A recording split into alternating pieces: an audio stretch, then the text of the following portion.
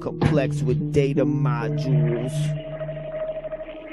and augmented sequence arrangement, polyphasic adjustment, cancel out your TV screens with information dreams, obliterate ordination status over ordinance of electrical fences, bioenhancement with converter nodes, reality with quixotic displacement, a large containment selected for automatic cube storage for the backdrop of stranger anonymous user interface data when we apply the laser Metatron satellite for program code.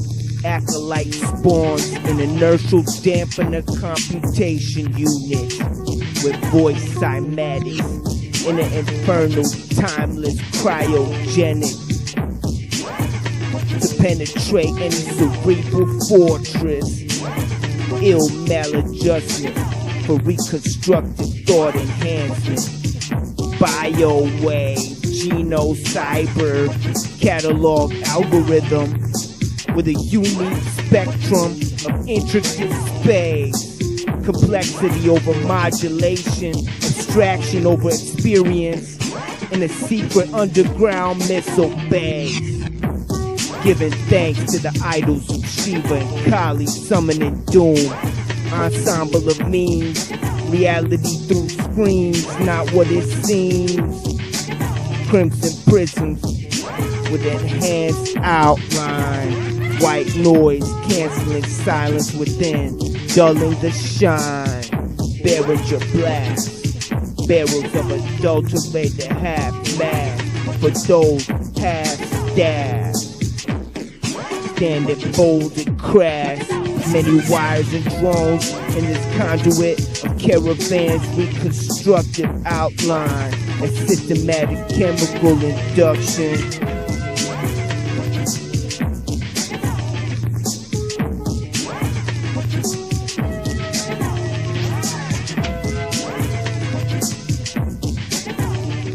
Hello, my dear friends. I'm going to be discussing a few things about the value systems of the technological system, and I'm brought to a certain story I would like to share with you guys. One day I was with a dear friend of mine who's no longer my friend, but to each his own, as they say, live and let live. We certainly wish everyone the best, but as we say, no one gets left behind in our philosophy. That's how we do things here on The Machine Lies. And we'd like to inform you about certain values. And this story is basically a story that begins with a meeting I went to go see a climate scientist. And this climate scientist had done this lengthy presentation on how the polar ice caps were melting, and he had actually climbed atop certain glaciers that were very old and observed their melting into the ocean over time. So he had returned in the Arctic with a video camera, tons of equipment to take very detailed photographs and measured the incremental change on how the ice had collapsed. And he actually drew up a graph that said that in the 1800s, when the Industrial Revolution basically began, the change in the climate was a sizable difference. And actually, he corresponded this with the melting of the polar ice caps, which he had actually observed firsthand. And so I asked this man at the end of his presentation whether finding out what he had about the decay of the climate due to the technology in the 1800s, whether he was willing to offer any statement about his own propagation of the use of technology. Meaning that he had gone up to these ice caps to observe these glaciers melting at a very close range and used very high technological equipment in order to show people what the problem was. But the very same equipment he was using, instead of saying that the equipment and the technology is what got us into the problem in the first place, which is the conclusion he reached through his research, why would you then use the technology to propagate no solution, just to show everyone the problem?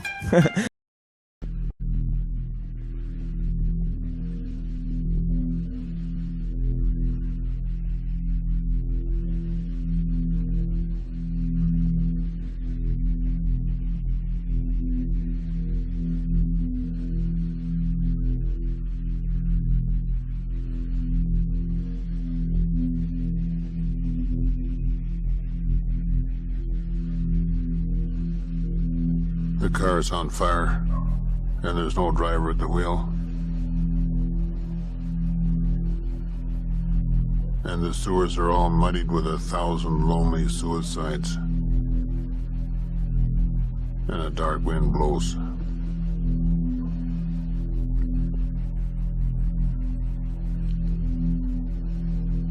The government is corrupt. And we're on so many drugs with the radio on and the curtains drawn.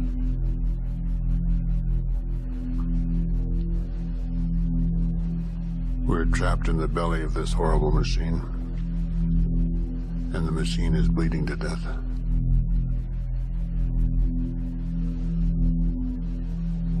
The sun has fallen down. And the billboards are all leering. And the flags are all dead at the top of their poles.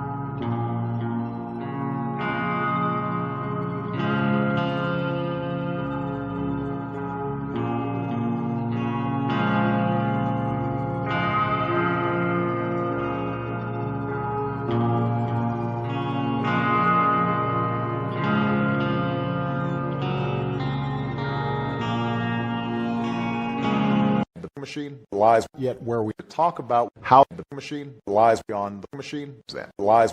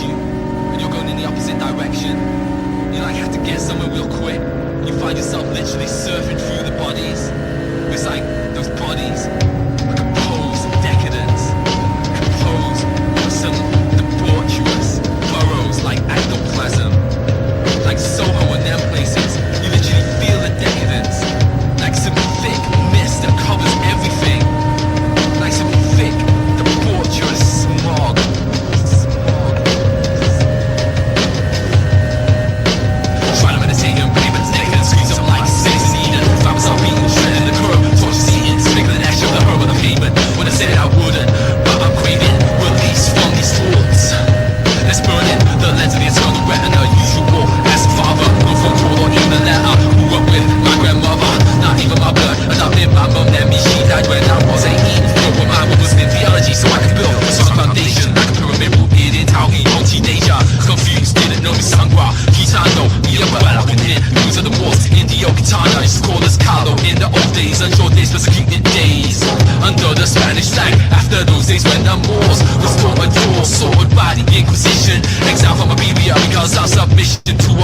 I'll pull all at once, I know revolution way too much. Tunnel vision, please know my enlightened vision.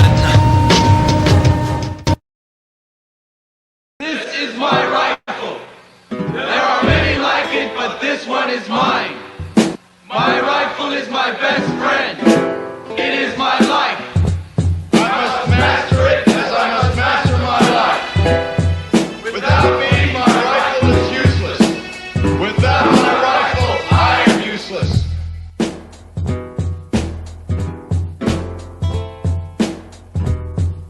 For the very elements of the new silent weapon technology were as accessible for a public utopia as they were for providing a private utopia.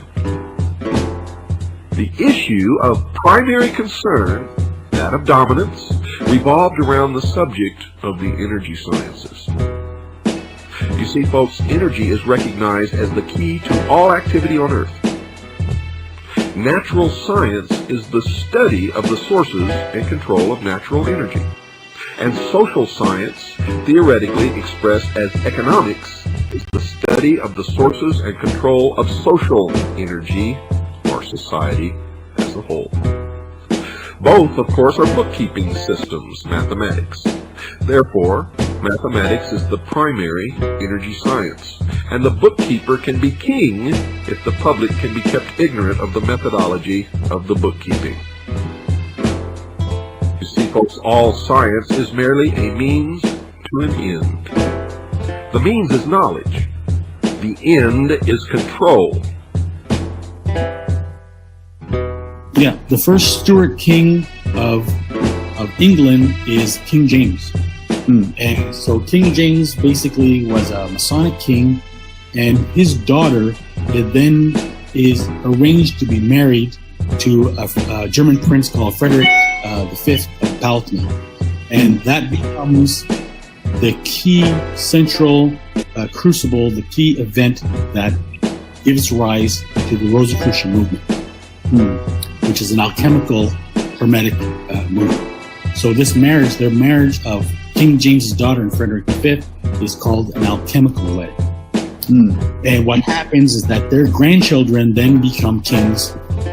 I mean, what happens in between is that King James basically succeeds Elizabeth I, and she runs an occult reign, which is headed by John Dee, the sorcerer. John Dee and Francis Bacon are the two sources of the Rosicrucian teachings. She is succeeded by King James. King James is succeeded by Charles I. Charles I is executed by Oliver Cromwell, who basically succeeds to power for a short period. Cromwell was surrounded by Rosicrucian. His movement was a Rosicrucian movement, and they were in contact with the chief rabbi of Amsterdam. His name is Manasseh ben Israel. So all the leading Rosicrucians were in the circle of Manasseh ben Israel, and they were working together to petition Cromwell to allow the return of the Jews to England.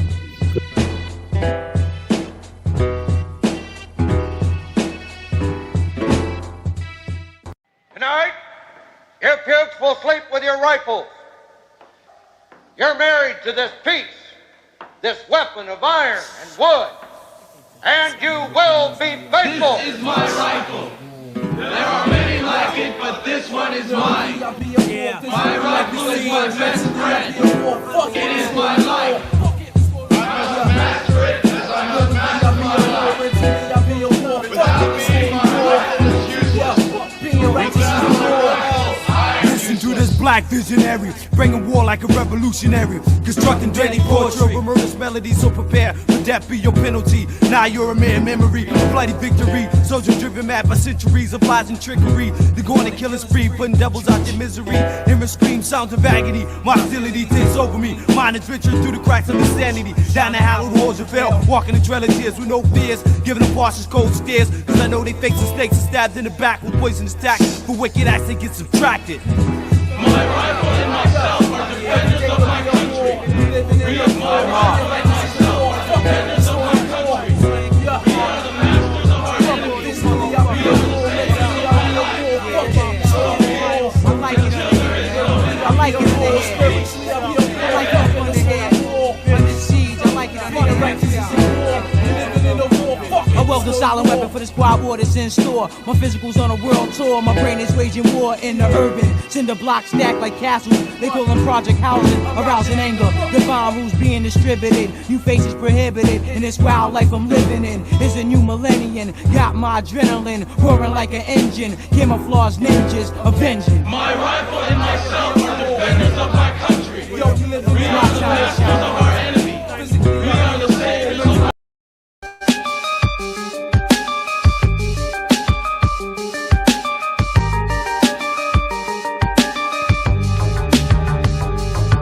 Futuristic, brutal, super sadistic, evil, truthful with biscuits inflicting sutures. Frigid like the physics of Pluto. Feudal aristocrat, Lucifer, Mephisto, forensic scientist, shooting ballistics. You're stupid like a group of autistics. Muscular dystrophy, immune deficiency, spastic, cystic fibrosis, mononucleosis in a casket. Keep it ruthless like a terrorist coup, blitz shit like sickness in your lumbar disc. Trick you like neurolinguistics. Programmed like a moog, compose a fugue. Invoke a vogue, a rogue like Krug with a Ruger, kill you on YouTube. Bionic of Caucasus, cannibalistic, ebonics, cadaverous characteristics, electronic, psychotic, phonic, amplification of acoustics, amputation, mash you with a pool stick, one of damnation's ramifications, too sick. Krills rap, leave you blinded like Ronnie Millsap, poke your pupils out, glaucoma, lupus, cataracts, putrid, feel that. Technician of execution, mechanically murderous. The brutalist rapper, uncomfortable, pumping the full clip into the wonderful front of your skull.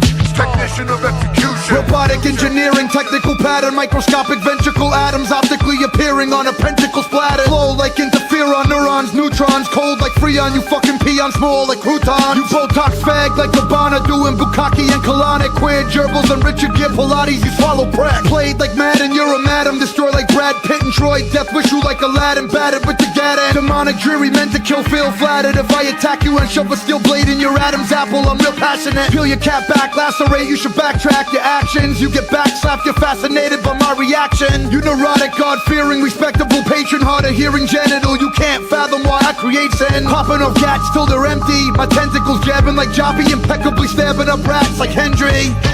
Technician of execution, mechanically murderous. The brutalist rapper, uncomfortable, pumping the full clip into the wonderful front of your skull. Technician of execution.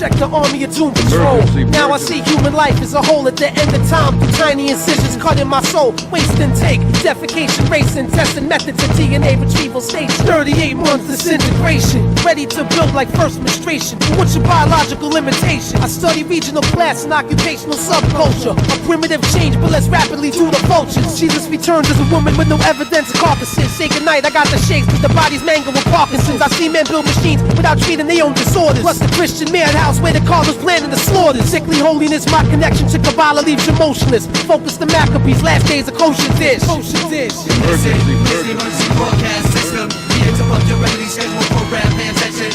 Emergency hold out for urgency. Declare martial law, warfare, state of emergency. Emergency broadcast system. We interrupt your regularly scheduled program. Pay attention.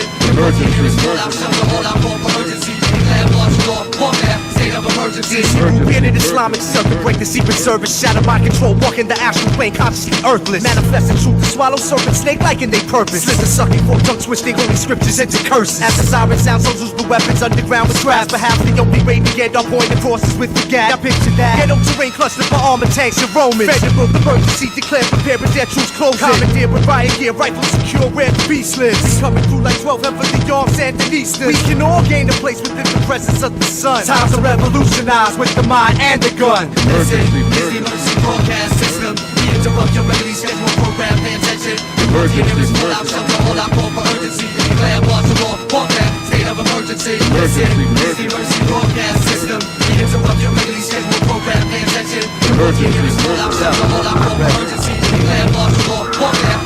Psychological warfare destroyed air. Increased my bleeding, I had no mask when toxic gas left me with the hopes of breathing. Down to one lung, one thumb, a sour taste on my tongue. Energy for only 3 with 20 more miles to run. I'm in a maze of booby traps and loaded gas and water rats. Low on oxygen, plus my only lung about to collapse. My tunnel vision in this flight, therapeutic mind on ice. I feel threat from unknown forces as I slowly lose my sight. Demons shine and get destroyed when consciousness becomes coherent. Sweat large Indians appear then disappear like aged spirits. Off to Mecca.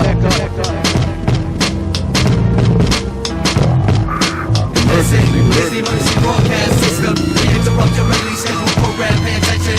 There is full out, shut the hold out, call for urgency. Declare martial law, warfare, state of emergency. Listen, it's the emergency broadcast system. We interrupt your regularly scheduled program. Pay attention. There is full out, shut the hold out, call for urgency. Declare martial law, warfare, state of emergency. Emergency, emergency, emergency, emergency. Emergency, emergency, emergency, emergency. Emergency, emergency, emergency, emergency.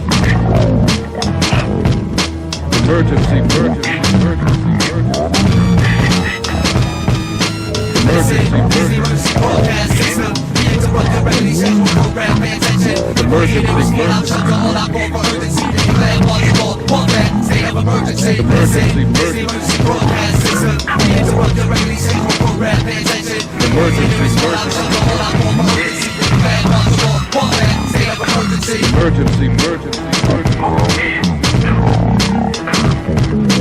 emergency, emergency, emergency, emergency, emergency.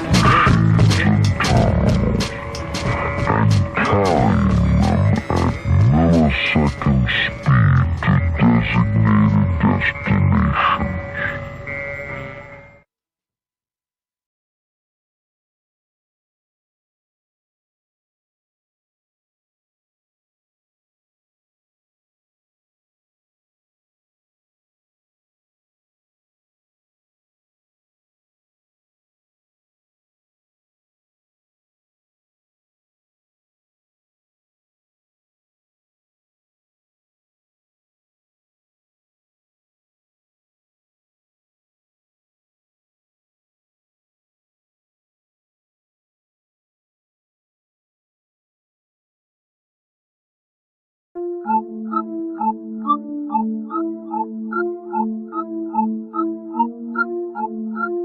Everything meant for good is being used for evil.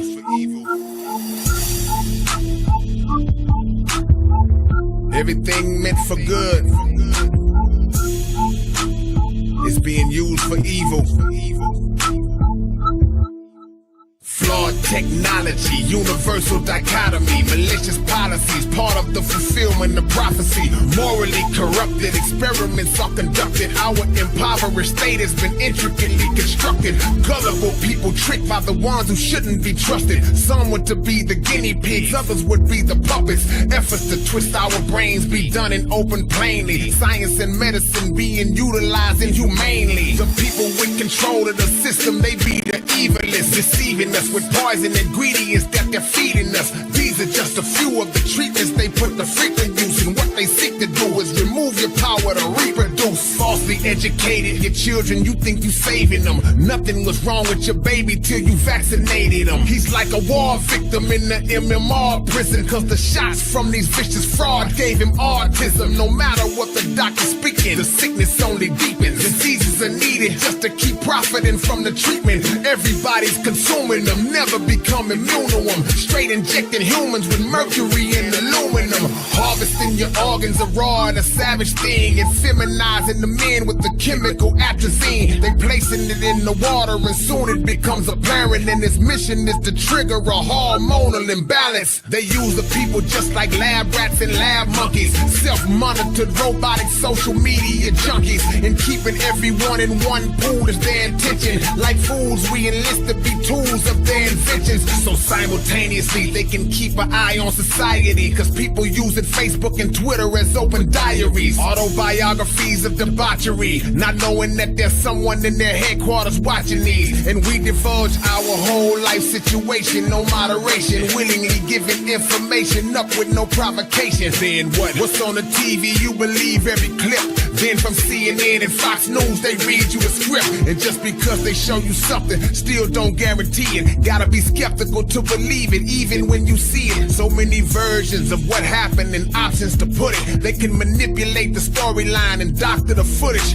They spying on citizens using unscrupulous means. Meanwhile, we use our smartphones to do the stupidest things. To the point of them destroying us, we seem to be close. And they study your mind based on the things that you post. Mentally engineered self-hatred deep from within. Body implants, plastic surgery, and bleaching your skin. Then we weekly defend acts that place us in the slow grinder. Cause the worthless things that we major in are so minor. Sophisticated killers now conspiring a plot. They skillfully assassinate you without firing a shot. Could be an activist, they hate a politician in office. The murders of them all are marked down as natural causes. Tampering with the forces of nature, they sick and remorseless. Silent executors poisoning the planet's resources. Generations of violations, irreparable damages. Technology misused for military advantages. Television programming that programs who watches it. Hypnotizing us all from intelligence to the opposite. It's mostly done for control and proceed. Genes pumped into animals to double their growth speed. The invention of spy drones that see in your place. Plus cameras and satellites that can spot you from space. Facial recognition devices, RFID chips. Anything used for evil, Satan's world is equipped. Flawed technology, universal dichotomy. Flawed technology, universal dichotomy. Flawed technology, universal dichotomy. Malicious policy, part of the fulfillment of prophecy.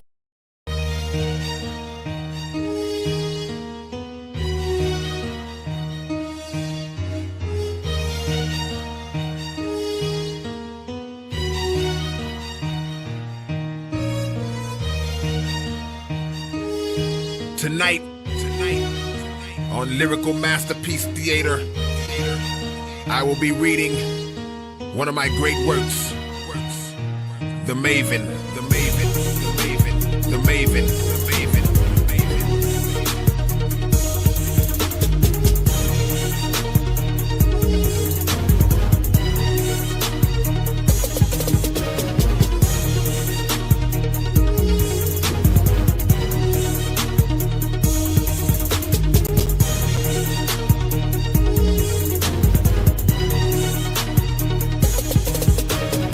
Years of mindless content and frivolous crap, a man became dissatisfied with the condition of rap. The powers dumbed the lyrics down and made the listeners adapt. Soon his mental play became a blinding mist on the map. But his vision was never phased because his eyes had been raised. Over time he came of age and then grew wise in his ways. He reflected on the great artist and summoned the gall. Then he envisioned hearing one writer who encompassed them all. To overcome this ignorance, nothing was stalling his thirst. He spent hours collecting, reading, studying all of their works. Traveled all over the planet where great thoughts were bestowed. Sat with preceptors and sages from all parts of the globe. Read relentlessly for weeks before deciding to speak. He mastered every vocal tone and every writing technique. A scholarly product with a self-made prodigy conscious. He memorized past, present, and future bodies of knowledge. Organized it, knowing the solution soon to be born. His next step compiled it all into a humanly form. Though he was eloquent and delivered words with intricate timing and possessed lyrical skill, he had no interest in rhyming. So he ventured down to his lab, which had been his escape. And after working for 20 days straight, an image was shaped. He deposited all his wisdom, every infinite trait. And when he finished, he rendered what he had invented was great. His creation laid on the gurney, once summoned it rose, and instantly began to compose the most dominant flows. Every hour of the day, a different style he created. And when he spoke, every man, woman, and child could relate. Just when it seemed the population might be hurled to its grave, the man smiled because he thought now that the world would be saved. And soon the sky is where the mental surface would be. He had successfully manufactured the perfect MC. The intellect that passed to his brain, the masses obtained. And within days, the nature of the game had drastically changed. To his sovereign will, deep marvelous thoughts were revealed. And those who held on to the madness got slaughtered with skill. skill. Lyrical prototype who wrote words for the love, not wages. And the greatness of his rap pages would pass through the ages. The motivation to make meaningful songs was contagious. Each writer evolved daily through his creative stages. The negative ideologies of life were uprooted. The first 365-day cycle concluded. But on the 366th day it was strange. The creation the man had brought to life was starting to change. Accolades under his name and international fame, until totally uncontrollable he slowly became. Intoxicated by his own flame, so arrogance reigned. The insane notion of world dominance mastered his brain. Exploitation of the game through the skill that he used. He had evolved into the same thing he was built to remove. Trained and ingrained in his memory was unmatchable ability. Natural skill indeed, but he was lacking in humility. The builder watched his dream disappearing in haste. With tears in his face, his creation was clearly a waste. The mistake that he made in making a rapper of that caliber, he focused on talent and knowledge but added no character. Now it's racking the streets with a savage mystique. Deadly havoc he wreaked with every paragraph he would speak. So the man searched traveling roads, famished and cold, looking for a mechanical load in tyrannical mode. Since he designed him, he felt it mandatory to find him. The goal was to catch him, deactivate, then realign him. As he searched and explored, he saw things were worse than before. Heard a murderous roar, followed up by verses of war. He ran up to a door where a stranger took him the key. Once inside, a voice straight ahead said, "Looking for me." And there he was, with a smile as if he liked that he found him. His mic was astounding, plus he had disciples around him. As the man approached, he heard these three words: "I dare you." He said, "You're not yourself, come back to the lab, I'll repair you. I can't have you killing rap, so come with me, I implore it." He said, "Your existence versus mine, I'll battle you for it." He thought and said, "Oh, no, I want no parts of a flow. Why would you turn against the man who taught you all that you know?"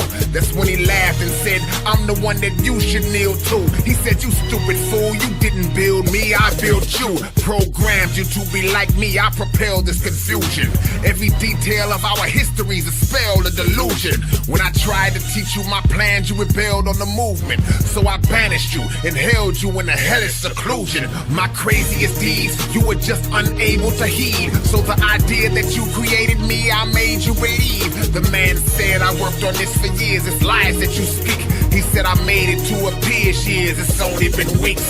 I'm the architect of you, and every bar that was formed. Raise your right sleeve, I'm sure you've seen that scar on your arm. How I assembled you is too complex to try to describe. But if you peel that scar, you'll notice several wires inside. You were my greatest masterpiece, top of the line of my clones. But I developed you so well, you gained a mind of your own and started spreading conscious thought, east, west, south to the north.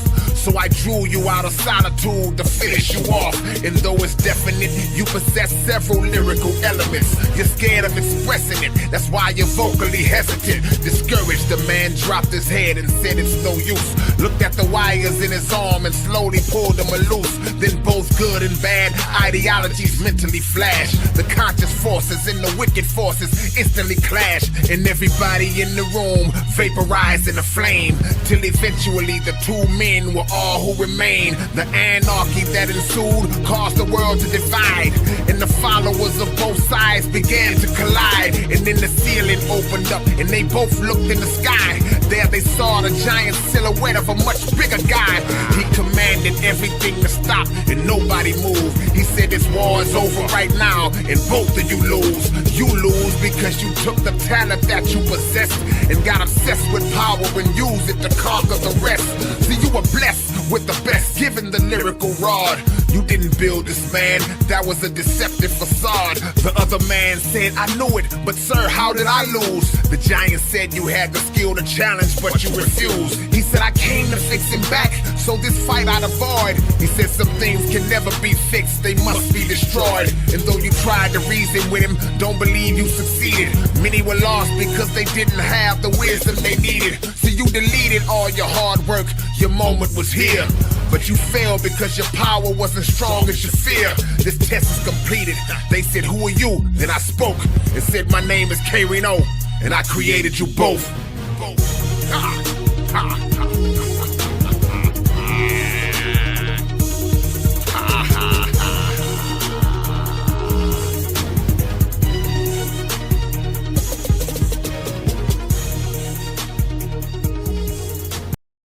so Earth-like that many call it Earth 2.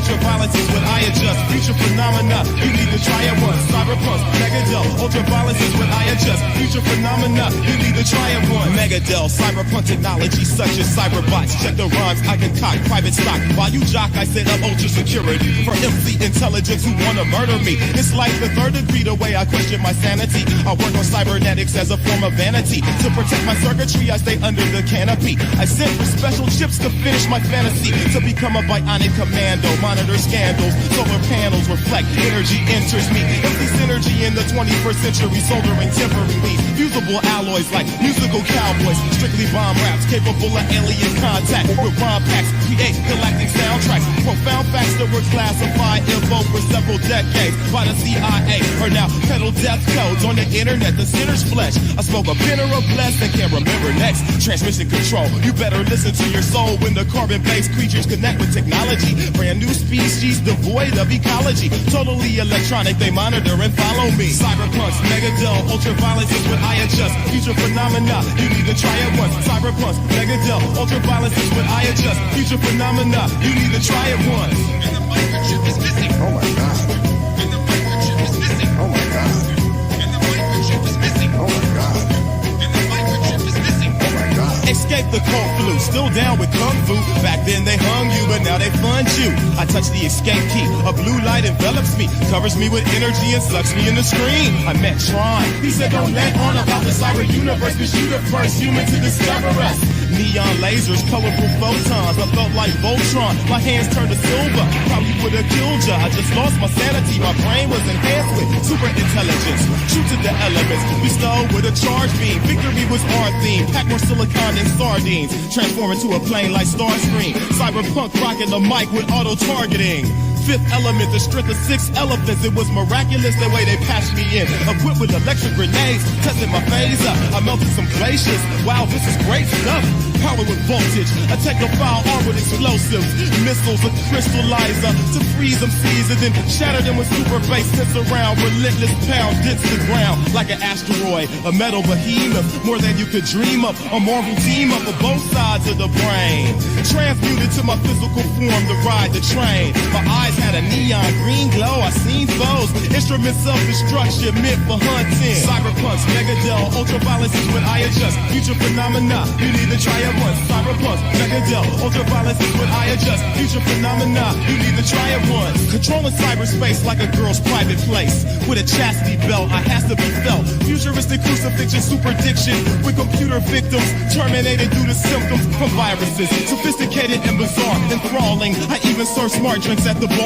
Bonsai, mechanical tentacles hard-tied. The small fry who tried to hog the mic. You saw the light, took all the stripes. Stop the spine thieves that I perceive when my optics turn lime green. In this industrial environment, there's certain requirements. The mental training that helps you see the Leviathan. I'm piloting a giant mecha in my private sector. My invisible force fields of core shields, the inner sanctum. Better do the interface. Master programmers create aircraft that look like dinner plates. The Zen tried, he mobbed me. I did a concert on their planet for 5Gs. Space, the last frontier. Enough to make you pass on beer, weed, hallucinogenics, or speed. Cyberpunks, Megadel, ultraviolence is what I adjust. Future phenomena, you need to try it once. Cyberpunks, Megadel, ultraviolence is what I adjust. Future phenomena, you need to try it once.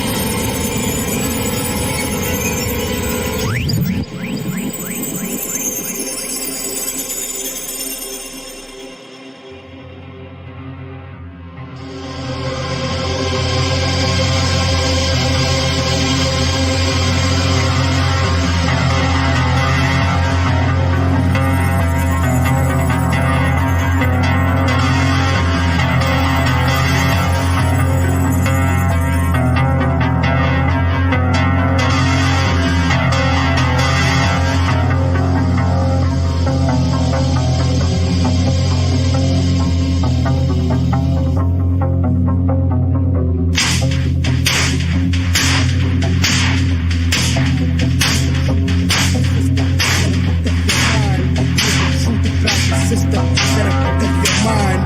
Here's the truth about the system that'll fuck up your mind. Here's the truth about the system that'll fuck up your mind. Here's the truth about the system that'll fuck up your mind. Here's the truth about the system that'll fuck up your mind. Here's the truth about the system that'll fuck up your mind. Here's the truth about the system that'll fuck up your mind. Here's the truth about the system. Here's the truth about the system that the truth about the system that'll fuck up your the truth about the mind that'll fuck up your mind that'll fuck up your the truth about that'll fuck up your truth about the system that'll fuck up your mind. Here's the truth about the system that'll fuck up your mind. Here's the truth about the system that'll fuck up your mind. Here's the truth about the system that'll fuck up your mind. Here's the truth about the system that'll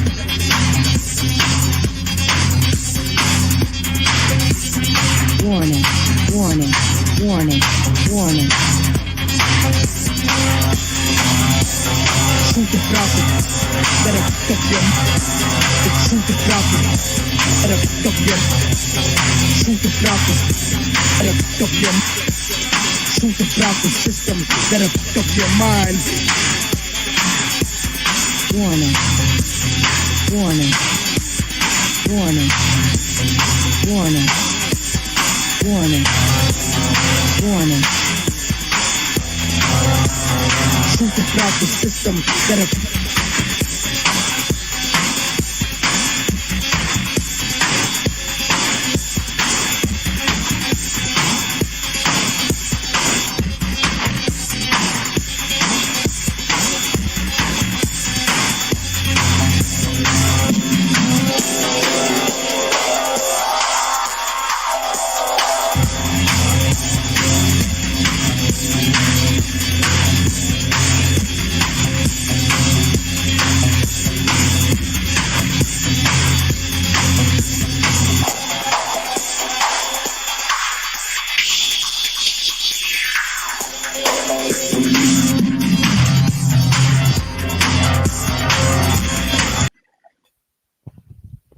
Yeah, welcome to The Machine Lies, where we talk about the lies of the machine on The Machine That Lies. Sort of a different show today. We're going to try to attempt to see if we could get people to call in, right? Have maybe one-on-one discussions, maybe debates, right? So I'll be here for a long time, right? So tell your friends I'm here, right, to talk to the people, right? I'll be looking at the chat. There's already lots of activity in the chat. You know, today there's no agenda in terms of presentations or, you know, so we're just trying to collude and talk to the people. So we'll see if anybody calls in, right, to hang out, right? We got a bunch of music, right? If nobody calls in the next hour, right, I'm pretty sure I could just hold down the fort for an hour, right? But after that, if nobody calls in, right, I'll just go into another musical segment or whatever, right? So maybe 2 hours in, right, we'll play more music, right? And we'll see if anybody calls into the show. We did have a lot of detractors. Where'd they go? Where did all the detractors go? Right? We had like tons of people who were like complaining about the channel content, right? And concern trolling, right? You know, where are they at, right? They can obviously voice their opinions right here on The Machine Lies, right? We are happy to receive criticism, right? We're happy to receive any form of criticism or commentary, right? So this is particularly why we're here. We've given pretty much almost 800 hours, right, of different presentations and stuff, right, on material, right? We got 400 videos, right? And hours and hours and hours of those videos contain footage of me talking about different subjects, right, in philosophy, in history, in theology. I've given lots of my candid views on those subjects. I put my sort of neck on the line, right, to express a lot of what I think and to bring the primary resources that I use, in order to conduct the research, right? So I put everything out there for you guys, right? Tons of material, right? So we could even go back and review some of that. We were up last night doing Made by Machine Bob. Epic stream we did. Huge turnout. Right? We really liked the engagement last night. Right? It was really cool. And actually we had a lot of different sort of thinkers up here. You know, building on a lot of different subject areas. Right? And especially we sort of went around and sort of went through the LARP and stuff like that. We may react to just the shows that are going on, right? I could just start reacting to shows, right?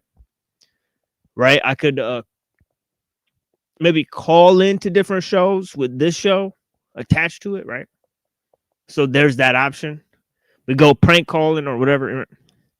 Got different things we could do, right? Either way, right? We'll see if anybody has questions for the Machine Lives. Right? That's the main reason why we're here, right? Questions for the Machine Lives. We'll continuously drop the link. I'll go ahead and pin the link now. I'll go ahead and pin the link for you guys, right? And then I'll just start talking about willy-nilly just topics, right?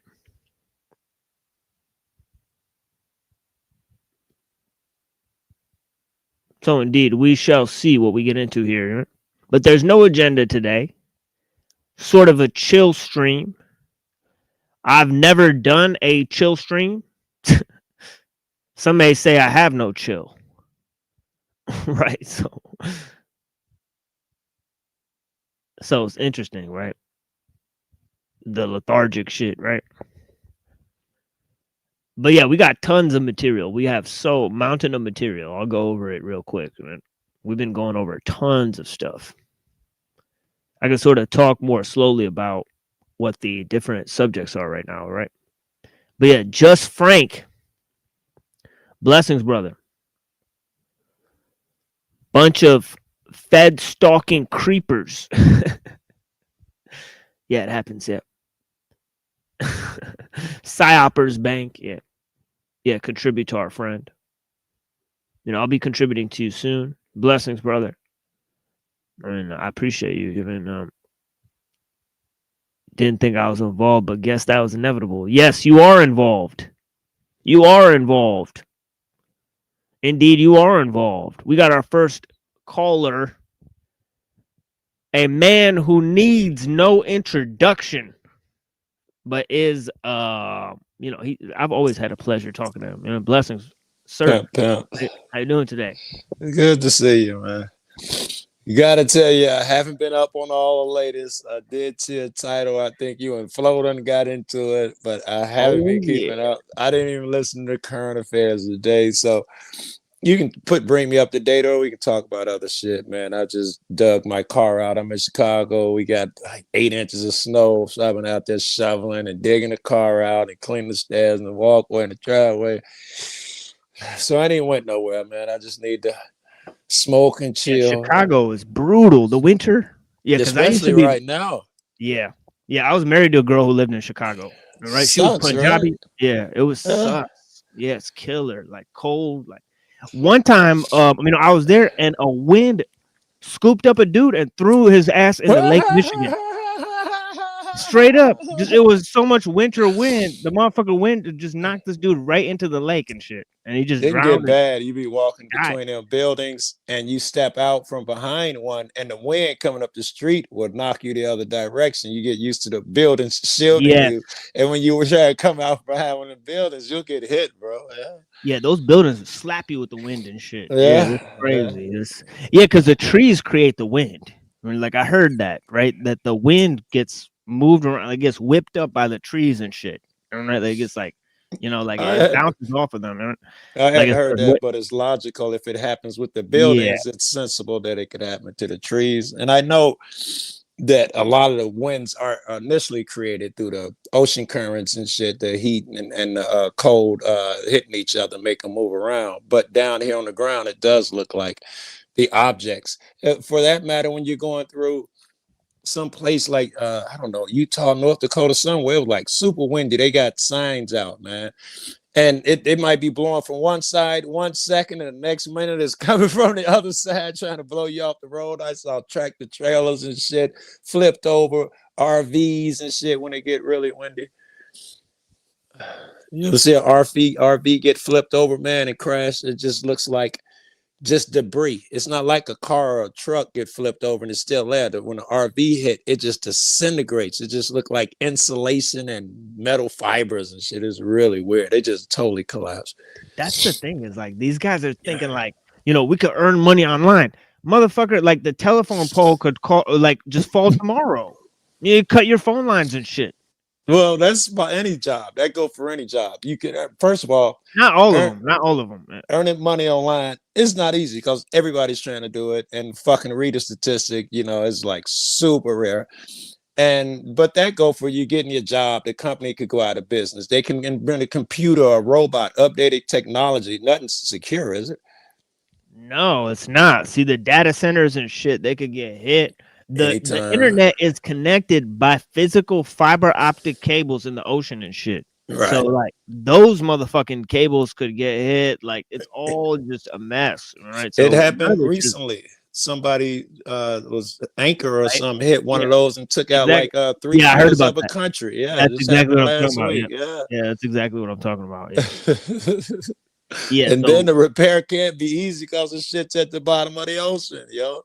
And that is disturbing. That goes for other jobs too that people don't have on the internet. You know, like my dad's a doctor. He was talking about how the radiologists might get replaced with AI and shit, like robots and shit, right? So they could replace whole divisions of. Look like truck drivers now are the ones on the chopping block. Tesla got those automated trucks out there delivering shit, and they're doing good. And the truck drivers are afraid they're going to be phased out, and they probably will once they get this shit. These driving trucks down the way they want them. A lot of people are going to lose their jobs.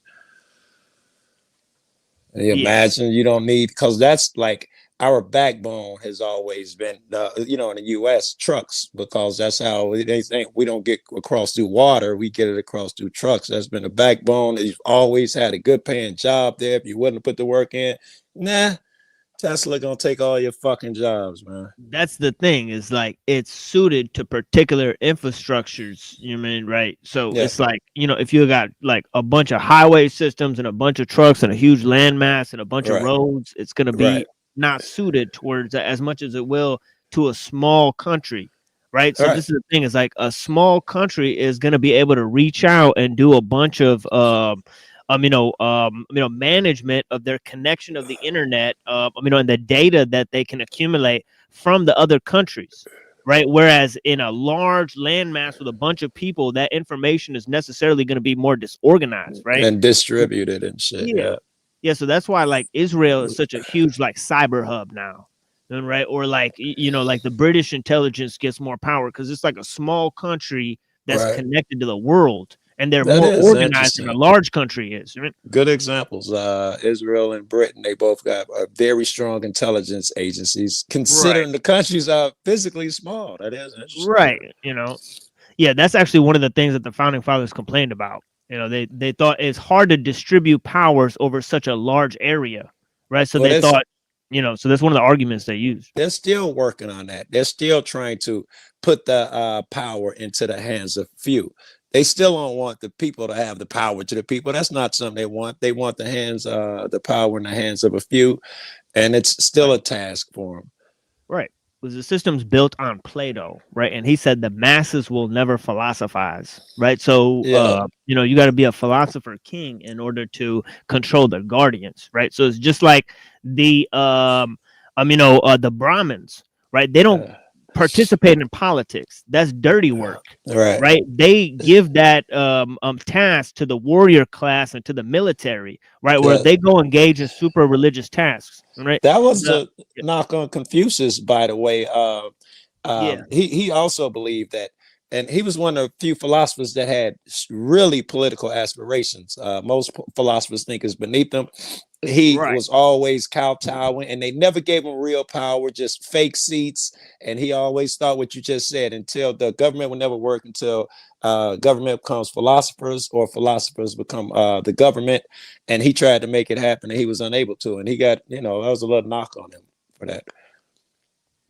Yeah, this is the thing, is like there's two groups of philosophers in history, right? And really it's two types of people in the world, right? There's ones who think that metaphysics is the crown of knowledge, and there's ones who think that politics is the crown of knowledge, right? So when you look at metaphysics, you got to deal in philosophy. When you look at but you could fall into idealism. That's the danger, right? Yes. Right. When you deal in history, right, is good because you don't have to focus on idealism, right? So you don't get trapped up in idealism because you focus on the facts. But the problem there is that you follow roads that have been laid out and probably are unsuccessful. Yeah, you're determined by the past. Yeah, so you cannot chart out a new road, right? So this is the thing. History has to be balanced with idealism, and idealism has to be balanced with history, right? So I got to get them guys more respect. I just, I'm a arrogant fuck, so I be assuming they don't indulge in philosophy because they're incapable. Not that they're unwilling, even though they'll pretend that's dumb, that woo-woo stuff. You're incapable of that type of shit where a motherfucker can sit down for hours and just rational out a logic line and follow it, even if it's silly, just to chase logic and shit. You know what? Confucius has a lot of great lines about that. And right, he talks about how you balance this idea of cultural refinement. Yeah. Right. So you have the idea of cultural refinement on the one end, which is based on the rituals and traditions, right, of the people that you're with, right? But then there's a second element, which is this idea of harmonious ease or sincerity within following those principles. Right. So he talks about that you have to have sincerity and honor within the context of following those principles. If you're just a ritual vessel and you have no sincerity behind the ritual, right, then you haven't attained mastery, as he says. For instance, that could happen to anyone in any group. Clearly, gangs, their rituals can be unhealthy, but that could go for any group: church, religion, boxing club, the military, college, the hazing shit, ritual, and culture. I see the delicate balance that could occur there. Yeah, we just call culture and ritual, we just call them symbols. Yeah. Right. And we say that's the primary element of man. Man is a symbol making animal. Yeah. It's not a tool making animal, right? Because and neither is he a animal that is only concentrated within social games, right? So there's a definition of man, right, where that's called homo faber, right? That means tool making. Yeah. Right. And then there was I think is a Dutch guy who invented anthropology. Yeah. Right. He came up with homo ludens, which is the man who is part of social games, right? And he pointed out sports, right? Like, why do people engage in sports? Not a bad one. Yeah, it's because society is all about that sort of cultural or communal element. The communal, right? There you go. I was gonna say mob. Communal is a kind of word, so yeah. So then, going off of that, Lewis Mumford developed a definition that man is a symbol-making animal. Yeah. Right, that actually the creation of symbols and how we rely on those symbols as a primary technique to control the cultural fabric of a society, and how most of the culture, how most of the work to produce those cultural symbols is not based on our attachment to nature or our basic need for survival. Right. That's interesting. The first one you said, they all my life, my young life, we were the tool makers. That's what separated us. Right. But then this thing, video cameras came along and became so popular that we knew that other animals made tools, and we've been struggling to come up with a separating mechanism. And so those ones, symbol and sports, I'll be throwing them around in my head to make sure ain't no monkeys and shit doing the same shit. I can't think of monkeys doing sports. That sounds like a good one. And I don't know that they admire symbols. That sounds like it may be a good separator too. Right. Right. Where it's the same thing with intelligence, right? Intelligence and the symbolic reference frame. It's like related. Right. So so it's interesting because animals make tools, right? Like birds build nests, right? Fucking chimps will take a stick, bend it, and break it, and stick it in a termite nest and use it to their like a tool. Ravens will use a stick or something to stick down. So octopus can use tools. Right. Now we And found a lot of animals. Yeah, they'll even compare and construct various methods and tools to once this process starts going, they'll even build up from where they started and try to find like oh no, I need to find a sharper stick. Oh, this kind of wood is better. They'll Like start making all of these distinctions, right? Yes, like you got the otter who will use rocks to break stuff on its stomach. It chooses its rocks. You have animals who fly other animals up and drop them when they can't break, say a tortoise or something, they can't get in. A bird will pick them up and drop them. They'll know the difference between dropping them on some soft and hard. They'll realize that the hard shit works better than the soft shit. Oh, that's pretty smart.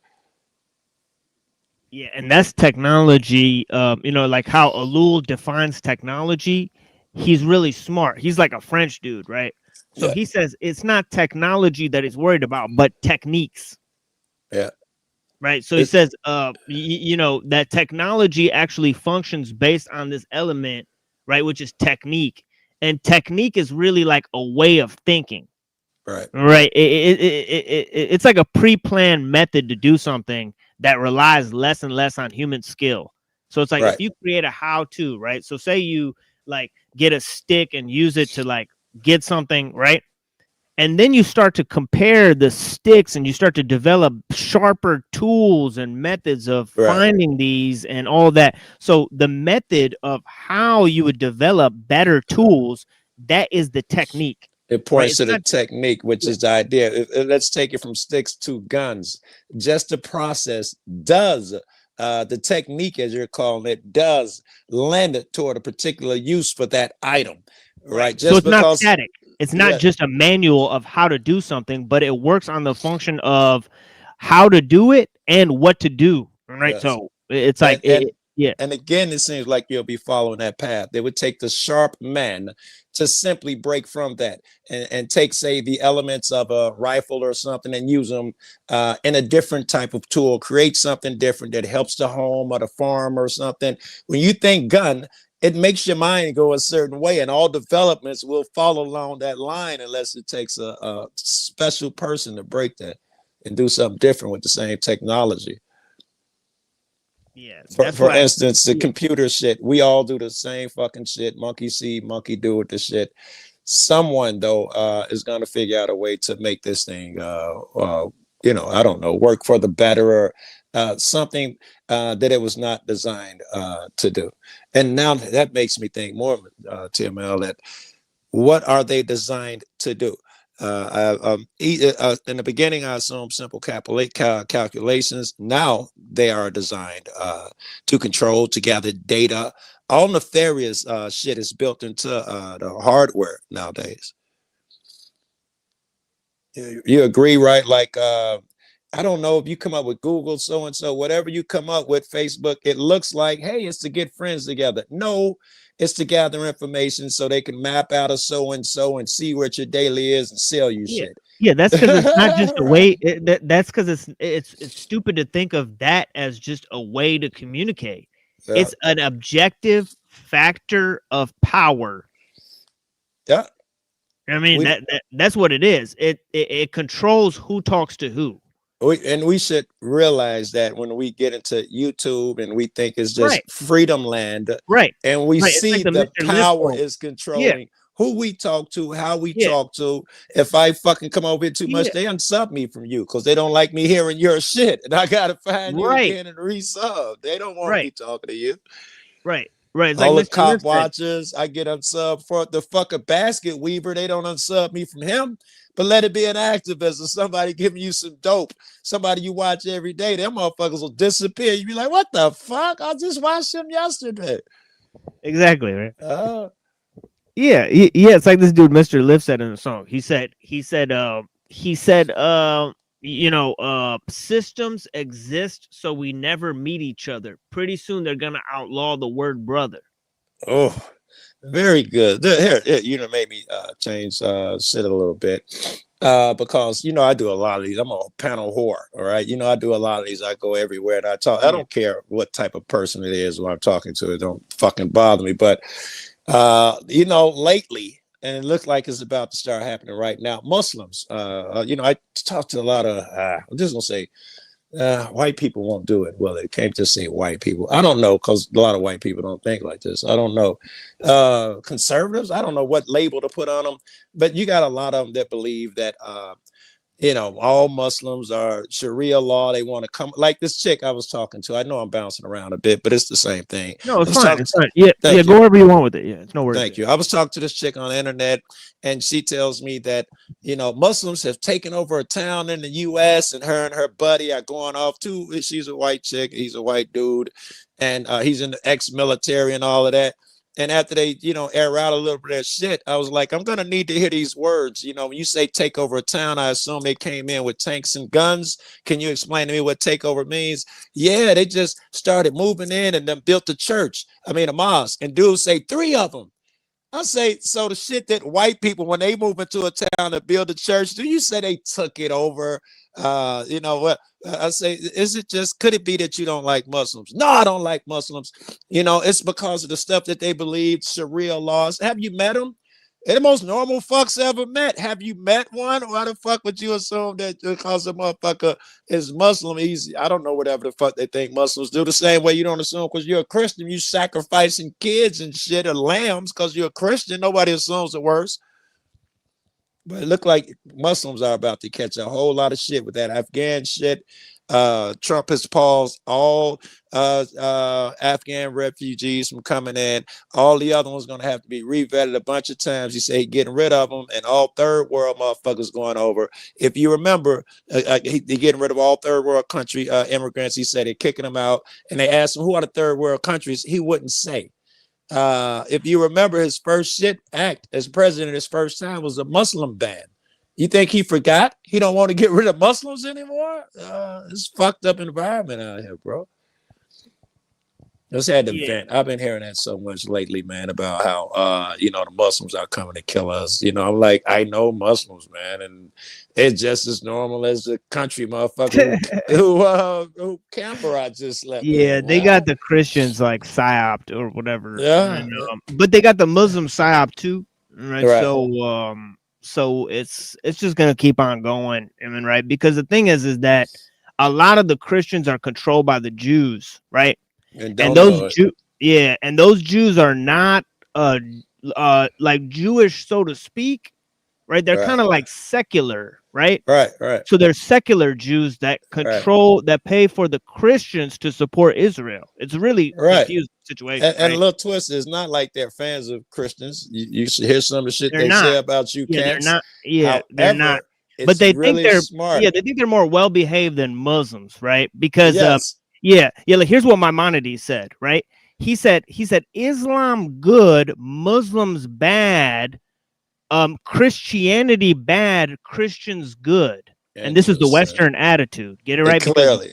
Yeah, Muslims are not well behaved. Christians are. They'll follow the law and they'll follow liberal society. They'll follow modern Western civilization. Right? They're the perfect tools. If I was going to come up with some master man, I'd come up with the white man, especially in America. I'd say they taking your land. Look at them. They look different. They're easily identifiable because their skin color is different. Go get them. And because what they want Christians to do, is they want Christians to support Jews and liberalism. Because if they notice that Muslims are against the same like gay shit that the Christians are against, That's gonna that could tie them cause together. a Very good. whole upheaval. Then They, liberalism is done for. There's very no. good. They gotta keep them separate. So Very that's good. why I always got a few really smart Christian commentators around, right? Very good. right. So I play their little game, and I'm like, I'm not gonna cause division. The Christians are my brothers, and right. You know what I'm saying, right? Because I know what they're trying to do, right? So it is what it is. Yeah, and that is it. It's the same thing they do with black versus white. If you think about it, during the slavery times, there was a host of white people who were treated just as shitty. This is when they think all of those indentured servants and shit, which we could really call slaves, if we call the day motherfucker slave, they were certainly slaves. These motherfuckers were able to blend in. They were able to use them because they look like them. They were able to blend in to some degree and turn the darker skinned motherfuckers to the enemy. It was a tactic, in my opinion. All those slaves didn't join with the black motherfuckers and say we got something in common. No, they were told, you're one of us. For real, you're one of us. You're not like them. And they bought it hook, line, and sinker.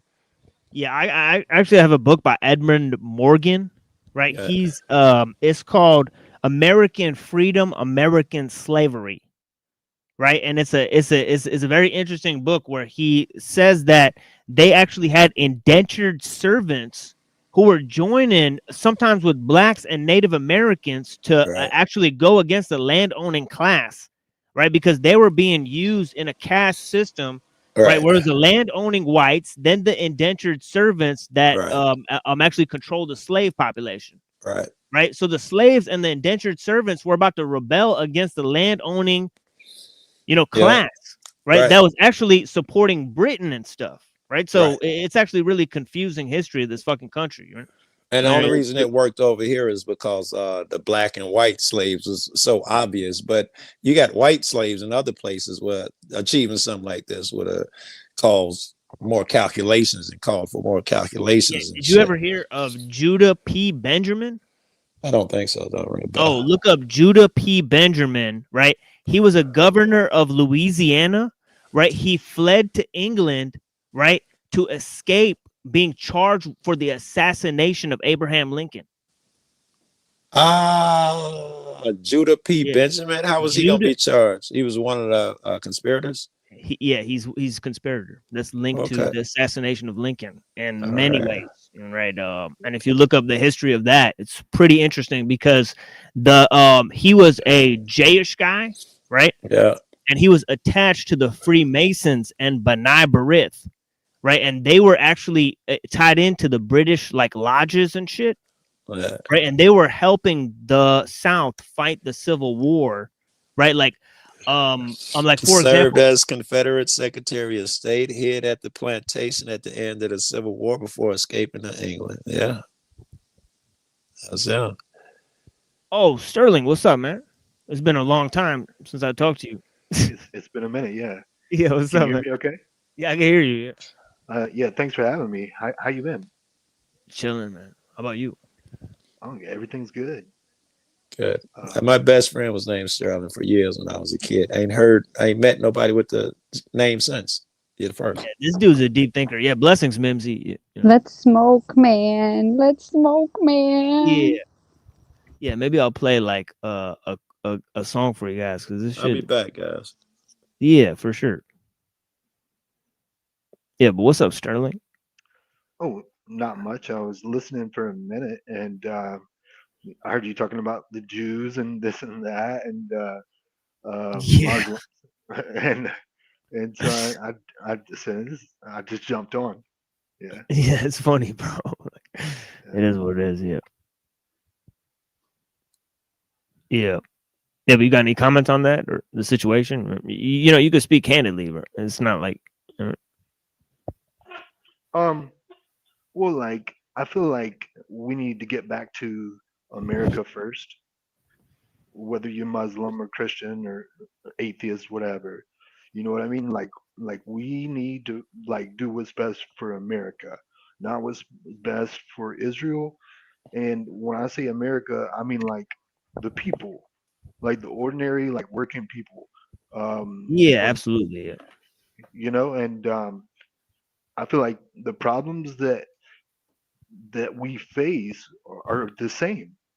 Like, but unfortunately, they got us fighting with our neighbor, fighting with our family, fighting with our friends and coworkers, because they might be on the red team and you're on the blue team, all this nonsense. Um, but I just feel like, you know, we're busy looking out for Israel's best interest for whatever reason, donating, giving them money so that they can buy our politicians, so that the cycle repeats itself. You know what I mean? And none of that's America first. Starting new wars, whether it's Iran or Venezuela, you know, that's not America first. We don't have money for that. We don't have money for our own people, you know, for education or healthcare or none of that. Right. Like, yeah, they need to give that stuff to the homeless people and all that shit. Like, just stop playing around. Because the thing is that the international corporations and shit, right? Like, for example, there's Israeli companies that got backdoor information to all the NSA files and shit. Right. So, like, this is all information that, we cover on the show. So it's just crazy to think, like, what is So going on with, the American people or the government or whatever, right? Where it's, where you got like Michael Chertoff, right? Who, was responsible for Cambridge Analytica, right? The Facebook hack shit where they were hacking into American information and shit, right? Stealing people's personal information and shit. Right. And this guy, Michael Chertoff, is a dual American Israeli citizen or whatever. And he also wrote the 9/11 Commission report. Right. So it's stuff like this where it's like, how is a dual American Israeli citizen doing an investigation into a foreign attack? You know what I mean? It's just a total conflict of interest, right? Where the American people, they refuse to ask questions.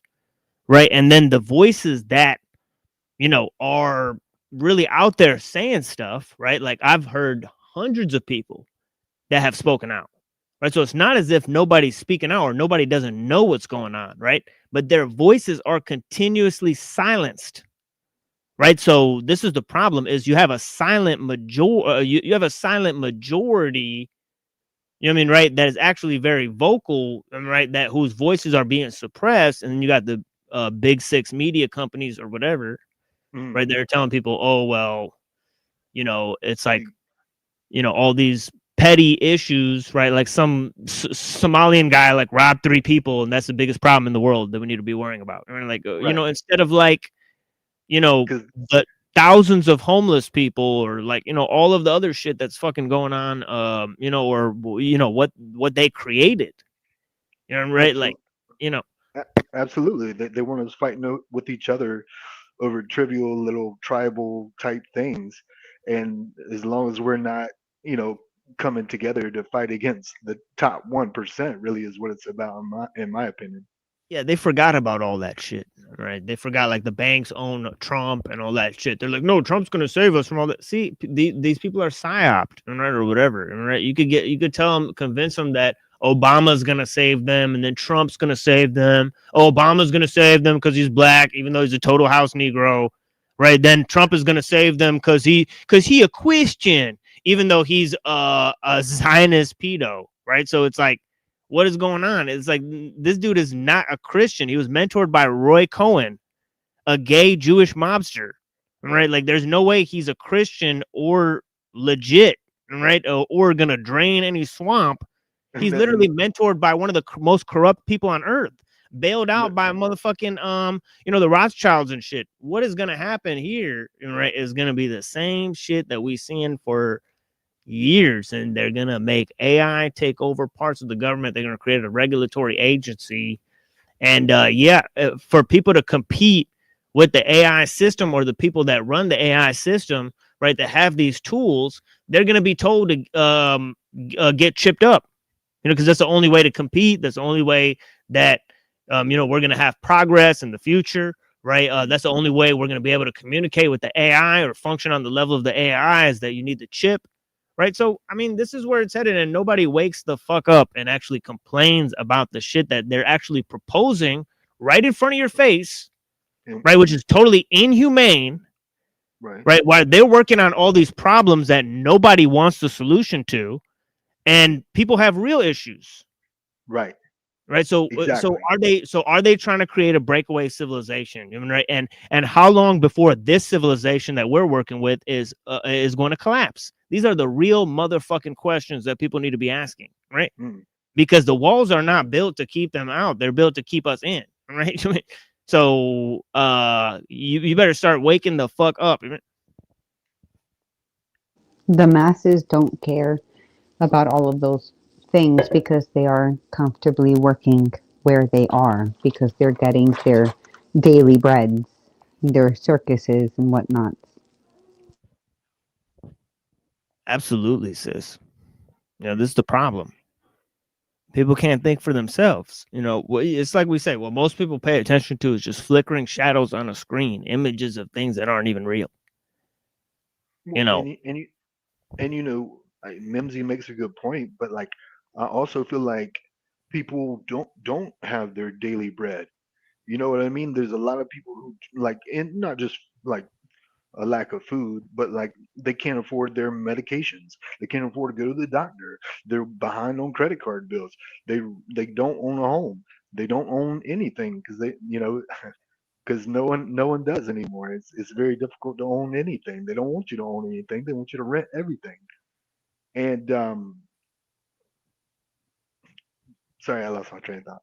Yeah, you rent shit that is going to be obsolete in like 5 years. You're like, what the fuck is this shit about, man? It's like it's constantly, pulling the rug out from under your feet, poisoning the fucking well and shit.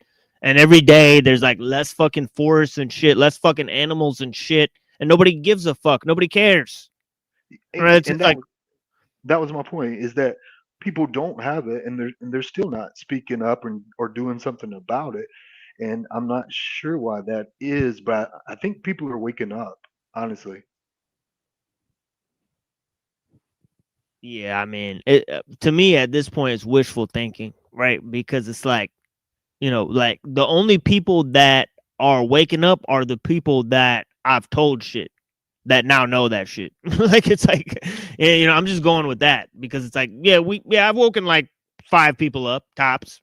Let's just roll with that. It's like, right, because it's like, trust is better than gold. What we're accumulating here is actually connections with people. I mean, right? Like it's like my homie said yesterday, right? He said you got to get respect, right? Then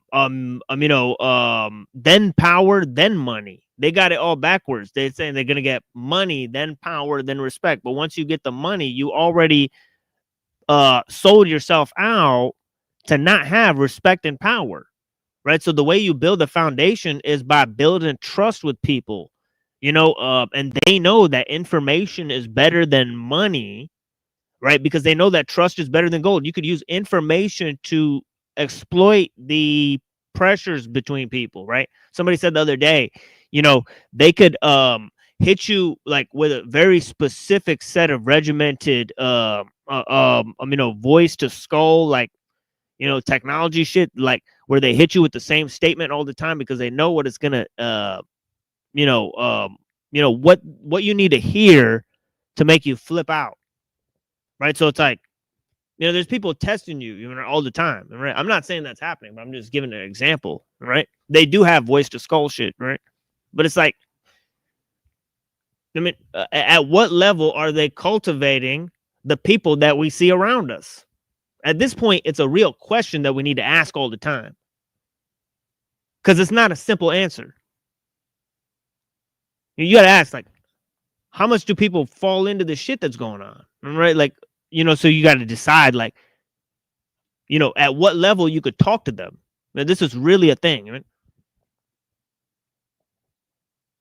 I'm just speaking freely. You guys are talking. No, I don't mean to give a speech.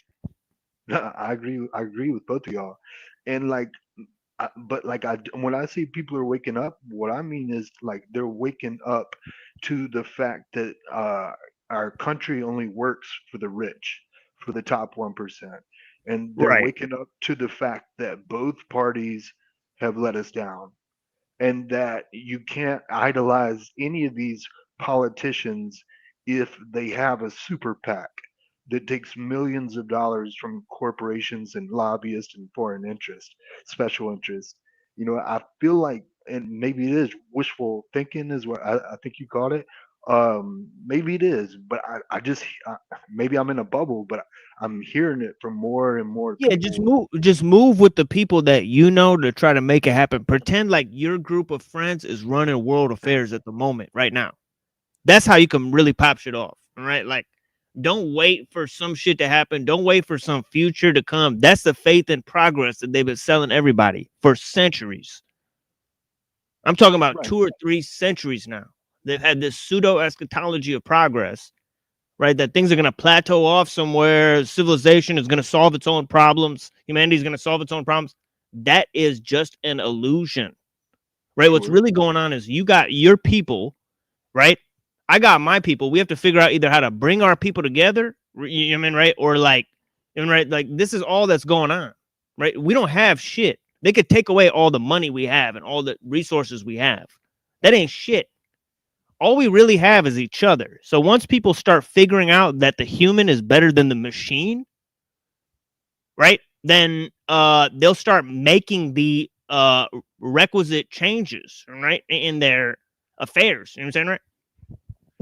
I feel like if they get let down over and over by Democrats and Republicans, at some point people will start voting third party or for independence, and I feel like that will be the breakthrough in our country, is when we elect people based off their individual merits as opposed to like what team they're on, or whether you think they're gonna win, or whether you Right. hate yeah. I feel like that's the key to it, in my opinion. Right. We need to assess like intelligence because see, what technology doesn't care what ethnicity or race or religion you are. You can keep that stuff in the closet, right? But when you go to the workplace, none of that stuff matters. All that matters is how good you run the machine. Right. So this is the thing we need to get through our thick skulls is that we're creating a system that's universal that doesn't care where we're from while we're holding on to who we are. So what we need to do is hold on to who we are and stop supporting the fucking system. I mean, it's crazy. I mean, it's a reverse of what we should be doing is what we're doing. Right?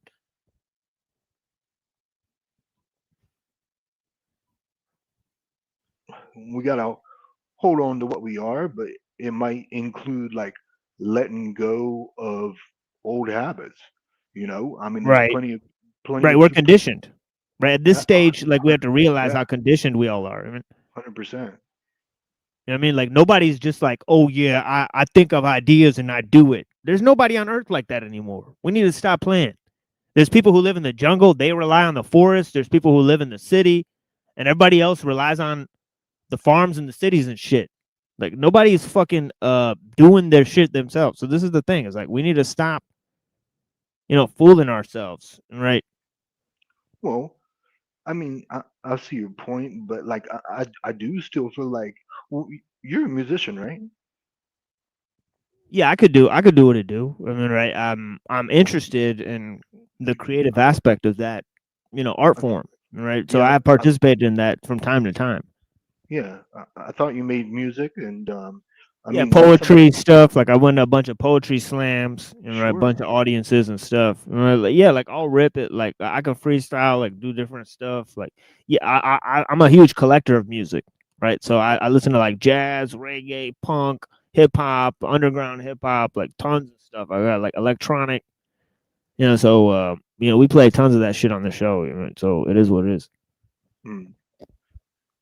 But you don't give yourself credit for like making that. That's something that you did. You were Yeah, of saying course. people. Uh, Yeah, I made some like some like mashups, some raps and stuff that are bangers for sure. Yeah, mm. but yeah, what about it though? Yeah, for real.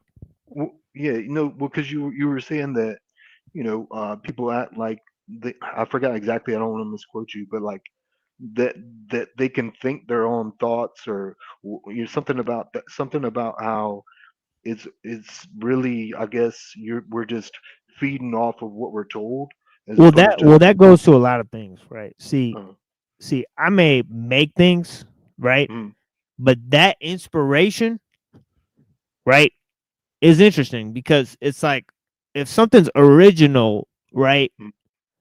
That could mean two things. One could be like, for example, Johnny Cash is still original. Well, not when he covered Nine Inch Nails, "Hurt." Yeah, but I I'm mean, saying like even when he did that, like it I, didn't I sound at all like he made it his own. Like for I was example, just right? being devil's advocate. Yeah, but what would you rather listen to? Would you rather listen to Nine Inch Nails shitty song or Johnny Cash's fucking awesome song version of it? All right, it's like you know what I mean. Like he put some real soul into it. He felt hurt, whereas this dude seemed like, bro, you're hurt because you took too many drugs or some shit. You sound like a bitch, you know. Whereas the other dude, it's like I've been through a whole life of fucking pain and shit. I walked through motherfucking rose petals and glass and shit. You motherfuckers don't know shit. You know, that's what it sounded like. It sounded like an old man with like tons of wisdom and shit behind it. So it's like Johnny Cash can take something that's Hey, already machine, made and are you make it muted? original. I can't hear you. Well, you can't hear me, shit? Yo, you got to go out and come back in. Can you hear me? Oh, shit. Well, there goes everybody. Yeah, but where does creativity come from, right? Right? Where does inspiration come from? True inspiration, as they say. Right? Where does it come from? Right? Socrates said to the poets that they speak many truths, but they can't give us the method on how they produce those truths. Right? Because they claim it was by divine inspiration. Right? So he said they have truth, but they just don't know what truth is. Right? He concluded, right? You know, and Plato concluded that art is an imitation of an imitation based on the forms, right? So if art is based on forms, is based on imitations of things that are real, right? So he said art is just an imitation of imitation. In other words, nobody actually makes anything up, right? This is actually what he thought, right? Can you hear me now? Now I can. Sorry. Yeah. But yeah, you see what I'm saying about creativity? Well, and I missed most. I heard the very end of that. I beg your pardon, but like, Yeah, I could repeat it. Yeah. well, go ahead. Give me a synopsis, or yeah. Yeah, like basically what I'm saying is like Socrates was talking about the poets, right? And he's like, look, the poets, right? They know many truths, right? Because he like read their poetry and they're like, and he's like, yo, they're spitting facts, right? So he's like, how did you get to these facts and shit, right? And they're like, we got divinely inspired and shit, right? So he's like, oh, so they have truths, but they don't know what truth is because they don't know how they got the truth. You see what I'm saying, right? So Plato was saying basically that like everything that anybody knows is based on the forms, right? So if somebody makes something like a piece of art that's an imitation of nature, right, then that's just an imitation of an imitation because nature's already an imitation of the realm of ideas, the forms, right? So he's saying like nobody makes new shit up. It's just like everybody's already drawn from previously existing information, right? So that's that's an actual factual way to look at it that actually can't be like easily refuted, right? Whereas there is other ways like like there's empiricism, right? But like there's also dualism, like in terms of Plato, right? So and there's also a third option called monism, right? So there's one that disagrees with both of them, but yeah. Well, and I'm not familiar with most of those big words, but I do feel like Yeah, I could break it like down, but yeah. well, But yeah, go ahead and I though. will just a moment. Yeah, I would like you to. But let's say like your favorite comedians. I know jokes that my favorite comedians came up with, and in a sense, to me, that's original. And because you can get in trouble for stealing. Some people steal jokes, and so I feel like you know there's still original art, even though you might say that, whoa, but that's inspired by something else. But I feel like there's still some originality Right, like for to. example, right? Like here's a real ass question, right? What exactly is a new idea, and where does it come from? Well, that's a good question. A new Right? idea.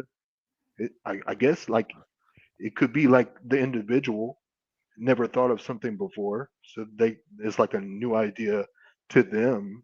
You know what I mean? Right. So that's the thing. Is like, is there some, but that's based on the fact that there's nobody who knows everything, right? So Sure, yeah. it's like there's always new information to everyone. Right. In other words, right? So like nobody doesn't have, like nobody's privy to all the info. So there's always like everybody's got new information that they could behold. Right? Sure.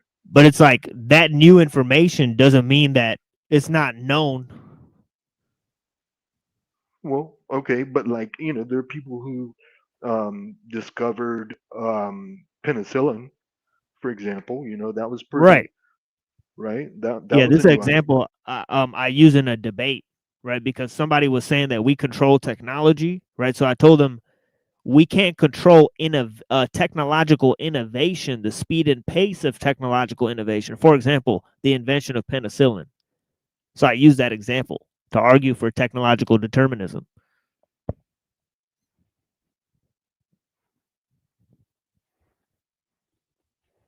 But that doesn't mean that penicillin didn't already exist and that nobody had knowledge of it. You get what I'm saying? Right, but I guess like the person who first acquired the knowledge of it because he was looking at some experiment like molded bread or something. I forgot the story, but like that was a new idea. He had it for the first time. You don't think? I mean, mold's already a thing, right? So I don't know. Sure, Like sure. they all knew about mold. I mean, so some even said that they use ergot fungus in the Kykeon in the Eleusinian mystery. So maybe Plato even ate mushrooms and shit. Right? So who knows? Right? Because there's evidence that Alcibiades took the Eleusinian mystery and distributed it. Right, and he got charged for this. Right, and he's a companion of Socrates or something like that. So if he got charged with such a thing, that means it's some kind of like thing that you could give out, like a drug. Right? Hmm.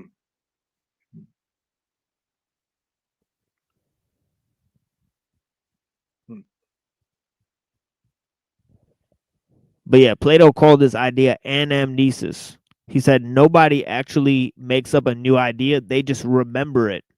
So remembering the idea itself is called anamnesis. Oh, kind of like amnesia almost. Right, but Or like the opposite. Right? It's the like the base opposite of version. it's like opposite of amnesia, anamnesis. Right? Ah, gotcha. So it's like Huh. remembering from an infinite realm of memory that exists apart from your mind, right?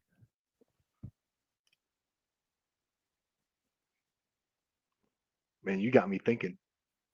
It's tripped out. Yeah, I know. I know. Plato's a trip. Yeah, he's tripped out. Like he's like it gets you like in the Matrix. He's a Matrix Right.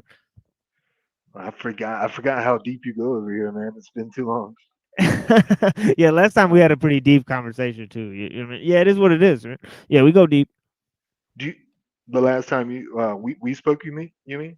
Yeah. We were talking about like empiricism, like knowledge, like how can you have like what can you know, like all this shit. I don't know if you remember. Yeah. Wow, I do now that you mention it. I'm just impressed that you remember that. Oh yeah. That was like 2 years ago, but I still remember that, man. Yeah, blessings. Wow, wow. Cheers. Yeah, cheers, bro. Um, let me ask you a question if you don't mind. Yeah, for sure. What is like one thing if you had to name the top thing or just one that America is is doing right, like something that you're like proud of that like at least we're doing this right. You know what I mean? Or as compared to other parts of the world or other countries. I'd say art freedom, right? Just being a badass motherfucker, like not taking shit from anybody. Like, I mean, like I just say, like just general like condition of like what it means to be a human in the modern age. I think America understands that more than like Eastern European countries because America, like there's a such thing as American grit. Right, so it's like you gotta pick yourself up from your fucking bootstraps, buddy boy. Right, so this is the thing here. Is like there's a bunch of cowboy motherfuckers, like they settled in the West and shit. So there's a frontier mentality here. You know, I've come to like really appreciate that whole. You know what I mean, right? Like the American spirit, right? Which is like, and there's a lot of pristine nature in this place, right? So if we actually see like because there's a lot of untapped resources that don't exist anywhere else in the world, right? Such as the Great Lakes. Like where I live, like we got the Great Lakes.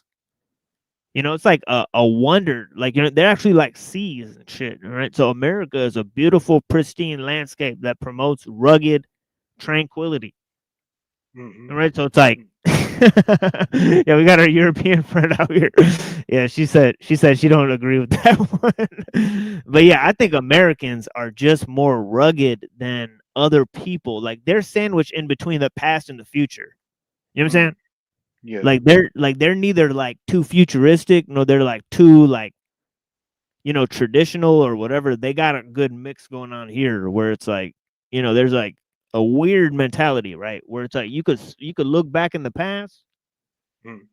but yeah. So that's what I would say is like I'm definitely proud to, you know, live in America and be like American. I think America is the tub stopper for like the new world order and shit, right? Because it's run by Israel, and I think Israel is going to take over after America, right? So it's up to Americans to like actually like do some shit, to be somebody, to like not get the country taken over, and right, and to build like a relationship with other countries, right, where we could respect who they are and still build ourselves up, and then we could fight you know, internationalism, globalism, all that shit together, right, while realizing our own national identities and shit, right? So, you know, so yeah, so I think the natives, you know, I man, I think I have a deep like connection to like the story of the natives and shit, right, and of the people like the white people who came here and shit. Like I read a lot of the writings of like Thomas Jefferson. I read like the Federalist Papers, the Anti-Federalist Papers, Benjamin Franklin, John Adams. People take for granted how smart these guys were. These guys were fucking geniuses. They read Machiavelli. They read all the political theory and history. They read fucking Plato and shit. Sure. They could argue for any position. They're like lawyers and shit. These motherfuckers were geniuses. So people take a lot of shit in this country for granted. They take a lot of knowledge that our founding fathers had for granted. They take the history of the natives for granted and the foundations that they were built on, right? The indigenous people and the natives, right? So there's a lot that we need to recover in terms of being Americans, right? So I mean, I'm a huge proponent of just, you know, I don't know, I'm, you know, I am where I am. I mean, it is what it is.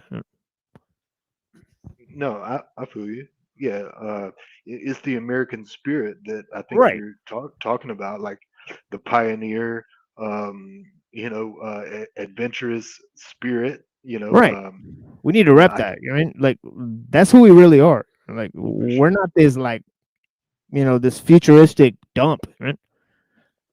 Right. Yeah. I feel like, and it's also like we're a little bit of like rebels that don't want to play along with what the other people say. And Right. some of that can be good. I feel Yeah. like one way it's good is like we're one of the few places it seems like where there's no hate speech laws. Like freedom of speech is something that I think we basically have right in this country. I mean, it could be better. There's limitations to it, but like, the fact that you can pretty much say whatever you want, pretty much. Um, I like that because in other countries, Europe and whatnot, Australia, that's not the case. People are getting locked up for saying things. Right, Just but we say in got a America. bad history with that too, because we got the ADL, we got all sorts of shit going on. All right, where you'll What you get mean? canceled for saying certain things. Right? Okay. Well, canceled, quote unquote, versus being locked up are different Right. things. Yeah, I agree. Yeah, I agree. Yeah. Yeah, I mean, they'll come after you and make your life miserable, try to sue you, call you an anti-Semite. Sure. But like,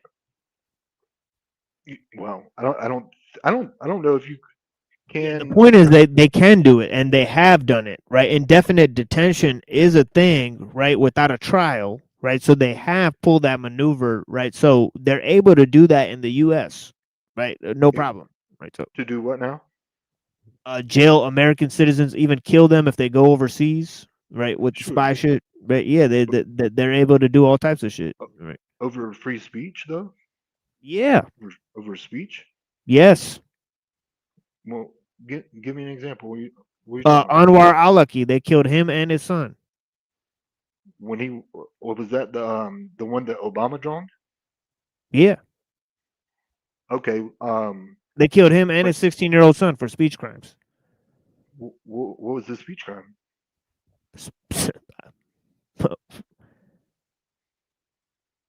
I mean, does it matter? He spoke Well, out against shit and he got killed for it. How is oh, that okay. legal, right? According to, But like, I'm I'm talking about cases where people ended up dead and clearly sure. dead for things they said. And this is the real reality of the situation, even in American politics, right? So it's not just about getting jailed. You say the wrong shit to the wrong guy, they'll fucking kill you. Look at Joe Pesci in the movie Goodfellas, right? Somebody makes a joke about you, you might kill them for it, right? This is in the Right. Book of the Samurai too, right? Right? It says some so and so made a joke about somebody and some guy killed him, and the dude who's writing the book, he doesn't think nothing of it. He's like, you shouldn't make fun of people in public. Is his takeaway from that? You might get killed for it. Right. Right? It's like And George Carlin. He said, look, and I should stop saying kill and all that stuff, right? But get my stream fucking popped. But it's but George Carlin said, right? He said, I believe I get to say whatever I want, but I believe if you don't like what I say, you get to fucking kill me. Right? Right? So yeah. I mean, it's obvious. Right? right. I mean, I see your point. Yeah, Um, the best self-defense is good relations. At the end of the day. like I said, our freedom of speech has its limitations. It's not perfect, but I feel like basically that we got the basics of it right. I feel like you should be able to say whatever hateful, ignorant thing that you want, without fear of getting arrested for it. And when I was asking about those two people you named, I vaguely I was just asking because I don't know all the details about it. I just remember that he was 16. They were American citizens, and Right. weren't they in like where were they? Pakistan or I believe they were in Yemen. But Yemen? yeah, so in Yemen, in Somalia, right, in Pakistan, right, there's been a lot of drone strikes and sometimes some American citizens get killed in those. Well, Right. So sure, but this happened numerous times actually. Right? And not okay, only that, they've also put black bags over people's head that like went overseas that are American citizens and put them in a military tribunal, right? Prison, right, where they do a bunch of stuff. And they did some of that to people after 9/11 and stuff, right? So this did happen to people, right? well, I thought they killed that 16-year-old like on purpose though. Did they not? I thought they were wasn't that their goal? I'm I not mean, sure. This is the thing. okay. I, I thought Obama called the strike on them and that's what I was trying to remember, like how he justified it. I just don't remember the story behind it. Yeah, Guantanamo Bay.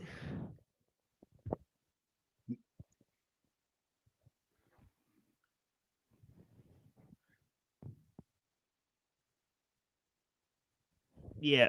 If you also look up Eric Holder, he said that he said that due process means that they process paperwork and shit. It doesn't mean that you get brought into court. So he says right to due process is not right to trial. He publicly made this statement. Literally. You know, and they also signed a National Defense Authorization Act signing for indefinite detention of American citizens. Was that in the Patriot Act? Was that like back No, up it's in an the extension. It's an extension of that shit. National Okay. Defense Authorization Act. Uh-huh. Yeah. Yeah. Under Obama, right? Right. I mean, I can't remember that. I'm gonna have to look it up later though, because now I'm curious, and you might know. But it seems like they drone strike those dudes because they said they were like terrorists or something, of course. But I can't. I just wish I fill me in on the details. Do you remember?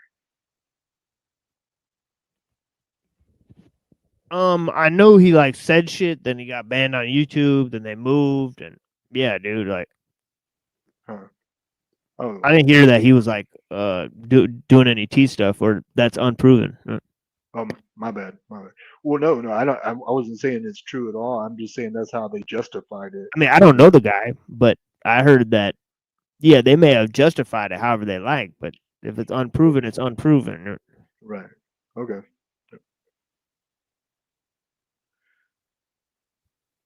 There's also the guy who was American, right? And they threw him in jail, right? And they turned him into a transsexual, right? He turned into a transsexual, you know, right? Because Oh, he it's like brought the Chelsea. Benghazi tape.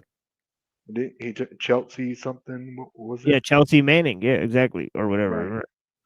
Right. Yeah, it used to be Bradley Manning, now Chelsea Manning, right? So this is the thing, I mean, right? So they threw that dude in prison for unveiling a tape, right? Where they drone strike people, or they blew up a funeral or some shit. You know? Anyways, they're killing a bunch of innocent people, journalists included, right? So yeah, man. I mean, it's wild stuff, you know, right? So I mean, you could go on and on, you know, like Gary Webb, Dark Alliance, and shit. Found with 2 gunshots in his fucking head. I mean, it's just all shit. Like the chat will put tons of stuff in the information up there, man. You know, they know all this shit. Man. Well, All you gotta absolutely. do is read the chat. Yeah. You get a bunch of. Right. Okay. But look, look, and like I said, like I admitted that we don't have a perfect system, but what I'm saying is, and I agree that like if you say too much against the wrong people or faction, yeah, something might happen to you. You might get Epstein or whatever, you know, Charlie Kirk or whatever. I get that 100%, you know. But what I'm saying is like the run of the mill everyday person can use the the F word, you know, to describe a gay person, you know, without going to jail.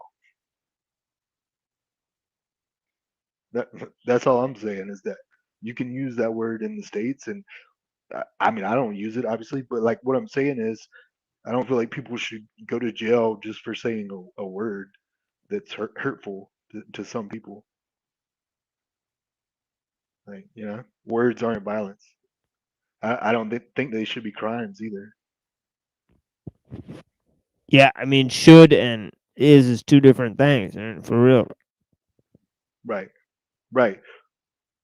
Sure, but can you imagine like I just don't understand how the UK and Australia got there, like how they allowed it to happen because I feel like Americans wouldn't go for that at all. What do you think?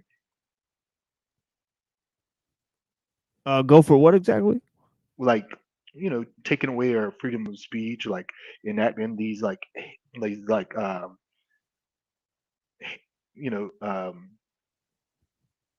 hate Yeah, speech laws. ultimately no, but yeah, there's always the illusion of freedom, you know, right, with things like free speech, right? So, you know, they have a right to you know, obviously you have a right to say whatever you want. You could be held publicly responsible, shamed, right? They could take away your job, do all that stuff, right, for making a public statement. And this is any time, right? This is for any, you know, like if you know, work at a hospital and you go online and you say, "Oh, the you know C19 is you know you know blah blah blah," right? I don't believe this, that, and the third thing, right? Then they'll go ahead and you know take away your job, right? So this is the thing, is like, you know, right? Is like, yeah, you're free and you're not, right? So this is the thing, is like certain people get to say shit more than others because they paid to say that shit.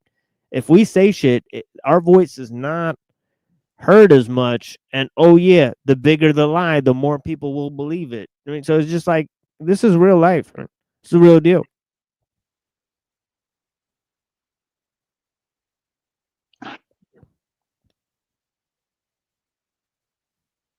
So yeah, I mean, yeah, I like that people don't get their get in their fifis and do crazy shit, but it's like, it's like,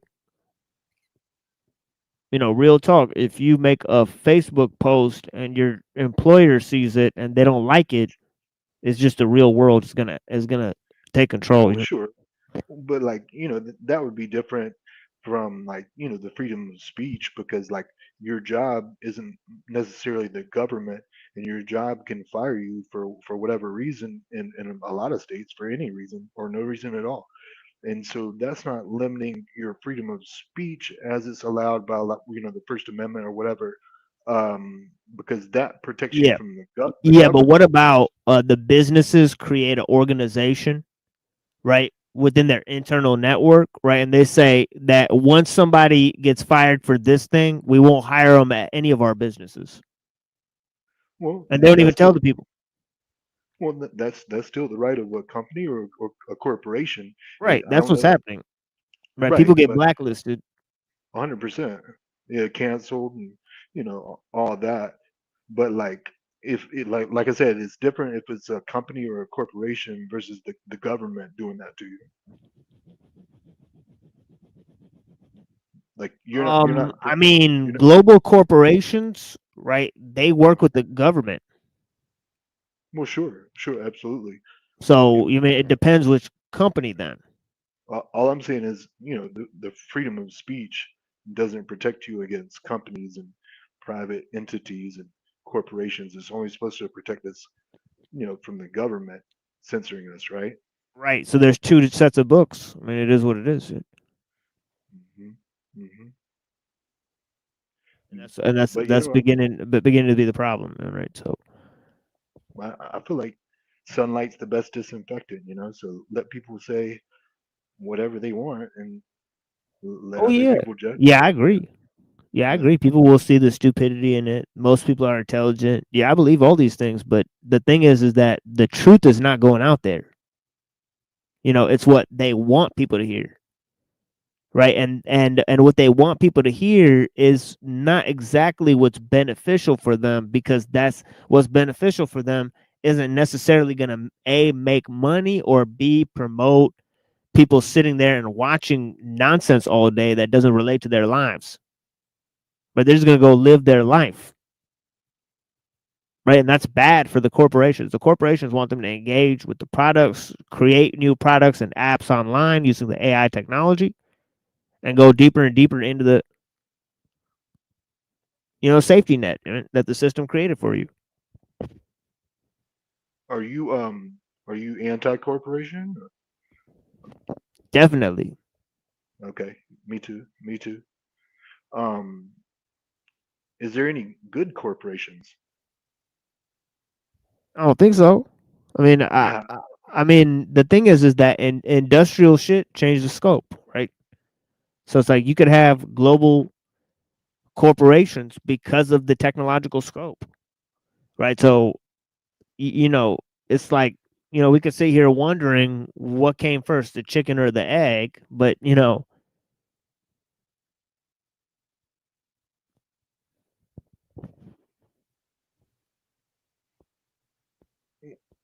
Well, sure. I, so let me ask you this. Can you hear me? yeah. Would you like to, if you had it your way, right? If you were in charge, would you ban all corporations? And then if so, like what happens? Like the government should take it over? Is that like socialism or on the way to communism or what? I mean, I don't necessarily think that like corporations can just be banned by the government because it's like you pointed out earlier, right? There's things that corporations fulfill. They have their own legal standards. They work with the government, so on and so forth, right? So, Well, maybe perhaps in a way like how we broke up the big banks way back when. did we? I think yeah, I think it was like one of the Roosevelts, if I'm not mistaken. Teddy, Yeah, if but I'm not mistaken. they also like had the Federal Reserve put in place during that time. But I'm not sure about that. But Yeah, what they I'm did. saying is, well, yeah. But like what I understand is that when it got too big to fail, they broke it up. Whereas now, when AIG was too big to fail, we bailed them out. And it seems like now they socialize all the losses and all the risks, and they privatize all the profits.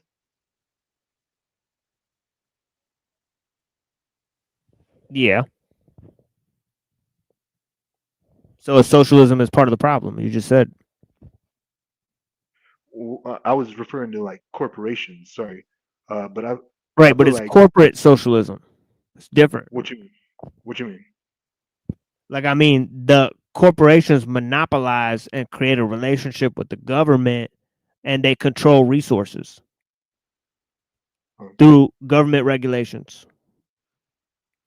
So it's a Right. hybrid system of both capitalism and socialism. It's corporate socialism, henceforth. That's how it is to be known and how it is to Mm. be interpreted. Yeah, but I think we need to like weed them out of the picture, like get them out of there. It's us Oh and the yeah. government. You know what I mean? Like I don't feel like they should Right, be right, but that's back bouncers. to the 1600s. Well, you mean before we had corporations? Is that what you mean? Yeah.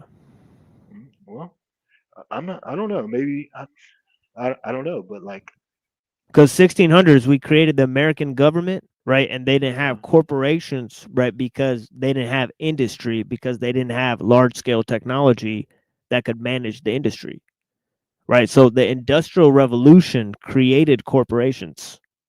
So unless you want to reject the Industrial Revolution, you can't stop corporatism.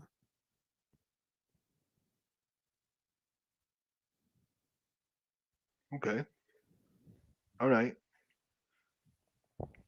Hmm. So that's why we, Well, good. see, no, you go ahead. Blessings. Well, no, maybe then maybe we shouldn't like get rid of all corporations. And again, I'm just talking out loud. I hadn't thought this through, but like I do feel like there's certainly like certain aspects of our lives as Americans where corporations shouldn't be involved. You know what I mean? Like healthcare, for example, or housing.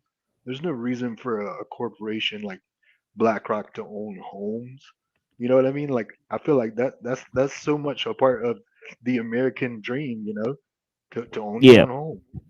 That now they're taking that from us. So like at some point, I feel like the government's got to step in and say, "Hey, hang on. Like this capitalism thing, this corporate thing, this whole free market thing needs some Yeah. checks Yeah, but see, and they got balances." global communication set up, right? So they could set up groups like the Bilderbergs, right? That people like Peter Thiel are a part of, right? And you know what they could do then is that they could use nonprofit organizations to steer national government structures, right? Because the corporations control resources on a global scale, right? They even supply, for example, weapons to the military or medical supplies to the to the government, right? There's global corporations like Pfizer, like Boeing and Lockheed Martin and stuff, right? And they make deals with the governments of the world, and they also belong to NGOs, right, where they could manipulate and control various state structures to control things like international trade and federal regulations in different countries, right? So they can see who they sell weapons to and all that type of stuff, right? So you know, so this is how it works, right? The nonprofit industrial complex. You know what I'm saying? It's a global. It's a sort of pseudo governmental structures that function as a sort of quasi international government. Right. A government that doesn't have our interest, in mind. You know what I mean? Certainly not our best interest. They have profits in mind, only profits. And I feel like that's part of the problem. So like, I don't know about, I'm not a lawyer, but like, I don't know if the government can take over a corporation, like you said, Boeing or Lockheed Martin. No, I didn't say they took it over. I'm just saying they work with them, and they Right, but also work with nonprofit groups, right, that function outside of the government, but function on an international or a global level.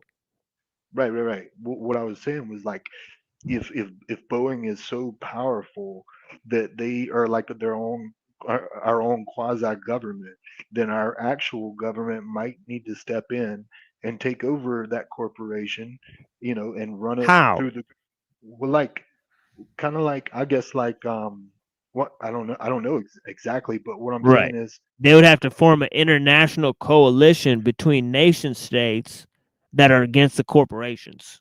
So, at the very least, you're looking at some sort of world government, which has a double meaning attached to it, right? Because you're creating or erecting a power that can then go between, um, both these international corporate structures and the nation states, right? So, so so it's a extremely well, complex affair to behold. and I'm sure you're right, but I like for a corporation, they're only traded in the New York Stock Exchange, right? Like Boeing here, like in New York City, obviously.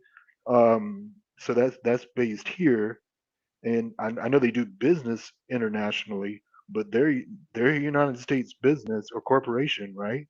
And so, I mean, I think that the government could rein them in or take over that without worrying about how it affects other countries per se. You know what I mean? Like, or without we don't need their permission to take over a United States corporation or the affairs of any corporation or business, doing business in the United States. It seems like, they should have that sort of like authority, no?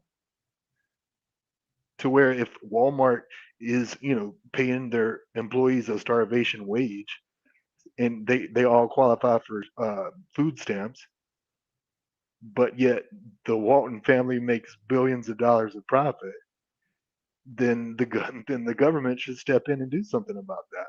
You know?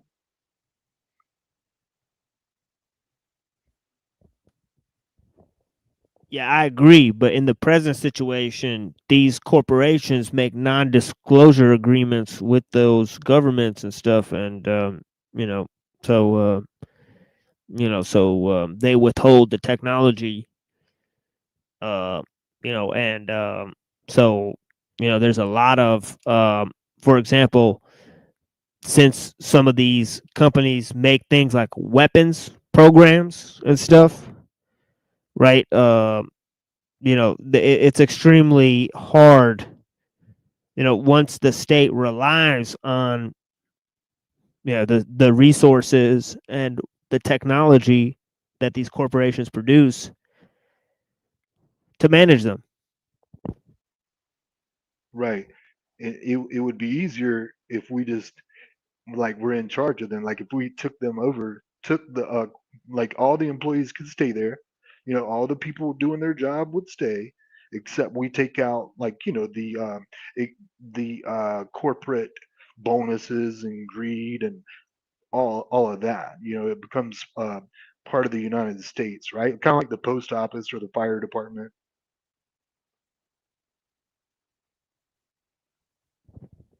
Yeah, I mean, it's an interesting situation, but I think again it's a hybrid situation, right? Let me read you something that's pretty interesting, right? In regards to how I'm describing it. This is George Orwell, right? This is something I've read on the show a bunch of times, right? Sure. So let Go me ahead. know what you think of this, right? Okay. He says socialism is bound up more or less inextricably with the idea of machine production. Socialism is essentially an urban creed. It grew up more or less concurrently with industrialism. Private ownership is only tolerable when every individual or family or other unit is at least moderate, self-supporting, but the effect of industrialism is to make it impossible for anyone to be self-supporting. Even for a moment, industrialism, once it arises above a fairly low level, must lead to some form of collectivism. And he says machine production suggests socialism, but socialism as a world system implies machine production. Because it demands certain things not compatible with the primitive way of life, it demands, for instance, constant intercommunication and exchange of goods between all parts of the earth. It demands some degree of centralized control. It demands an approximately equal standard of life for all human beings and probably a certain uniformity of education.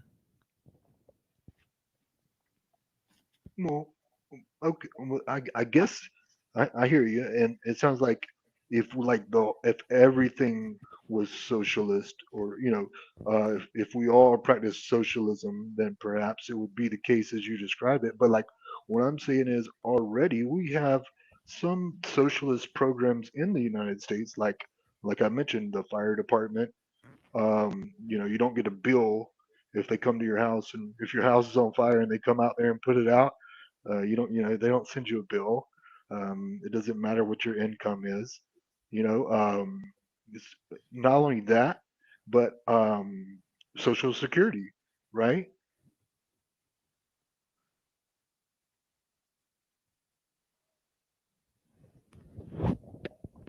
Um, yeah, but like in regards to what are you saying this?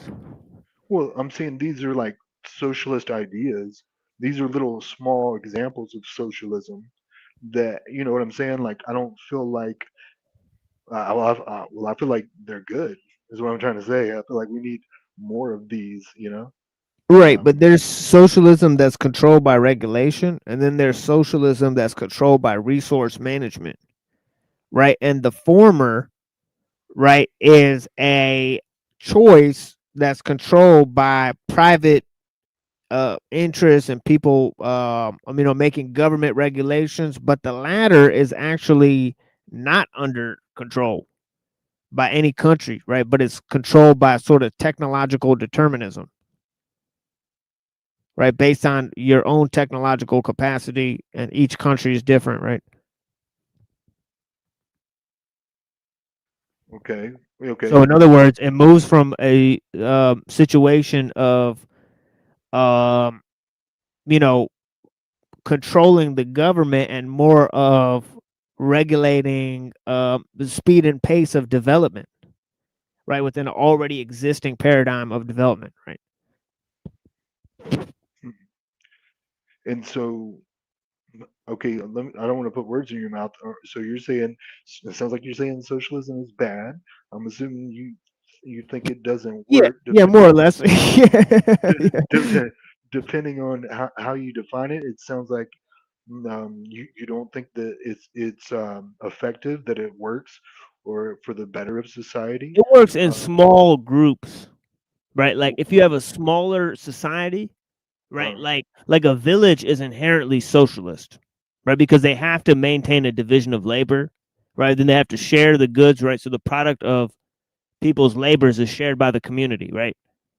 But when you get huge, like large scale industry, right, it has a dual effect of monopolizing, but also centralizing production, right? So it becomes less and less easy for individuals or a community to control the means of production.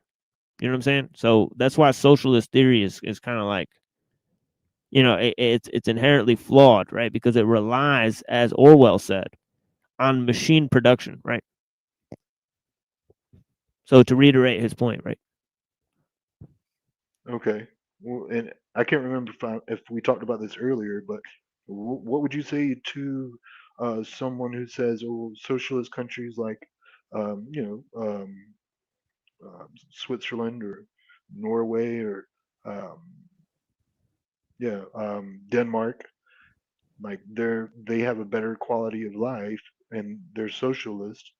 Is that because they're small enough? Is that what you're saying?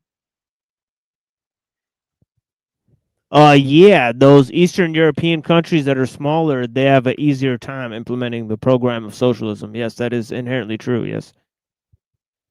They're also more democratic, right? Small groups are not only more socialist, but they're more democratic, right? Because you can incorporate everyone in the decision making process. See, it's just that simple, right? You get a larger group, you're gonna have to get more order. You're gonna have to form a regulatory arm. You're gonna have to control the resources, and you have to form a edifice in order to do that of power and control.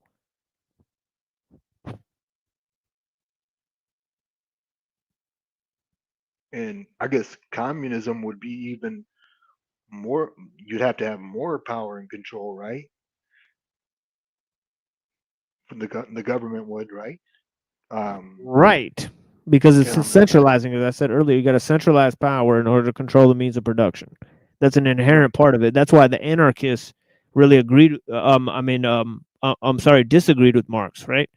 Because they're like, you're going to give the government all the power, but we want the people to be in control, right? So that was what the anarchists said against Marx, right? What would you say to someone who says, "Well, China is allegedly communist, and it seems like they're doing better than us." You know what I mean? Like, I guess what I'm Are saying they? is like, It depends on what area of life sort of. well, go on. Which ones are better and ones are worse? Let you know. Yeah, tell me. Yeah, I mean, I would say like like traditional life, like maybe they're like more linked in, they have more cultural homogeneity, right? They have more ethnic homogeneity and stuff, right? But yeah, the people are, as I said earlier, as I remarked about the Americans and stuff and their freedom and all that stuff, right? So yeah, I mean it's different, right? I wouldn't say that Chinese people are more happy than American people, right? Or they're more creative, or they're more trusting of each other or their government, right? So that is yet to be, sort of, hashed out, you know. Well, I'd like to know. I'm not sure, and you might be right, but Right. I Like wish you there hear was about more. like one child policy and shit like that. You know what I'm saying, I, right? It sounds I heard, horrid. well, I heard that wasn't really true. That was like American propaganda, but I'm not sure. Um, but I bet you could look up quality of life between versus Americans and Chinese people, and we could find out, right? But Oh I yeah. guess you'd have to I guess you'd have to rely on that they're telling the truth and the numbers are correct. So I'm not sure Right, if you can exactly. It's a believe that. whole rigmarole. Like you got to Uh, compare different research. Yeah, of course. Yeah, but then, you got to do the due diligence. Right? Do the do. yeah, you could probably compare things like relative wealth and unemployment rates and um, you know what I mean, like just generally like how well people are um, stacking up money, as opposed to being check to check, these sort of things. Like it seems like you could measure that and find out because I don't know. I just see like videos of their infrastructure over there, and it seems like they're way ahead of us. And it seems like they're taking over the globe, and like we're getting left behind. And so I'm trying to understand how communism is bad if they're doing so well. It seems like it's working well for them. I don't know what I'm missing. Uh, Help who are we talking about here? What group? talking about China. Um, I mean, I wouldn't say they're like necessarily like in the best shape ever. You know, it's like ghost cities, like one child policy, like the poison, like a lot of the population is like being poisoned and shit by smog and shit. You know, so it looked like they fucked up a lot. So I wouldn't say they're like, like I said, I need more evidence that, in the metrics of, if they're happier or whether they trust their government or, like The I know link. they have more ethnic homogeneity or whatever, but America is kind of like a mixed situation or whatever. So I wouldn't know if, just based on that, they're far more happier, right? And we could look at like how long they live versus how long we live, stuff like that. Right. Like, you know, like we'd have to assess it, right? Like could be like worse or better, right?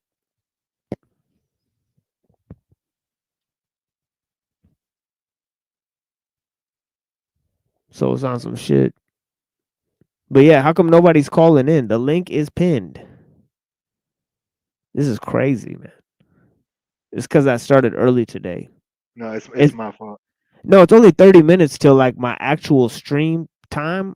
Like the regular stream time. So it's kind of surprising that nobody's called in yet.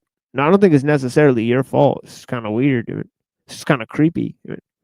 There is 20 people watching, so I'm kind of wondering, like, if there's that many people here, like, how come nobody wants to talk about shit? It's crazy, man. I don't know. Maybe they like what they're hearing. I don't know, but yeah. Right, right. Like maybe they're like just locked in and shit. So yeah, you never know. Or maybe they're like, I'm not going up there. You can't get a word in with this Sterling guy. Probably that. It's like, Nah, sorry. I just wanted to pick your brain. no. I was trying to do like a one-on-one thing, maybe, but so it is what it is, right? But yeah, it's kind of like a birthday stream or whatever, even. But yeah, Is chilling. your birth? Oh, Yeah, this your birthday?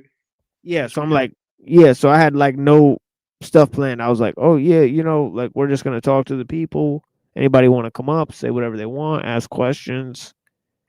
You know what I mean? Oh Obviously, I man, well, told people I'll play a bunch of music. But yeah, go ahead. yeah. No, I'm glad I came by. I didn't even know it was your birthday. Now I'm really happy I came by. Happy Yeah, birthday. blessings, brother. Yeah, thank you, man. Yeah. It is serendipitous, is it not? But yeah, man. But yeah, I appreciate you guys, man. Y'all are not like around and shit. 22 people now. It's like the numbers are going up, but nobody's corresponding. It's really weird because I shit on a bunch of channels yesterday. So I'm wondering, like, how come they don't want the smoke? Like you like y'all could call in and just talk to me. Like, so weird. Now open panel show. There's no agenda. They don't want the smoke. It's crazy. We dissed a bunch of people. They never called into the show. Then they're gonna do their gay ass stream about our show that doesn't make any sense at all. Just make up a bunch of shit. Attack total straw man shit. And we make a stream about their actual show and shit. Like what they say, like we're actors trying to get paid. Literally. Like these are the dumbest, lamest, corniest motherfuckers on earth. I think I might have come across that. I think I might know what you're talking about. Yeah. Yeah, man. You definitely do. Like, I seen you like over there. Like, we were on Jack Talcott. We were on a couple of shows, different shows, Yeah. man. Yeah. Real Yeah. talk, like, Yeah. we've been on a couple of shows. Real talk, like, so yeah, I know you've seen some of it. You Yeah. can't deny that shit. Yeah, I saw your show from yesterday, and I saw the Oh, people for real? Yeah. react to it. Yeah, all that. Oh, really? Yeah, So yeah.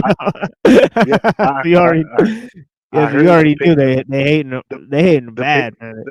the paid actors quote. I heard that. Yeah, Yeah. exactly. Yeah. Yeah, they get on me. So Yeah. it's funny that they don't want to call. See, since you've seen all that, it's funny they don't want to call in. It's like what? Well, I don't know. Maybe they will, but was that your intention? Did you like draw them into the show or something? Yes, absolutely. Like I Oh, wanted more like, But I guess they seen that. They peeped that. They're like, all right, let's not give him what he wants, the engagement. But then they still gave me engagement by talking about me. So, like, I also wanted that. So, they met me part of the way, right? Hmm. So, I don't But know. you're not looking for drama though, right? I mean, I just simply just comment on the shit that we accumulate. Like, every time I see some stupid shit, I just press record. And then a Okay. month later, I have a pile of stupid shit. And I'm like, what am I supposed to do with this? Am I supposed to do a regular stream and talk about this when I'm supposed to be talking about the pre-Socratics and Buddhism and Taoism and Aristotle and Thomas Aquinas and all this fucking shit and Freemasonry and Rosicrucianism and the Kabbalah and shit and Gnosticism and oh yeah, I'll just fit in some shit about some stupid motherfuckers that say dumb shit all day. No, there's actually no place for it. Right, so I have to do a whole separate show like once a month where we just pile up all the stupid shit that they say, just like, oh, look at this dumb ass, corny ass shit. It Well, just goes on. yeah, but like that's a friend. Like your friend is the one who calls you on your stupid shit. You know what I mean? That's your good friend. So, like Yeah, I wouldn't. they pretend to be like friends and they pretend like, oh, I know you, but the character they invented on screen is not me. So I'm Right. wondering like who they're trying to like pretend like I'm somebody else and then defame that guy. So I'm like, all right, you could just come up and talk to me. So it's kind of weird. All I'm saying is if you produce stupid shit about a person and you show it to them, then you're being a friend to them. Is what I was trying to say. You know what I mean? Like, but I know there's Nah, probably nah, nah. I don't want to be friends with no. these motherfuckers. This is too Oh, corny. I thought you were. Yo, so okay. No, Well, no. When I show this shit, I'm like, no, don't talk to me. No, right? But I'm also like, call in and act like a hoe because like, like we're not doing shit today. But like on a right. regular stream, when I'm like doing like all my like thug dizzle, like like I just said, like all those topics and shit. Is it religion? Is it God? Is it philosophy? Is it fucking the government? Is it fucking, all that shit? We ask all the questions, right? None of these motherfuckers are allowed up on those streams because they don't bring the heat on those topics. They don't do shit. They just lamp around and it's just like, all right, so I gotta move forward.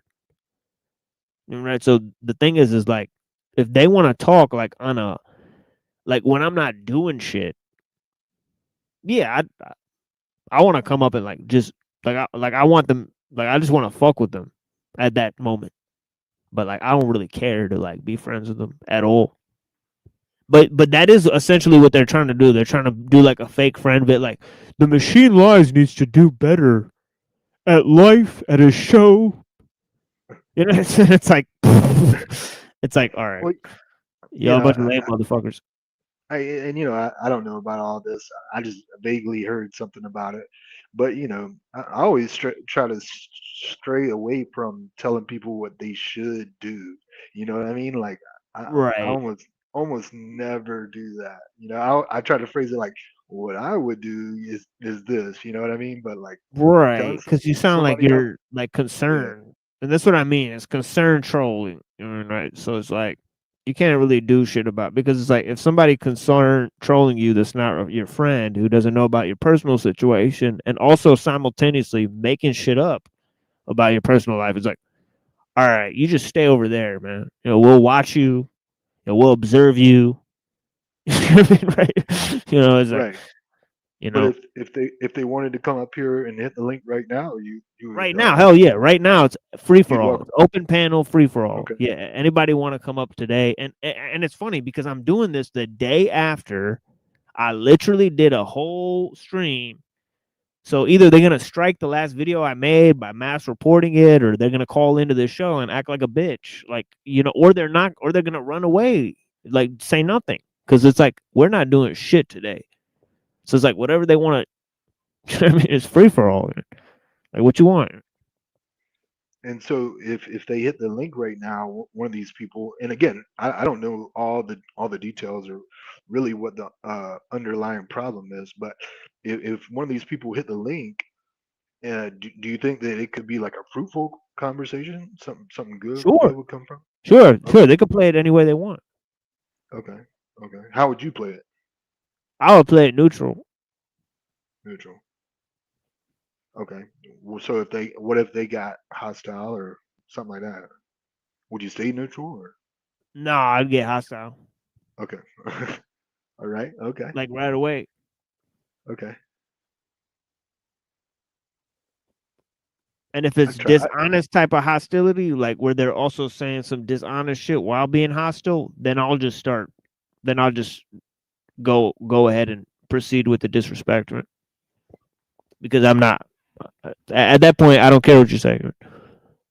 So if they were dishonest, would you also be dishonest? No, But you would be disrespectful. yeah, I would be disrespectful to the max. Yeah, Gotcha. maximum. Gotcha. Yeah. Gotcha. Yeah, I'd be like, all right, bro, you're not willing to engage. But for people that are willing to engage, oh yeah, I'm fully respectful. You know what I mean? I mean, like, like that's what yeah, fully. Well, I See, appreciate now we that. got everybody coming in. Yeah, 25 people now because it's getting closer to the time when I start my show. See, everybody thought I was starting at a regular time. Son of a Okay. bitch. Son of a biscuit eating bulldog. Like, you can never make enough announcements out this bitch.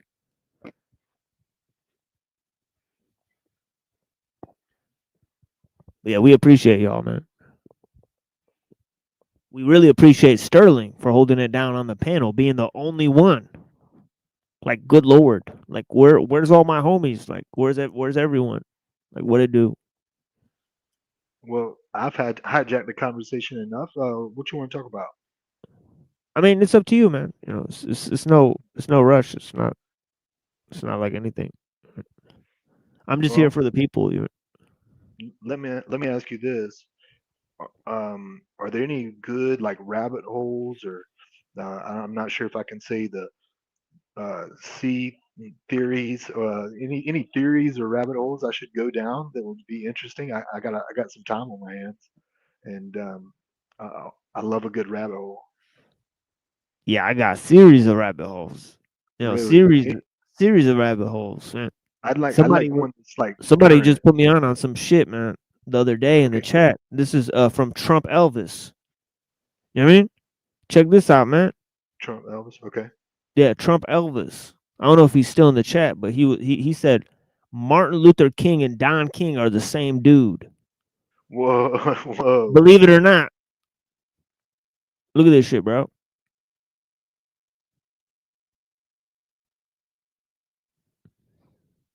And look, this dude got arrested, right? And there's the prison picture. Same dude got arrested and then released.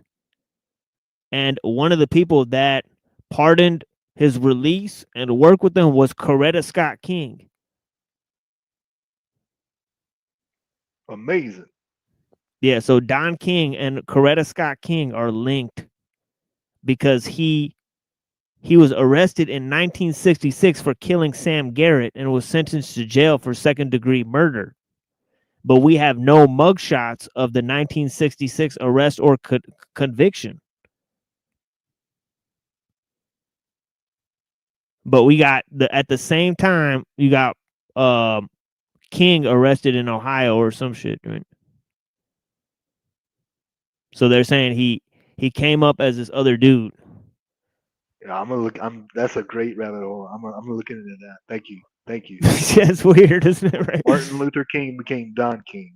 Got Don you. All right. King. Yeah. So he wasn't He wasn't assassinated, obviously. He wasn't assassinated. He came back I'm, up as Don King. perfect. This is perfect. This is what I like. Some weird shit, bro. Honestly. Just the whole Martin Luther King assassination is a rabbit hole. The guy who killed him did not. There's a lot of proof that somebody else killed him. Right? Wait, you can't hear me? Wait, what'd you say? Damn, bro.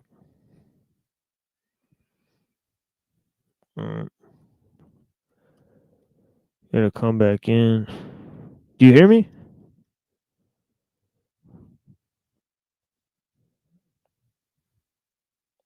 Yeah, you gotta come back in, or You know, or you're, yeah, we're like, can't hear you. Can't hear you. You can't hear me. Yeah, I don't know what happened to Sterling. Yeah, man. But yeah, blessings. Maybe his phone died, dude. Yeah, but anyways, up. Yeah, we out here, man, doing a bunch of shit. They speak exactly the same. Yeah, we got Elvis Trump in here now. But yeah, man. We holding down the rabbit holes. We got a bunch of rabbit holes for you guys, man. You know what I mean? Real talk. But yeah, if nobody else is coming up, I guess I'll smoke, play some music, like do some things. We got a special music show tonight with Emperor Lorp. Okay, his videos, my music. It's gonna be fucking sick. Sick, nasty fucking hour of this shit, bro. It's gonna be wild. Yeah, man. Okay, now I can hear you. Sorry. Yeah, blessings, Neurojack. Yeah, man. Yeah, I mean, somebody's got to come up. This is crazy. It's like nobody coming up. I thought I'd have a full panel by now. This is absolutely insane. It's absolutely unacceptable. 26 people watching. How many of y'all motherfuckers are hate watchers for real? But too scared to say shit. Holy moly, guacamole. Yo, we got another homie out here. Calix, the triple OG. Thanks. What's up, son? Hi. What's up, dude? Came up here Yeah, because I heard you. Let me see if my camera works, man. This is crazy. This is all I do all Yeah. day, bro. This is it. I'll be on like Discord with my other fucking friends or whatever. Don't like people I've known, like IRL friends. And like I just have like my webcam playing, just doing shit all day. Yeah. Well, yeah, I'm just kicking it. I passed out earlier because I woke up at like 6 a.m., had coffee, smoked, went and picked up my friend and ran a couple errands and then dropped him off at his brother's house. And then I was tired. By the time I did all that, for some reason, it was like the afternoon or 10 or 11. Fucking, I had leftover turkey and mashed potatoes and shit, so maybe that hit me too. Right. And then I woke up and you're alive, and I was like, "Oh shit!" I just started typing into the chat. I can't even remember what I've been saying. And then and then I heard you, and I was like, "Okay, I'm coming." Yeah, I got that link. Elvis Trump. Yeah. Well, I didn't post that. Oh, Elvis Trump. Oh, yeah. What's up, Elvis Trump? Dude, I gotta do standing desk comes in clutch, bro. I got this a long time ago, and like I have a standing desk, like it has a motor in it, but like I've just been like using the standing desk, and like I can pull up the bar stool. It's like I'm sitting at the bar. I need it. All I'm missing is a drink. Yeah. See, or I can just get off and be like, "Oh yeah, I'm standing now."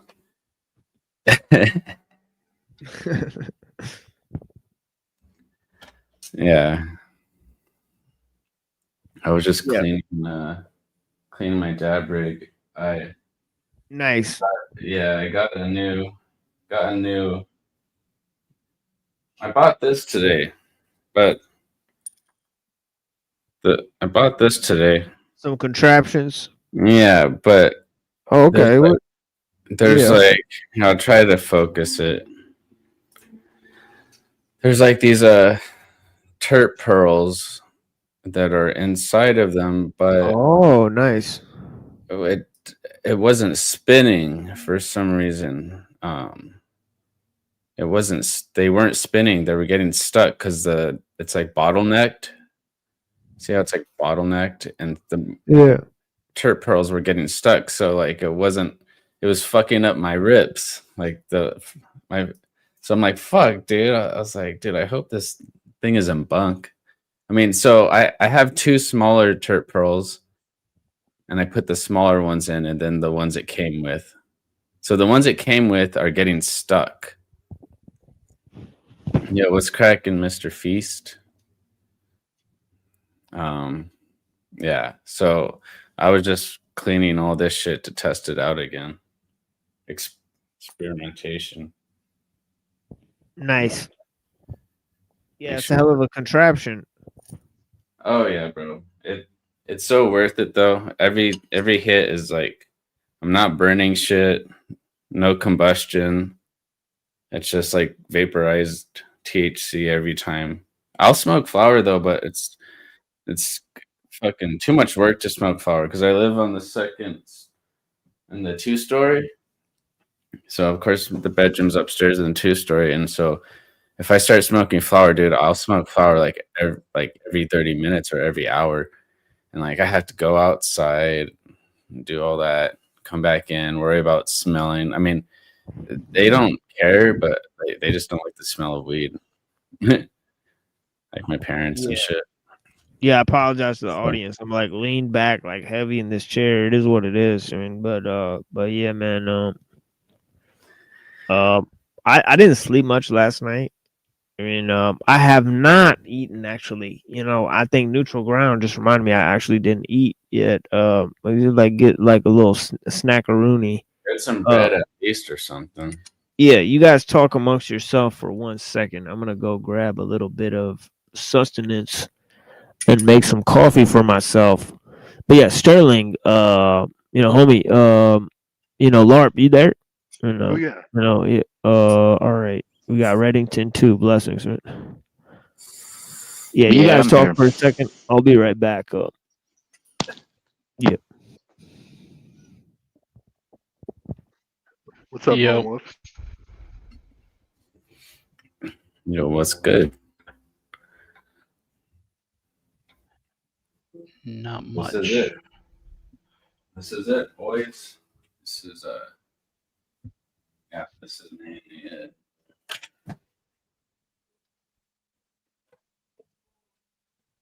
We're gonna take another hit because I'm trying to get this thing to work smoothly. It's not working smoothly. I might just need two turp pearls.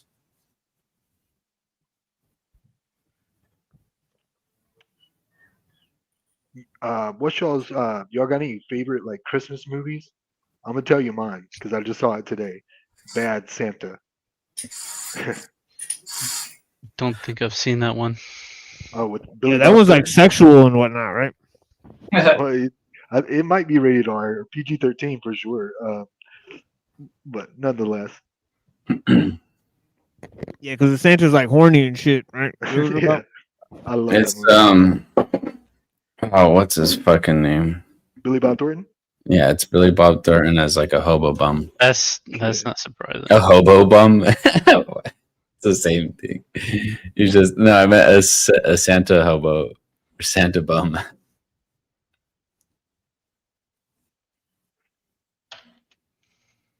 Probably that one with Chevy Chase in it. That's probably my favorite.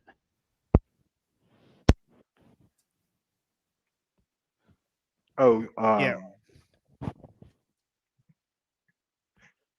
I can't Gosh, think of what's the the name of it. name of it? Yeah, me neither. You talking Christmas about National Story? Lampoons or some shit? The Lampoons, right? I don't know. Gremlins was pretty good, but I don't know. Wasn't that of Christmas? But I can't think of any good ones. Yeah, Home Alone is the shit. Obviously, where they fucking got the like mechanical shit. You know, where Yeah, they fooled the National criminals. Lampoon. Yeah, Christmas Vacation. Yeah.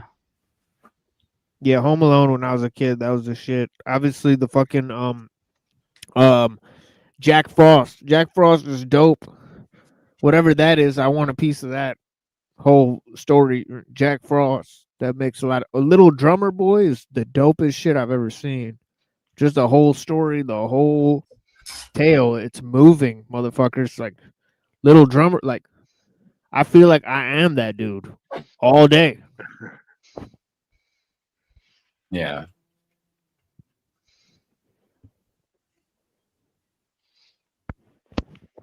Yeah, pom pom pom pom.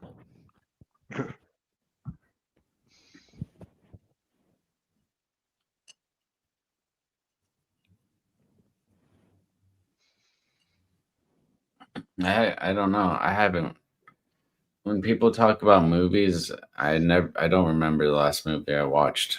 I stopped. I haven't seen a movie. I just stopped watching movies, and they just became worse. Well, I mean, yeah, I don't like modern movies.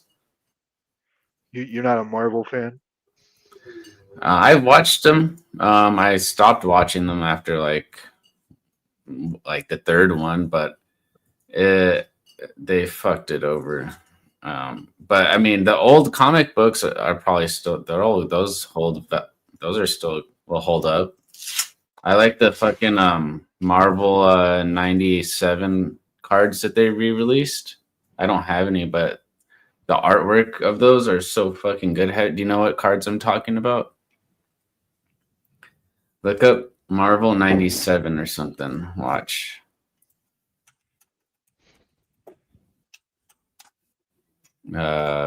Like Marvel cards. I think I used to collect those things back in the day. Those are the ones I think you're talking about. Oh, really? Nice, man. Because you can collect like 9 of them, and then like 9 of them will make them like a whole mosaic on a page kind of deal. Mhm. Yeah. What with all the different characters? was it called? Marvel's 70s? So,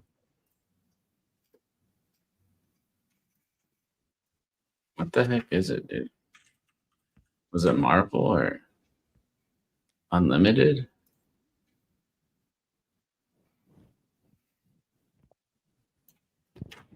Uh,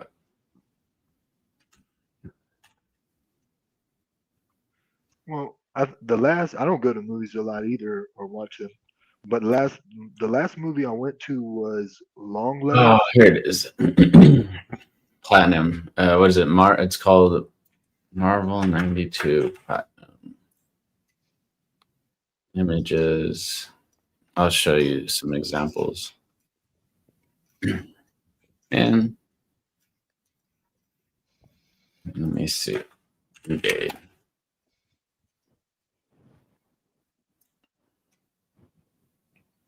The frick. Man. How about Called like Flare Marvel cards. yeah, Marvel's Platinum. They're only showing me the same ones. What the heck? Yeah, Marvel 97. Was it 97?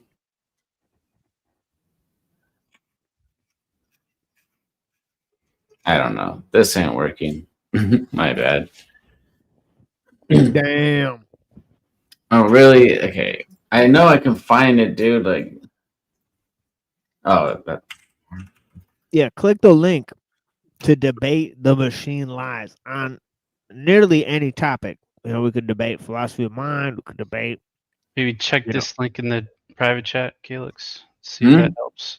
I put a link in the private chat. Oh, Or okay. any of the panel tards.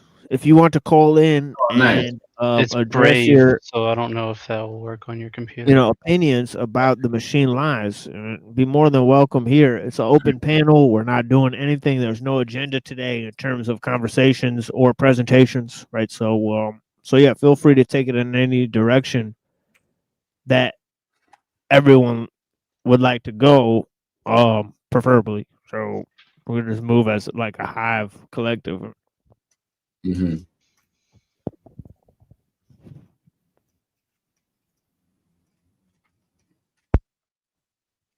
Life is a drug. is Lost- the drug. Yeah.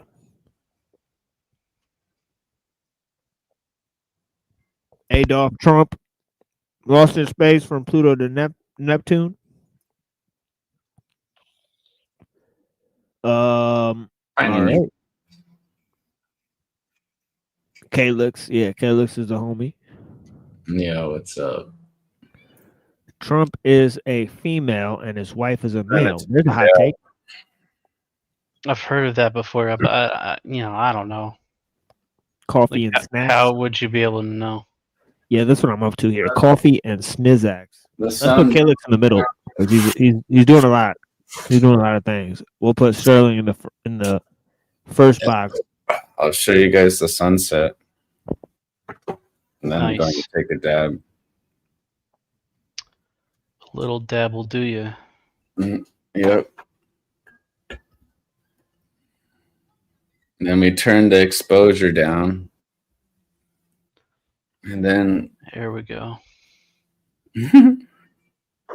that's And it. No clouds in sight. It's going down. The window's dirty. Oh, it's going down. It's literally going down as we're watching it.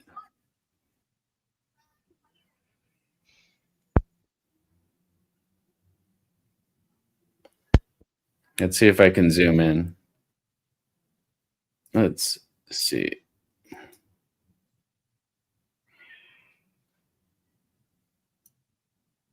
Off into the distance. To infinity and beyond. That's crazy, bro. There it goes. Yeah, we've established a lot of facts. So address the facts for the YouTube space, and the people will start watching your shows and reviewing them. So so fuck your shows. Get offline. Call into this show instead. Touch grass, maybe. Hug a tree. Go to a lake. All right. I hope this works.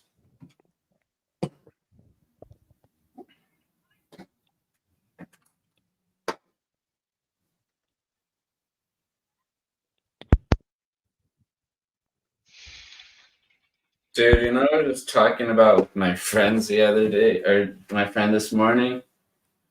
I was like, we're all technically like virtual, we're like roommates. All of our correspondences, we technically like live with each other online.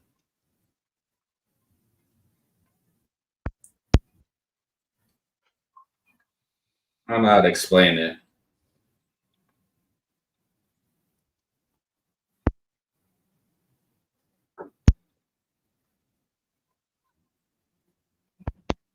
Who left the toilet seat up?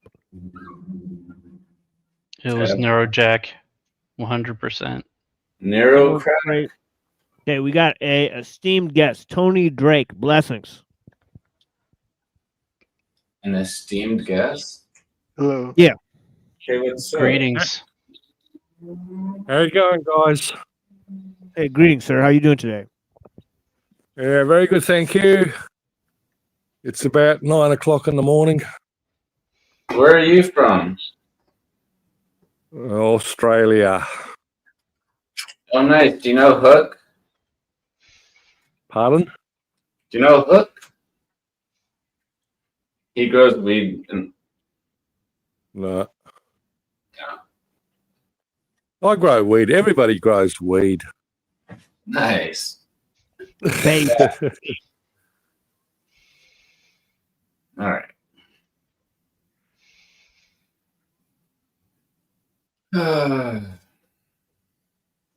Yeah, what else do you grow over there, Tony? Personally, I've got a greenhouse. I've got pineapples, mangoes, chilies, asparagus, tomatoes, strawberries. I don't know. Really? Cool, man. Yeah, I'm a pretty.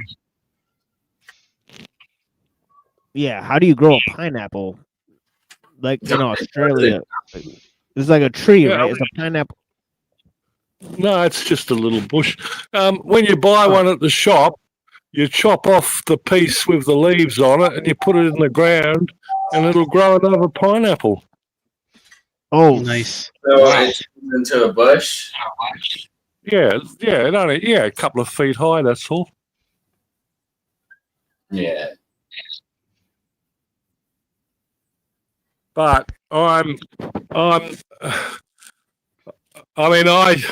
became a flat earther quite a while ago, but now I don't actually believe it's flat anymore. I mean, What it's made you probably some change? sort of, because where I am here on the sort of the southern part of Australia, like this morning, the sun rises in the southeast and it sinks in the southwest. And if you live in the tip of Africa or America, it's the same. And I can't reconcile that with the flat Earth map. Ruh-roh. And in fact, I think they're not 100% lying when they say it's a globe, but the bullshit is that they tell us we live on the outside of the globe.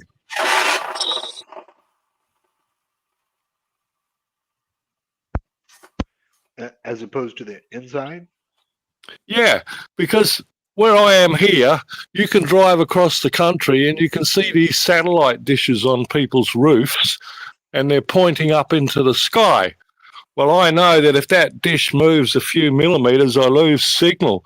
So I've also got to assume that wherever that's transmitting to has to be stable, otherwise I'll lose signal. And the only way I can reconcile that, if you correlate the angles, you'll see where they're all pointing to.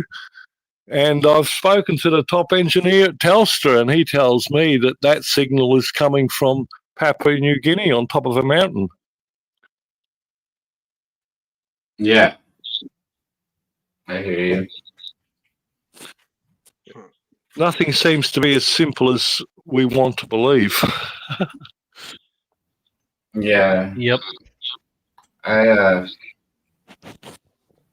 Yep. Yeah, I wonder if you've heard of Jeranism, sir. Oh yeah, I've seen him since the beginning. I still can't quite fathom him out. But it's definitely a fact that he is ignoring all the information that he once promoted. Right.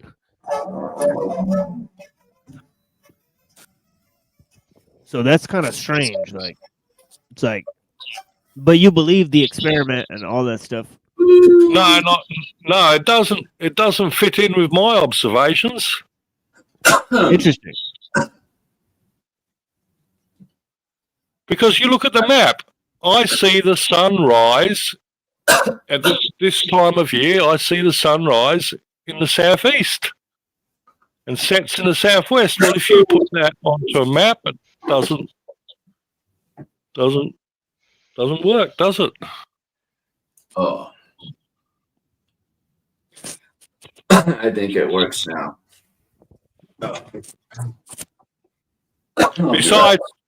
Besides all that, I'm more inclined to think that it's a construction within the mind. I mean, I tend to agree with archaics to some, to a large degree. What, we're in like a simulation? Yeah.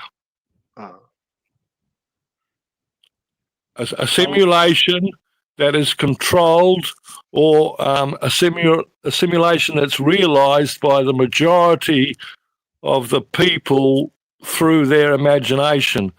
In other words, if they can get enough people to believe their lies, then that becomes the truth, because it's a simulation and it's governed by the collective consciousness of the inhabitants. Well, that's the way I see it.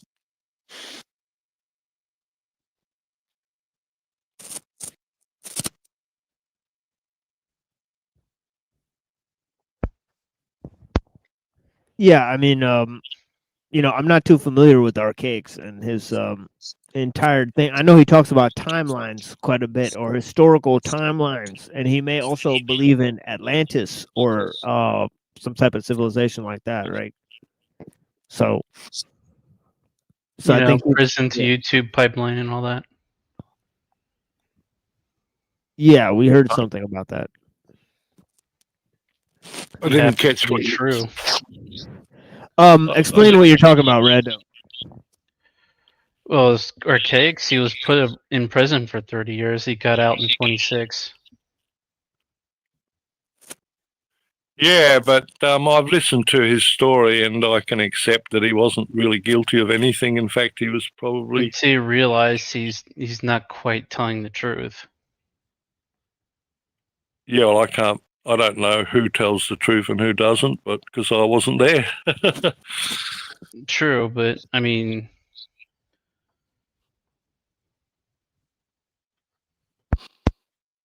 but either way, regardless of that, I still think he's there for a limited hangout. His channel's growing rather fast.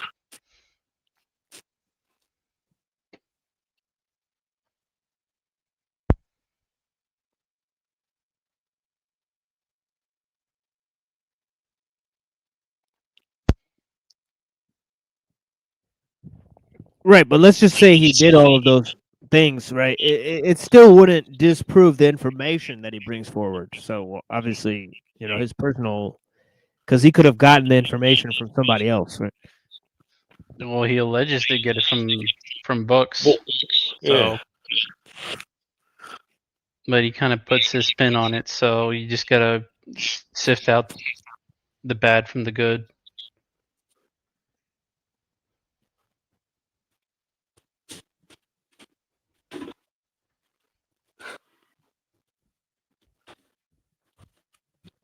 Yeah, I'll have to look more into it because I want Atlantis to be true. So there's, a sort of, there would be cognitive dissonance on my part if it wasn't true. Bro. You want it to be true because why? Because like it just makes me feel better that this is not the only time where we became technologically advanced, right? That this is not the only, like it's sort of a cope to realize that this is not a unique situation that we're in, right? I can see that. Do you think Atlantis was real, or do you think there was technology and then some cataclysm happened and then we had to start all over again? Or do you think that's all just... That's the theory. That's the theory in and of itself that Archaics lays out, right? So, right. Yeah, the evidence seems to be there. Who knows? Yeah, the historical, what people are finding under the sea and under the ground, you can't pretend that it wasn't a civilization before. Yeah. I'm not sure if it was or wasn't. And I'm really not even sure what the evidence is for it. I know like people referenced it and spoke about it. Maybe even I'm not sure if people spoke about actually going there themselves, but regardless, like until it was like discovered, I probably wouldn't believe it. There's a lot of things. Even you guys are in America. Hey, there's a lot of things in America that can't be explained. Like those massive viaducts that go from one mountain to the next, and obviously took an enormous amount of work if it was built by men. No, it doesn't fit. I don't know anything about that. Fire ducts? Yeah, I haven't heard of that. Yeah, you just go into Google and type ancient viaducts in America and have a look at the pictures. I mean, it's just all there. Oh, sure. Okay. Yeah. I mean, yeah, but I mean, I don't know how old you guys are, but I'm nearly 80, and I've had a lot of time I've been retired for the last 30 years, haven't had to work, so I've got plenty of time to investigate these things to the degree I can. But I mean, it's blatantly obvious, isn't it? Some things that they've lied to us about, it's apparent that the sun and the moon are both the same size. I mean, come on. Is that apparent? I don't know. When you look in the sky, does the moon and the sun appear to be the same size? Not always. Moon can be close. Moon can appear closer to us on some days. Yeah, okay. Within, let's say, within 25%, do they appear to be the same size? 25% is a big margin. Yeah, right. But they're trying to tell us that the sun is 400 times bigger. Come on. True. Come on. But it's it's allegedly farther away. You got to make your Well, on top of that, don't forget that they claim that the moon also moves away from Earth every single year, so make that make sense too.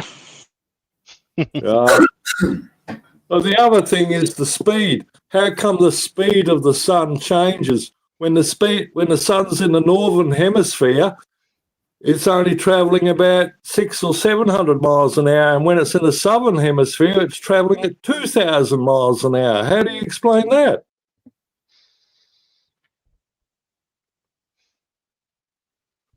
I don't suppose I can. You can have a look and you can find out, because it's a relative. It's relative. No.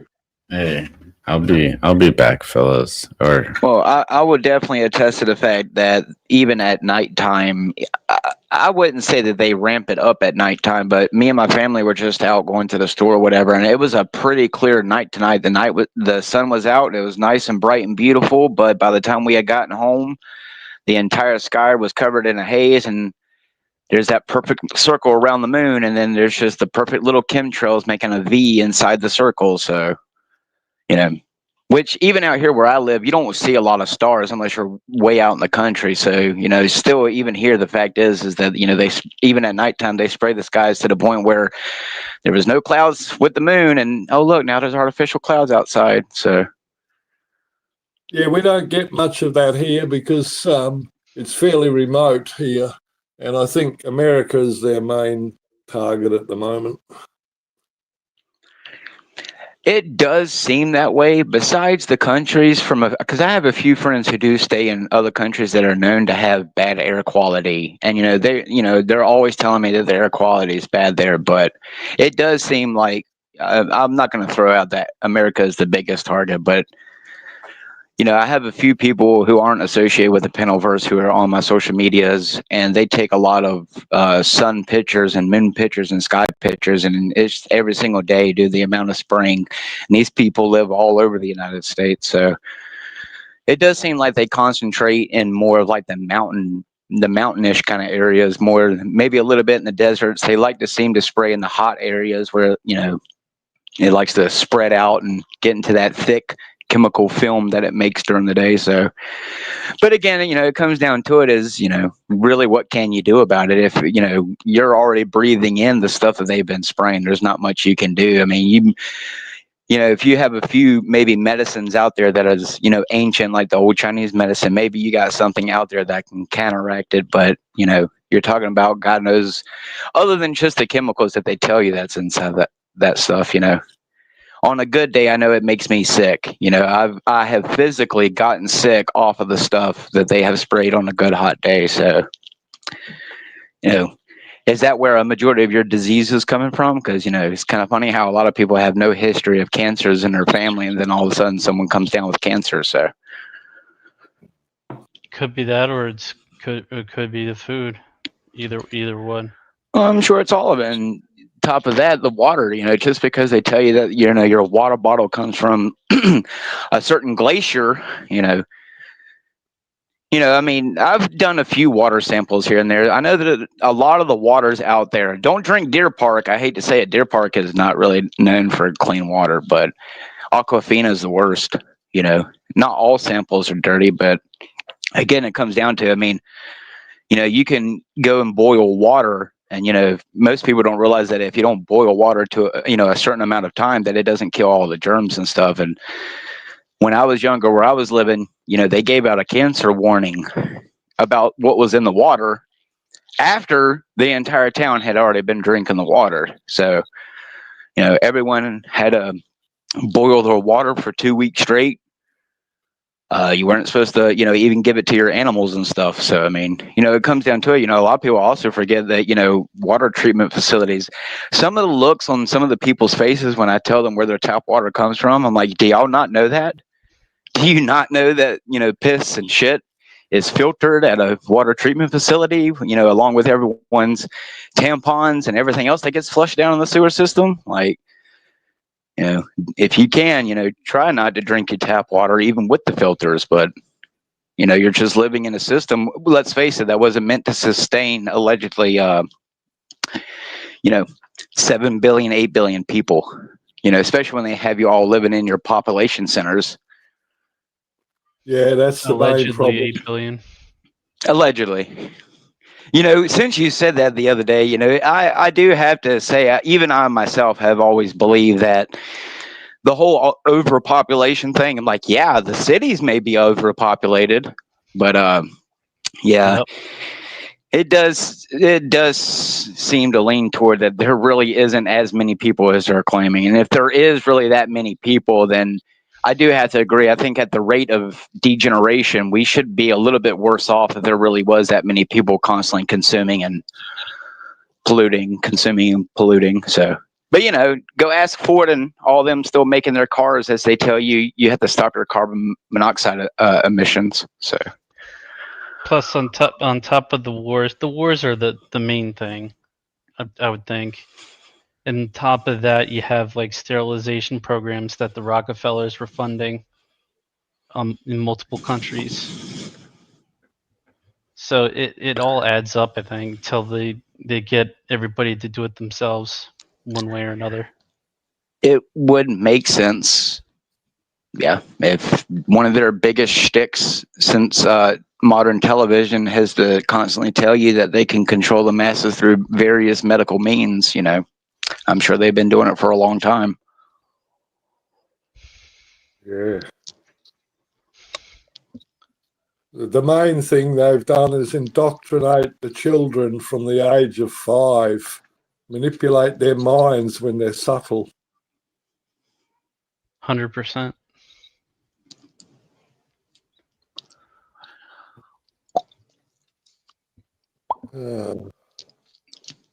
But it's going to be interesting times ahead.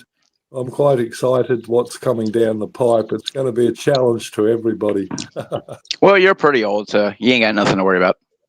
No, I never ever thought I'd live to be this age. I've done things that should have caused my death many times, and I'm still here, and I'm enjoying every moment of it.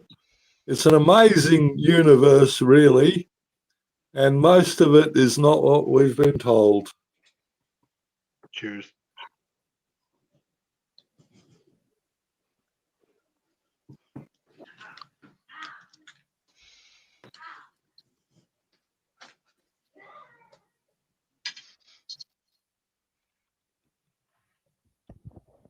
Yeah, mysteries abound. The place was designed like that, you see. If you believe in God the Creator, and if you can put yourself in his position, it's like he's taking his kids to the theme park and he's going to let them find out for themselves which rides are dangerous and which rides are scary. And he's made so many rabbit holes that never have a bottom to them. So no matter what, we can be engrossed in the system forever or until we decide to leave.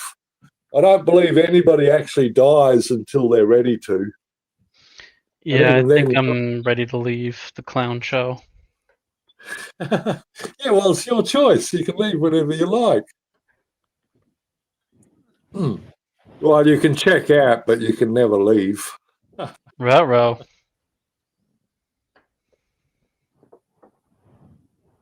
Yeah, you can check out, but you'll still be there somewhere.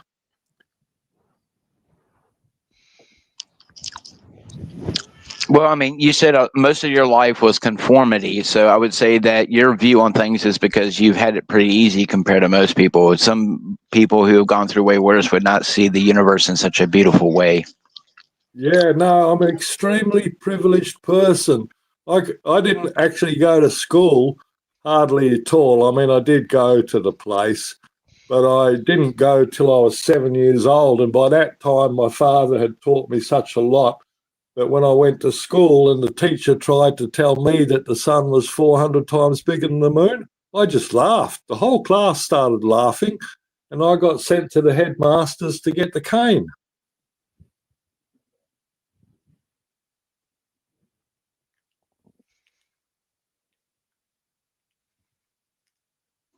Yeah, That's right. That's right. If you don't believe it, we'll beat it into you. Yeah. It didn't work. I was always bottom of the class. I've got a younger brother who's not like me. He's only 18 months younger, but he believed everything they've told him. And he boasts to me when I talk to him that he's up to date with all the jabs, you know. And he wears one of those iPhone watches, and he's got an iPhone hanging around his neck. But Yeah, I got one like that too. Yeah, I got a brother that's 2 years younger than me. That's like the opposite of me. Yeah, it's it just depends with what we were born with, I presume. I don't know. But I have had a privileged life, and my water here is from what I collect it off my roof, and it goes into a massive tank. Most of the rain comes from the Antarctic direction, and it's supposedly the cleanest rainwater in the world.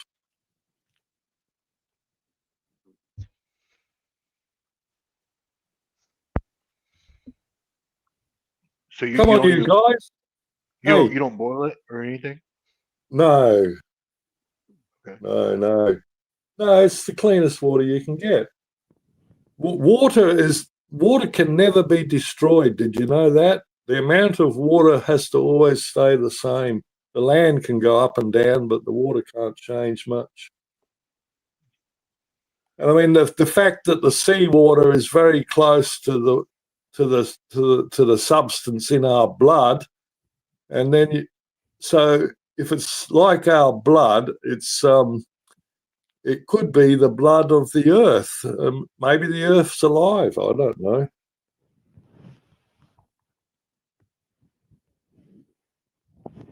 Yeah, I never thought of that. Water doesn't really leave. Like, and this bullshit that the moon affects the tides. Well, how can that work? The Great Lakes of America, they have no tide whatsoever, not even 10 millimeters.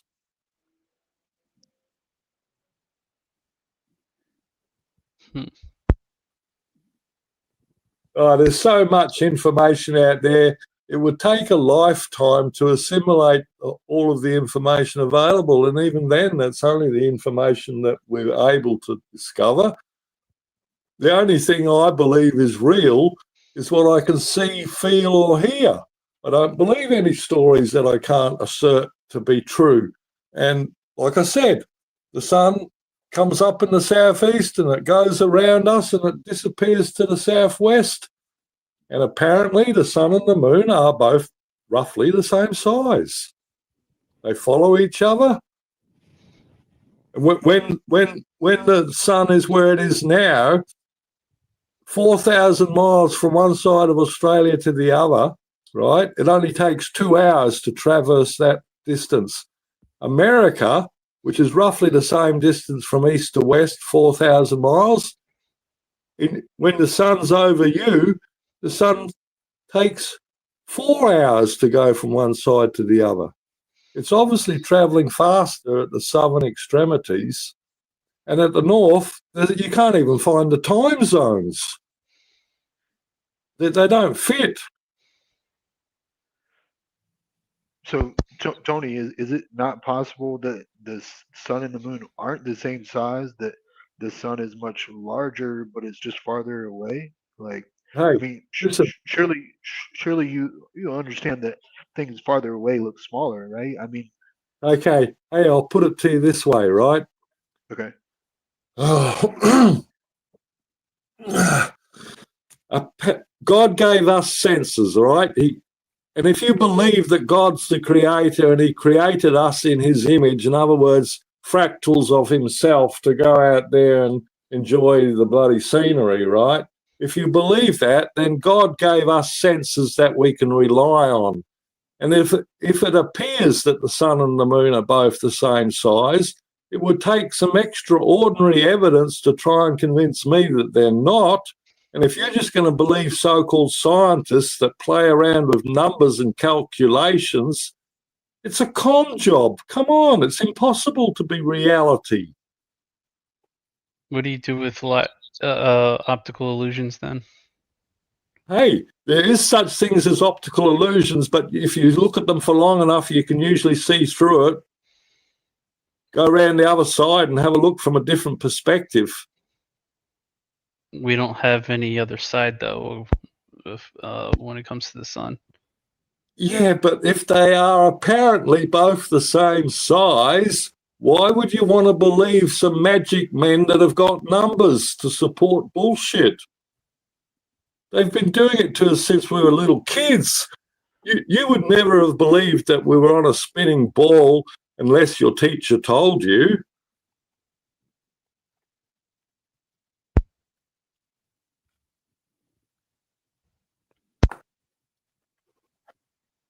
I appreciate your point of view, Tony. It's obvious. Oh, shit. I don't believe what people tell me in this. I can verify it with some of my senses. I've been to the tops of mountains. I've taken a photograph from one mountain to another and look at the bloody NASA Earth curvature. That mountain that I was looking at should have been 2 kilometers below the horizon. Come on. Our senses are very finite. They're very limited. So hey, we wouldn't be able to prove us much. God gave us the best senses available. And where's your evidence for that? You know what I mean? Like that God exists or gave it to us. Like you were saying that you need that sort of evidence, right? Or you wouldn't believe it. Yeah, no, I can't guarantee you that God exists. But in all my years on this earth, everything seems to point in that direction. Things have happened to me that, I've been flying home-built aircraft since I was 19. About 10 years ago, I crashed into a 22,000 volt high tension line and I walked away. Home-built ultralights. I can fly up in the sky and I can see a long, long way. Nice. Oh, and I'll tell you another thing. If you guys want to do all the research I've ever done, but it will take you another 30 years, or you can just accept what I'm telling you. I don't tell lies. There's no point. But if you have a look at Skylabs. Well, how can I not believe it, Tony? I mean, for most of my life growing up in elementary school, I had a guy called Bill Nye the Science Guy tell me that you could take 1,000,000 Earths and fill them inside of the sun. Of course I'm going to believe it because it's Bill Nye the fucking Science Guy. Yeah, but he's a liar. Sad Shimon. He's paid by the establishment to lie to people. No, look, Neil deGrasse Tyson is one of my favorite scientists. They put him in Ice Age, I think 4, and he just became my favorite scientist. I love him. He's a fucking liar. Whether he knows it or not, he's still repeating lies. I once saw him get owned on Twitter by Spam, like the meat product Spam, the company. What about it? Well, they got into a back and forth on Twitter. Him and Neil deGrasse Tyson, and Spam definitely got the better of Neil deGrasse Tyson. If you want to go look that up, I'm just saying he got owned by Spam. Yeah. It's theatrics. All the world's a stage, and all the men and women are merely players. Well, And each I'm gonna have to give you, like they told me. Are you really gonna sit here and try to convince me that thousands or millions of people working for all the space agencies are collectively lying to each other, or they're really so ignorant of the evidence in front of them that they're studying and that they allegedly went to years of school to study, but they're so stupid to realize that they're being lied to? They've been indoctrinated since they were 4 years old. Come on. That sounds like a LARP. It's obvious. It's blatantly obvious.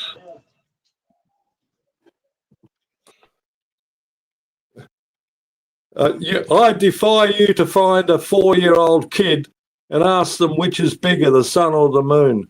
They won't believe the bullshit until they've been trained in the schools.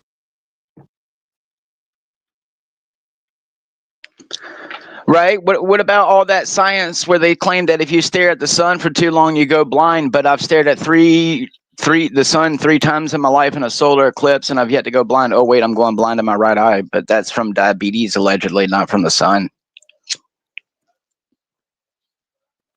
God didn't put the sun in the sky to make us blind. He put the sun in the sky to make us see.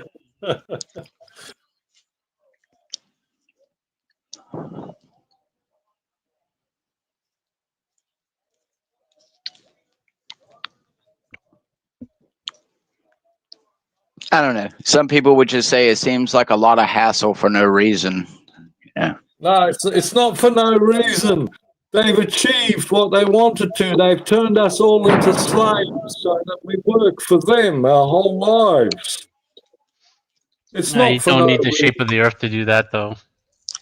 Hey, it's a good start, isn't it? Deny people the truth of where they are and what they are and who they are and why they are. Deny The who is all of it. probably the most important, I would think. If you believe that we live on a speck of dust in an infinite universe, then you're worth nothing. If you believe that you are part of creation... That's not very Christian. I'm not a Christian. He's not a Christian. No. I'm a monad.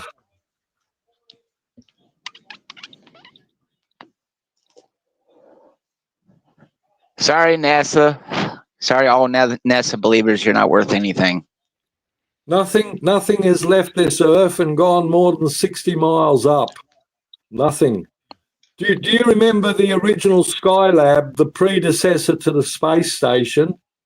Do you guys remember Skylab or not? Oh, yeah. Trust me. I stayed up on my LARP. Yeah, right. So where I live in Western Australia is where that Skylab came down. They predicted it 2 weeks before it was coming down. They showed you the pathway it was going to traverse, and they showed you where it was going to crash and at what time. There was because it's not far from me, right? Just about 100 miles. And my father hired a helicopter so he could go out there and watch it crash, and he was going to salvage some of the bloody important materials that were supposedly on it. Spent 2 days searching, and all they found was remains of what looked like some sort of rocket. But there was a guy there at the time. He took a photograph of the 3 helicopters parked out of the back of the pub, and he walked across the road and he unscrewed the telephone and he screwed a device in. And the next morning, that photograph, full photograph, was on the front page of the New York Times. So they had equivalent to our iPhones back then. That was about, what was that, 1972 or something.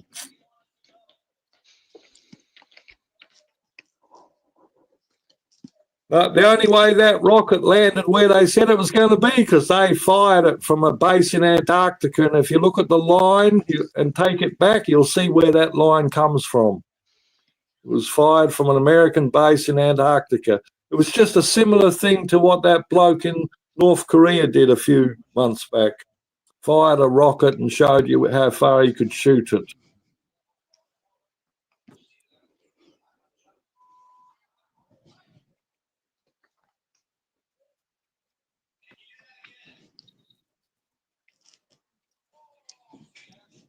Come on, any more questions? I'll answer any question you tell me to the best of my ability and to the experience that I've collected.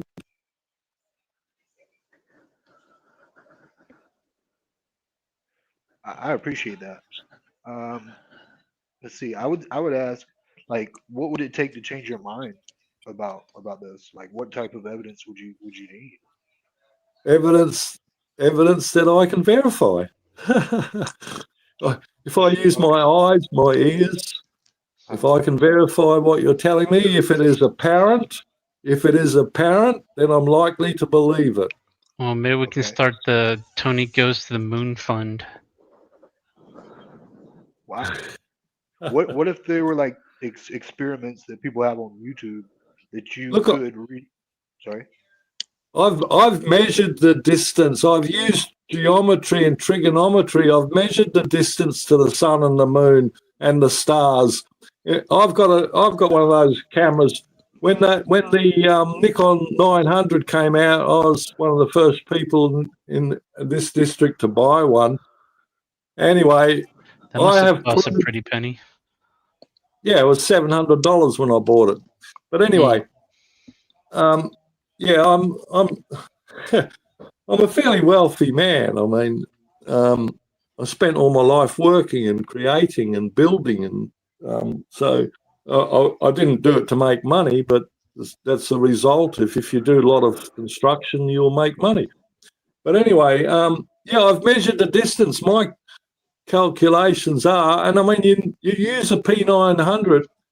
You don't have to change the focus of that camera when you swing from the moon to the stars to the sun. The focal length is the same. Everything in the sky is roughly the same distance from us.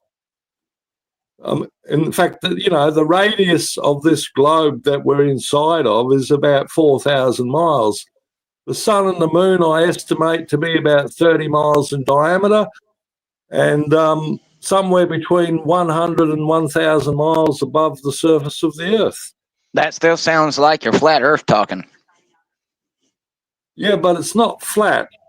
And if you have a look at that famous photograph, the Black Swan, where they show you two drilling rigs out to sea, the camera was more or less on ground level, and you can see that the horizon rises in the distance. You can see the horizon behind the furthest oil rig. The only way you can get that picture is if the Earth is curved in. Ruh-roh. Well, someone would say it's just because you're very small compared to a very big object, so your observation would always be obscure. Yeah, but they can't show you that. That's just a story they've told you. Well, I know I'm always been one of them people, put me up in the rocket and prove it to me, but You'll die. Oh, what's wrong? You don't want another Challenger? Techno magic Satanism. So, Tony, you're saying that the camera zoomed in on the sun and the moon, and in the same way that made you believe that they're the same distance from us? Is that what you're saying? You can do a triangulation. You can phone somebody now. If the sun's in the sky, you can phone somebody 1,000 miles away, and you can ask them to give you the angle to the sun, and you can keep doing that, and you will find the sun is close.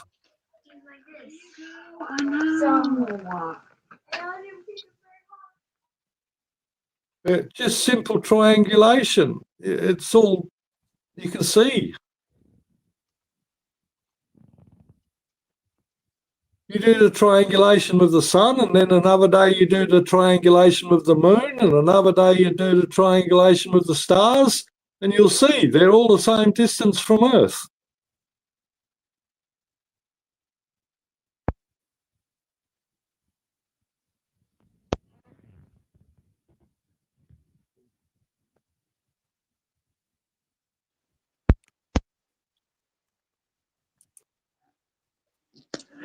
Well, next time that there's a solar eclipse, I will ask Rasputin to do a ritual and get Hellboy to unlock the portal to bring out the Agru Jihad. So that way the little octopus Cthulhu monster can take over. Hopefully we can have snozberries, though.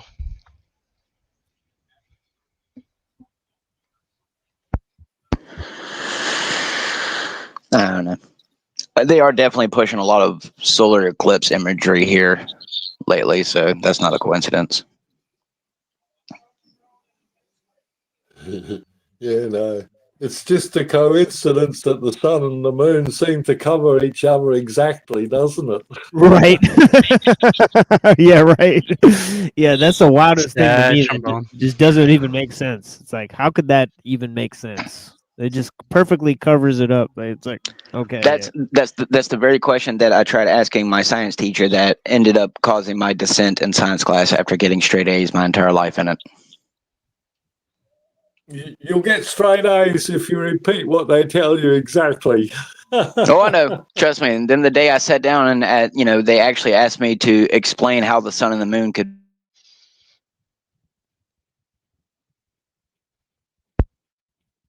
Good, what? You cut out. You just like cut out mid sentence. Yeah, we lost him. It's just like in grade school. Mossad got him. It's like, again, they've silenced him again. Yep.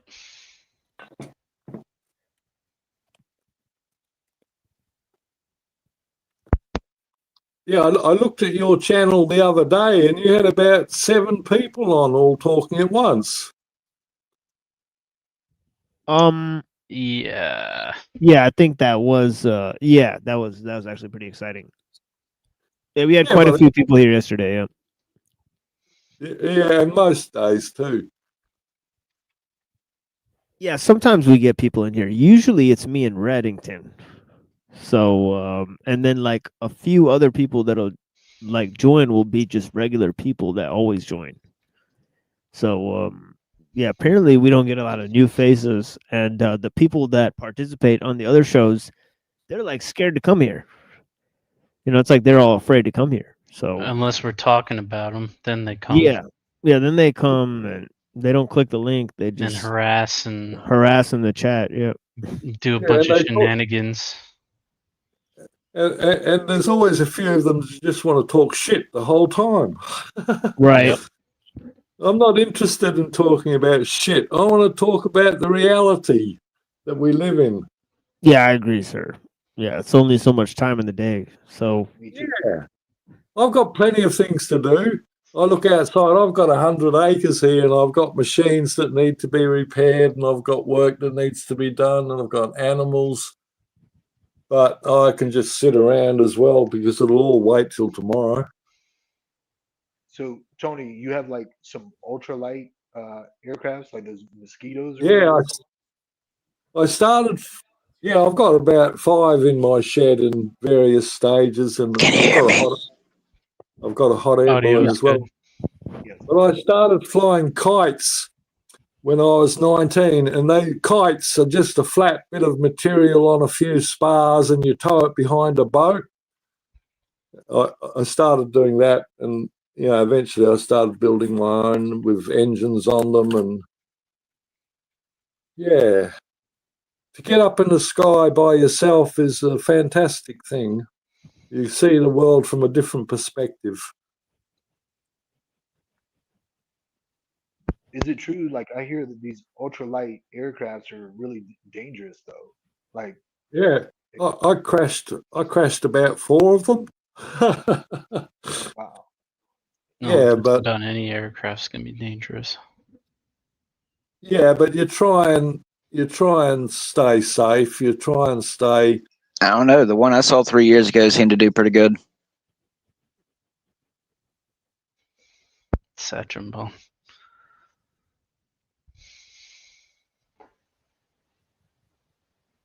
Yeah, I really would have liked to have been round in the days of the Hindenburg.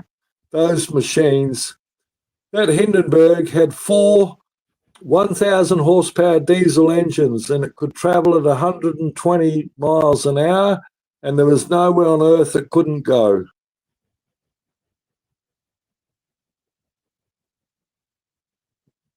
The world there was thousands of them back before the Hindenburg was Sounds shot like down. we need to make blimps great again or something. Yeah, they're fantastic machines. they didn't require any of that horsepower to hold them up in the sky. If they switched all their engines off, they'd still stay floating up there. Well, maybe it's because, I mean, in all reality, blimps aren't really, much of a wowzer anymore. People would rather go to their military air shows and, watch supersonic, aircraft go wee with a bunch of colorful streams behind them. Yeah.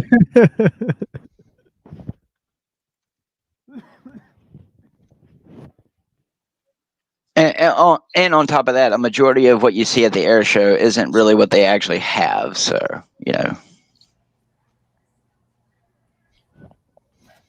Yeah, blessings, sir. Yeah, another esteemed elder, Max Vision. Thank you for being here.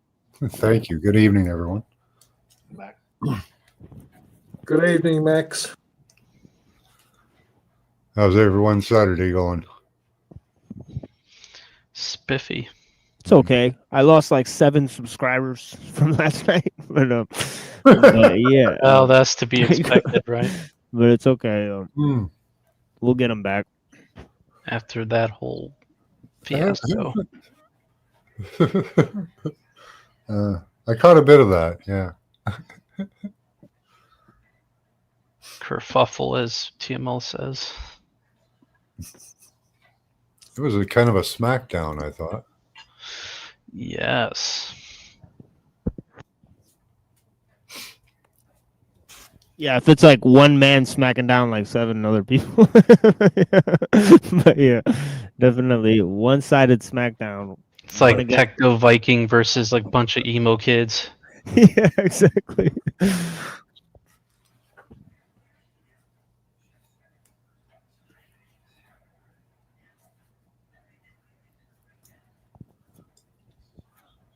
Yeah, isn't almost everyone on YouTube guilty of a little bit of narcissism?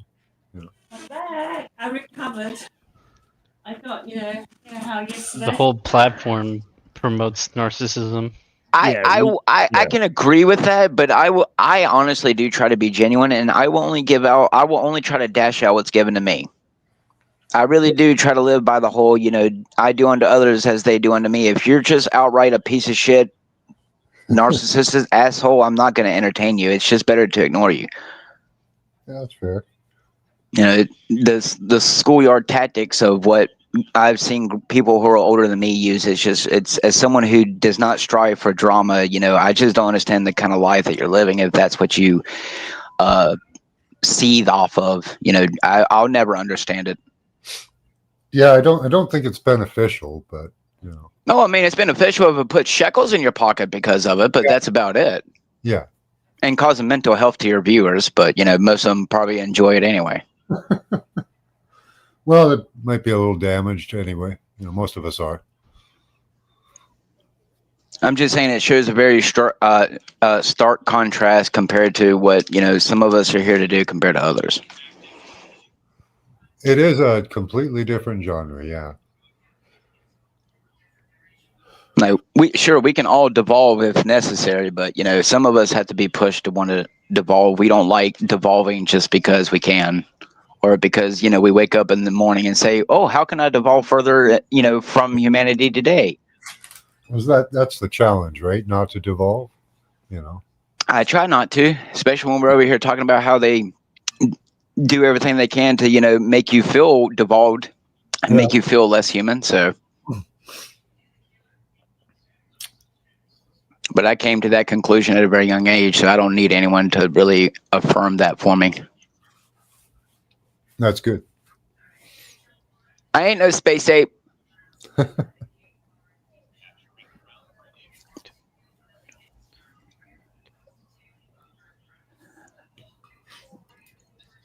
I don't think I told you yet, TMO, but happy birthday, man. Another year around the sun, right? Happy birthday.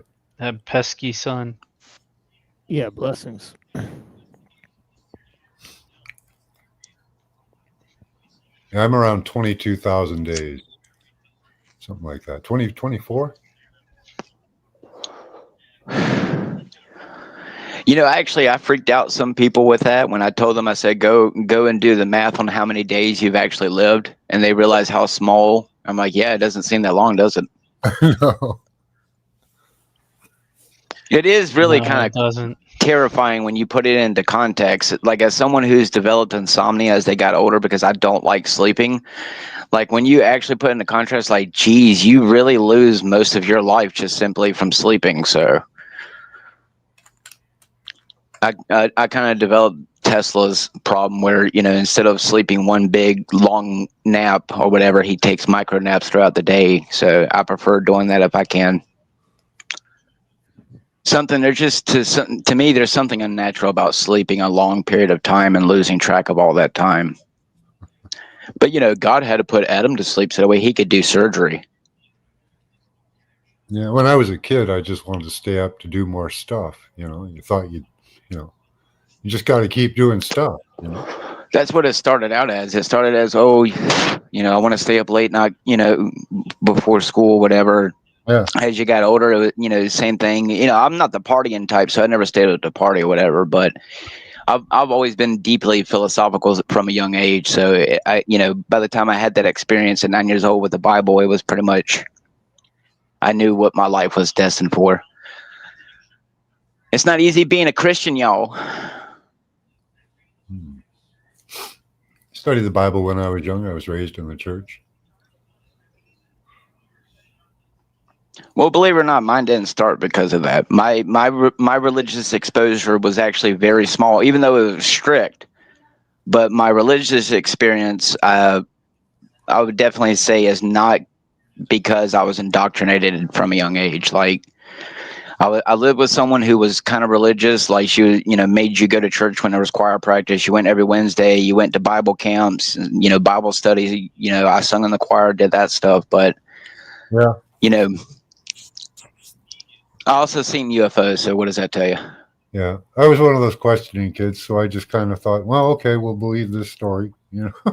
Doesn't make much sense to me, but if you guys all Well, believe me, it doesn't make no sense to me. I mean, it's hard for me to conceive that, you can take a bunch of animals and put them on one boat, but, because in fact, the sun and moon are the same size, is it really hard to believe that, God can give a man the ability to fit two of each kind of animal on the boat? I mean, I don't know.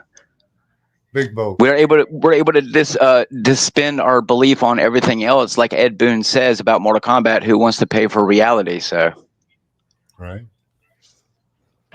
People love them some good psyop.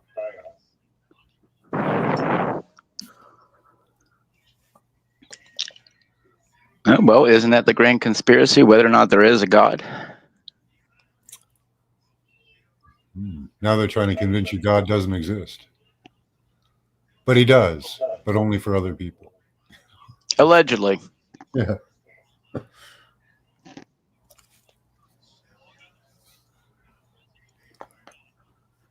I think something exists, but it's not a big sky daddy with a beard.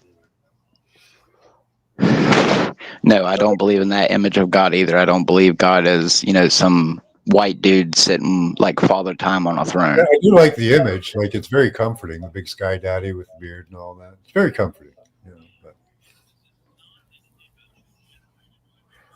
So El, what was your experience at 9 years old with the Bible? Just briefly, like, what was that? Put the Bible that I still have to this day as a grown man, I put it underneath my pillow with no thinking that anything was going to happen. I just said my prayer, now lay me down to sleep, put the Bible underneath my pillow, laid my head down, and however amount of time passed, it was like I woke up, but I was like awake the whole time. It's hard to describe. And it was like I was floating off my bed. Now, whether or not I was physically, I don't know. I just know that from the perspective from where I was, the only way I could see my lamp is that it had to be beneath me in the corner of my eye. I wasn't able to move. I wasn't able to breathe. So your typical sleep paralysis attack type of stuff, except for the floating. And I couldn't speak, but in my brain, the only thing that came to my brain, even at that age, was, "In the name of Jesus Christ, let me go." And within that moment, I snapped back onto the bed, and my body, whatever, was able to move, able to breathe, and ran and told the woman that I lived with. But, her being a Christian, she didn't believe me and told me to go back to bed. So that was pretty detrimental, but, I'll just put it this way. Since that religious experience at 9 years old, I have seen and experienced other things that I can only tell you it's not from drugs or schizophrenia, because I don't have neither or do neither. Unless you're going to say my marijuana is laced when I get it. And if that's the case, you need to be talking to the people who disperse it in the smoke shops.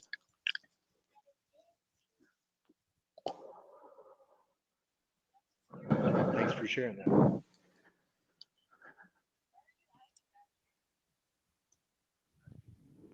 Sorry, I like to leave no room for debate. You can ask me whatever about my experiences, but it's very rare you'll find that my stories will ever change about them.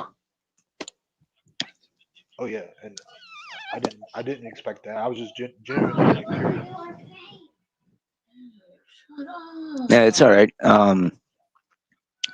You know, everyone, not everyone, but you know, I've met a lot of different people, you know, who have had experiences, and everyone's experiences have been the same. And I'm still on that journey of trying to figure out why some people like me who have experienced the things like I've seen, you know, someone who doesn't do psychedelics, I can't even drink alcohol because, you know, health reasons. You know, it's just strange that while other people have to go out there and do drugs or shrooms or stuff like that to experience, you know, elephants flying around the room, I've seen things that, you know, happen in my most vulnerable moments in the darkness of the night, or, you know, while I'm just, you know, laying in my room at 3 or 4 or 5 o'clock in the morning and nothing's really going on. So, or like the UFO that I saw 3 years ago, just sitting there at the beach, packing a bowl of marijuana, nothing laced, because I smoked the whole thing. Didn't see anything after that. But, you know, me and the witness sit right there, dead of the night at the beach, and sit there and saw that UFO up close and personal.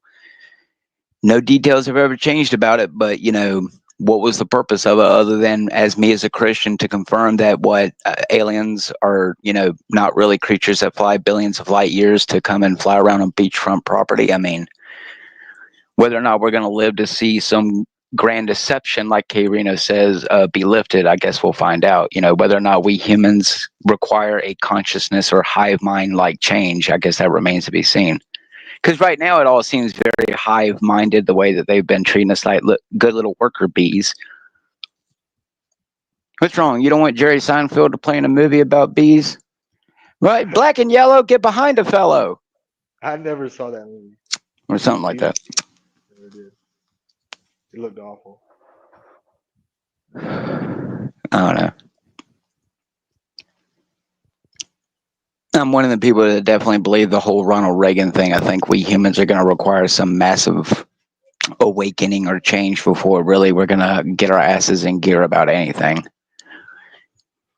Because, you know, we've already had the nuclear weapon, and that really didn't seem to put the masses into, you know, gear. So what else is it going to require? Aliens? Huh? Well, I think most of y'all would just sign up for them and join Starfleet. Yeah, you can join. What's it called in the U.S. there? What is it? Star Force?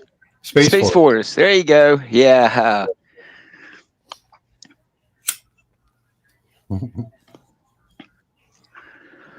On combat aliens. But still, I mean, what would be the point? I mean, what's the point of all this long deception if, like, it's not a battle of the souls? I mean, if you're just a bunch of space monkeys, you're going to be slaves and die and go into the ground, then, I mean, what's really the purpose other than keeping the rich richer? Oh, thanks, Tony Stark. Put a shield around the world. Hey, you got Starlink. You got, you know, you got your internet.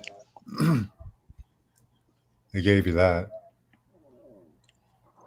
But I mean, in reality, do they want everyone walking around like $6 Million Man? I mean, I find that kind of hard. I mean, unless they're just going to put a kill switch in your brain, I don't see why they would allow access to a bunch of people to just, you know, be, you know, all of a sudden able to scale large buildings in a single bound. Yeah, there's a bunch of different futures that are planned for us. So it really depends on which way it goes. So is it Palpatine? Is it just a bunch of executive orders he can fall back on if the last one doesn't work? Well, they say the alien deception is the last card, right? But is it? Because I mean, before the alien craze of the 40s, 50s, and 60s, I mean, they were already putting the whole futuristic robots in your idea with Metropolis. Which, if a lot of people don't know, the same guy who plays as the actor in Night of the Living Dead as the smart zombie, Bill or whatever, I think, that listens to the music, he also plays in the movie of Metropolis as one of the dudes in the opera place where the girl's turning into the thing. So, you know, same actors. Is that a new Metropolis? I haven't No, seen it. it's the old one. It's the 30s, whatever, the 20s or 30s version. Okay. It's the one of the guys who is in the opera part. He plays as the zombie dude later in one of the George Romero's movies. So again, they use the same actors for certain psyops, but you know, Yeah. connections. But you know, it's still, the point goes back to is, you know, what's the purpose of it all? If you really are just floating around out here, then it's just to keep you until they regain the old technology that was lost from their last failed experiment where they try to reset the Earth. But allegedly that was God. So Might have been Atlantis, but maybe they did it. I said their technology got away from them, so could be reliving that.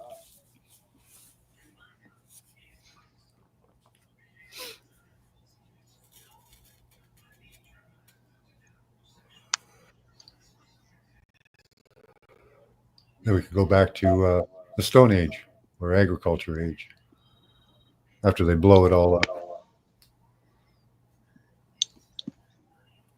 what's wrong? You don't want to be like on the TV show 100 and come back after about 1,000 years and see if the Earth is no longer irradiated? Well, that'd be an interesting life. Yeah, that'd be something. And then they'll have this magical microchip with Viking ruins on it that you can implant in the back of your head that will carry the memories of all the people who carried the chip before you. Oh, yeah. Well, they got that. That's called the W band. Oh, I thought I'd just be like Dungy Drawers and pull a memory out with my wand and put it in a little cistern for Harry Plopper to read. Yeah, they've been recording brainwaves for a long time. So. Railroad. Well, you know, we already know that certain companies have the ability to track and monitor their, employees' biometric data. So that's not even, That's shocking. That's low-level surveillance. It's under the skin. That's the good surveillance. That's the place to be. Well, if the higher ups notice that you have a stomach ache today, is it because you're sick or because you're plotting against the company? Mr. Water Noose.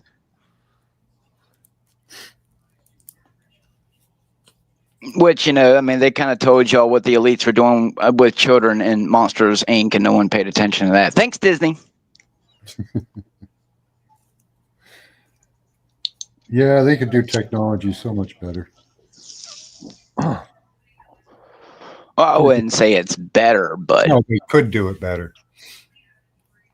They could use it much better, but they don't. Well, I don't know what to tell you because the aircraft I saw was able to completely maneuver on a beachfront, and allegedly only 2 people saw it because no one ever screamed out in panic that they saw it. And it was completely incapable of making a noise except for the walt noise that came from the big old bright yellow dim light that was pulsating underneath it. Yeah. Didn't disturb the trees or nothing that was around it or nothing, so I don't know what to tell you, but that technology was pretty good. Could have been a hologram. It could have, but the fact that it was metal and sleek and was reflecting what little bit of ambient light was coming from around the surroundings, I don't know, that's pretty, who's to say, I've seen some holograms, but nothing that, has yet to been able to reflect light of surrounding ambience. So yeah, that's a trick. And then the next day a bunch of military aircraft surveyed the ocean front like it was looking for it or something. So your sandwich sounds like it's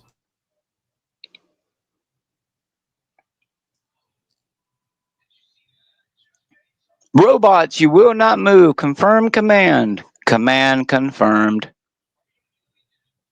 I feel like the last sane man on Earth, but it's nothing but lights and clockwork.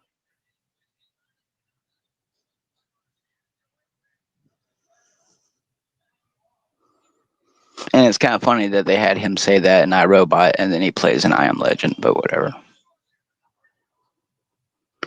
Someone please say hello to me.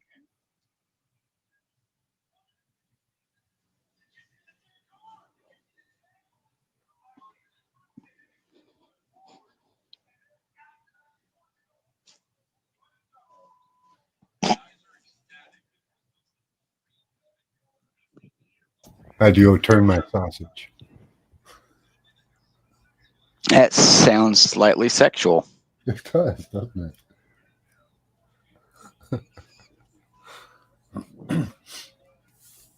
Isn't that what life's about? Just turning your sausage. Well, I guess that depends on how you're applying the heat. Is it, Bill Gates allegedly reflecting the light and causing it to allegedly get hotter? I mean, are you a rotisserie chicken? I'm only heating from one side, so.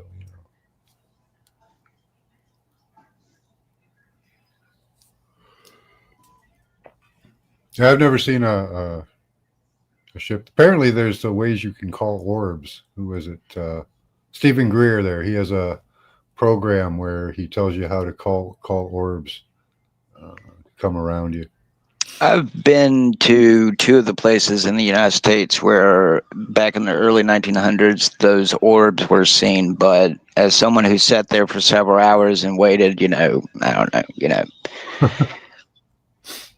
I've seen enough evidence to say that, there's definitely stuff there that, if even someone like me, once you've seen what I saw that night, the whole idea of something of, motherships or, SHIELD from Marvel, helicarriers, sitting above your cities, monitoring the population really doesn't seem,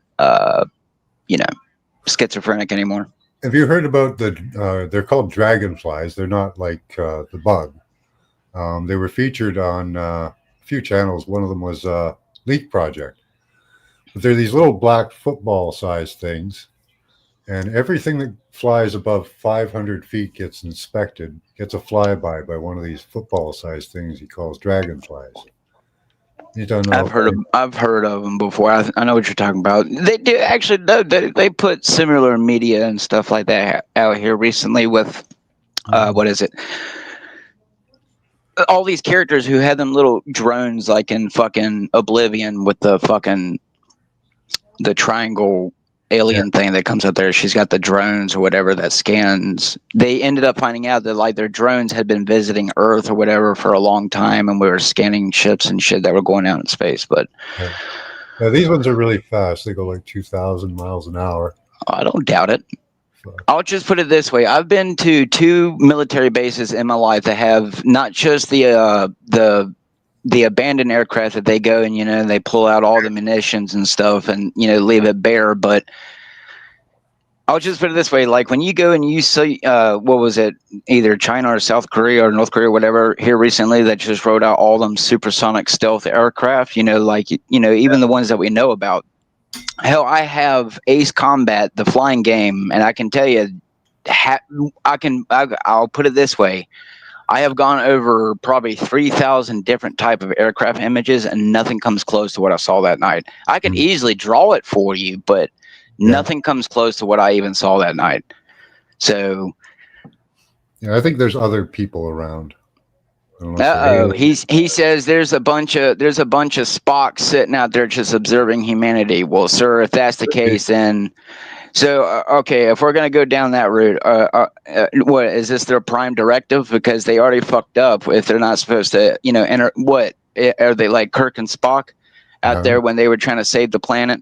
And they got seen by the little white ash people, and they kicked over their god and started worshiping the Enterprise. Maybe. Oh boy. Cargo cults. Yeah. Do you play Star Trek, sir? Just a cargo cult. Do you play Star Trek? No. No. Do you like Star Trek? Yeah, I used to watch Star Trek. You grew up with the James T. Kirk, William Shatner? You betcha. Yeah. Uh-oh. I'd be screwing aliens all over the place, yeah. That's all he did. Trombone. He really didn't do anything. Everybody else did stuff. He just Oh, of course, because Kirk was just a womanizing asshole who slept with all the women. That's why nobody liked Kirk on Star Trek Online. That's why all the PDFs attack people who play as Kirk.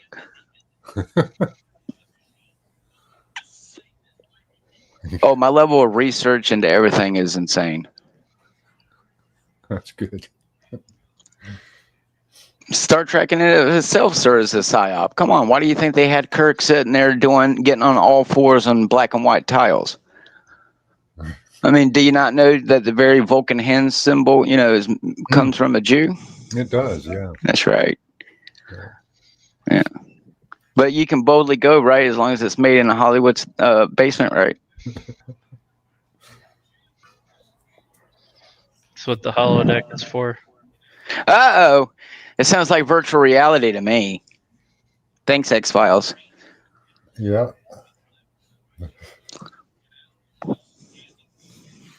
A holodeck coming to a theater near you soon. Well, as long as there's no crazy orange-haired man claiming to be the Joker. Oh, he's the savior.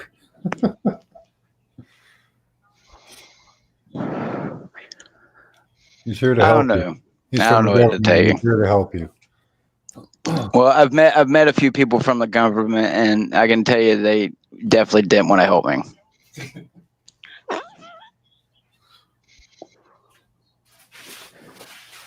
They just say stay in your bubble and LARP like a good boy. I don't get that. They say they're here to serve you, but all they do is take shit from you.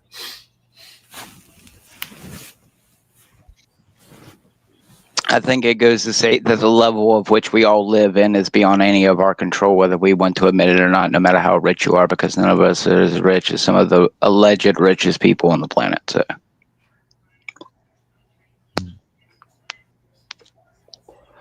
We all live in our bubbles of conformity in our cultures and whatever life that we're forced to live into since the time you come out of the womb, if you're lucky enough to come out of the womb now. But, my body, my choice.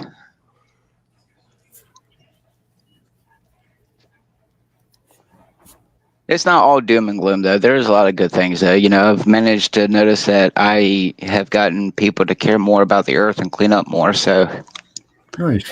I complained so much to my local police department on their social media website about their lack of caring about their local place that even they went out and did a local cleanup of the trash. Even though they only did it in the rich white neighborhoods because, they got to keep the tourism coming. They didn't care about the, less fortunate, ghetto parts of the city, like, the southeast parts and stuff like that. But, it's all good. Yeah, our highways are pretty clean, too, up here. Well, I can tell you that's definitely one thing that, this state focuses on. They care definitely more about their infrastructure than they do their citizens. Oh, okay. Well, at least it looks nice then. Oh, it definitely looks nice. If you want to come here and visit and spend all of your, dollar here, sure, that's fine. But, don't actually go sightseeing because, you might get mugged. Oh, okay. This is like Asheville and Raleigh. Stay in your car, eh? I would say it's just, you might get shot if you go to a nightclub around here. It's definitely the reason why I don't play none of the music I make at nightclubs. I just sell it online and people buy it.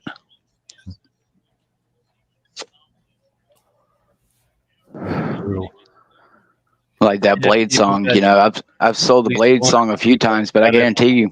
Sorry, go ahead. Where I grew up. Well, I can tell you, I used to live here when I was younger, and it was, it used to be a safe place. It used to be where you could just leave your door open, and everybody knew everybody. But generations change, and Yep. Let's just put it this way: you would not pay me to go and live in the house that I used to live in as a kid because it's just who has come and taken over the neighborhood from where I was living there. So. But that's kind of everywhere there, unless you're rich enough, even like I said about my aunt, she lives somewhere where if you're not a millionaire, you're not walking through the gate. So, unless you live in them kind of communities or you live out in a log cabin somewhere and you got a good few hundred acres to yourself, it's not really the American dream. The people who live in the houses here, they live in houses so close to each other. Sure, you can go and have a big, huge fucking truck, but then you can't even park your car next to the truck because its driveway is right next to that person's driveway. Like, if that's the American dream to you, please count me out. So it's strange just how like people consider what you have, and even in places like America, like even someone like my aunt, she has admitted she's not happy in her life, and she never has to work another day in her life if she chose, and she still chooses to work. So I mean, she sat down and really told me that she, even though she has millions of dollars, she can't sit down and enjoy it, like, because she took so long of working her work ethic to get that money, that like it's just normal to her. She doesn't know how to not work. So there are some people who have who are millionaires who are completely allegedly happy, but then they beat their wives and drink and having heart attacks from eating too many steak dinners. So what really is happiness in this course of life? You think someone like Mark Zuckerberg is really happy? I mean, I don't know what to tell you. Maybe he is, but think what these people also do behind closed doors that make them happy. So yeah, I grew up in a very wealthy area, and yeah, money doesn't make you happy. It's up to you to be happy. oh, what's wrong? You don't want to go to a psychiatrist and take 20 antidepressants to be happy. Don't worry, be happy, or happy, happy, joy, joy.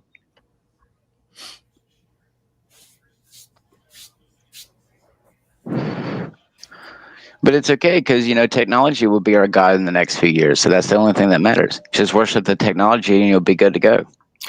Yeah, I've been wondering whether to go completely on board with it, augment myself.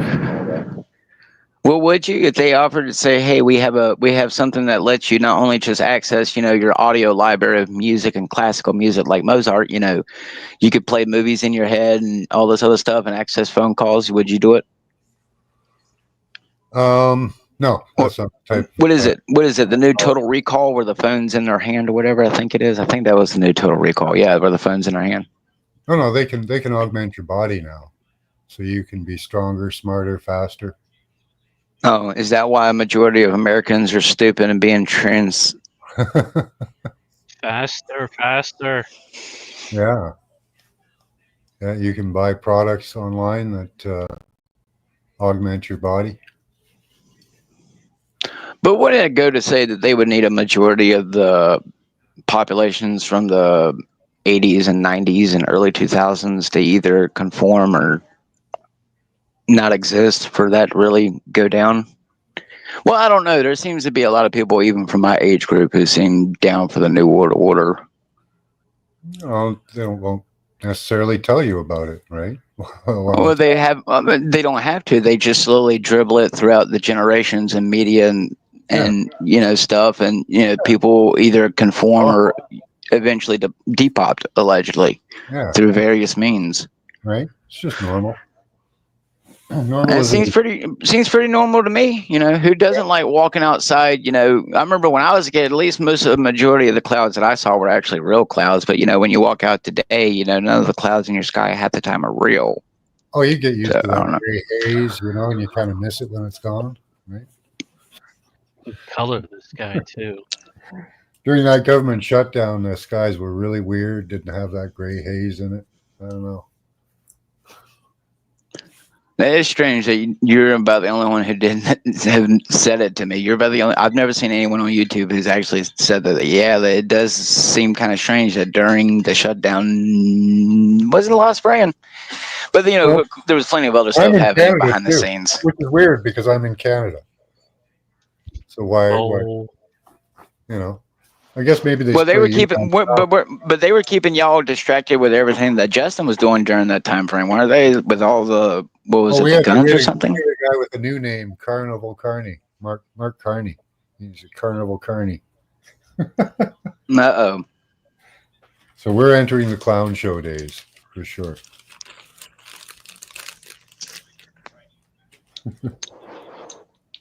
Yeah, not a lot of people mention that, but now the clowns are on meth. Yeah. Well, I would not suggest doing that Cinebat. So much of it's laced with fentanyl from the alleged, immigrants who have came over the border. So, but I don't believe that. The upper ups, the sophisticated people do the meth and sorry, not meth, cocaine and Adderall, don't they? Well, I'm just saying that this is not against all police, but I think a majority of police absolutely are behind a majority of narcotics pushes. Just because, I had an interesting conversation with a sheriff one time, and he did not hesitate to divulge in basically anything we had talked about, even though the whole reason why we were talking was about something that had absolutely nothing to do with why he had called me in the first place.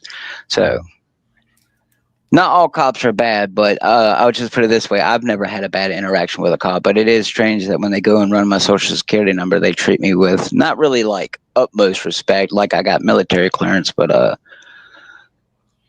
I've been in two situations where, like, when the cop goes and run my social security number, like, they just ask me what I'm doing, even though, like, if I had been anyone else, skin color or not, they would have been like, handcuffs on. So, Or maybe some of that white privilege. allegedly. That's what. No, I even had my nunchucks out one time, and the cop was like, "Just put them they down on the didn't ground." phase you, bro? No, that was the one time I put my life in front of that dude who was choking his girlfriend. When my wife was pregnant with my son, we were walking through a cemetery or whatever to get back to our house or whatever because it was a shortcut. And I heard a woman gagging or whatever down because it's like on a hill and there's like 3 layers of like the rows or whatever. And I could hear him down there choking her. I shouldn't have done it because I didn't know if the dude had a gun on him or not. But I took everything off of me, handed it to her, pulled out my nunchucks, and walked up to him and dressed him or whatever. But again, that's the kind of person I try to live by. I think if you're not willing to put your life on the line for a stranger burning in a car, then what kind of human being are you? But it's kind of hard to live by them values nowadays, right? What is Brown's boy doing?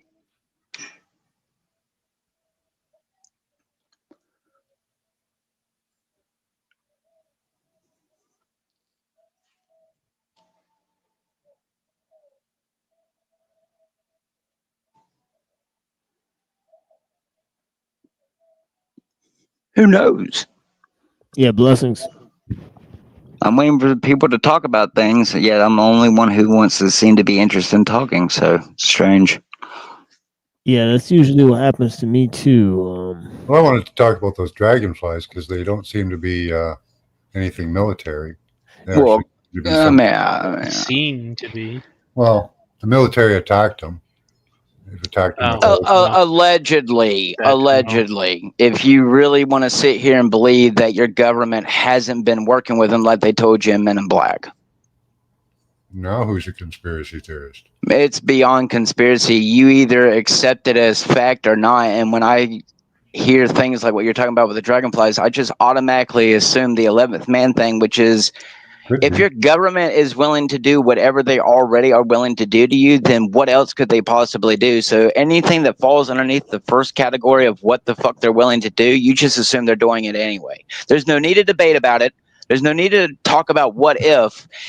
As someone who did not believe in UFOs, I've only seen things that you would describe as a star that's not blinking going across the sky, but yet had a religious experience with my alleged not existent Jesus Christ, but yet see a UFO. I can tell you that the second that I think of anything to do with unnatural phenomenon like unidentified flying objects, it's the fucking government. Because you're not going to convince me that I'm a space ape flying around on a fucking ball. I have a purpose. I'm here for a reason. Not here to LARP for shekels. Not here to go and work a job until the day I drop dead to make some other rich asshole happy. I'm here really because... happy. Not really happy. I know, Reddington, I'm not going to sit here and LARP and say that I believe that you can find truth. As much as I claim I'm happy with what I have, there is no such thing as happiness in this human body. There's no point to sit here and make yourself a liar and claim that no matter how much sex you have or how much drugs you have or how much shekels you got in your fucking bank account, no matter how you get them, that you're truly happy. But, they're convincing that people, can transcend the flesh and, just buy and consume and you'll be okay. So I don't know what to tell you. I just know that No I matter don't think psychopaths can know what happiness is, or at least joy anyway. Because it's basically are just you them asserting that riding. I'm a psychopath? No, I'm talking about the elites. Oh, They're just well, I riding don't. dopamine waves, trying to get the next hit. Yeah, but happiness is not an absolute. Like, it's not a way Yeah, of but life. It's a Reddington, moment. Reddington, to answer you, you have to assume that these people already know that there's a God and that there is a Satan, and if these people really do worship Satan, they're doing everything they can to be with him. So these people aren't like you or me or anyone else who has an existential crisis about whether or not there's something spiritual beneath the clouds or above the clouds watching your every move. These people already know what's there and are actively working to achieve whatever it is they're working for. They don't have that problem. So for No, people they don't like have us, consciousness. Conscience. I mean, I hate to tell you, as psychopathic as these people may seem, just because they go and pay a family to go and hunt down someone on a fucking farm or something in the woods because it's a hunting party like the Purge, doesn't mean that these people don't have a conscience and a soul to some ability. I can tell you, as might have a many soul, but as psychopathic as what some people seem, have you ever actually gone and sat down with people who have done extremely bad things? They are some very caring people. It's just they choose what they care about. Trust me, psychopaths care. It's just what they care about. They might not care about a person, but they care about something. So again, you have to assume that yes, while everyone may not seem like they have a soul, I mean, you have to assume that about someone with mental retardation at the same time. You can't sit here and say, well, because this person goes out here like Adolf Hitler, what, does he have a soul? Well, I mean, does someone whose brain is so enlarged that they can't move their entire life, but, until they die, do they have a soul as they sit there and rot on a bed looking like, a pumpkin head? I don't know what to tell you. You have to assume that everything that is assumed to be a human being, whether it's extremely smart and intelligent and depopulates the planet, or is the dumbest thing that ever walked the earth like me, and yet tries to be the kindest person, has a soul. I mean, you have to assume that, like what the Indians believe, or anyone who believes about other spiritual things. Do you believe that a tree is spiritual? Well, I don't know what to tell you. I mean, they claim that if you go and say certain bad words to plants, that it affects them. But I mean, I've never walked up to a tree and said, fuck you. So I don't know what to tell you. I mean, I do my best to care about the earth because I understand it's a symbiosis between us. But, you got 5 million fucking factories out here dumping God knows what kind of pollutants into the atmosphere that makes my little picking up maybe a few, if I'm lucky, trash cans full of trash look like fucking nothing. So, I mean, again, how much care do you want to put into your reality? I assume that as vile and cruel as what humanity and nature and reality is, there is a very caring, nurturing part side to it. You sit here and you hear about all the evil, vile, cruel things that happen on in the world, but then in my daily life, I can see the most beautiful moments. You have to put into contrast. You may have absolutely no power in your reality. But again, my voice, while may be very dumb, retarded, and cringe-worthy to other people, I don't care if I have a very big, profound impact on people. What I care about is right here in front of me, and I take time out of my day to try to make, from my observation, a group of humans who can't seem to care about anything other than the next big thing, the next big iPhone. Even someone like me, sure, I have my moments, but I can tell you, I'm not materialistic as what people claim I am. Sure, I might ask you for $1 every once in a while if I ain't fucking got it, but I can guarantee you that I would much more give my life for any other human being than a majority of the people that you interact with. It comes down to genuinity. And if you can't be genuine at every moment in your life, you are never going to be. So if you're going to be fake in front of people on panels, at work, no matter what you're doing, then you're going to be fake to everyone you've ever known. You can't sit here and look someone in the face and tell them you fucking love them and then turn around and stab them in their fucking back 5 minutes later, unless you're what you just told me, a psychopath. Well, that's what I'm saying. No conscience. They have Okay, souls, but their consciences but are that goes to say extremely damaged. what to say the separate least. but what separates us from them, like what he says to John Wick in the fucking movies. What separates us from them? What rules? Well, I mean, they obviously have a very set, I guess, alleged set of rules that they do bound themselves by. That's why they had their secret fucking societies. Put these fucking symbols and handshakes in your face. That we play by these certain rules. That's why they put black and white checkerboards, Cartoon Network in your face. And we play by the rules, and we play by the rules. I mean, isn't that, maybe that's the fucking problem, that we've been playing by the rules? Well, I mean, you say they don't have a conscience, but yet they have been very gracious to us, allegedly. So, I mean, what is it coming? What we're going to say comes down to the bad juju karma thing, where as long as they, they're nice to us and give us food stamps and housing and stuff like that, they're allowed to, run an experiment and abduct us into their UFOs every once in a while. I mean, if that's the kind of system that we're living in and have been living in, then what the fuck does that say about the moment that we're living in now? I'd Well, say as long as they empathy do their is recycling. another one that separates us from them. Oh, so it's like our friend Avian would say. So it comes down to what was it? Good intentions.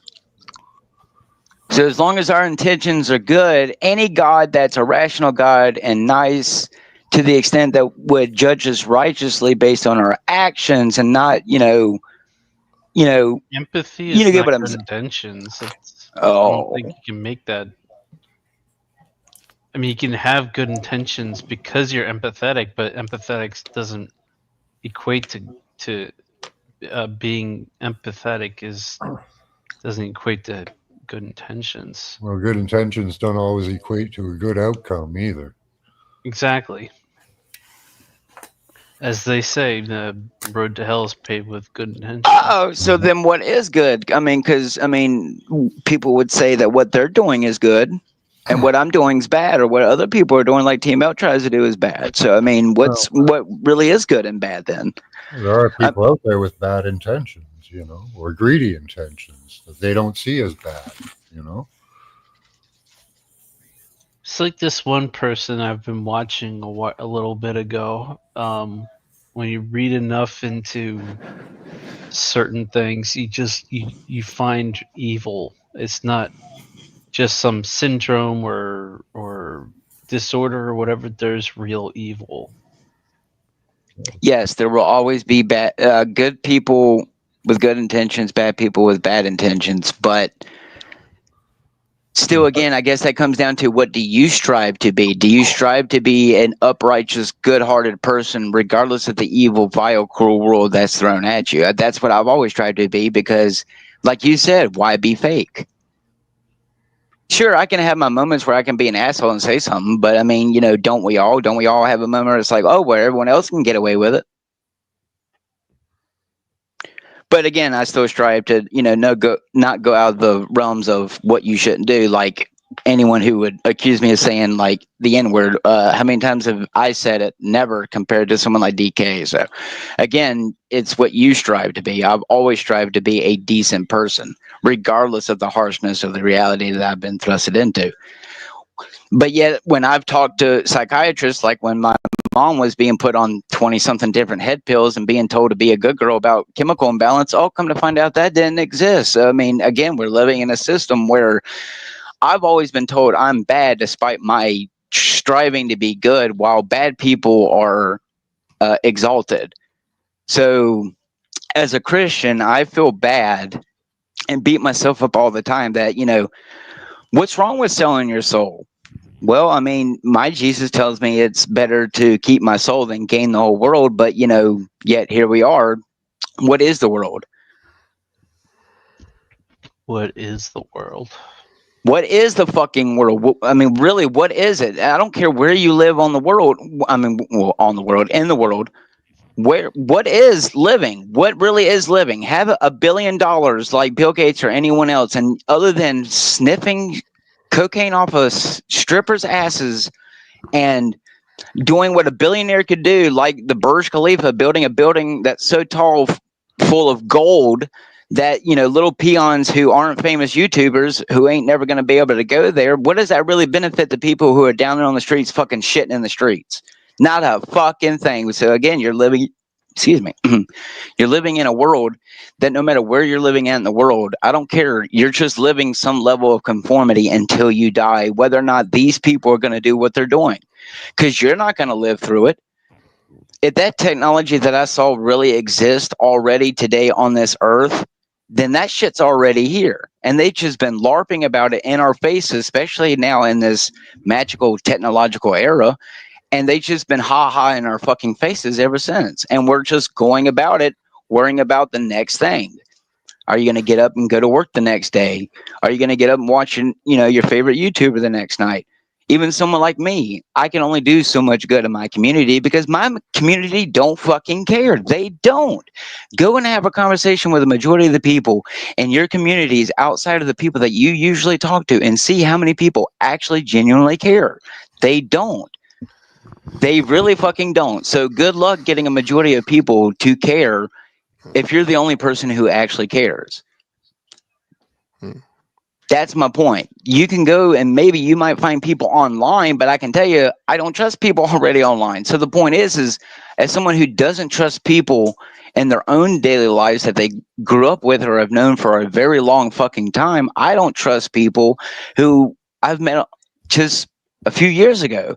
I've had a friend who I can tell you who is fucking crazy, and as much as I would die for the dude, I'm scared to be around the dude because he's just crazy. I mean, you can't walk out your door nowadays without someone getting shot, getting stabbed, a confrontation. I can tell you, especially in my city, the crime rate has gone up exponentially because why? They're just not giving a shit about the criminals. But yet every single day we're sitting here complaining about the justice system. So again, we're living in a system like with the technology, we're not doing anything about it. While they're sitting here playing God, making alleged, you know, terminators and microchips and processors and all this other stuff that they're doing, no one actually is, oh, go and protest. Yeah, we did the same thing about hashtag save the children. That really saved the children, right? Just like with the Epstein stuff, everyone's complaining about it, and they go and release that stuff. What are we going to do about it if your favorite actor or actress is on that list? Well, they're just going to go and take all the money that you gave them and move to another country, like they claimed that they were going to do. Well, there's some of our population is cheering on the whole AI. Just like with the technology. Yeah. So. Reddington, you saw that? You saw that it's only 2 points behind Machine Lies? What's up? Yeah, I kind of read his comment wrong. It's nominated, not awarded. Nah, it's still going on, the voting. Yeah, Machine's like 2 points off.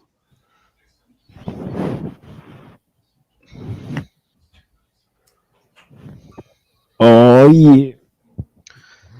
Is that like all the Crucible dorks that come out to vote for Grid 1 or what? Right.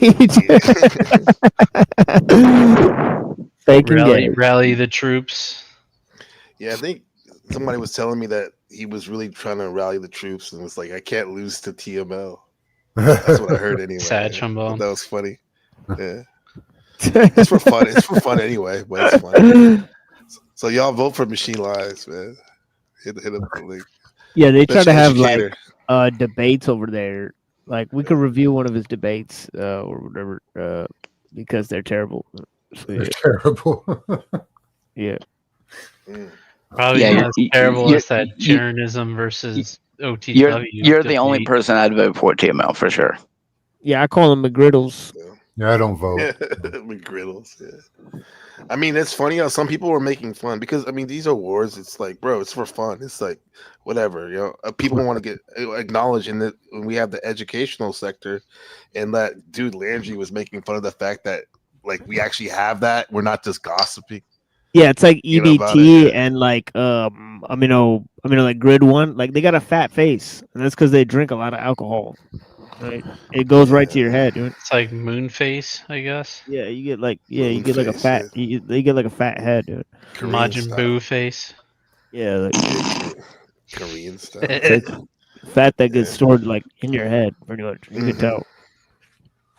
Oh, but who is it? L, you're talking about like you leave your house and you can get shot and stuff like that. Oh, that's very What's up? vague. You just said that, right? Yeah. I'm saying you said that. Why? Am I right? Hello? Your point. No, I'm saying, am I right? Because I'm just saying if I heard you right. Because I mean, that sucks that it's like that. Because I remember the days when I used to live in neighborhoods like that. Yeah, it's not fun. But it's not like that everywhere, though. Yeah, if you have enough money to live somewhere where it's not like that. But I can tell you, I'm not the only person that lives like that. There's lots of people who live like that and living in neighborhoods just like that. And even in the very nice, rich neighborhoods here, there's a very large occurrence of people getting shot where they didn't used to. So I don't know what you're talking about, but maybe, yeah, sure, maybe not everywhere, but come to middle America. It's not as pleasant as what it used to be 10 so years ago.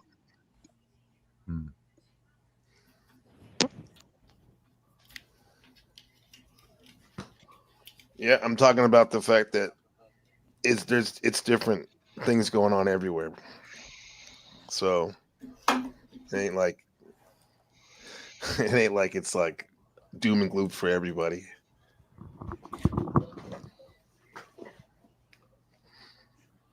I mean, it is in the grand context of what we're talking about. But yeah, sure, if you're making vague statements, yeah.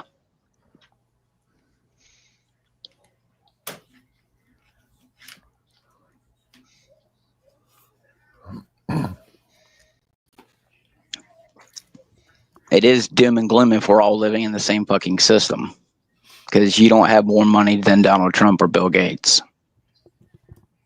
You're not going to private islands and masquerade parties and hanging out and rubbing elbows with billionaire pedophiles. They never Yeah, but even those people have lived miserable lives. Is that what you want to do? No, that just seems to be the mentality they want everyone else. That's why they make everyone believe you can become rich if you go to Hollywood. You sell it really well. I mean, like, do you know what that Burj Khalifa does for like the poor people down on the street? Yeah. It gives them jobs, right? Like that's those right. Buildings, be a slave. They need maintenance. Well, no, they need maintenance. They need like people to like fucking wash the windows. They need motherfuckers to like stand here and like move things in and out. They need people to deliver shit. They need motherfuckers to like help with the That's HVAC. right. Go scrub my gold toilet. Go scrub my gold toilet as you go back to your little shit shack. My mom has a janitorial service. There's nothing dishonorable about cleaning. Okay. I put food on the fucking table when I was a kid. Right? Now listen, again, you need to understand like, that's the purpose of like regular people's lives is the motherfucking have enough money to put on their fucking kids' mouth. Put food in their kids' mouths. No, it's to put food in your kids' mouth though. Right. I understand you don't have kids, so like you don't get all this shit, but like that's the purpose of this. Yeah, we gotta do a lot of things we don't want to do for those kids. Man, listen, we feed our offspring. That's right, as the government injects them and sprays them like the bugs. Jesus Christ. You're just a pussy. Right? This is how we live in a because society. I don't conform to the norm. We live in a society, though. Yeah. Now you're starting to sound like the Joker. We live in a society. Do you get government assistance? No, I don't. Yeah. Surprising. Yes, you do. You know how you get government assistance? Why? Your hospital that you go to? Because my hands are soft? Because my hands are soft? Right. Yes, because your hands are soft. Because it sounds like you don't work. You have all this time to complain about. I'm sorry. I'm sorry. I don't LARP and make shekels online like the other paid LARPers. That's what you call it? LARPing? Working, putting food That's right. Live action role playing. That's right. Making money, being dishonest. That's right. Just like going to work. Just like going to work. Working at a Burger King. That's right. Working at a Burger King, flipping burgers for $7.25 an hour is live action role playing. But I mean, at least like, it's you an do honest. understand it, like, At yo, least yo. it's an honest day's work, right? According to you, as long as I'm a slave, it doesn't matter, I don't right? know As long about as that I make virtue. that That sounds 725. like that's in your consciousness. That's the best. Ooh, you maybe can it's get. Mia Khalifa. Maybe I watch too much porn. You probably Who can't even cares, get right? that. As long as I'm a good slave, like a black man. But you know, that's bad to Yo, the say. stuff, Wee woo, wee woo, wee woo, it brings wee woo. the stuff that I do Wee brings woo. food to like the rest of these normies, right? The rest of society eats because men like me work. Okay, so I get it. Pay taxes, good boy. Don't go werewolf. Not Don't go pay wild. taxes, not pay taxes. Don't ever son. be. Bring Don't food. be. Don't be Uncle Ted. Bring food, right? Yo, listen. Do you understand? 8 billion people need a lot of logistics to survive. Allegedly. No, they do. Like you have Maintain to the bring population. Maintain the population. 5 million. Under 5 million. That's a That's right. theory. 4,999,999, whatever it is, something like that. I don't know. I'm retarded according to Pinoid, so it doesn't matter as long as I pay my taxes. Retarded. That's right. We're all retarded. Speak for You're retarded. Any more schoolyard bully tactics? No, you're still retarded. Oh no, I didn't get bullied enough as a kid in school. Now you gotta do it online, thinking he can emotionally compromise me like I'm fucking Are you Spock. outside the Matrix now, or what? No, I just realized that I have to live inside the Matrix until someone wants to, put a bullet in me for absolutely no reason because, I'm not Charlie Kirk. Oh, okay. Or maybe I'm better than Charlie Kirk and that's why I don't get paid for it. Going to put a bullet in you because Okay, then shut up. I thought we were here to talk. Why are you put just yourself personally down so attacking much. me? I'm sure Funny somebody how you wants only to came see here you. to call me retarded. I'm a good slave like you. I pay my taxes like you want. So what does it matter? I'm a good retard. Yes, we've established that. Okay, how would you know? Like, you don't do anything. Maybe I'm a sex slave. Maybe all my stuff's under the table. I mean, I would respect you more if you were a sex slave. Yeah, this is an old feud and shit. Like, like they've been at it for a minute, like since they met each other. Bro, he has that effect on people, man. No, it's just that like Lorp is Pinoid is like more like like astutely more like, base. No, he's into like politics and stuff. Like Lorp is more into the the side where things don't work out. Right. So right. So I can see it from both perspectives, honestly. Wii U. I don't know. I could see a horrible future, and I could see a pretty good future. Yeah, same, Max. Yeah, more. I'll put it this way. I'm leaning toward doom and gloom, but I would like to always remain hopeful. Yes. Right. Gloom pill. I think we're all going to be in pods in the next like 10 years. Whoa! So this just flipped 180 degrees now. Now it's eating the bugs. Now he's the optimistic one, and you're the black pill one. It's crazy. Yeah, like again, like I 100% think most urban dwellers are going to be in pods in the next like 10 years. I think a lot of people would go for that. Just have a metapod that you sit in and play video games until you die. Yep. Metapod. It's already happening. Basically. Liquefy you and send you down the drain to the the soil and drinking factory. Oh, that made me laugh. Yeah. I think a lot of people would go for that shit, and I think it's going to happen. I think so.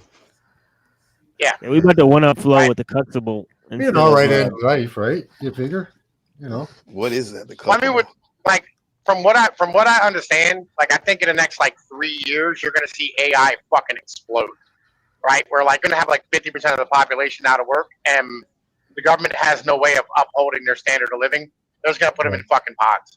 Well, since they've released it, AI absorbs so much information. So is it like robots? Like what are you talking about? No, that's pretty doom. No, people are teaching it how to do their jobs by using it to do their jobs.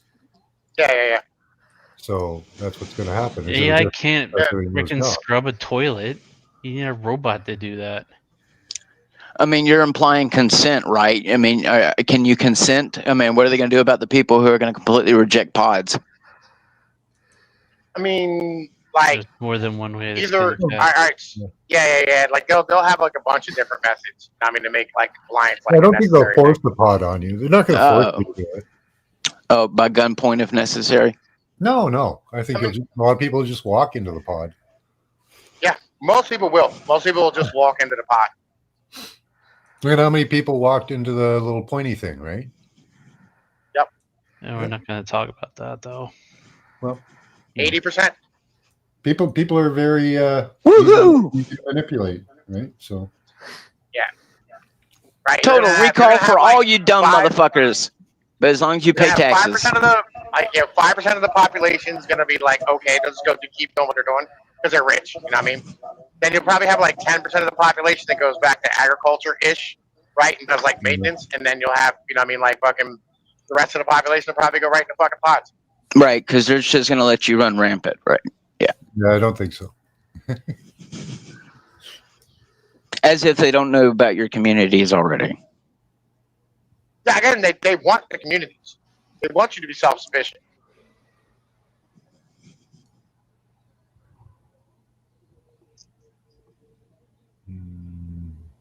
The only people that don't are local people, right? Like the local school boards have issues with it because like they want their fucking tax dollars for to pay the teachers. Feds don't give a fuck.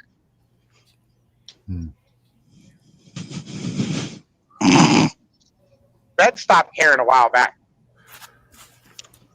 I don't think they want you self-sufficient. They want you more sufficient on the government than anything. No, they don't want you sufficient on the government. Like, no. That doesn't help them at all. They want you producing, right? But like being self-sufficient, where like they don't have to provide for you. Well, they're not going at it very, very well. So, it's the local governments that are it's the local governments. You restrict us like crazy. No, it's the local governments that are an issue. You can't right? build Because the local anything or governments, do like anything in Canada. teachers' pensions and government workers, state or like city workers' pensions pay for, and they're completely broke. Those are the ones that are the problem. Oh, brother. That's a Don't know if I luxury agree with that. debate. I tell you, Red, did I tell you what I got in the mail the other day? I got a manual from the government saying like what to do during urban warfare if it ever comes from China. Right. Yeah. They handed out like 11 million of them on the island the other day, last week. Do you have your pitchfork ready? Oh, that's pretty crazy. No, wait. Dude. Aren't you in like Taiwan or some shit? Yeah. Oh. Yeah. Yeah, you're probably going to get invaded at some point. Could happen. Yeah. Supposedly, I guess Finland has done similar manuals for the Russian threat, but that's the first time I've seen it here. I was like, "What the fuck? Shit's crazy." Yeah, that's crazy. Yeah, it tells you like, if you see the ops, go the other way. Duh. I'm in Canada, so we're already invaded by China. So Yeah, probably- I guess like a soft invasion, huh? yeah, they're in our politics, and they got all the fentanyl labs. We busted a huge cocaine dealer a while ago, but for some reason we just can't seem to find any of those fentanyl labs. I remember hearing that in Canada, like in a documentary where there's a lot of Chinese nationals that buy property in Canada. They buy these houses and they just sit there. Yep. Nobody occupies them, and none of the natives can buy houses anymore because they do that in BC, all over the place. Yeah, China's trying to like get their like the Chinese are trying to get their dollars the fuck out of China. That was happening for like 20 years. Mm-hmm. Yeah, we have Chinese nationals in politics too. So, yeah. Damn. Yep. Like everybody's worried about like the Chinese buying like land and shit in like fucking America. Like the truth is they just want an asset that they can like fucking own and not have to like be stressed out about like it fucking getting snatched by the government. Right. A lot of it is an escape route. Yeah. For sure. Yeah. Yeah. Right. It's not even like an escape. It's literally it's like motherfuckers buying Bitcoin or gold or fucking whatever, right? It's like they just want an asset that they can keep, but they can't buy Bitcoin or gold in China because like they'll fucking the government will steal it. You know what I mean? Mm-hmm. Yeah, that's why they have. You ever heard of Macau? It's like the Las Vegas of Asia. Yeah. And it's right next to Hong Kong, and it was basically made for that purpose until last couple of years. The CCP started cracking down on people money laundering, using it as money laundering.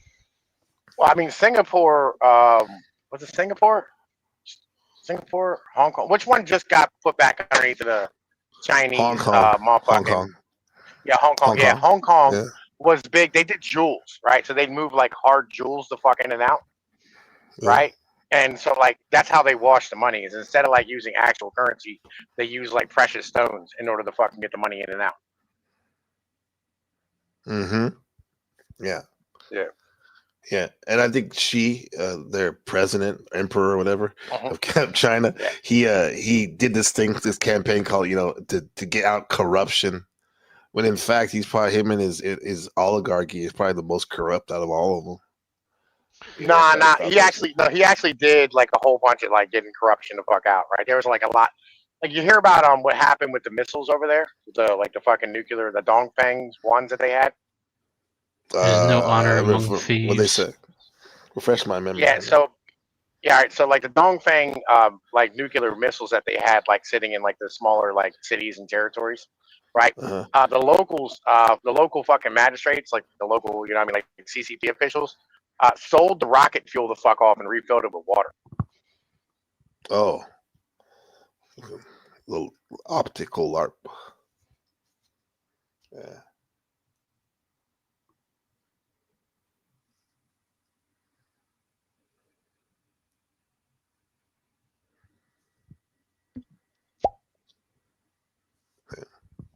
Yeah, Sterling, are you there? Or are you like gone? Yeah, we can't hear you. You gotta like go out and come back in. Because I feel like he's from Oakland too, honestly. Oh, Sterling, you from the town? Yeah. Yeah. That's a war zone. That's the last time I lived in a war zone. East Oakland, man. Crazy. Who's Tony Drake? That sounds familiar. Tony Drake. How you going, mate? Hey, what's up, man? How's it going? Yeah, good. Yeah, good. Yeah. What's really going on down there? Oh, down under. It's about 10:30 and the sun's high in the sky. Yeah, beautiful. Yeah, and we don't get much bloody sky manipulation here. We're too remote. The nearest city's about 500 miles away, so they get a bit, but we don't get any. 500? Wow. 500 miles? Wow. Are you in the bush?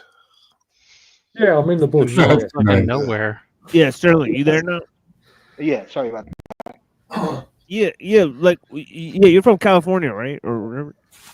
Oh no, I'm from the States, but right now I'm in South America. I'm in Colombia.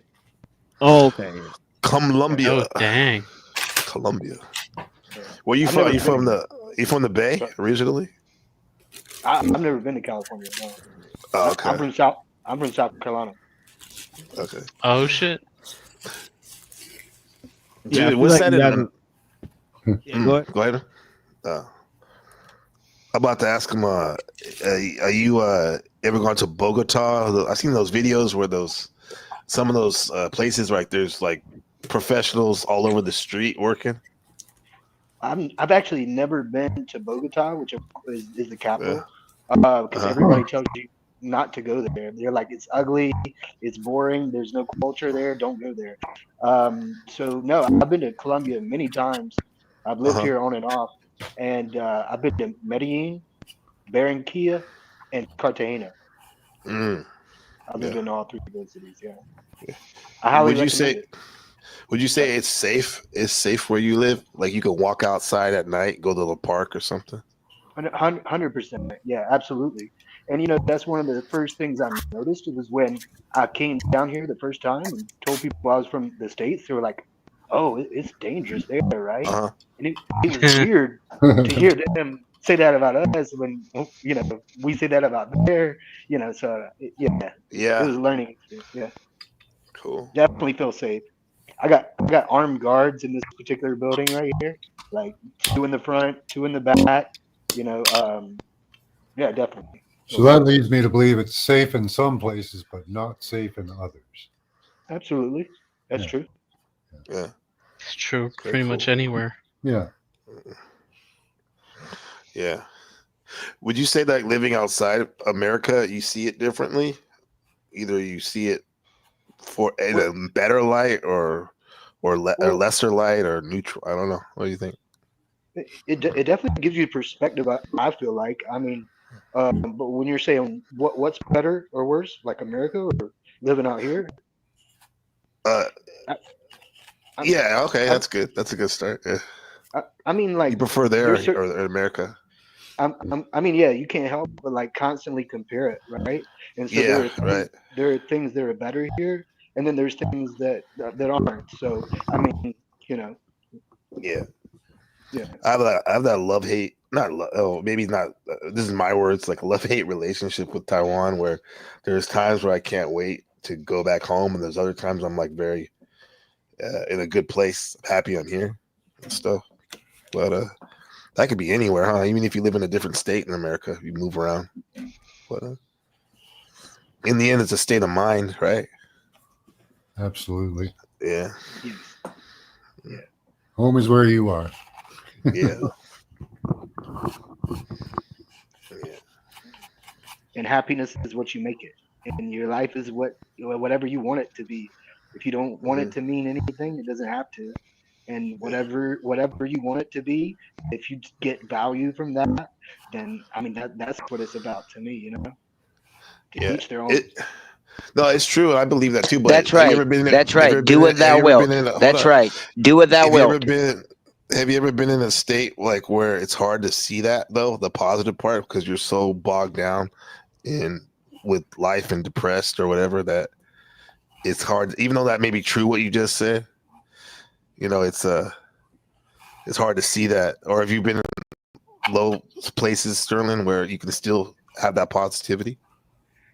Well, I don't know that it's necessarily positivity. Like, I mean, I think it's just the way I cope with things. You know, like, yes, I've been down low, and then you have to dig deep as far as like what's going to make you happy. You know, and you know, do your own soul searching, and happiness is different for everybody. Yeah. And so, yeah, when I'm low down, sometimes it's hard to even figure out what you know what you want and what's going to make you happy. But then a moment comes around that's beautiful and it makes you happy. And I guess sometimes I think that's all it's about right there. Yeah. Facts.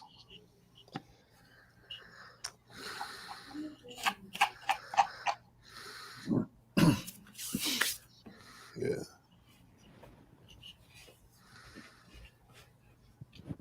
Yeah, the link is pinned. We got a little bit of time. If anybody wants to call in, have a one-on-one debate, talk about the show, you know, it's definitely all still you know, available. At some point I'm going to start playing some music and then I'll play some materials for the show, like, you know, some Skrbina, some Malul, some Kaczynski.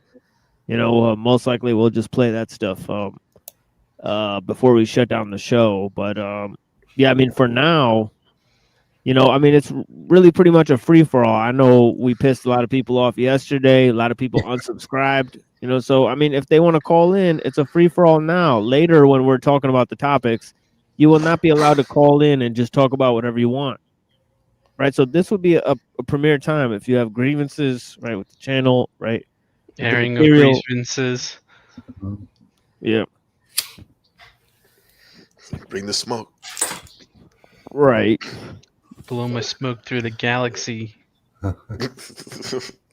I heard there was like peace treaties going on here yesterday. Some Yeah. Geneva like shit. Then we got the homie Avian Buddha. Blessing, sir. Yeah, how are you doing? How are you doing? Yeah, how's it going, brother? Good to Doing see fine, you. thank you. Wait, so today is your birthday? Yeah. Yeah, happy birthday. Oh shit. Yeah, Happy blessings, birthday. friend. Yeah. Happy Earth Day, machine. Solar return. Yeah, exactly. Yeah. Yeah. Good shit, man. Okay. Yeah, it's pretty relaxed. Yeah. Hey, is it snowing over there? Yeah, and I'm eating ice cream. So it's like snow, it's ice cream. It's all crazy, man. What were you Well, saying? what Like flavor? you were. Okay, go ahead. It's an ice cream cone. Like it's one of those like joints where it's like like with the chocolate coated thing. With the sugar A cone. drumstick. Yeah, exactly, drumstick Yeah. like thing. But it's like knockoff brand. What were you saying before we talked about it before my stream? Like smoking, there ain't nothing like smoking, going outside, or wait, smoking weed then going outside, or vice versa. We were talking about like how that's like kind of trippy or something like that before. Yeah, I think I was actually saying like smoking weed outside when it's cold, like you don't feel That's it. what it You gotta like was. come Okay. back inside to feel Yeah. the high or Yeah, whatever. hit you harder. Yeah. Yeah, the blood Yeah, pressure. there you It's go. like because you need the blood pressure game. So if it's numbing your like, if it's making you numb because of the cold. Mhm. Like you won't feel high immediately. Like it'll be tripped out. Yeah. So yeah, I mean it's a tropical like fruit or whatever. It is what it is. Yeah, that's why you think here in Asia it would be like, it'd be perfect for that. Like, Oh yeah, it's perfect got place for it. that's Out the the real place life where it's from. greenhouse. Yeah, the Himalayas, know? the Hindu Kush mountains. It's called Kush because it's like the Hindu Kush. Right? So yeah. So there's a lot of land raised strains that are from India, and Yeah, it's like Nepal and shit. those dudes, those yogis smoking the charas by the Ganj River. Yeah, charas is basically just a name for cannabis. So charas is what they call cannabis in India, Pakistan, Bangladesh, right? That's what they call charas, right? So yeah, so That's why Krishna had the red eyes. or more like Shiva. Shiva is more the Shiva, guy. okay. Shiva's known for getting high, not really Krishna. Krishna doesn't need to get high. He's already high, whatever. Yeah, Shiva gets high because he takes like snake venom, and then he turns blue and shit. And Annapurna told us about it. Yeah. What's up with Annapurna? Is she okay? Yeah, she's Good? chilling. Yeah. Okay. Yeah. Well, I mean, he's the one that was married to Kali. Yeah, Kali is what she turns into or whatever. But yeah. Okay. It's a form of the goddess that of his consort. Seem to see different forms of Kali in pop culture a lot. Yeah, that's in that book. Rachel Wilson's book. What? If you'll read Rachel it, she has a picture of Nicki Minaj in her book, and she says she's sticking her tongue out like Kali. Yeah. Yeah. So she's saying Holy that shit. they're doing black magic. It's kind of. She talks about in the book. Damn. Yeah, it is. Yeah, people think it's like a serious book, but it's not. That was an attempt to be serious, though, right? When she put that in her attempt. I mean, I still think it's cool. Like, I wanted to get behind her thought process when she like wrote stuff like that. Because I'm like, that is kind of like cool. It's Rachel Wilson. Yeah. What kind of book okay. is it? Is it an autobiography? Christian Cancer. I don't know who this.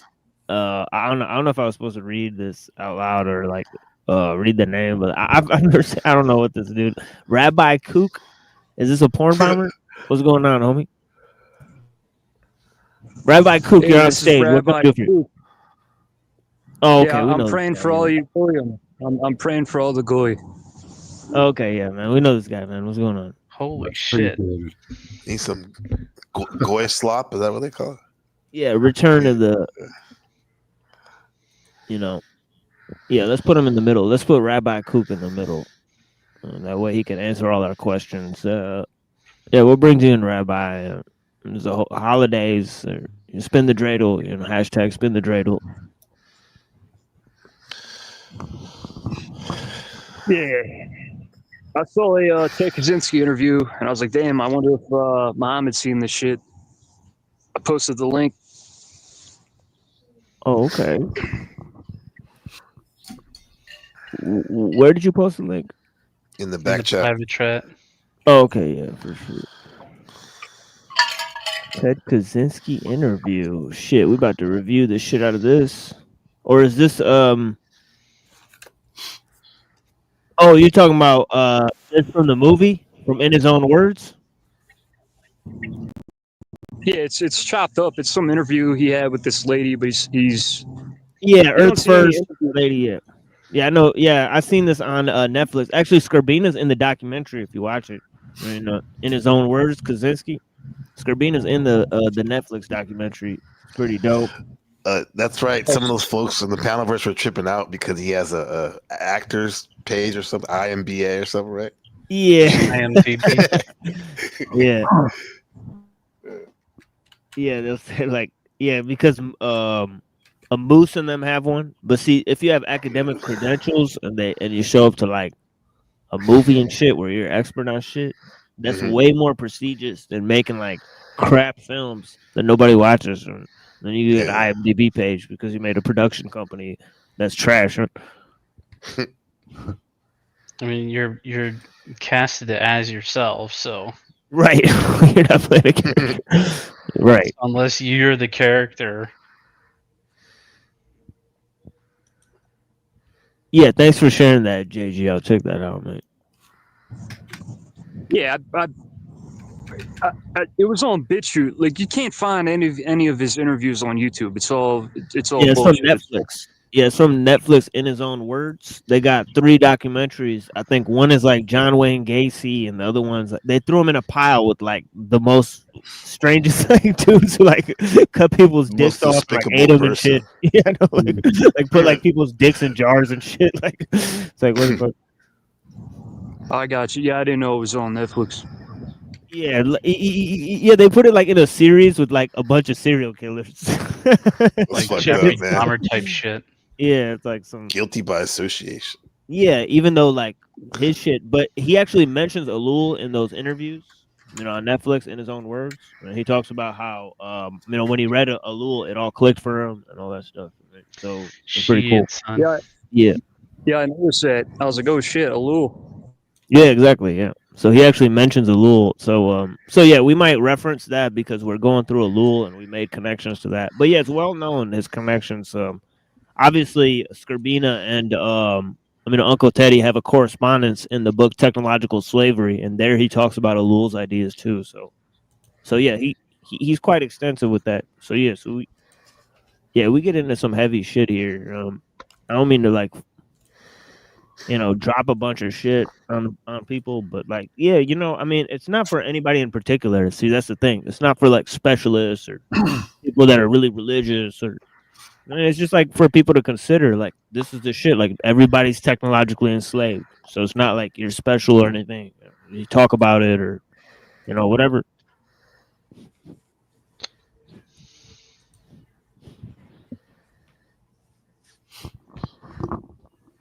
Yeah, we had a killer opening today. Actually, me and Sterling, me and Joe Cool. Yeah, we had some good discussions. Yeah, Joe Cool came in, Sterling came in early, and we had some pretty good discussions before everybody showed up. Dope. Can you reset it a little bit? Anything that comes to mind in particular that was?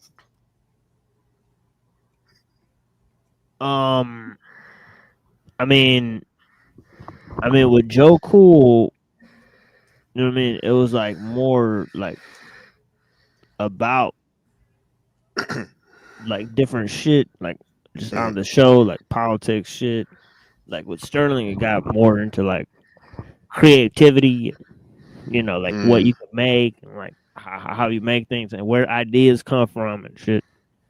So, so it progressively got more, like metaphysical, the subject matter and stuff. So, yeah, so I believe it because, like, yeah, I'm sort of one track dude or whatever. But yeah, I sort of go back to the same 3 topics, or at least, it's the show anyways. So, but yeah.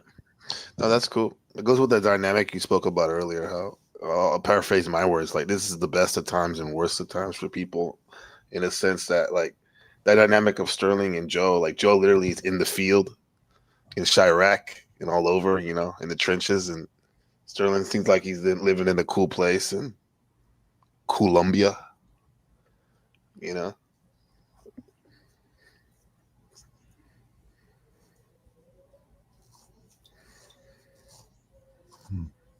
Yeah, Joe Cool. Shout out to Joe Cool. And yeah, so I mean, yeah, we did break down a lot of stuff yesterday too. Let me put this link up. This is a crazy show. You guys might want to watch this later. I mean, it's made by Machine Bob 6. And we got a whole nother show lined up where we got clips because we have so many clips. So we could come back in another month and we could do a whole nother one, no problem. We do Made by Machine Bob 7. And yeah, it'll just be panel actors part 2. And yeah, this is gonna be crazy, man. Also nominated at MPC Game, Gabriel Trap House Games for a award show. Right, so if you feel so inclined, right, obviously no pressure, no rush, right. But yeah, you know what I mean. It is what it is, right. If you feel so inclined, I know there's a lot of hate watchers present. So I may not be talking to everybody for sure, but yeah. Hey, thanks for showing that. Because Machine Lies, man, definitely this education battle sector that's going on right there for that voting is. He's definitely someone that came to mind first when we they're not going to debate. About. You know what I mean? They're not going to come over here and debate shit. You can call yourself educational all you want, but it's like, you know, I think me and Paul held it down. And it's crazy because I got a high vote and Paul got a really low one, right? But it doesn't matter because it's still the only two people who actually stood up there and monologue about shit. Yeah. So that's what I'm looking for. I'm looking for people who actually talk for extensive amounts of time on their own about ideas that not that many people are talking about in reference to the greater picture of things. So like if you could do that, then you get like a streaming license. You know, if not, you just take your streaming license away, you log off, or you're just trash, or you just ignore you. It's just like, you know, I don't know. Stay off the YouTube streets. You don't have. Fine, I'll leave. I know you didn't want me here. No, you've been out here. You've been talking for more than an hour. So you can monologue for hours. Yeah, you can monologue for. Yeah, you can monologue with the road dogs. Like, you know what I mean? Straight up. It's not easy to do. Yeah, me and Lord monologue all day. Yeah, you know, Avian's done whole shows where he just goes, he does a whole presentation, you know, built off of things that he originally came up with. Yeah. I've seen him do. I've seen Max Vision do. Max Vision's about to say for sure. Yeah, Tony Drake's got like tons of knowledge. Yeah. He can explain tons of shit. He's got like a lifetime worth of information and shit. Right, so yeah, dude. And obviously, the people who usually come here, like Unseen Warfare, Twilight, Son of Lilith. I mean, Noid guys are P-Noid was just here. Yeah, P-Noid wrote like hundreds of articles. Right, like the guy's actually an astute pundit on a number of issues. I mean, right, that are like political and stuff. You know, sometimes he sounds a little blue-pilled, but that's because he's trying to engage with the political framework of things. I mean, right, and actually not make excuses for it or whatever. So he's kind of like more like, you know, he wants to be like more practical. I see what he's trying to. I mean, you know, like promote or whatever. He drops a Substack every other day, bro. Yeah, his Substack is actually popping because he promotes it and stuff. So yeah, he gets a lot of like notoriety for his Substack. Right, I think he deserves it because he's like writing articles about Alul and some of the stuff we talk about on the show.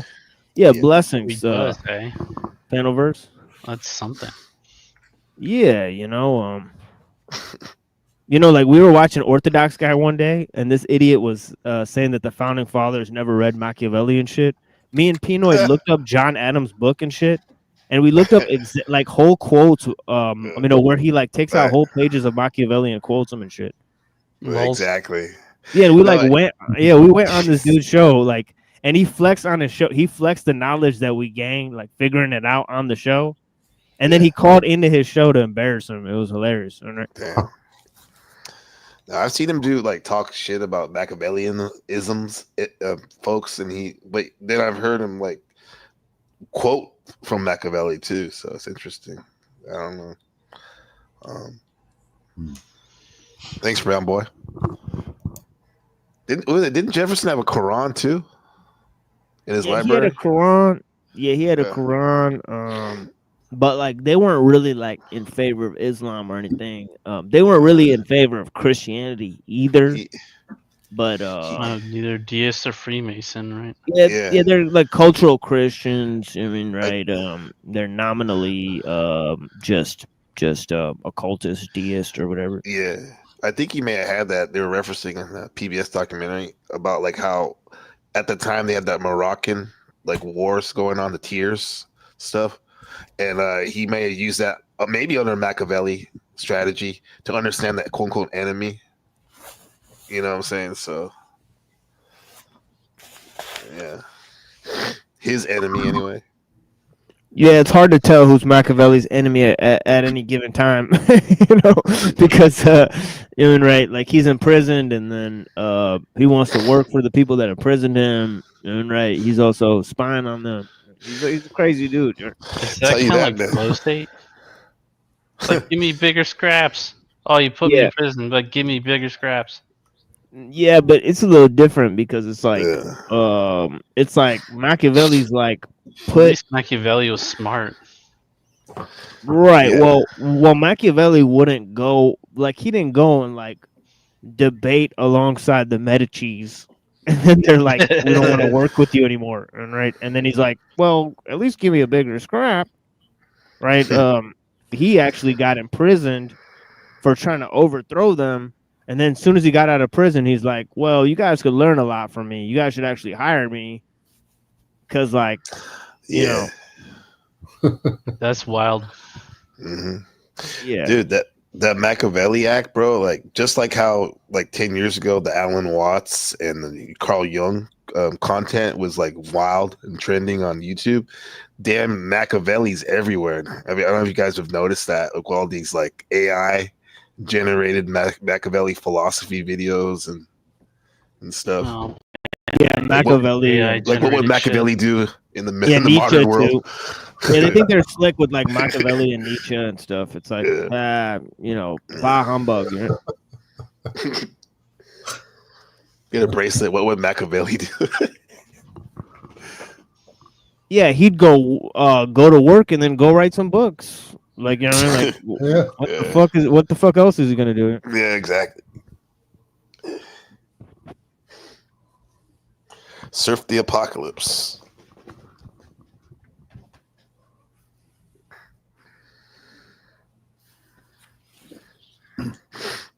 Yeah.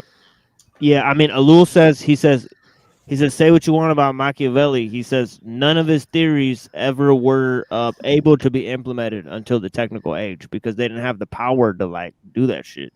Like now it matters because it's like just like you have to be Machiavellian to get around the system. So now it's like you have to be Nietzschean, you have to be Machiavellian, but it's like. People who say that, they don't really understand the philosophies that they're purporting. They think it's something about like being clever, when it's like more about like, trying to circumvent power, and like become power while not be noticed that you're powerful, right? Like it's a lot going on there, right? Where it's like, not really subversive as people want to put it. That's a weak version of it, right? I think it's fascinating the fact that out of like the major philosophies, like it doesn't have any spiritual component, right? Or metaphysics, really, huh? I can say it doesn't talk about God really or anything like that. I mean, Machiavelli kind of like denies science, and he's like sort of supported Pope Savonarola, right? So he was against the Medici's, so he's kind of like against the religious rule at the time. Then right, he wrote both against religion and science.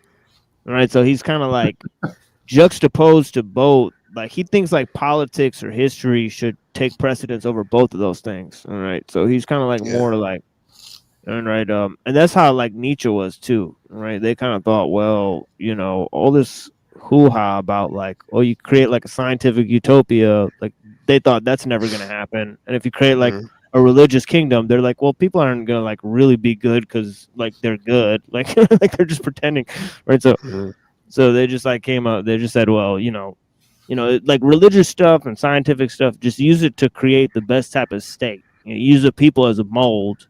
Don't rely on fortresses or all that type of stuff. In order to create an army, rely on your people, arm your people. You know what I mean? And he looked at different ways that you could organize the state. And right, so he was maybe the founder of political theories. Right, because he refused to say like, all right, well, there's an ideal type of political state. Machiavelli was one of the first people to be like, there's no ideal state. Like, there's just shit that works and shit that doesn't work, and you just look at history to figure out like what kind is best for the situation that you're in. So he was the first one to be like, look, it's just dependent on what works, right? And there he coined the sort of machinery of political science as apart from the ecclesiastical rule or the philosophical ideal, right, which is based on sort of premature form of scientific utopianism, that you could organize people's wants and needs to a perfect level.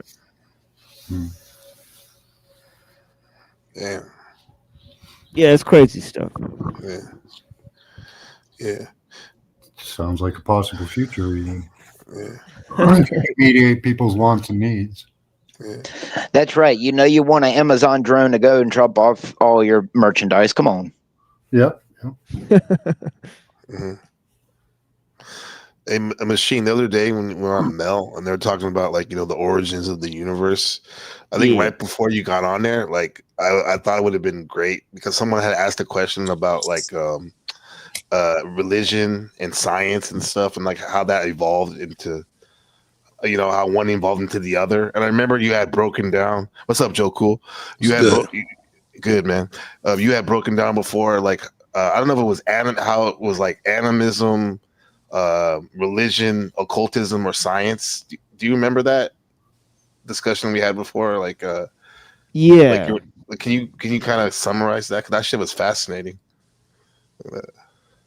I gotta look at it again, like where this recording is to like really get my handle on it. Because I'm like, it's on my channel, but just your take on the fact, you're talking about Mel when I called into Mel, right?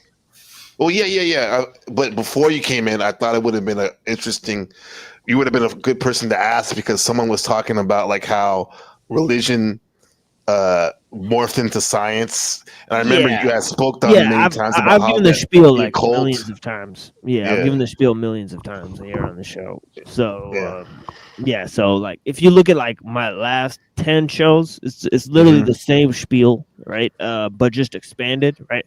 So I gave a very truncated version on Mel, right? But like like I used two guys, right? Like maps or whatever, right? Right. One is like basically Rousseau, right? So I'll draw like a little thing where it's like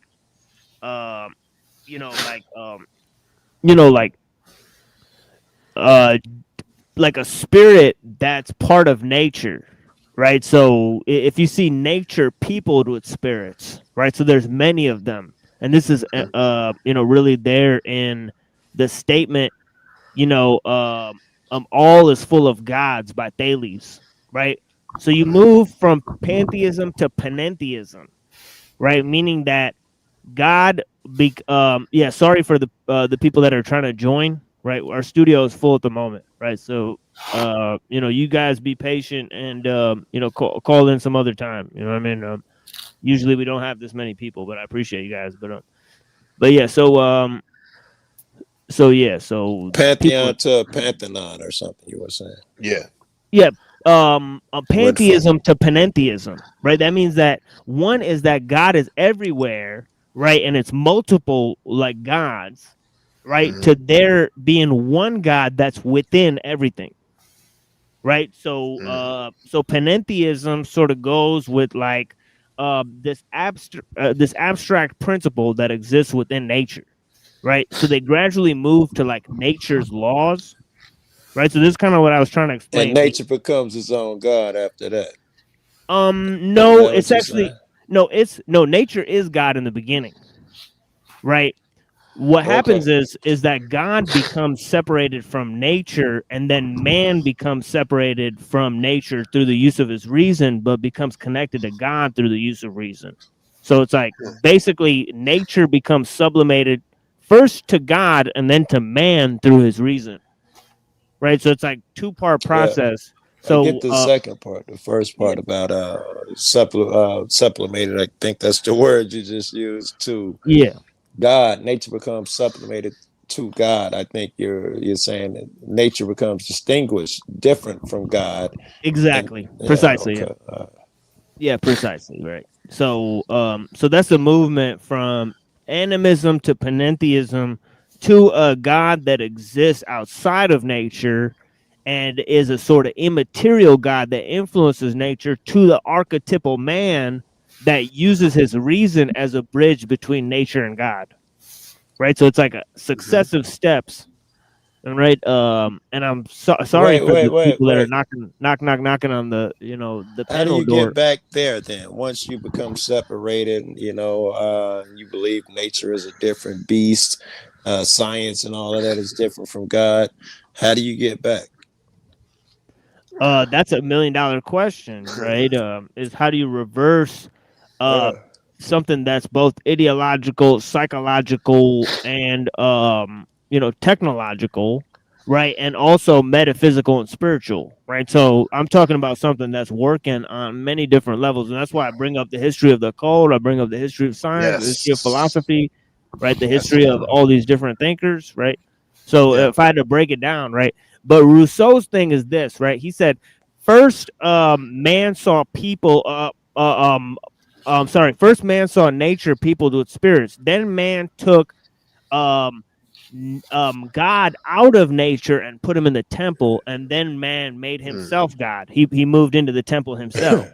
All right, so it's like, so it's like, and if you're a smart cat, you Yeah. could have sat and saw from that first moment that these idiots were going to do that stuff. They were going to become so pompous. They would divide it. You know what? Oh, this is easy. The only reason it's doing that is because the atoms are heating up and the molecules move fast. Oh, I know all of the mysteries. Next thing you know, you're God. So that's a priest class, like when the man becoming the god in the temple. An example of that.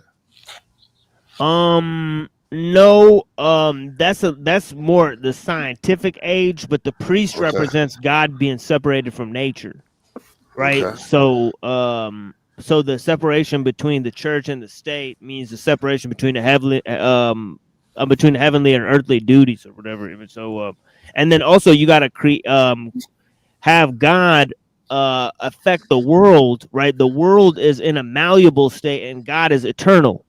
Right, so God had to create the world ex nihilo, right? So God has to become removed from nature through the force of philosophical argumentation, right? And this is using Aristotle, his laws of contingency and causality and all that stuff. They argued for the fact that nature is contingent, that God is eternal. Therefore, God had to be immaterial, removed from nature in order to create the world through his mind, right? Yeah. So, And that original philosophy of God was and nature were joined in the beginning, you say, and then man set about separating them. And that philosophy of God and nature are one. Does that make us God as well? I mean, nature is with God and all of that stuff. Nature, does that not include the animals? Does not include us? Yeah, I quote Ghazali. I say that, it's not only true that everything we know is God, but it's also true that we know nothing of God. Yeah, I would agree with that one as well. So it's just like, like you can't separate yourself from God. You can't separate God from anything, but, there's no way that you can comprehend, what God is, right? It's like, now, Joe. Yeah. It reminds me of when you tell that story when you're driving in the middle of America and you see the sunset or sunrise, and then you're the mountain ranges and shit on the plains, and you're like at awe. There's really, you can't say nothing. To me, that's like the first level of the stage of God, the animism of like you're just you won. You know what I mean? Exactly. I like it. Yeah. And now they've got to where they can separate some people. No, I'm not. I don't believe in God. You know, I'm a scientist. Scientists don't believe in God. Like they've totally separated and got people believing. If you believe in science, then you can't believe in God. And some people buy it. Breakfast tacos. I like personally, I'm drawn to the, some people are drawn to archetypes, and I can respect that. But I'm drawn to the solar justice archetype. Like Shamash and Non-Honti. You see a lot of that stuff in ancient North of Mesopotamia, and I like the sun being associated with justice. And that actually goes very far back, like I don't know, Did you say the sun being associated with justice? Yes, that goes back thousands of years, like almost 5,000, 8,000 years. Yeah, like a lot. Yeah, it's very old. Yeah. I like that ancient symbol. Yeah, it goes back very far. In the north of Mesopotamia and north of the Middle East, not so much. You see the north, like Kassites and even Elamites had solar justice symbol. Yeah. Hey, Recently, Machine, there was somebody can have my spot. I'm about to go kick it with Ben. And everybody, don't forget to show Machine how much we appreciate him. Happy birthday, bro. Appreciate you, bro. Yeah, blessings. Yeah, thank you for being here. Yeah. Hey, Take Ben care, borrowed $20 from me. See you, You remind Gabriel. me he borrowed that Take 20 care, for man. them Twinkies in PC. Yeah, man. We're about to collect. How old are you, Machine? Collect. How old are you? 25 now? Or 22? No. Yeah. We're about to give him some punches in the stomach every year. Yeah. TML, on your intro, the guy walking with his back turned, was that you? See you guys. Yeah. All right. Yeah, with the long hair. So it was another Yes. picture too of a guy laying down, or I don't remember really. But that was you as well. That was the same dude. There's only two pictures, I think, in the intro. Why did I saw? Yeah, it's like me and my little brother and stuff. Okay, Yeah. probably. There's like two people's in there. Yeah, I saw the hair. There's I'm a like, few that people could be in there, actually. TML. Yeah, the hair. I'm like, that could be TML.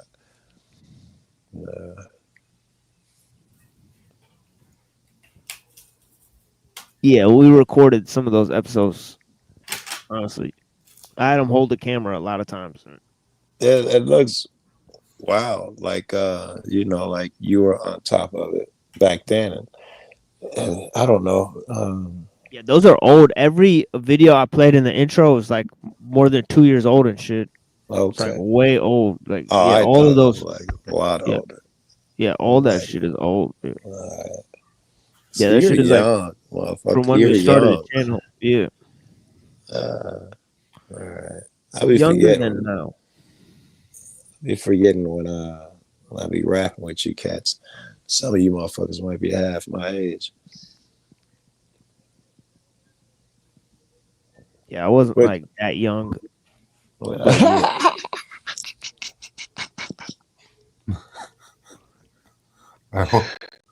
So how old are you, Tim? Man? You don't want to say? Oh no, I can say I'm 36 years old. Okay, Yeah. all right. I probably think Flo about 30 something, ain't he? Well, I don't know. You're about my daughter's age. Yeah. Yeah, my Nice. kid's 30 something. Yeah, 33 or something. Yeah. Next year, what? 82, 81? Oh yeah. Yeah, somewhere around there. 57. Not that old. Up there, but not that old. Not retirement age, but yeah. I was in college when Bears won. Yeah, right. We can talk about anything right now. Like they show that. No, I don't know. Nah. Still I get was my in- senior's discount though. Yeah. When the space shuttle blew up, I was in college. I saw that on TV at school.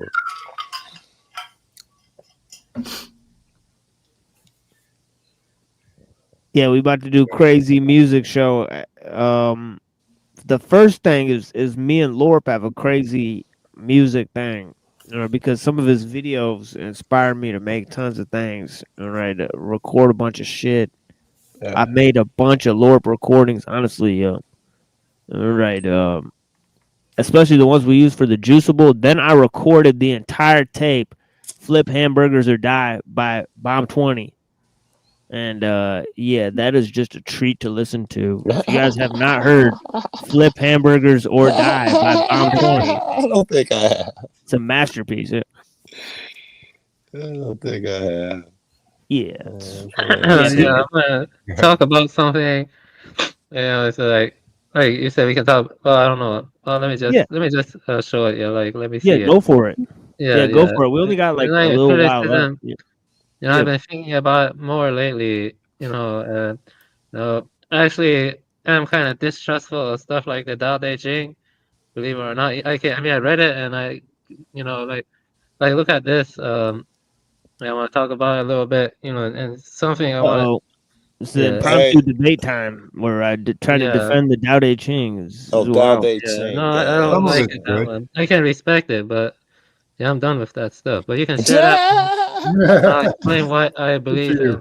Like Now I make don't know. your own philosophy, man. Yeah, I made my own philosophy. Yeah, share the image and I can show it. Okay, yeah, hold on. Some of these philosophers, they're smart, but they get full of themselves. Yeah, so basically, the top Plato, Aristotle. Yeah, the top row is meant to be like light, okay, and the bottom row is darkness. I read all of these, and the top we 5. got this guy too. Yeah, please go on. Yeah, these films are meant to be of the darkness. Like The House That Jack Built is a very hard film to watch. Funny Games also, these are not easy films to watch. You know what I mean? And The Virgin Spring and Cure, these are really hard films. But the top is like light. It promotes beneficence, it promotes goodwill, and the solar justice archetype is about privileging the light over the darkness. You see, the problem with non-dualism or monism is it treats the line between them as blurry. You see what I mean? But there has to be a way to privilege and to give foundation to the light over the darkness. Otherwise, you risk antinomianism. You see what I'm trying to say? And even I don't know before what I met antinomianism, but I'd agree it's important to put the light first. Yeah, I explained that like 2 days ago. It's basically a religious ideal that prizes the spiritual connection to God instead of the a following of the law. So they don't believe in following the letter of the law. They believe the spirituality sort of exalts you from the material sense. They're sort of quasi Gnostic in a way. But yeah, go on, Buddha. Yeah, Mother is the most disturbing book. If you want the most transgressive book I have ever read, I recommend Lischan's The Mother. It's very transgressive. You see what I mean? It's gonna mess you up. Some people go crazy reading Mother, but I did read it. Blind Owl, The Nightmare Factory. I mean, Mother has stuff like dismemberment, and a lot of other creepy stuff. I don't want to talk about it. It's a French. You sound like you're a masochist, like you were forced to read these. Says, horrible book, horrible book. But then the light I read is above another it. one. You see, the thing is the light is above it. You see, I have The Secret Garden, The Never-Ending Story, Moomin. Even the light books, you were saying they were difficult reads, extremely difficult. Yeah, the dark is difficult read. That's what my project in the past was about. You see what I mean? It's Mother. The guy who wrote Mother, he actually died. He wanted to write a book of light before he died. He was forgot what his name was. The guy, his name was Launchermont. Yeah, Launchermont. He was French. He was gonna write. He was a Catholic. He was gonna write a book of light. But anyway, the hardest film to watch on the bottom is probably Funny Games. But yeah, the best film on the top is probably Three Lives of Thomasina. That's like a Scottish rural community united by friendliness and goodwill towards each other and stuff like that. Yeah, see, the problem with Tao Te Ching and non-dualism is it does blur the line. You see what I mean? You have to privilege the light over the darkness or something. That's what I think. I think I understand what you're saying. It must be a balance. So it seems illogical. No, not a balance. No, not a balance. You have to privilege the light over the darkness in terms of intentions. In terms of intentions. You have to put the intentions. Yeah. There's no balance in what I'm saying. You see, there's no balance. Yeah, no balance. That's what does that mean? That does the dark not serve a purpose? Yeah, it has to be banished. That's the purpose it serves. To be balanced. Banished. Blessings, Muhammad. Wow. Yeah, blessings, homie. Yeah. Yeah, appreciate you, man. Twilight. Good evening. Good to see you. What's good, Max? Avian. Good to see y'all. Yeah, good to see you. That's why I say I like the solar justice archetype. You know, the paladin archetype, stuff like that. I agree. I agree with you, Avian, in practice. But I also believe the darkness is incredibly vital. Because if you don't face it, it rules you. Yeah, You know what I'm saying? You have to face So it well. practically, you're supposed to face it and understand it and integrate it, not become it, not become consumed by it. You know what I'm saying? I do. So that's the only thing I would push back on. I think the darkness is just as important as the light. And when you really understand the darkness, you realize It's not so scary. it's the same as the light, bro. Like that's the real talk. Like that's really the darkness and the light are the same. You may even in some ways appreciate the darkness more when at the end days of yours you're gonna think the worst times were perhaps the one that taught me the best lessons and made me the most of a man. That struggles are what made me and etched me and all that stuff. Because darkness is what you don't want to face. Darkness is the unknown. Darkness is the unpredictable. You know what I'm saying? But darkness is also the womb. You know what I'm saying? Like darkness precedes the light. You know what I mean? Like it's the arising point. Without the darkness, there would be no light. You know what I mean? So I get what you're saying, Avian, but the light is important, but you have to understand that there's dark light. There's the light of the darkness, So like what I think you're really talking about is evil. That's not the same as dark. Yeah, that's what I'm talking about. Yeah, that's what I'm talking about. Right. Yeah. Evil is something that doesn't actually exist. It doesn't I have won't be in the independent dark if I got a flashlight. Oh, I didn't even know Brother Man was here. Hey, Brother Man.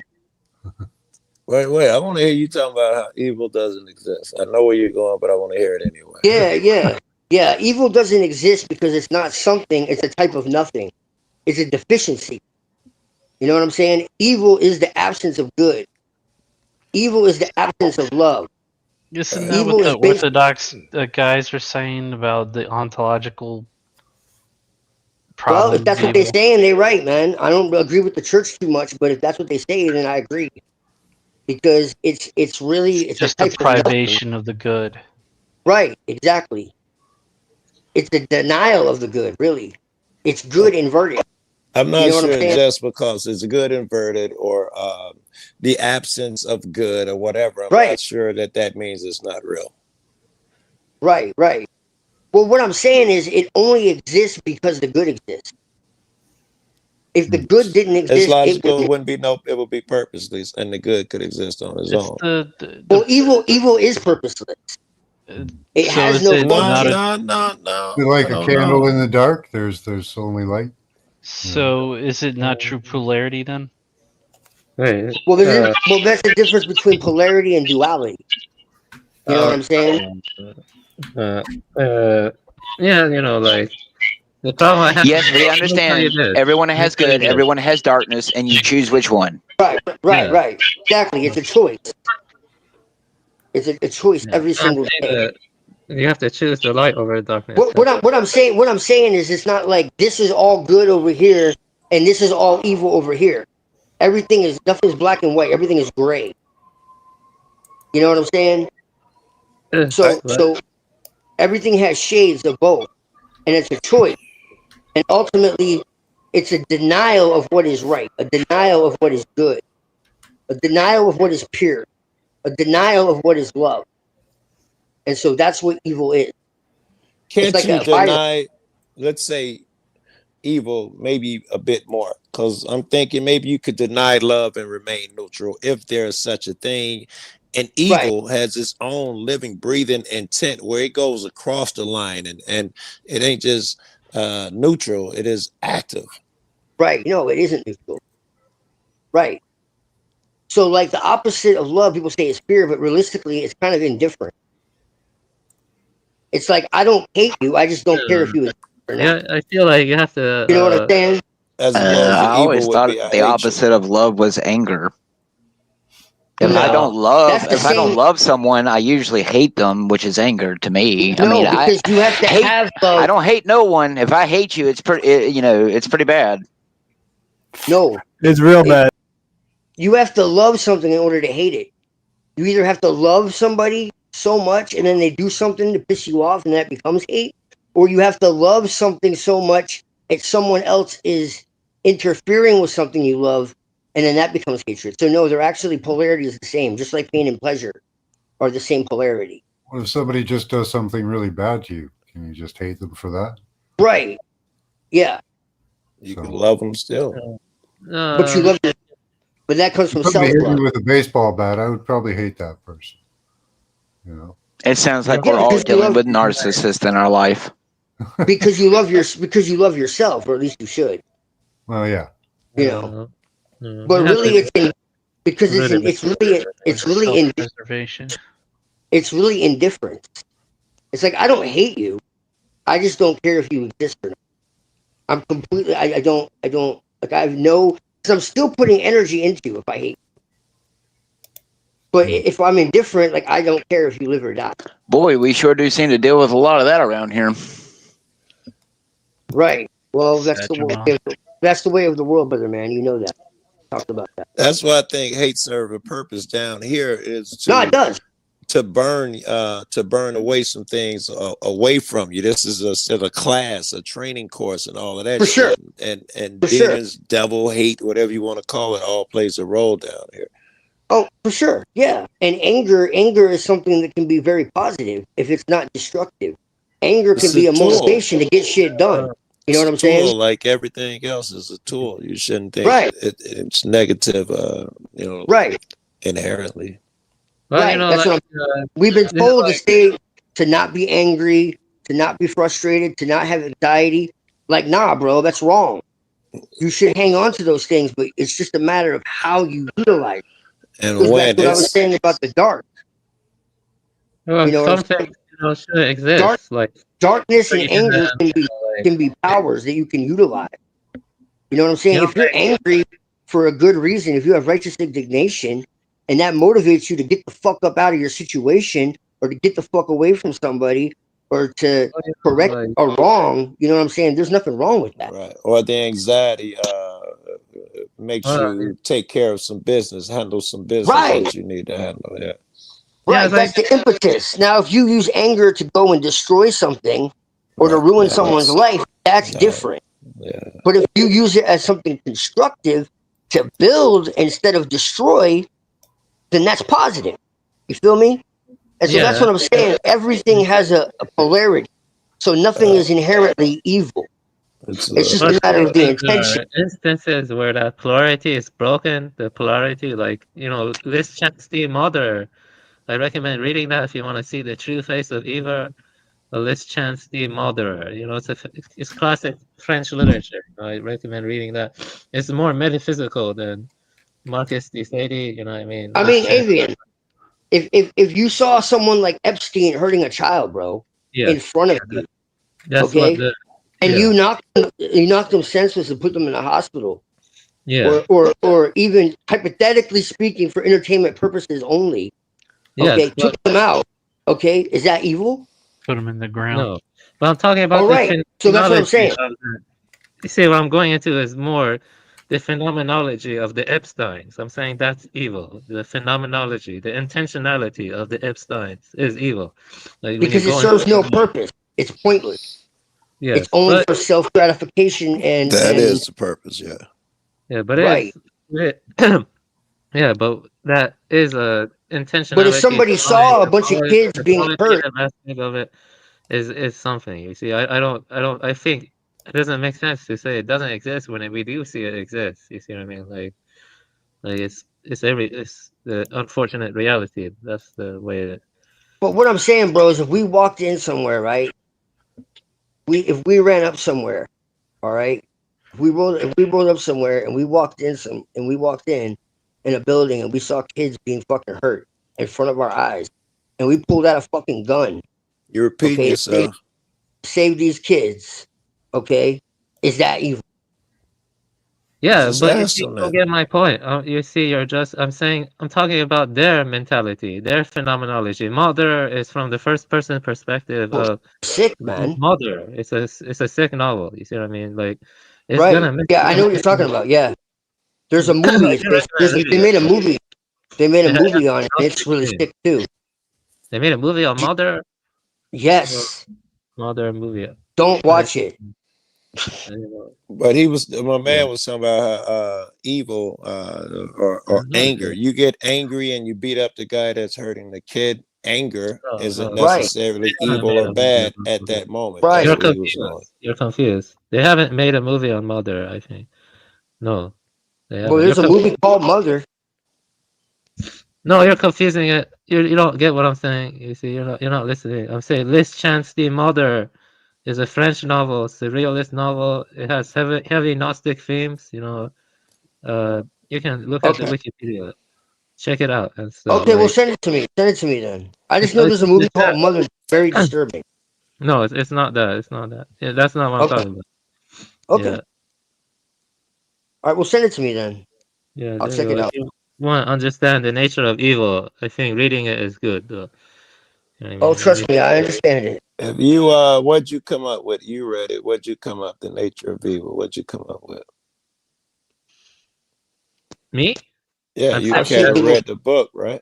Yeah, the intent. Like you see the What is the nature of intentionality. Evil. When you have a sadistic intention, okay, and you look at it qualitatively as a kind of intensity to it, and it is real and stuff like that, and it gives negative karma or something like that. That's what I think.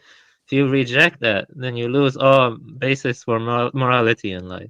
So the nature of ego is to breed negative karma, because that was the question. The nature of evil. Are you saying it's a nature of evil? Evil is to breed negative karma. I'm saying the intentionality, the intentions you have when you're focused on something and you want to do that. Sadism, it has a qualitative dimension that's very disturbing. That's all I'm saying. Was that an answer to my question? I get that what you're saying. Were you answering my question at all? Sure, about the nature of evil? I don't know if he gets what you're saying, Joe. All right, you said if you want to know the nature of evil, read this book. I'm saying you read the book. What did you get the nature of evil to be? Yeah. Well, it's a little. I told you about it. Like it's a phenomenology. It's the experience. Everything is mind. And I told you it connects to Schadenfreude. It connects to to feel envy is human. To savor the pain of another is diabolic. You see, right? That's the for sure. Yeah. The nature of evil is to savor the pain of others. Yeah, that's really all. You see, yeah. I mean, no other animal can do that. It's like human beings. You know what I mean? Right. I wouldn't go that far, guys. That'd be incorrect. Yeah, it's hard to tell. You think animals are savoring the pain of others when they hunt them? I do. I think when chimpanzees intentionally go after the testicles and gnaw at the fingertips and stand open and jump around and pounds you out, I think they're enjoying crazy story about that. There was legitimately a monkey war, bro. Yeah. They had these monkeys that were kidnapping fucking the women and shit. Okay, Caesar. Like legit, they were Caesar's home. The women. Take your pill, Caesar. And taking their supplies and shit, just like we do. It was wild. Yeah, a better writer than I'll have to find the article. I was just like, what? It might have been like a standoff for like a few days. Yeah. Well, yeah, kidnapped them. We're not so different, man. Yeah, they stole after they're dead, they continue to jump on them and beat them and shit. Even after they're dead, they continue to run over their bodies and jump on top of them and do crazy stuff. Well, I was talking about kind of internal alchemy. You know what I mean? Watch something very wholesome and pay attention to the way your mind moves and focus on that quality, that dimension of experience.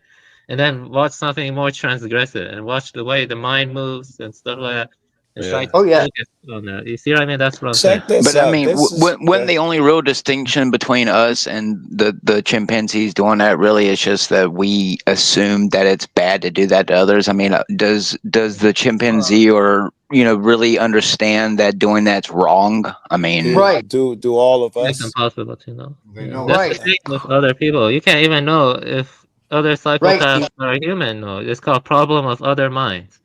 Problem of other minds. You can look it up. Problem of other minds. I cannot jump into your mind. I have to infer how your mind is working. Like you Some see what I'm people saying? may not be sad when people be hurt. Yeah, that's called That's true. psychopathy. That's called psychopathy. That's But genetic. I don't know. It just reminds me of the Geneva Convention. That You sit here and you make rules of war. You can't flamethrower and napalm or white phosphorus Well, yeah, populations, but it's okay to starve them and bomb them out of their homes in Gaza. Jesus. yeah. What I was arguing is very basic. kill them all. Kill them See, all. And let God sort them out, brother man. you see, what I was arguing That's was right. In the name of the company. Yeah. what I was arguing was basic. You privilege the good intentions above the bad intentions. That's all I was saying. Like that's the we basic heard of that. We're trying to civilization. stretch the conversation a bit. We know you We said got. prioritize We the good can. over the bad. Well, of course, Alien. We got that. I'm with you, Yeah, man. paladin archetype. Yeah. You know Well, we agree more than we disagree. you have like creepy ass. Darknet is very creepy. Some of this stuff I read about Yes, it is. Darknet.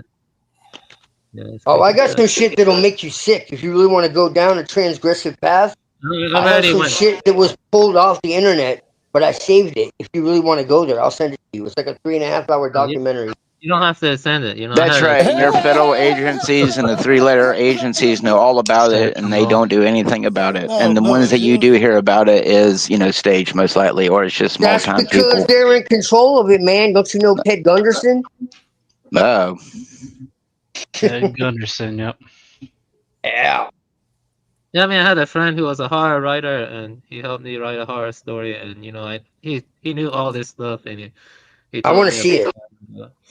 You want to see I what? want to see your. I want to see your horse story, Sure. Yeah. You can. Yeah. Maybe I'll share it. Yeah. bro. I've seen evil face to face, man. So I know. Trust me. just like you've heard the beep ear to ear. God damn it, you beat me to it. You beeped me to it. Jokes aside, though, it's good to see you, brother, man. You too, man. I'm glad that you still draw breath. You've been in my favor. Glad that you still draw breath. Say a prayer to Lilith on my behalf. I do. You say I do? Well, that would explain a lot. Yeah. I made this personal. Stop thing. putting bad juju dreams on me. Okay. I don't, man. I don't. Never. You have this saying, a picture book a day keeps the demons away. You get that? Like, But I'm friends with my demons, bro. We don't fight. They don't attack me. We're it's good. just a joke. It's a joke. It's a joke. I'm friends. I'm friends with my. I'm friends with my angels too, man. We good. We good. Light and darkness are Those are both the next. dealers, though. Yeah, I'm not naive enough to think that a prayer to God keeps evil away. Why not? Dude, I still talk to God, just not the God of everyone else. How do you know? Because Twilight, I'm a realist. If God like, won't save a child from cancer, He's not going to save me. God works in mysterious ways, bro. That's Sometimes right. God takes people. You ever think that maybe It's time God for me to takes switch. people Time to sell my save soul them? and my whole. I hear Twilight say that. You ever think that God maybe takes people to save them from what they might go through? Never know, in the right? future? You ever think Look, that man. you're the one killing those children? Take me home, Dorothy. You ever think of that we and that collective evil that my man was talking about, we put so much out of that shit out here. It goes the ripple effect. All these bad things happen. I do believe, yes, it's a Joe ripple Cool effect. Joe Cool just nailed it. Yeah, if we're doing that, then we're really bad to be like, God, how could Our you let this happen? inability to face our own darkness is why all this shit exists in the first place. Yeah, there's a kind of darkness that devours Our you. collective shadow is the reason why all of this exists in the first place. You could topple the entire control system, the entire Well, shadow I government. think it depends on your darkness. My darkness is not yours. I don't perpetuate any harm for It's any not reason. about So. it's not about individual darkness. It's about collective darkness. Right. Oh, that sounds like a lot. That sounds a lot like them reptilian siphons for the negative energy. Does that make us shadow people? What is this? Ghosts with Patrick Swayze? What I'm saying, bro, is our external world is a mirror of our internal world. What I'm saying is we is are that why all the AI is able to generate my darkest So imagination? people's inability to face and integrate their own darkness is why we have so much hell on earth, man. For real. If we were to disable and tear apart the entire shadow government overnight, okay, the next day someone else would take their place. That's what I'm saying. Yeah, that's what hydras do. They replace their heads. But it's not because of them, it's because of us. I'm not saying you and I. I'm just That's saying right, collective Twilight. The human turmoil won't end until there's no more humans. That's spiritual warfare if you want to go there. Hey, but what about the ripple effect? Are all humans combined? I think Stephen is your name, the guy I'm more curious about. Stephen is my name, and I'm the most wanted man on my island. Okay. Are we all connected in some way, unseen way?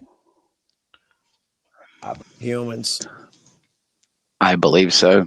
I figured you did. At a long pause. Then it's not a leap for you to understand that we could put out negative energy. All of us doing it at the same time can cause negative effects. That's not too far a leap. I would agree. If you're in a bad mood and someone's in a good mood, you change your mood, of course. Very good. Oh yes, one of your energies change. Yes. That's why you should try to stay in a positive mood. I'm not saying to be all new age, love and light, but the more you focus on shit, the more you feed it. You feel what I'm saying? Nah, mean. In your plate of demand. The man has to face the darkness. He has to face the darkness without losing his, But just because you face it doesn't mean. I hate to tell you, Avian, but if any of us here were exposed to true darkness, unless you're one of those, I mean, I don't doubt you. I'm just saying, true darkness. Epstein level darkness. Most of us would not be normal. I just recommended you a book that is that level that goes beyond Epstein. Actually, I read some. I watched other films. Yeah, that's what I was talking about. Man. I was saying you have to promote the paladin over Epstein. That's all I was saying. Your audio is weird. Bro, I literally know people who have been trafficked, bro. I literally know people. Can you mute? It sounds like all the voices in my head. It's not me. It's televised. You sound far away and like a bug. It looked like it was. See if it stopped now. It looked like it was popping up on televised. I literally know people who have been trafficked, bro. Trust me, I've seen people face to face with my eyes. Yeah, I was promoting something good. Like right now I've been I don't doubt you, Twilight. I know you don't, brother man. And I know it sounds fucking crazy. And I have a hard time believing it sometimes, but we can talk privately, man. I can tell you crazy shit. Yeah, I done seen darkness with all my fucking friends are mass murderers. And it's the grace of God that I'm alive, man. However you want to take that. I'm not religious, but I know God exists, bro. You know what I'm saying? I don't need to believe. I know for damn sure that God exists. You know what I'm saying? And that's that. Yeah, I would agree. I don't need a book. I don't need a book or a church. I'll be honest. If there's a God, then I agree. It's Hyperborean. I want to destroy that God. I don't see why I should love that God. If that makes sense, it's like a Gnostic fucking demiurge. Like you say, why would you that sounds like a lot of I don't want to take responsibility for my own doo-doo. No, what are you talking about? Kids are born with fucking genetic defects. They're born like fucking suffering. Yeah, and for all you know, it's from all the nuclear how is tests. that God's fault? Maybe it's man's fault. Maybe it's man's fault. Okay. For We being just said that we put out our own darkness. So I mean, you know, who's to say that you know all the kids in India who grow a third tail? Genetics is our fault. Genetics is our fault, not God's fault. No, listen, man. I'm a Buddhist. That's okay? right. It's I don't not even God's believe fault that in you God, decided to sleep okay? with your sister. No, but I'm saying if Right. there were a God, then I Oh would wait, want we're to all related destroy him. anyway, I'd be so a what does way it matter? further. What are you talking about? Uh-oh. That's what Hyperborean believes. I agree with Hyperborean there. Okay, I agree with Hyperborean there. If you want to learn more, talk to Hyperborean. He's smarter than me, and I've been reading his books. I agree with him there. If God exists, Is I will Hyperborean fucking on destroy panel? him. Is Hyperborean on panel? No, he's not. But Nah, he's a smart dude. No. Well, then He's- no. I'm not gonna read his book to stop my fucking thoughts right here and read his book in order to communicate with Okay, you. well, I Do meant talk better. to him. Talk You to him. ready? Do better. Okay, then I talk about it. Stop interrupting. No, Okay, he's a Hyperborean smart says- dude. He's a Okay, smart yeah. dude. He's a friend of Yeah. mine. Okay, let me respond now. Okay, Hyperborean, at least his worldview, and it claims that like the whole universe is like a super organism, Right. and that it creates this illusion of oneness, indivisible oneness. An An illusion of it. oneness, you Yeah, said. indivisible Right. oneness. But Yeah, he looks I at- disagree with that. Okay. And anyway, he looks at from a Leibniz monads, like it's just everything is just individuals, like, and then he like looks at but it's the the way men's to fault, decouple from the oneness. You see what I mean? And Yeah, that he goes doesn't back to the origin. The origin is like a kind of A kind of oneness. No, not Exactly, bro. Exactly, bro. It's Exactly, a bro. multiplicity. The origin is a Look, we multiplicity. Ouroborison. No, he claims the origin is a multiplicity where there are like spirits that are like oriented towards the center. You see, the reason why we have symbol making was due to these divine beings that came from the origin, and they mixed with mankind, or they like implanted mankind with the capacity for symbol Boy, making. that sure does So the sound like reason we angels that taught man the ways of war and makeup. like, I'm trying to explain something. Like people keep interrupting me. Like Oh, yeah, don't it okay, hurt? like yeah, Don't like interrupt anyway. So the reason I'ma we shut have up. symbol making, why did God in the fucking Bible tell us not to eat the apple? Okay, like why the forbidden fruit? Because there's something in the forbidden fruit that can take you outside of the universe, and that has to do with symbols. You can renunciate symbols and be decoupled from the demiurgic cycles of the universe. Okay, the universe I is don't like know what that means. Maybe it think was about, shrooms. think about the cells in your body. Okay, do the cells in your body know they're working to sustain you? Do they even know who you are? Your cells in your body. You see, the cells in your body have an awareness, believe it or not, but they don't know why they're working for it. And we're like cells of a greater So body. That's right. We're nothing but parasites. No, There no, we I'm go. Have a we're saying good that night, cells guys. of, so God you is the believe we're parasite. all connected too. God, You the spirit broke off from the origin. Okay, if that for due to the inversion of the spirit sphere, and it broke off from that origin, and then it became a kind of demiurge, and it kind of created the material universe. So the material universe was an accident. You see what I mean? Before the creation of the So, material so, universe. so it's like Stephen King's "It." The turtle just pukes up the universe because it has stomach ache. No, it has to do with the demiurge. It was a spirit originally. Okay, this in the spirit sphere, there was a multiplicity of spirits facing the origin, and then one of the spirits escaped due to a hole in the spirit sphere, and it caused it to invert, and that's why we have a material universe of becoming. so one of the Okay. spirits escaping the spirit world caused the material world. I Yeah. think is Boy, what you're saying. that sounds like Yeah. Satan being thrown from heaven. But okay. Yeah, that's because the thing is that he claims, or at least from what I've read, it makes more sense to me that Abrahamism is a control of the synarchy to feed the demiurge, okay, to feed Yahweh, to feed Jehovah Satan. You see what I mean? Yahweh is the demiurge, and it feeds on our lush or whatever. You know what I mean? It just Right. makes more sense to me, but What? So he sits up in the cloud and watches popcorn as we suffer. Yay! yes, that's basically it. He feeds on us. You see Who what I mean? That's feeds on the good? phagocytosis. If he feeds Phagocytosis. on our loose, is there an entity that feeds Phago- on our love and all of that? No, I think well, at least according to that system, well, yeah, It that would does have to more be right. complicated. It'd only be logical that if there's one that Yeah, feeds on the loose, there'd be a counterpart that feeds on the good. What would you yeah, call that guy? yeah. See, that's the kind of stuff I was trying to talk about in the beginning. These are difficult questions. I like my suffering well done over easy. I was just talking about the Nimrod D. Rosario's writings, and I'm gonna read, some other guy, John Lashlam, next. It's Yeah. like, is it positing more entities than it should? I mean, if Christianity's wrong, then how is that any better? Well, think about the material universe of becoming, everything is devouring each other. You see what I mean? Like Sound like he was talking phagocytosis. about Christianity, by the way. Sound like my man kept chiming in, which it sounds like the Great Flood. Sounds like Adam and Eve. He's right. He could have been telling the Yeah, biblical I'll just story. give my review. See, I'm a better writer than speaker. I'm not that good of a speaker. I'm Also, I just do. pointing out similarities. Yeah, okay. Yeah, just read my review or whatever. I don't agree with it entirely, though. You see what I mean? But I don't like non-dualism that much. You see what I mean? Especially when people take it monism to the extreme. Your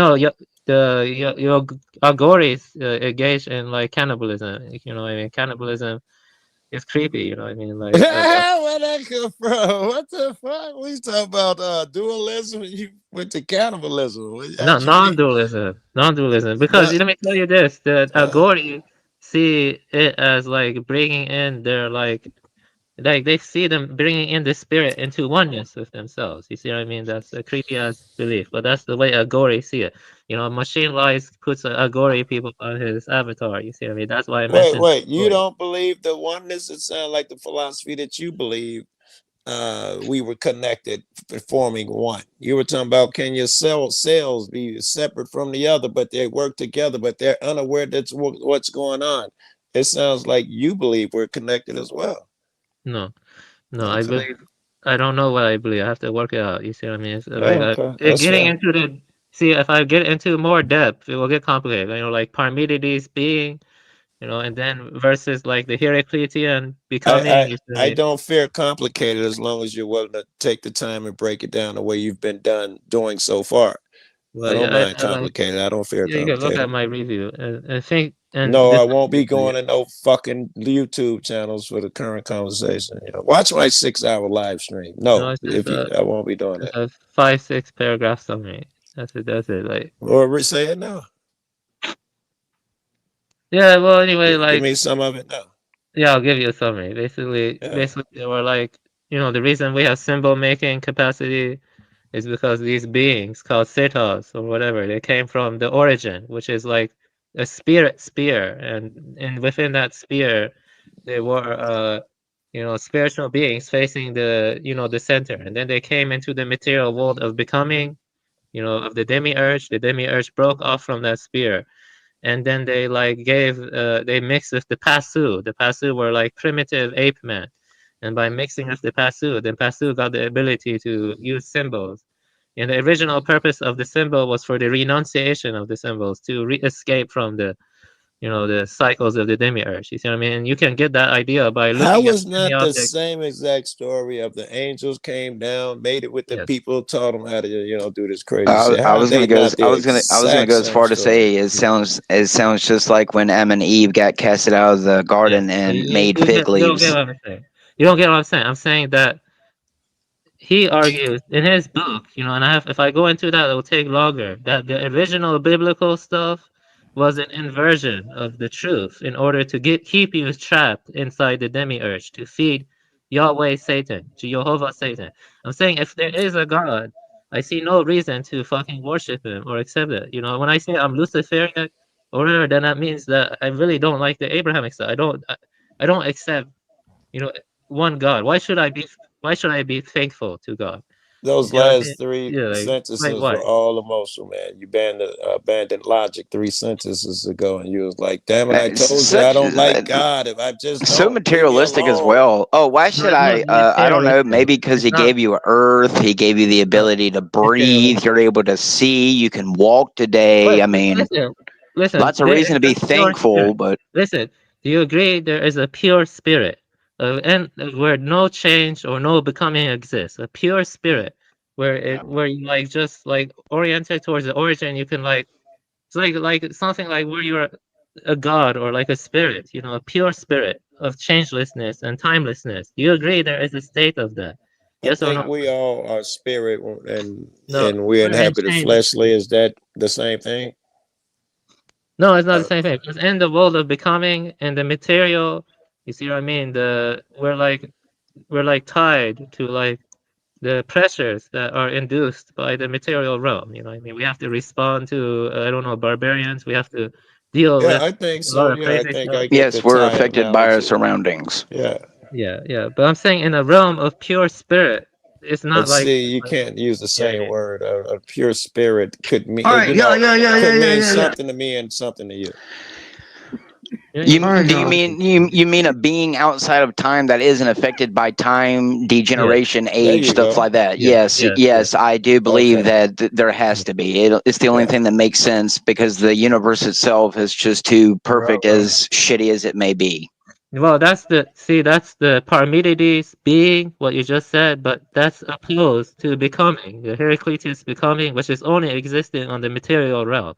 In the material realm, you have becoming, you have the intermixing of different opposing elements, you have that polarity, okay? But in the spirit of pure being, you don't have that polarity. You see what I mean? What I'm trying to say is Why that, would you assume that? I because mean, you're just making an assumption that this is how it is. What led you to that conclusion that over there, the waves and tides, it's no longer a thing? Yeah, In okay, in I'll pure answer that. spirit. I'm answering based on if, there is something like a God, like the Abrahamic traditions, okay, Okay. like Islam or Christianity. I Yeah. see no reason to respect that God Don't because, start repeating yourself, man. yeah, I'm We not get repeating myself, but they have to give a causal explanation for why Okay, this so is not I guess let me ask you this: I what don't think God it's do this you God. respect? What kind of God would you respect? What kind Because of in the God would fact, I respect? it obviously doesn't like interact with you if it does exist, just like mine doesn't. So Well, I think dualism makes more sense. Dualism makes more sense. You see, in the Nah. Zoroastrianism, the universe I'm was sorry, is dualism a God? I didn't know. ditheism. Yeah, what basically, the Zoroastrian explanation is different. They I claim think that dualism is originally, a perceptual error. yeah, he no, gonna have to break I don't down his agree. perception of dualism. What are Let me the let me two let me break sides down. of Let me break down. dualism? Let me break down what I feel about this. All Yeah. right, it's just how I feel. I agree a lot. Hyperborean is my boy. He's my comrade. We agree on Irrelevant. a lot. We agree on a lot of stuff. Irrelevant. You don't have We to set it up that you're about to disagree with him. We're all men no here. no You're no good. no. I'm just saying. I'm just saying. That's my homie. I wish he was here. Yeah, We Okay. agree. better than We me. agree. We agree. We agree on a lot, but we disagree on some stuff too. But he has some knowledge that like I need, and I have knowledge that he needs, and we've talked about this, how we need to like compare notes and shit. But there are some things that he talks about that I just completely agree. I'm a non-dualist, Yeah. so the way I see it is I'm an animist. I don't exist in any of the traditional religions, and that includes Abrahamic religions, Hinduism, or Buddhism. Although I'm closest to Buddhism, I would say, or like the You tantric. think you have your own separate belief. I guess in a way, in the same way you do, don't we all? Well, what I'm saying is, I don't adhere to any one system. I take a little bit from everything, and have kind Isn't that of what I would everybody agree with you, Joe. isn't that what right. everybody does? That's why you got 45,000 different sects of Christianity alone. Everybody just picks and chooses. Right, but what I'm saying is, it's not a derivative of another religion. I have my own practice. I have my Well, own. there is a large part of people, including myself, not religious. And guess what I do? Sounds like I do exactly what you do so far. So continue to Okay, distinguish okay, yourself from other people. okay. Why would your stuff be different, any different, other than the way mine is different and his is different? Assuming we didn't come from religion, and I've never even been to church, so I'm no danger there coming from religion. How am I not doing the same thing you do? Coming up with my own amalgamation of things. Well, I don't know what exactly you're into. I don't mean that as anything other than what I'm saying. I'm That's right, just saying Twilight. this. How dare you? How All I'm dare saying, you? all I'm Twilight. saying, I want to make all an I'm saying, AI devil to worship. How dare you tell me I can't make the an only AI thing, devil to the worship? only thing I'm saying is this is unconventional. That's all I'm saying. Yeah, but I'm Okay, saying that's but it. one That's thing all I'm is saying. that you are a theist though. You are a theistic non-dualist, correct? Right. So I'm an animist ultimately, Yeah. and Animist. Okay. everything else revolves around that. So I believe nature is a super living organism. Okay. Okay, Yeah. That makes sense. so I don't Really, reject. I don't you reject nature. you mean Mother Nature? Are we talking about Mother Yeah, Nature here? yeah. Mother Nature is a living, breathing super organism that Is it the feels. kind of Mother Nature that might react to humans' pressure and create something out of the void of its belly and put us back where we belong? So you don't What do you believe mean? in anything platonic, Will though? Mother It's Nature not strike back if we like a keep acting platonic up? What I'm God. saying is what they call samsara arises only when we perceive them dualistically. Thank Okay? you. I have no idea what you mean. I don't know what Pasora is, and we have not Samsara. defined dualistic Yeah, yet. In fact, I yeah, asked for someone to define what they thought dualistic was, and then you went off into your belief about so and so. What are the two sides of the dualism you believe in? What are the two sides? Like that's What I'm okay. I'm gonna try to explain this. I really want the other guy. I don't remember like names, man. The guy who was talking about all the books and stuff. I wanted his because he kept using dualism, and every other word he has a different definition than what normal people, not normal, the majority of whatever the fucking thing. I wanted dualism was the reason I couldn't catch his interpretation of it because I catch his uses because I didn't know his interpretation. Well, yeah. Well, basically, I'm a better writer than I am speaker, but I can do my best. Appreciate it. Yeah. Let him talk. Yeah. So Okay, basically. so let Be me get into this. nice. Let him He doesn't talk. let me talk. Yeah. Let me get into this. Let me start with time. Let me start with time because I think it's one of the most important topics. Okay? I don't believe in time in a traditional sense. Okay? Okay. So time is not linear. Okay? It's not even time, it's not even timeless, but it's actually a function of the mind. Okay. So timelessness as a natural state of awareness. Okay? Yep, So I can all buy that. cycles of existence are created by dualistic perception, not by objective time. We create our cycles of existence by perceiving. Wait? Did you throw dualist in there just to make uses of the word? All observations and times are observed and subjective without it being a dualistic subjectivity. Right? What do you mean? Let me finish explaining this. Yeah. Okay. Cyclical time loops are generated by divided perception. Non-dual awareness is timeless presence. Okay, so time is an hallucination produced by a dualistic mind. During death and in deep meditation, the elements dissolve. Earth dissolves into water, water into fire, fire into mind, and wind dissolves into space. I got about This 30% of that. This dissolution is the dissolution of temporal structure. Earth in form is stability and fixedness. Water is flow and duration. Fire is transformation and change. Air is movement and sequence. Space is a timeless base. When all dissolve into space, time collapses into the unborn base awareness. Being aware of being aware. It's just pure awareness. That's what that is. Okay, so base reality. It's not a heavy leap. That's not a difficult leap. I don't believe time is a real thing. I certainly don't believe it's linear. I know it's malleable because gravity can bend it, and gravity wills the earth itself, distances. So it's not hard for me to believe that outside of here, my spiritual shit doesn't. Time is not a thing. That's nothing heavy. It's not heavy, bro. Right. Okay, so the base reality is primordial space and empty awareness. So what I'm saying is the primordial space has no beginning, has no end, is unaffected by cycles or change. So it's not that it began or it ended. It's not that it's not linear. It's not even that it's timeless.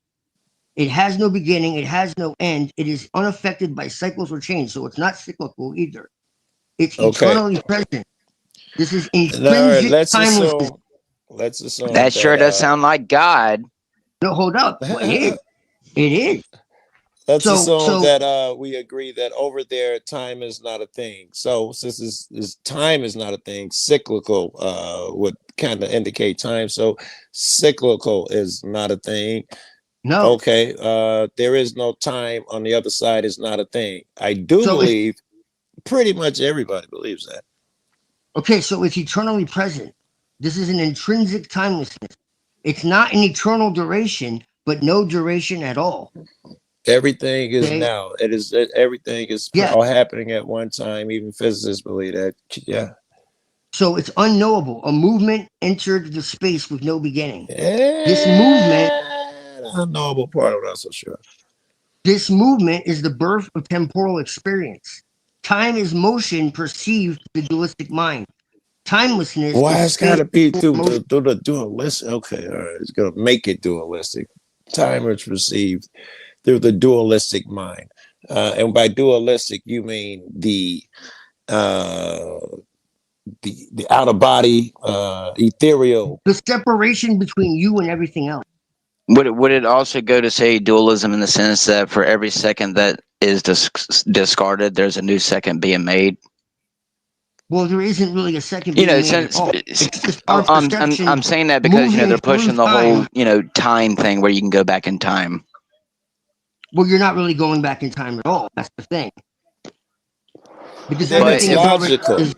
But think about the movie Spaceballs when he's standing there in front of the little TV screen and he's like, "But the now is happening now, sir. What is happening then? No, the now is now."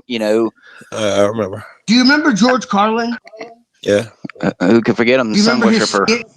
Do you remember his skit on time? Where it's like, "What time is it? Do you have the time?" And he's like, "When? You talking about now or when you ask?"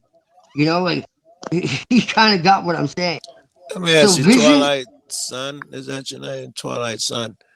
Yeah. Do you believe that these things that occur, these physicalities, are they a product of our thoughts? Yes and no. They do exist. I do believe in material reality. It's just they're not the whole picture. Does our thoughts what make them manifest?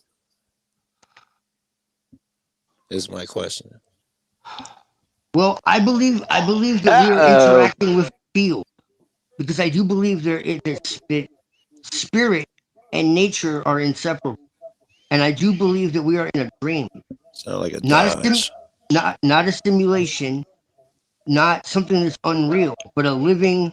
Yeah, but see, that's a nightmare. Well, See, the I just know dream that is if I have closer a to the dream to go to the purport. moon, I just know that if I have a dream to go to the No, moon, hear me and out, if hear me I'm not out, smart hear me enough to out, hear do me it, if I'm not smart enough to do it, I can get all the other people to do it because we pluck them from the schools and take the smartest Hold people up. to do it for them. Let me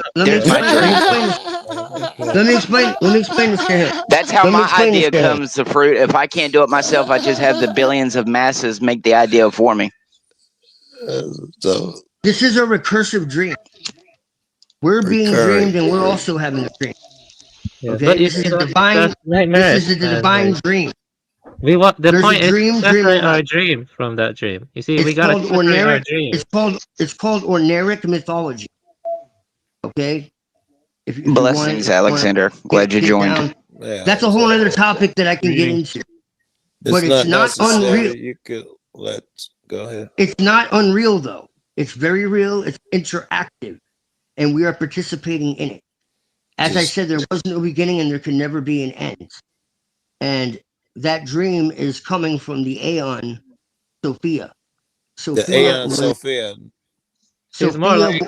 Sophia was a galactic star goddess who became the animate intelligence of the earth that we walk on. Where did she come from? You see, that's the problem. And where did she go? Yeah, did she turn into Mother Nature? Is she like Mount Wantanuity or whatever from Moana? Does she go and turn into a little island goddess? She is Mother Nature. She is Mother Nature. She's not. No, let me respond now. You went on enough. That's a very good response. I haven't explained what I'm. I haven't explained. Well, if you ain't done it by now, you might not be able to. Let the man speak. Let somebody else get the floor, in my opinion. Speak. Anyway, let me say so. Let's say that you were right about this is a Sophianic dream. Okay, first off, if Sophia exists, then the antithesis also has to exist. And one of the best artistic examples of that is the Lady of Pain from Planescape Torment. I recommend looking that up. Lady of Pain. That would be the opposite face of Sophia, the Lady of Pain. And my argument would be that it's better to, separate one's microcosm of the dream from the macrocosm. That is better to desynchronize our time from the time of this nightmarish universe. Because the way I see it, it's kind of closer to Bloodborne. You see what I mean? We're not in a nightmarish universe. We're in a dream that became a nightmare because of the archons. Read human history. You had a lot of crazy shit. It's a because of the archons. It's just worse now. I would say it's more intense now. I think the Cathars were onto something. Is Archon, is that the drug? Is that like heroin or something? The Cathars. The Cathars were onto No, the archons are mind curses. The Cathars. Where did Sophia come from? Sophia is a galactic star goddess. I heard that part. Did you hear my question? She came from the Pleroma, which is the galactic center of the Milky Way galaxy. Okay, there are a lot of other. But there's a supermassive black hole at the center of the galaxy that's supposed to swallow everything eventually. Perhaps that's where they live. Is there other goddesses there along with Sophia and gods? Clearly, there are other aeons. Yes, they're not gods in the traditional sense, the way that people would normally see a god. They're actually telluric currents of plasmic energy. They're living, luminous plasma. They're physical. They're material. Plasma people. They don't exist in some other world beyond them. They're actually physical. Everything about Sophia is physical. She's material. What I hear you can actually interact with her. I have a quote from Lovecraft to read. Can I read a quote from Lovecraft? This goes back. Goes back to the mysteries of Thrace, the Thracian mystery. It's just one claim after another. It's just one claim It's after just another. one claim after another. It's exhausting. You can't within his first sentence, he'll say 4 claims and give you no evidence that this is a real physical person. And you're interrupting us to say, I'm telling you, it's the Galactic Pythons. They have a 20-foot ship. And we just got to listen to this. You ain't providing nothing. Yes, I can. You haven't. You haven't let me. Give me the evidence just for that one example where Sophia, whoever, is a physical being or whatever. Yeah. How do you know that? I can show you.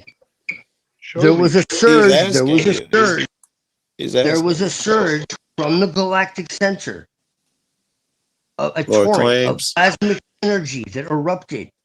This was a physical occurrence. The Celestic myth is an astronomical myth. Are you convincing me right now, or? No, I'm not trying to convince you of anything. First off, and I don't need Twilight. You should create your own Scientology. I think you would do well. That's probably why you got more subscribers than me. First off, I don't need to convince anybody of anything. Number one. Yeah, hold on real quick, Twilight. That's you're number one.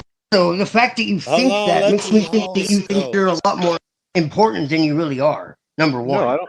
No, the thing was no, be nice. Let's start there for one. No, he said. So why don't you learn your place? Stop it. Why don't you learn your place? He said provide evidence of your claim. You said I will do that. Right. You had agreed to provide evidence. Don't act like you're holier than thou. That And I don't have quickly. to prove shit to me. You just agreed to do that. Be nice. Well, if you do it in a respectful manner, if you're going to act like this, then there's no point. Let's all relax real quick. I think maybe Avian wants to tie in a quote by Lovecraft. I'm also excited to hear from Lovecraft. I've been interrupted every minute. I've been interrupted, so I haven't been able to explain half of what I want to do. I've been very quiet. Twilight. When he gets in on Lovecraft, then we'll let you come back in. With I just think it's funny that everybody thinks I owe them something. It's really cute. No one thinks that. You've gotten sensitive within the last 3 minutes. Let's hear quote Lovecraft. I don't think you owe me evidence. Yeah, we'll just go back. To, yeah, it's cool. Yeah, go ahead. Yeah, I No, think. I was just explaining something, and all of a sudden you start saying I owe you something. Where I don't know where you get that idea, but you I should just sit told down you and where shut it up. came from. let me explain it to you. Like you No, made let a me bunch of explain it to you. Let me You explain just it to you. Watch your emotional. mouth. You Watch just your mouth. yelling and emotional. Watch your mouth. Let me explain that to you. Don't talk to me. You don't know me. Keep your mouth Let's shut. relax. How Let's about relax. that? I'm just trying to. Hey, I'm just hey, trying to wait, understand. hey, No, you're just hey, trying to hey, be wait, a disrespectful wait, punk, and you need to shut hey, up All I while did you're was Doc, ahead. ask for. Doc, All I did was Doc, can ask you for hear me? evidence for one of your Doc, claims. can you hear That's Yeah, me? let's all. here. Hold on. Hold on. Let's let Alexander. Here, let's everybody just talk one at a time. Let's let Alexander come in. That's He hasn't talked yet. And Yeah. then Sterling, and then we'll let Avian read his quote finally, and then we'll go back to Very Twilight. good. We'll just go in order. Blessings. Right, Yeah, go ahead, Alexander. Blessings. Yeah. Blessings. Thank you. The machine lights. Hey, Doc, how you doing? You mentioned about the energy coming from the center of the Milky Way. I've heard about that through the Hopi. Also talk about that. What you're talking about, the energy coming in, I think is called the synchro radiation, which happened few times when it hit the planet and it activate our DNA, also the planet, the animals' DNA, and it change. Like you get different animals. They're like they say, oh, did you know where the cat came from? It came from the synchro radiation that comes from the center of the galaxy. So that's very interesting that you mentioned that. Is that What the steady, Alexander? That synchro Sorry? radiation, the synchro radiation that you're talking about, is it a steady thing and it's going to be steady making new animals because it's a steady Yes, energy flow? Yeah. Yes, it changed codes. That's what they encounter because there's a what's called Cambrian, I think it's called Cambrian age, where there was no much animals, no creativity, and then when they dig at this certain time, they call it the Cambrian age. They found a lot of animals together, and it came to conclusion, and it correlates with the Hopi that they were, because the Hopi talk about the world ending 4 times, and now we're ending in the reaching the 5th time, which Why they would it not expect. be?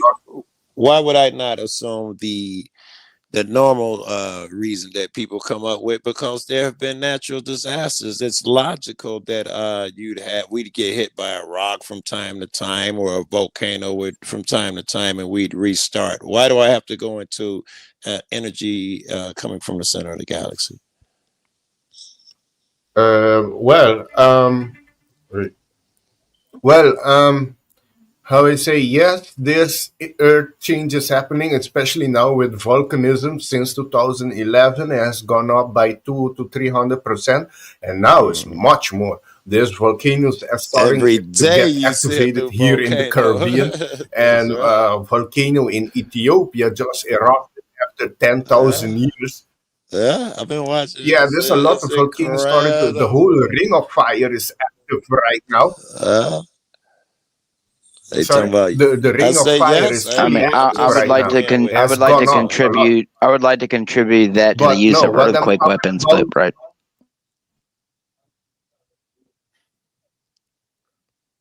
right. Were you done, Alexander? Sorry. Were you done? Were you done speaking? Can you repeat the one? Are Maybe you my finished? internet's fucking up. Were you Am done I speaking? robotic? I The said I would connection may like be to not good. attribute most of the volcanic activity or seismic activity we've been experiencing to earthquake machines because they do exist. Is that true? Um, Talk to me. well, yes, I you are think it's right in Sterling. that, Well, do you but believe not all of it. weather modifications real? Because I see it every day in They my are. sky. I see it. Yes, I do. And I've got good evidence of that. Oh, Yeah. yes, yes. Weather modification is real. I know Tesla also made machine to create earthquake. I know the HARP machines, which they have also in the Caribbean, in Puerto Rico, in Alaska, and Russia and China. All of them can manipulate the jet stream and also cause earthquake. What's an So yes, earthquake they do have. machine And look Bill like? Gates even have. Is it physical or do Well, they it do looked it through like harp, weather? basically. No, it looks like harp. Harp is a multifunction machine. They can do a lot of things with harp. Also communicate with other government, not knowing what they're talking But about. They no, you use it got for to. different Okay, things. help me out. Help me out. Help me out here. All right. First, harp. I'm assuming it covers a lot of ground. Mental shit, physical shit. Weather. Harp carries everything. So I'm asking, what is the earthquake machine specifically? I'll give you. It was developed by harp. What does it look like? Do they throw it in the vault and whatever it's called and active? Supposedly, it's down in Antarctica. That's what the Well, I'll just put ex-military it this: to psyopers yeah, say.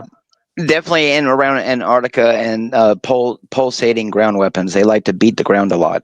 Okay. They like to clap the cheeks of the ground. Like on Superman. I was just watching Superman movie. Did that? They had the Well, yeah, that machines too, yeah. pumping down But this thing you, into the earth. All right, yeah, let's go to yeah, Go ahead. yeah. Go ahead, Lorp, and then we'll go to Sterling and Avian with the quote there. Even. No, you were right. Think about how what they're putting in your faces, but not that sophisticated. But it's a lot more ground based for sure. The people who live around these places, they report. You know, it's funny how it seems to echo where people claim to hear the booms in the skies. I'll just put it that way. So you know, when you hear about fracking, you know, be a little bit more sus where it happens. Okay. All right, Sterling, I think. Yeah. Go ahead. And Twilight, I meant no disrespect. Okay, I was just asking a question. I didn't mean to come out wrong. But like when I sit back, Be nice. It's his turn. You did mean disrespect. Because I'm sitting here trying to explain everything. Not trying to prove anything, not trying to convince anybody of anything, just having a normal discussion. And every minute and a half, I'm being interrupted and asked. Right. We're gonna give you the floor in a minute. And you're doing it again. Okay. Before I can ever You even interrupted explain him. half of what I'm trying to get into. So it doesn't sound like you actually want answers. It sounds like you just want to be disruptive. I don't have time for that shit. You actually want to know? Cool. If you don't, I don't have time for it. Simple as that. okay, so listen, so check me out. You made a lot of claims, and I kind of called you out on that. I wasn't making claims. What part of that do you not understand? Right. I So, wasn't making claims. I was explaining something. When you Simple. say when you say something like this, Sophia is a physical being, I call that a claim. That's a claim. And so when I said that, I said let's pin you down on just that one example. Can you prove that? Can you give us evidence? You And said yes. because I genuinely wanted to know. Have you And heard of the said Gaia yes. hypothesis? Sorry, Have you heard of the Gaia hypothesis? I'm not sure. I don't Look think into so. Is it? Love What lost. What I'm saying. So I like hear when people do that. Go read a book. What I'm saying. No, it's not about reading a book. You could look at the minute details of it. Well, what I'm saying is what you're asking me is going to take a lot of fucking time to get into. one's asking you that. Give me the best piece of evidence that Sophia is a real physical being, like you claim. It's not. She's not a physical being. She's the earth you walk on. I'm pretty sure. Yeah, give him a second, Avian. Oh wait, Doc. Would you well, Mother Earth isn't Gaia, or another name for Gaia Sophia? She became Gaia. She's not the goddess of the earth. She's the earth itself. She morphed into the earth. She was a stellar aeon. She was a stellar goddess in the galactic sense. You know, when we moved in 2012 and we went Can we ask for evidence of any of this? The Paloma is it's the nursery of stars. It's where stars are born. Know your It's place, where galaxies are born. Okay. So Sophia. No, I understand that. I understand because Earth. I know Earth is a feminine energy, you know, and it has a spirit. Yeah. Earth is alive, you know. Yes. Yeah. Every Aboriginal tradition talks about this. Yes. Does that make it true? It's very old. It's an animist, shamanistic tradition. Ultimate.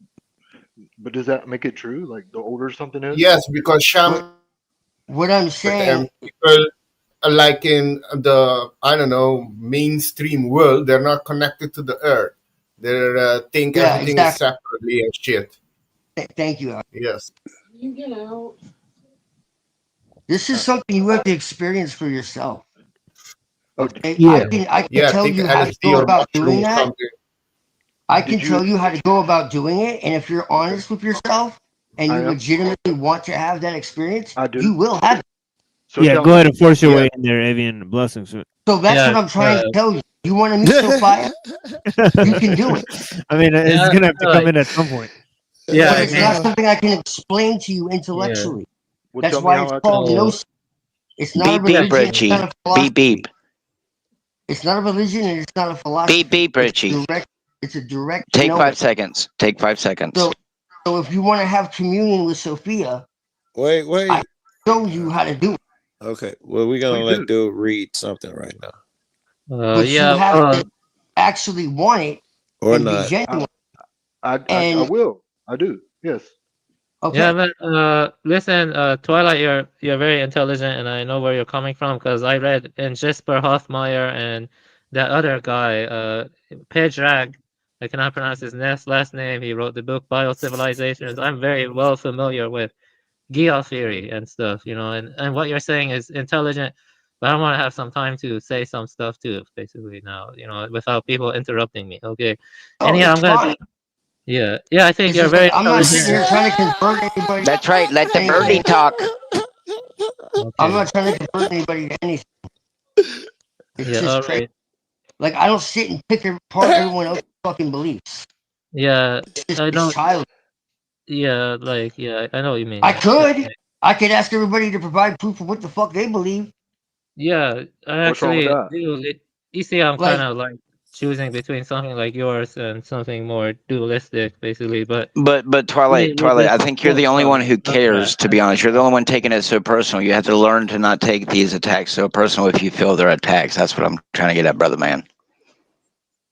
You gotta well, learn because to just let it go. If you've already said what you said once or twice, just let it go. After that, if these people don't care, they don't care. Just leave it at that. To give no, yourself peace I and do Don't let get care. up the I thing do care. continue. understand and shit. Yeah. Want some time to respond to, yeah. Yeah, So we can let basically, Breathe, brother dude go man. without interruption, Twilight. You just keep cutting them off. no, that's not true. I'm not the only All one right, in let's here. see. That's nonsense. Go ahead. No, it's so because yeah. I'm passionate about it. Because I actually care. Okay, for real. The next one who talks get kicked off the panel. Next one who talks. Wait, so I can read now, Yes, Yeah, go go ahead. ahead. Go yeah, ahead. Do your thing. basically, I'm going to read a quote by Lovecraft and explain my own. Well, I'm still undecided, but this is like what I was arguing for before. You know what I mean? Because I'll just clarify what I'm trying to say. So based off, this is a quote from Lovecraft. Said the reason why time plays a great part in so many of my tales is that this element looms up in my mind as the most profoundly dramatic and grimly terrible thing in the universe. Conflict with time seems to me the most potent and fruitful theme in all human expression by H.P. Lovecraft. And I had recently, met this man, and I also read some books, on and like defending a kind of neo-Catharism, and I think that the idea of Nimrod de Rosio, it just makes more sense to me if something like a god or like theism is true. Basically, he argues that the material world is like a kind of illusory present ruled by a demiurgic power, Jehovah said it, while true reality is a timeless, changeless origin remembered through Mene, a blood-borne nostalgia for lost being. Humanity That's became dope. symbolic and spiritual only through ancient intermingling between animal man Paso and divine Siddhas. The awakened individual Virya follows a hyperborean path of valor, detachment, and intuition to withdraw consciousness from material time and return to the origin. Salvation is not a fusion into a one. That's what I want to talk about. The dissolution into one is like phagocytosis. Cells can open up and eat another soul and devour that soul. And that's the way I view dissolution into one, as being like. But to Nimrod, it's actually absolute individuation into an immortal Sita, into an immortal Right. being. So Right. time itself is treated as the flowing consciousness of the demiurge, and thus a metaphysical enemy to be escaped. The Right. cosmos is governed by a hidden synarchy that binds beings to matter through evolutionary and technological ordering.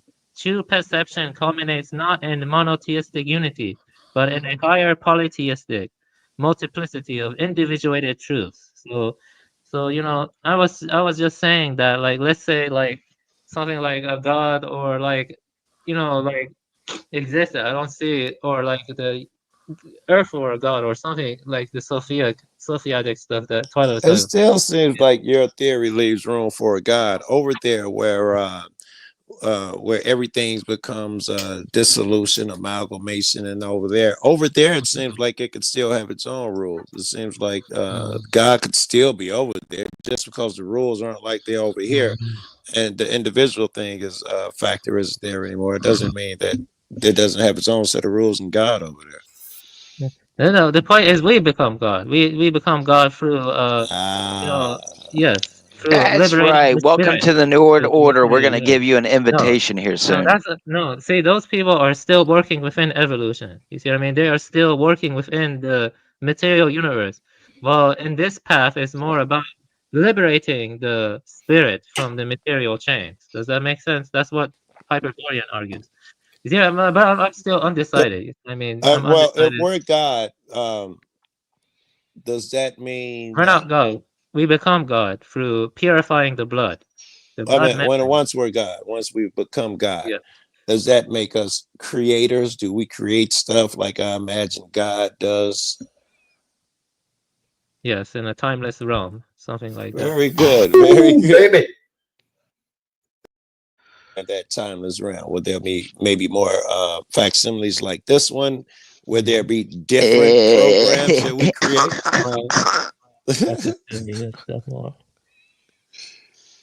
Right? Wait, I have to, like, give me some time to think. I'm just exploring this stuff. See, I'm Twilight is exploring it with arguing you. for Trust me, a we're out here on non-dualism. this limb together. I don't know none of this shit. We're exploring this shit together, bro. Yeah. See, well, the thing is, Twilight is arguing for kind of non-dualism, while I was like arguing at least here in favor of a dualism, like Qatar's, the Yeah. Cathars. See what I mean? That's what I was arguing for. Yeah, I get where you're coming, and I Yeah. get I where mean, what Hyperborean is happened? Did your coming balls because drop off? I had a Yeah. similar thought process once before, but I don't believe that nature is flawed or malformed or product of anything evil. I believe that what we perceive as evil is the intrusion of the archon into the perceptual field of the anthropos, of the human mind. Boy, that sure does sound like possession and demons. I don't believe that an evil god. I don't believe that an evil god created anything.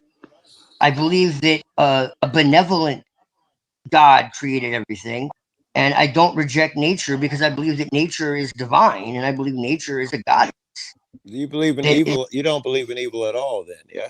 No, I believe in evil, but I Did believe God that most. create it, or did it come on its own? Who created evil? No, evil is a well, it's really error that gets extrapolated past the point of correction.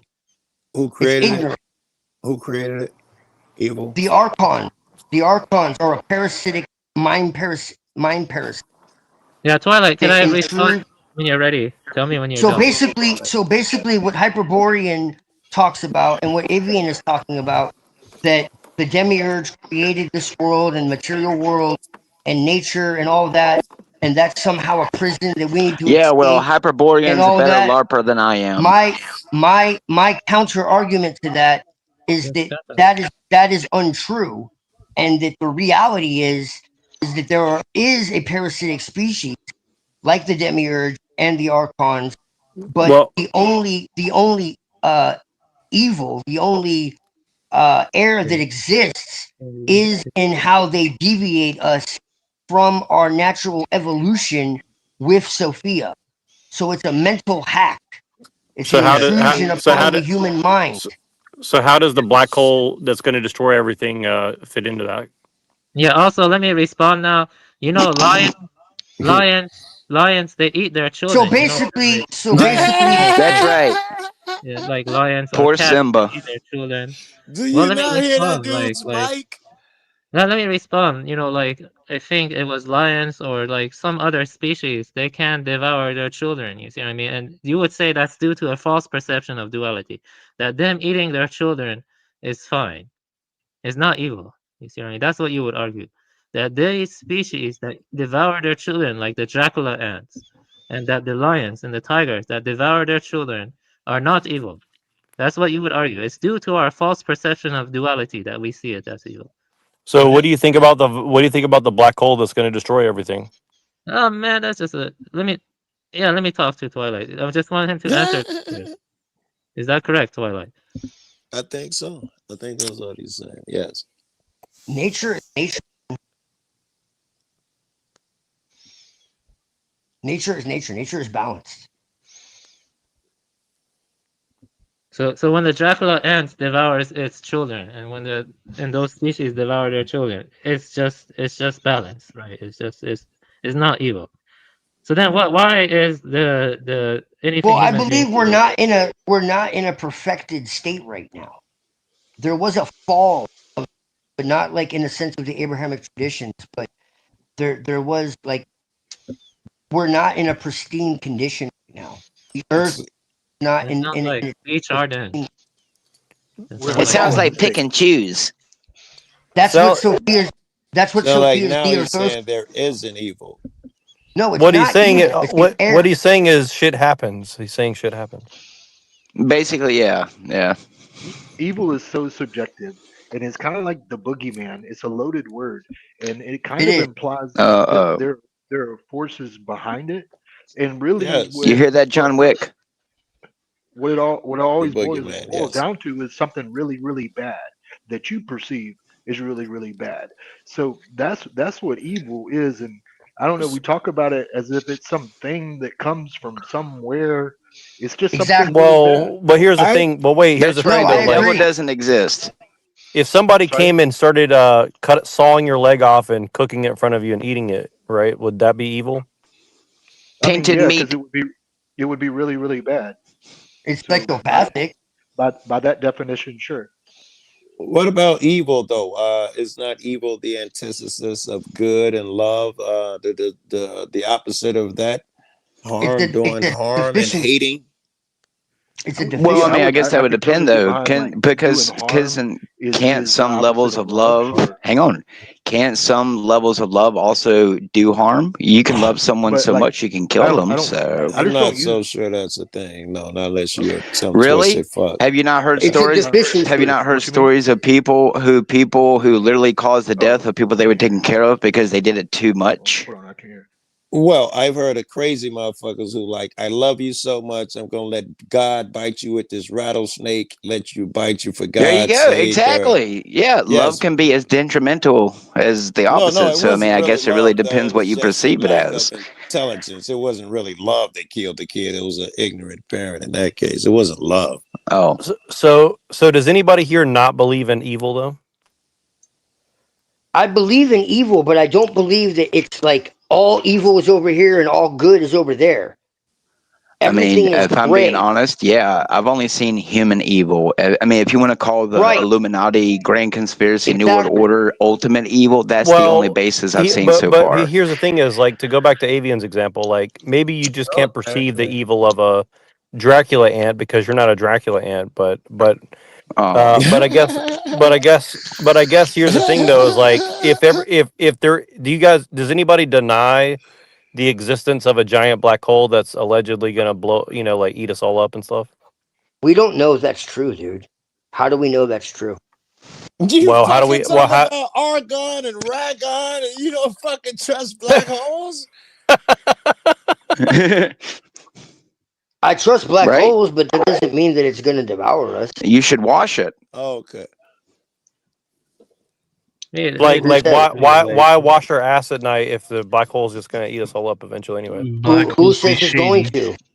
There's going to be meteors hitting us too. I mean, so what? Like it allegedly did the dinosaurs, but we There's so reverted many back things that into a could happen. perfect We could ball. have earthquakes, tsunamis. We just anything could inherited the happen. technology from the dinosaurs. Why is nobody talking That's about the right. real truth? What's your Dino crisis? Dino crisis. Dino tech. We inherited the dinosaurs technology. Look what we've done to the earth, bro. Look what we've done to the earth. Okay?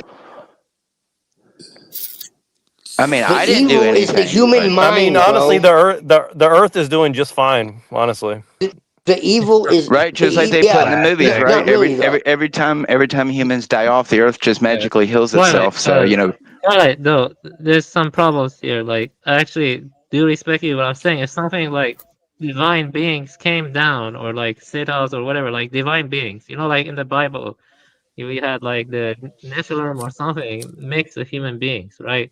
You know, there has to be a reason for that. You know, a rationale. Like, why did that happen? You know what I mean? And I think Nimrod's account of that makes more sense. You know what I mean? Just because it doesn't make sense for like it's like complex. I don't know. It's difficult. I have to work it out. I mean, it's like complex stuff. Like I'm a better writer and stuff, but yeah. Let me think. well, you see, you want to know how I know that the Matrix isn't real? Because you see, Neo was sitting on the computer, right? And he was going in, and what I'm presuming, other than programming stuff, he was going into chat rooms looking for Morpheus. And, he eventually ended up finding, hang on, none of us are fucking Neo. So that's how you know you're not in a simulation. well, you know how I know the Matrix is real because Andrew Tate told me so. Oh, Andrew Tate. Well, he probably should watch that too. Yeah, broad parasites are so creepy. There are these species of birds, okay? They're called broad parasites. They go to the nest of other birds, and they lay their eggs, and the nestling is born, and the nestling looks like the chicks of the host nest, and the mother raises that chick, and sometimes the nestling pushes down the native birds from the nest, so that way the mother can lay. Ain't nature a bitch? Well, hey, that's is a just bit. intelligence, don't we That's think? what I'm Hey, trying to that's say. just smart. That's just smart. That's just efficiency. Like, Why are you would God? against? Are you Yeah, a commun? Are you a communist? You don't think people should be efficient? No, I'm saying why would God create a universe where nature is a bitch and where justice doesn't matter? You see what I mean? Like it doesn't seem Well, to be okay, justice. well. All women are bitches allegedly to some people. So does that mean we never have sex again or something, or what? That's right. Instead of no nut November, no nut year. Well, you see the warrior, warrior ethos, is different. Like you see by. Well, see, everybody's all about the warrior ethos, but what about the whorier ethos? You see the woman, is like it's difficult. Like Hey, sorry. Machine lies. How long you gonna stay on to tonight? I gotta do like a music show at some point. At some point, I'm like soon. I'll get pretty sleepy, so I'll like tell everybody to leave. But yeah, so soonish. But yeah, it could go right now. 24 more hours. Yeah, Black. don't fuck up yourself on our behalf, definitely. Yeah, I did a 15-hour stream before this from yesterday, and then 5 hours of that got deleted. Yeah, you already said you didn't sleep well. Sleep is important. How'd you do that, Mohammed? Well, we should just host 24 hours every day, and You're like a some people machine, just take Tim. over the hosting. You don't need How did sleep, you do that, TML. Mohammed? Don't listen to these weaklings, You TML. like Don't that. let trying to talk. You're Yeah, better we than did this. a You don't need we did sleep, an bro. extra You're better one than that, TML. here. That's right. You guys check it out. Energizer Bunny. This episode 6, we did an extra one yesterday. So for the people that had missed it, right, go to the Cyber Caliphate channel, and that's where it's at. So if you click that link, it'll take you to the alternative channel. There we have a bunch of other shows. So yeah, so we'll be back to the regular show on Tuesday. Yeah, we're doing Hegel and Marx on Tuesday, and we got a bunch of other subjects on Wednesday. So go to the Wednesday stream that we did this week, and you can figure out what those topics are. Blessings. In all of these theories, you guys got God, dog, and I suck at names. These are two cats that's been doing most of it. Wicked, I think. No, it ain't Wicked. Twisted, maybe one guy named Twilight. Thank you. Twilight. All right. What's the other guy name who was reading the poetry? Avian Buddha. Avian. Avian. All right. Twilight and Avian. You guys came up with these concepts. With one was with Sophia and one was with us, like going into some type of goo in another realm. Do not both of these, someone could say, both require a creator, an origin. They didn't poof out of nowhere. That is God. Not in the traditional sense of what people would normally define God as an anthropomorphic being, but absolutely there is an origin. It's legitimately called the originator in my tradition. Yeah. Non-dual. It's just a field from which But you everything can't. arises. But you can't deny your Christianity that you used to have. So I mean, why did you just discard that and all of a sudden go? Whew? Because I don't believe in organized religion. But that sounds like organized fucking religion. No, bro, it's shamanism. Oh no! You see, well, get some chicken bones. Well, you see, the thing is though, like it's direct experience, the divine, man. It's you know, that's the same thing about Pirates of the Caribbean. Are we going to say that Calypso was real? There's no book. There's no church. There's no building. There's no doctrine. There's no dog. It's based in personal experience in nature. Well, the thing is though, I'm sure you'll feel that way when you're warm food. But I do. I've told you many times. You'll be one with nature then when the worms are shitting you out, right? I've told you many times, brother man. I do believe, and I don't have to believe, I know, because I've had an experience with what I can only call the Christos, which is part of my tradition. It's just the Jesus of Rome, I believe, is an inversion of what that no white spirit Jesus actually is. No white Jesus with blonde hair, blue eyes. I'm with you, my brother. No, he doesn't have a form at all, man. He doesn't. I mean, I don't know about that. his appearance is irrelevant. He's pure spirit. He's a very handsome dark man. I know that. Did he walk the planet, Twilight? Well, okay. Put it this way: in my tradition, in my tradition, Jesus, if he did exist, I can't prove he existed, though I do believe he may have. That's a belief, though. I can't prove it. Well, I wasn't asking you to prove it. Many men better than me and you both have tried to prove it, but you do believe he walked to Earth in a physical form. Yeah. What do you think? What do you think he hung out at? In what vicinity of the Earth, geographically speaking?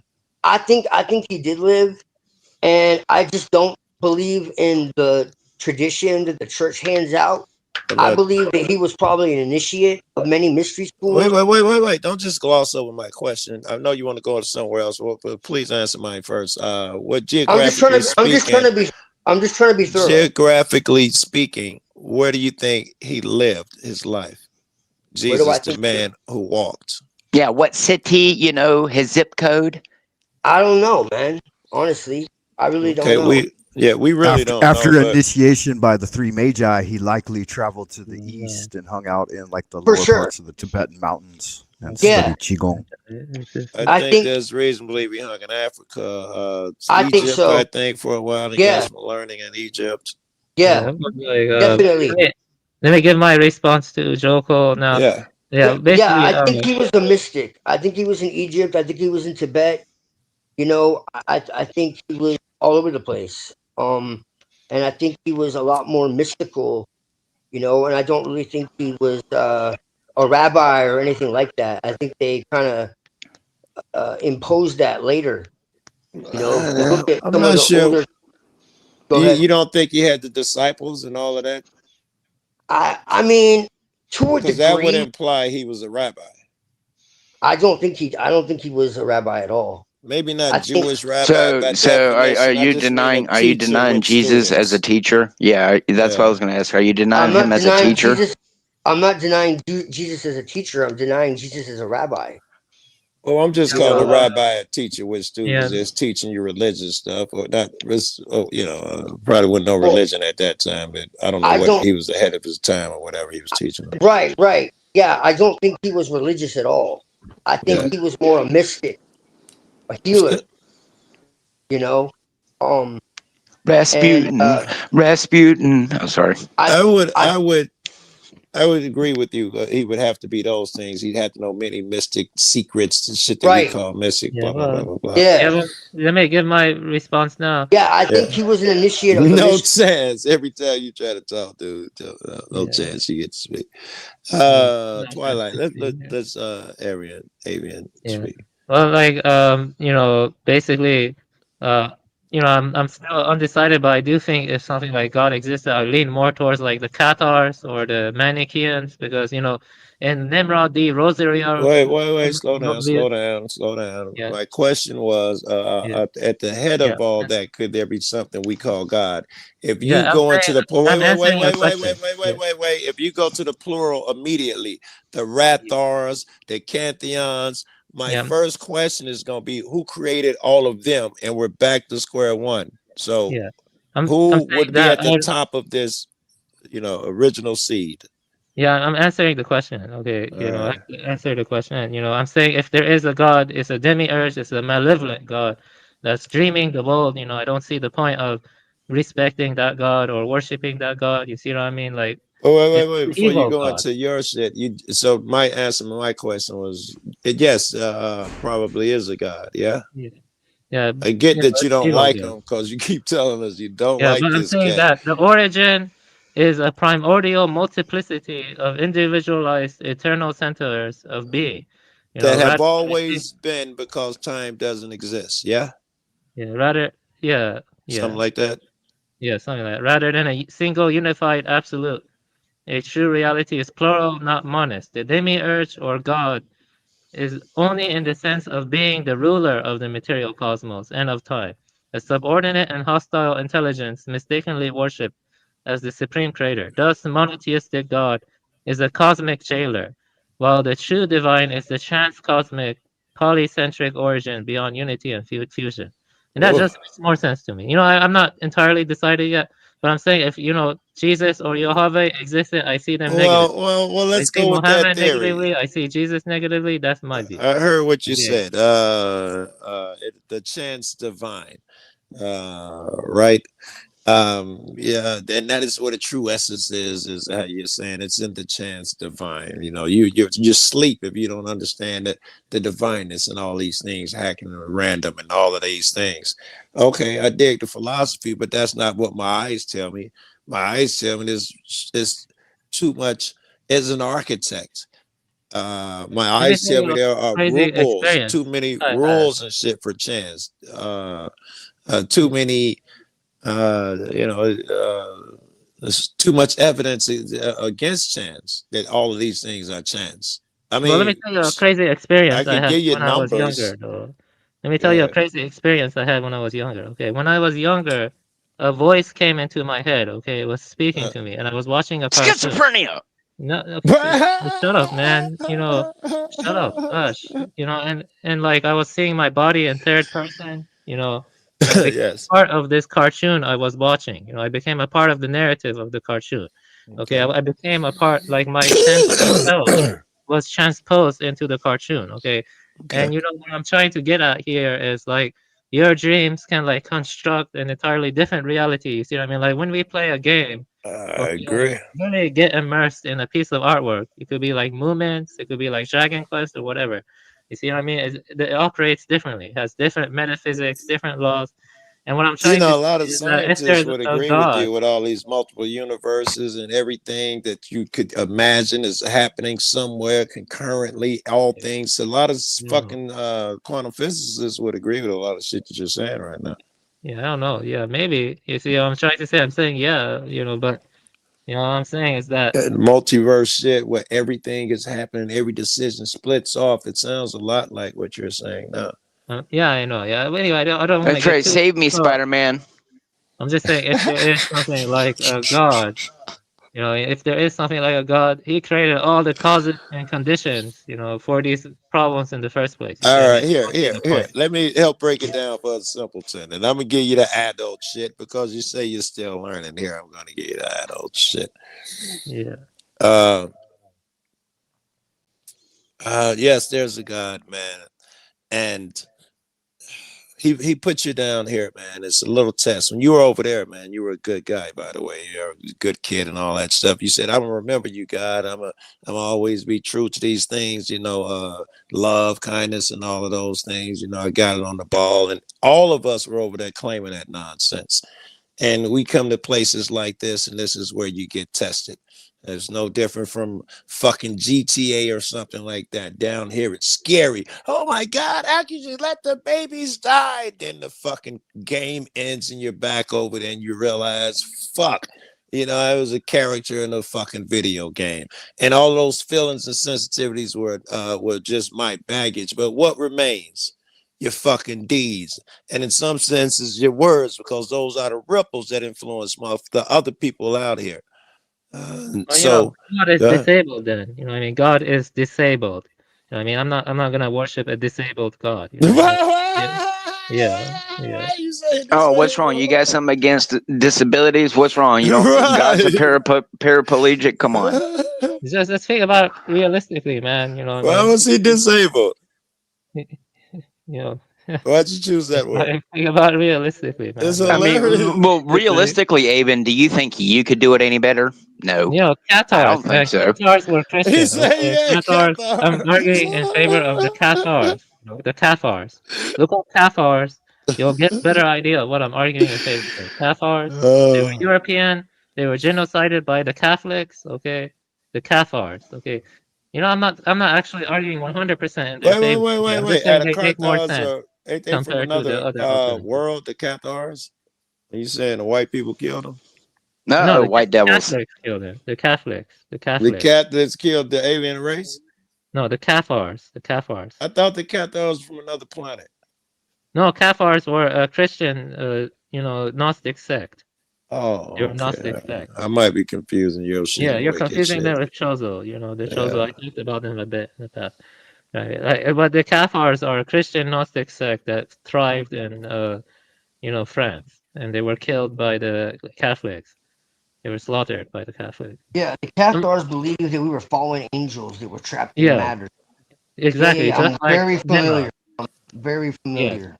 Yes, like Yeah. That Nimrod. sounds Nimrod about has right. some of you. Shit. See, But Nimrod see, my argues that. issue, Yeah. my issue with that is that they believe this is a fallen world created by an evil God. I reject that because I believe that this world is not evil. It's not fallen. It's not. What's wrong is the evil is within the human imagination. That's where all evil Agree. Yes, we You know what I'm create saying? all of this shit, and science Right, would agree, right? With the double light slit experiment. I hope you guys are familiar with it. With the cat. What's his face? Is Heisenberg? Whatever the guy's cat. What's the cat in the box? Somebody help me. Y'all gonna make me think of this. Schrodinger's cat. Which means, the field that doesn't. Let me try this again. There is no cat, Yeah, I know dead what you're or talking about. alive, until the moment that you look at it. Observe That's it. very Yeah, that's right. Until the simplified. moment you observe of it. Yeah, okay. Yeah, It's been a but while since I've yes. heard of it. Yes, but all of that would say that this is just a video game. This is an illusion. The double light slit experiment says that when you look away from photons in this case, but you can imagine other things as well. If this is true, what they do is they create a little bitty opening where only one photon could go through at a time, and when they observe it, it lands exactly where it's supposed to land. And when you look away, it does funny things. It lands in waves, which is not supposed to even be able to do because it's only going through the same slit. It's supposed to land in the same spot, but it appears to land and randomly. But when it's completed and you look at where it's landed, the shit forms waves patterns, meaning that they're somehow still connected even though you know that they're singular because only one could go through at a time. My point is that the rules, this is a video game. This is not reality, and we get heavily invested in it. Is probably more like dude talking about we create the evil with our thoughts and all of that. That's the only evil. The god who programmed the video game, he can go fuck himself. That's what I'm saying. You know, I mean, I could program a better game. Yeah, you're just afraid, man. That's a motherfucker playing GTA talking about, oh my they're fucking God, he kids ran who are over born that just to be lady. bombed. You know what I mean? They're fucking kids born just to be bombed. They're like fucking crazy ass shit out there. You know, like I don't know, like So are you blaming God for creation itself or for creating humans? Because I I'm mean, saying if there were a All god, right. then Let I me. don't see the point I of actually, what I'm saying is, Yeah, my Avian, bad. if there was no humans on Earth, would it still be bad? Yeah, that's a okay. good question, man. And I've been thinking about that. You know, that's a difficult question. You know, and I think that Oh, is it? Okay. I think humans. I think it comes down to I personal think humans have something responsibility. special. You know what I mean? Humans have something special. I'm saying I get your gist about, I too have personal problems with whatever Man, I've God been there having is, but dreams of I like took demons I took notes on and this. other stuff. You know what I mean? I've been I having took notes. dreams of like Elden Ring and I think stuff. you have to come to accept that there are just some things beyond your control, regardless of whether you have personal problems with if there's a creator. What I mean, if they have a cure for cancer, no one's going to really release it because too much money anyway. So I took notes on this when I was talking to Hyperborean because we have so much in common, and yet we have these sharp differences.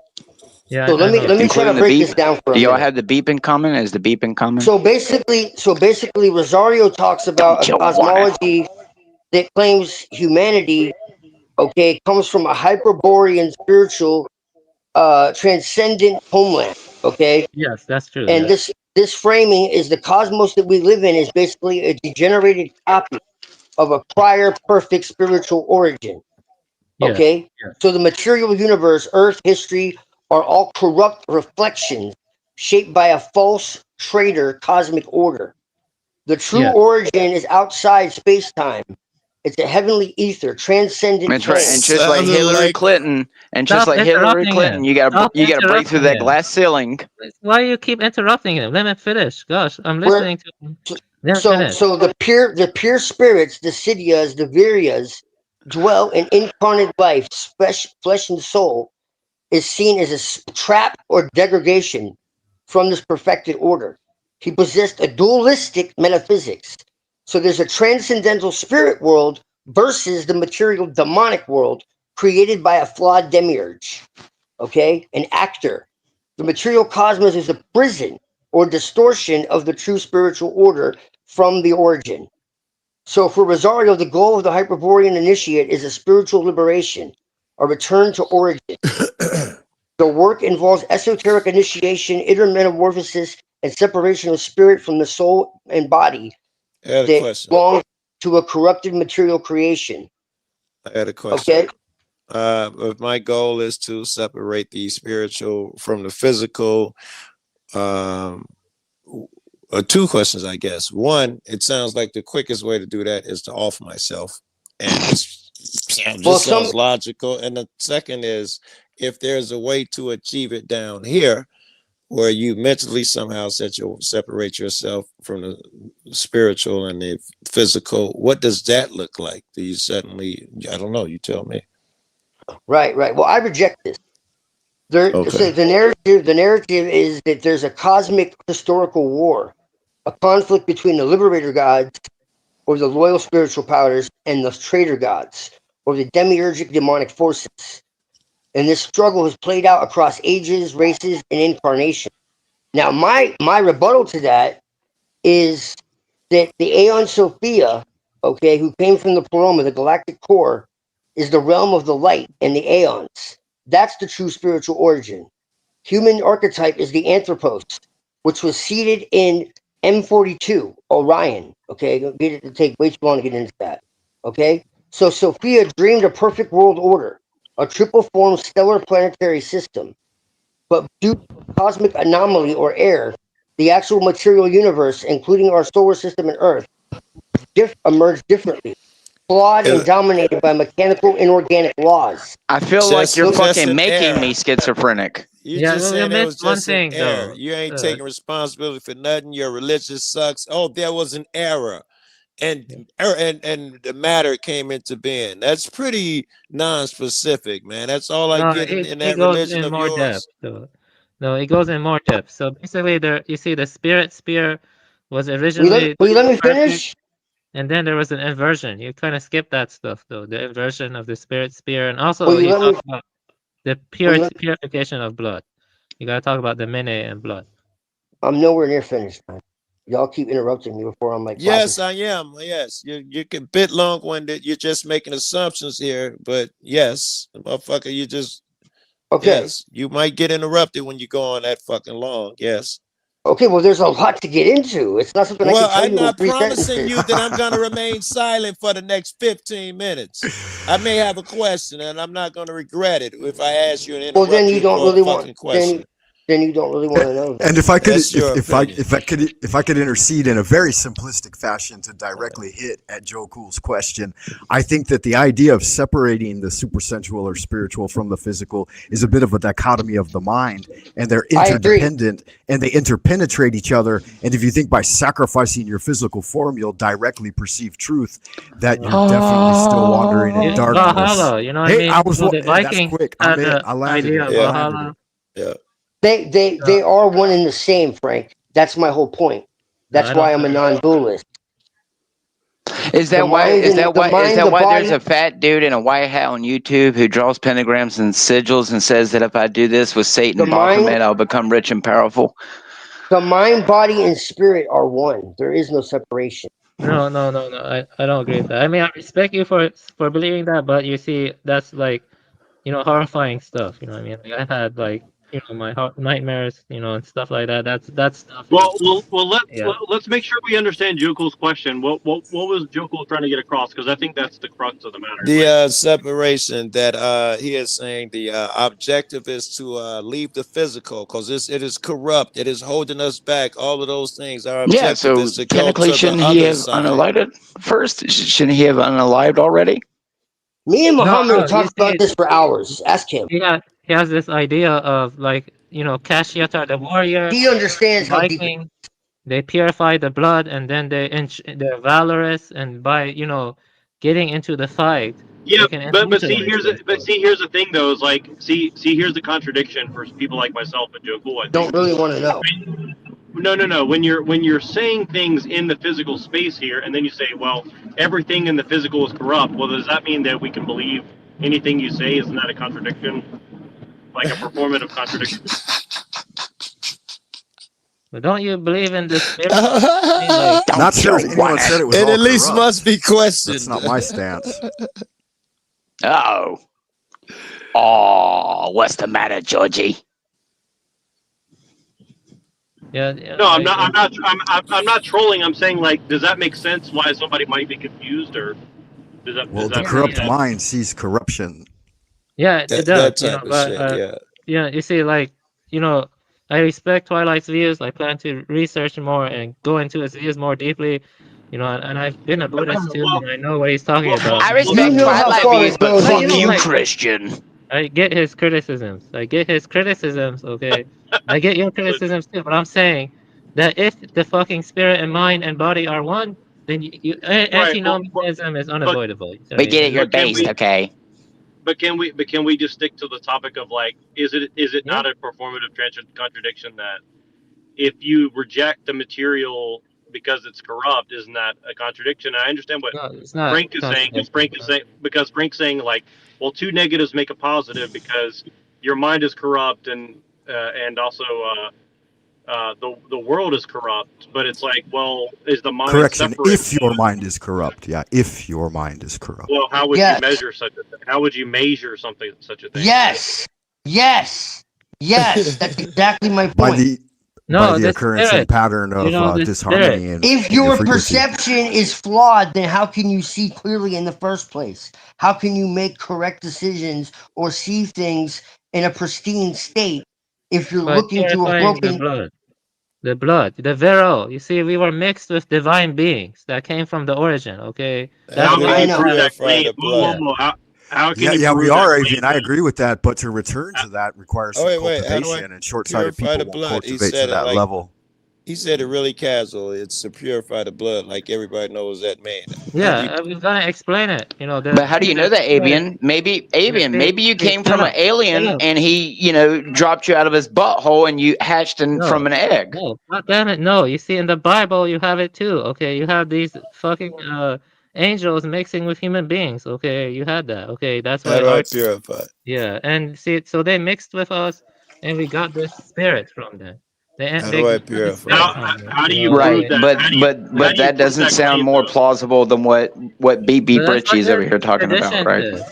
That's what your tradition says. It says it mixed with people in Genesis. It said Yeah, it but in how do you Genesis. prove? No, but you're saying that we mix with God, or like you're No, saying we Big mixed G, with the angels, the Sithos or whatever. See, and then you but where? through the But where's remembrance. the?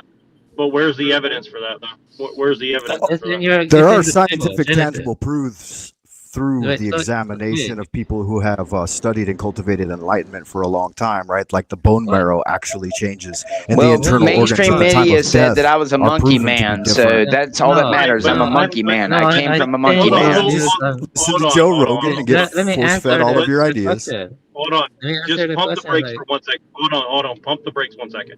You're saying that we have a way to double blind study enlightenment now? Is that what you're saying? no, I'm saying that I'm arguing like for the Cathars. You see, we were mixed with the divine beings.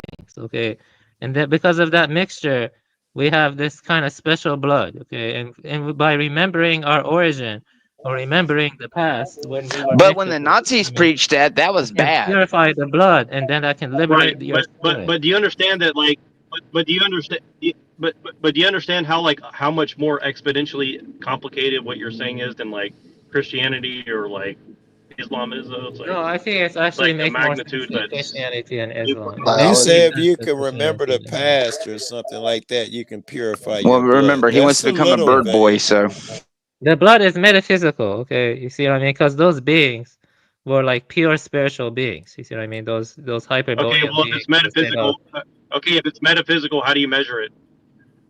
But How do bro, you but measure you're a metaphysical Christian. blood? You see what I mean? In Christianity, in the early Genesis, okay, you had those divine angels mixing with human beings, okay.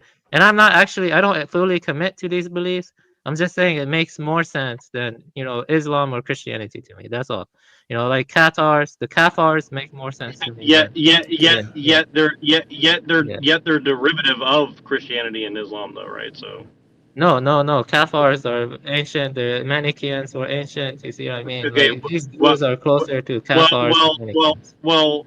Yeah, I hope that's more credible than the claim that Judaism is more ancient than Christianity, because even that's kind of dubious, right? So, In a lot of mythologies around the world, not just Christianity and Islam, you have these so the divine Brit, beings mixing with let me people. get this straight. The British Royal Society makes a claim about the history of the Earth, and we just say, I'll just Yeah, but accept it. hold on a second. Manichaeanism, right? You said it was ancient. Yeah. No, not Manichaeism. I'm saying the idea that these divine beings mix with people. Manichaeism is not ancient. That's right. Okay, because Catharism, their roots are ancient. There you go. Their roots are yeah, ancient. you should have said roots because Yeah, roots. Yeah, I feel pressured. You know what I mean? yeah, So because Mani kind of okay. like So talks where about they at? all Where of they them. at today? Yeah, You're Mani correct. mentions the Apostle Paul, so Yeah. he mentions non-ancient figures. Yeah. Okay. Anyway, I'm just saying if When something you like say we divine need to beings. remember our past to purify our blood, are you talking about by remembering our past? Are you?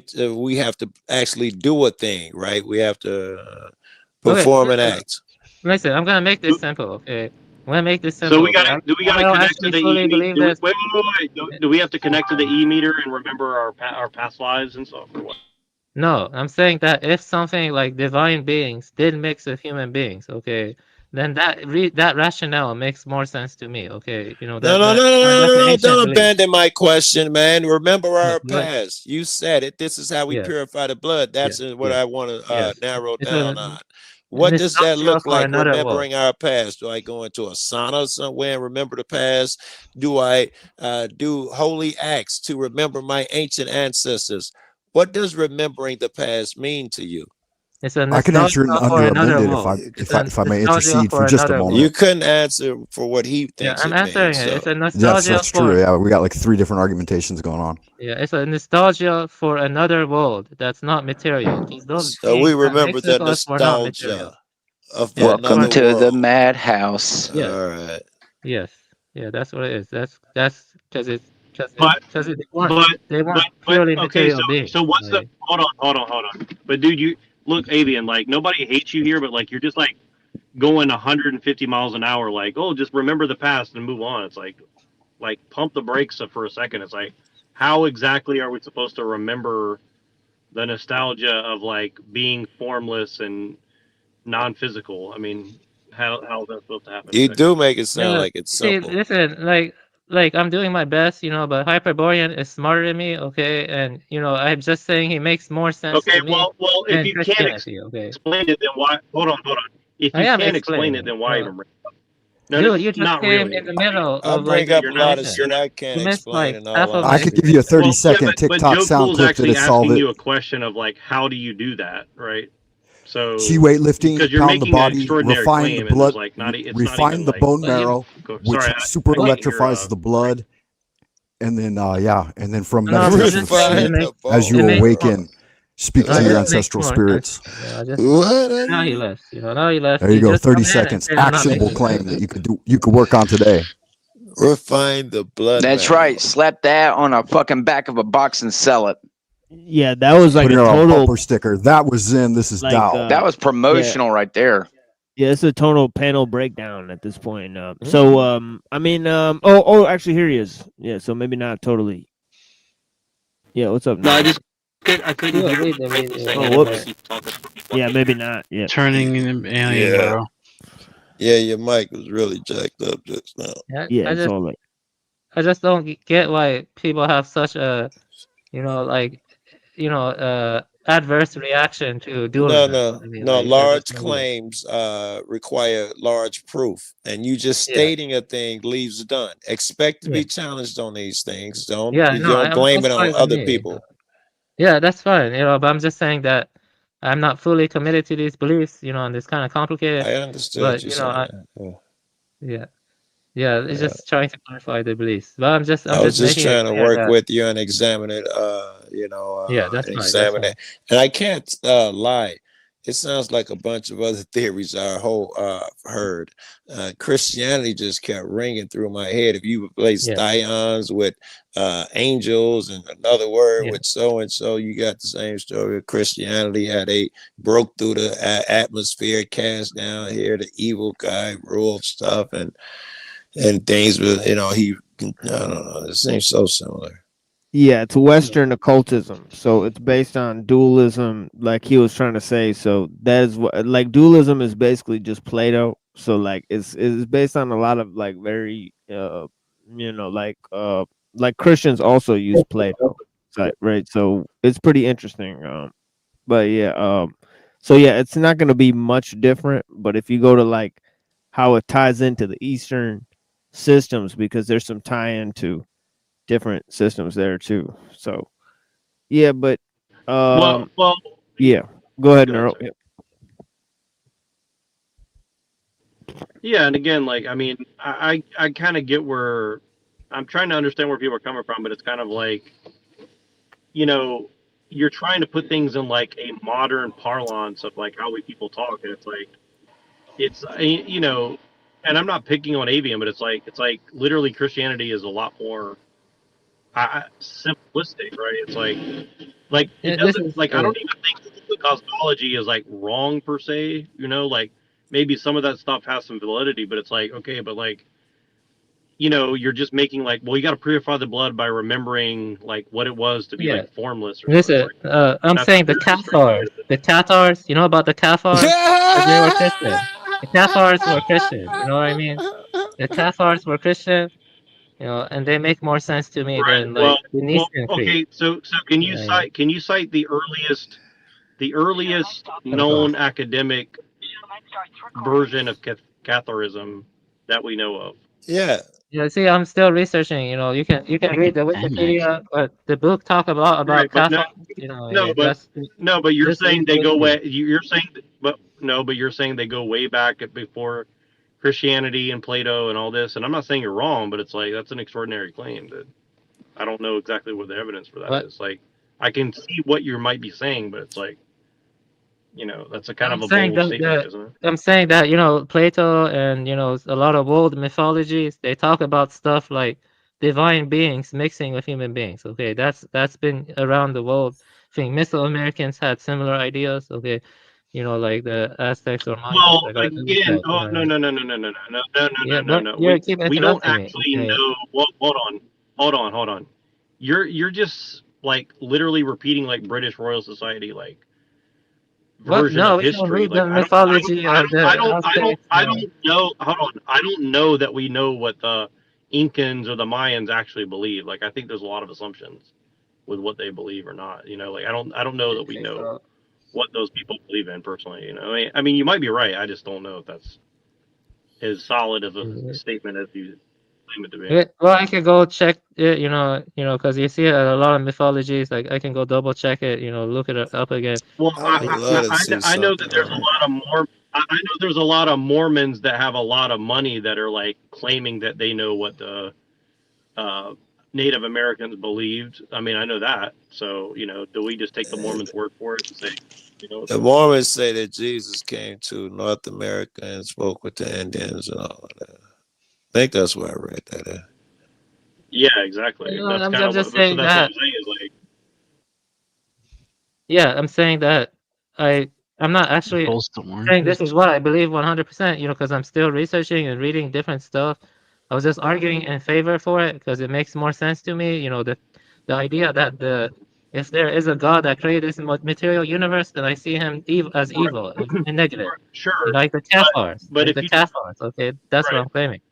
Yeah, like the right, Cathars. but if you just say, well, That's all I'm saying. if you just say that like this knowledge that we've had for 100 years and is kind of dubious makes more sense to me. That's not exactly like, necessarily Yeah, like I a know, really but strong argument. the book talks about stuff like, him working with the SS, and they had like secret esoteric knowledge. Like a lot of buildings we see, like the modern cathedrals, they're built on older pagan buildings, okay?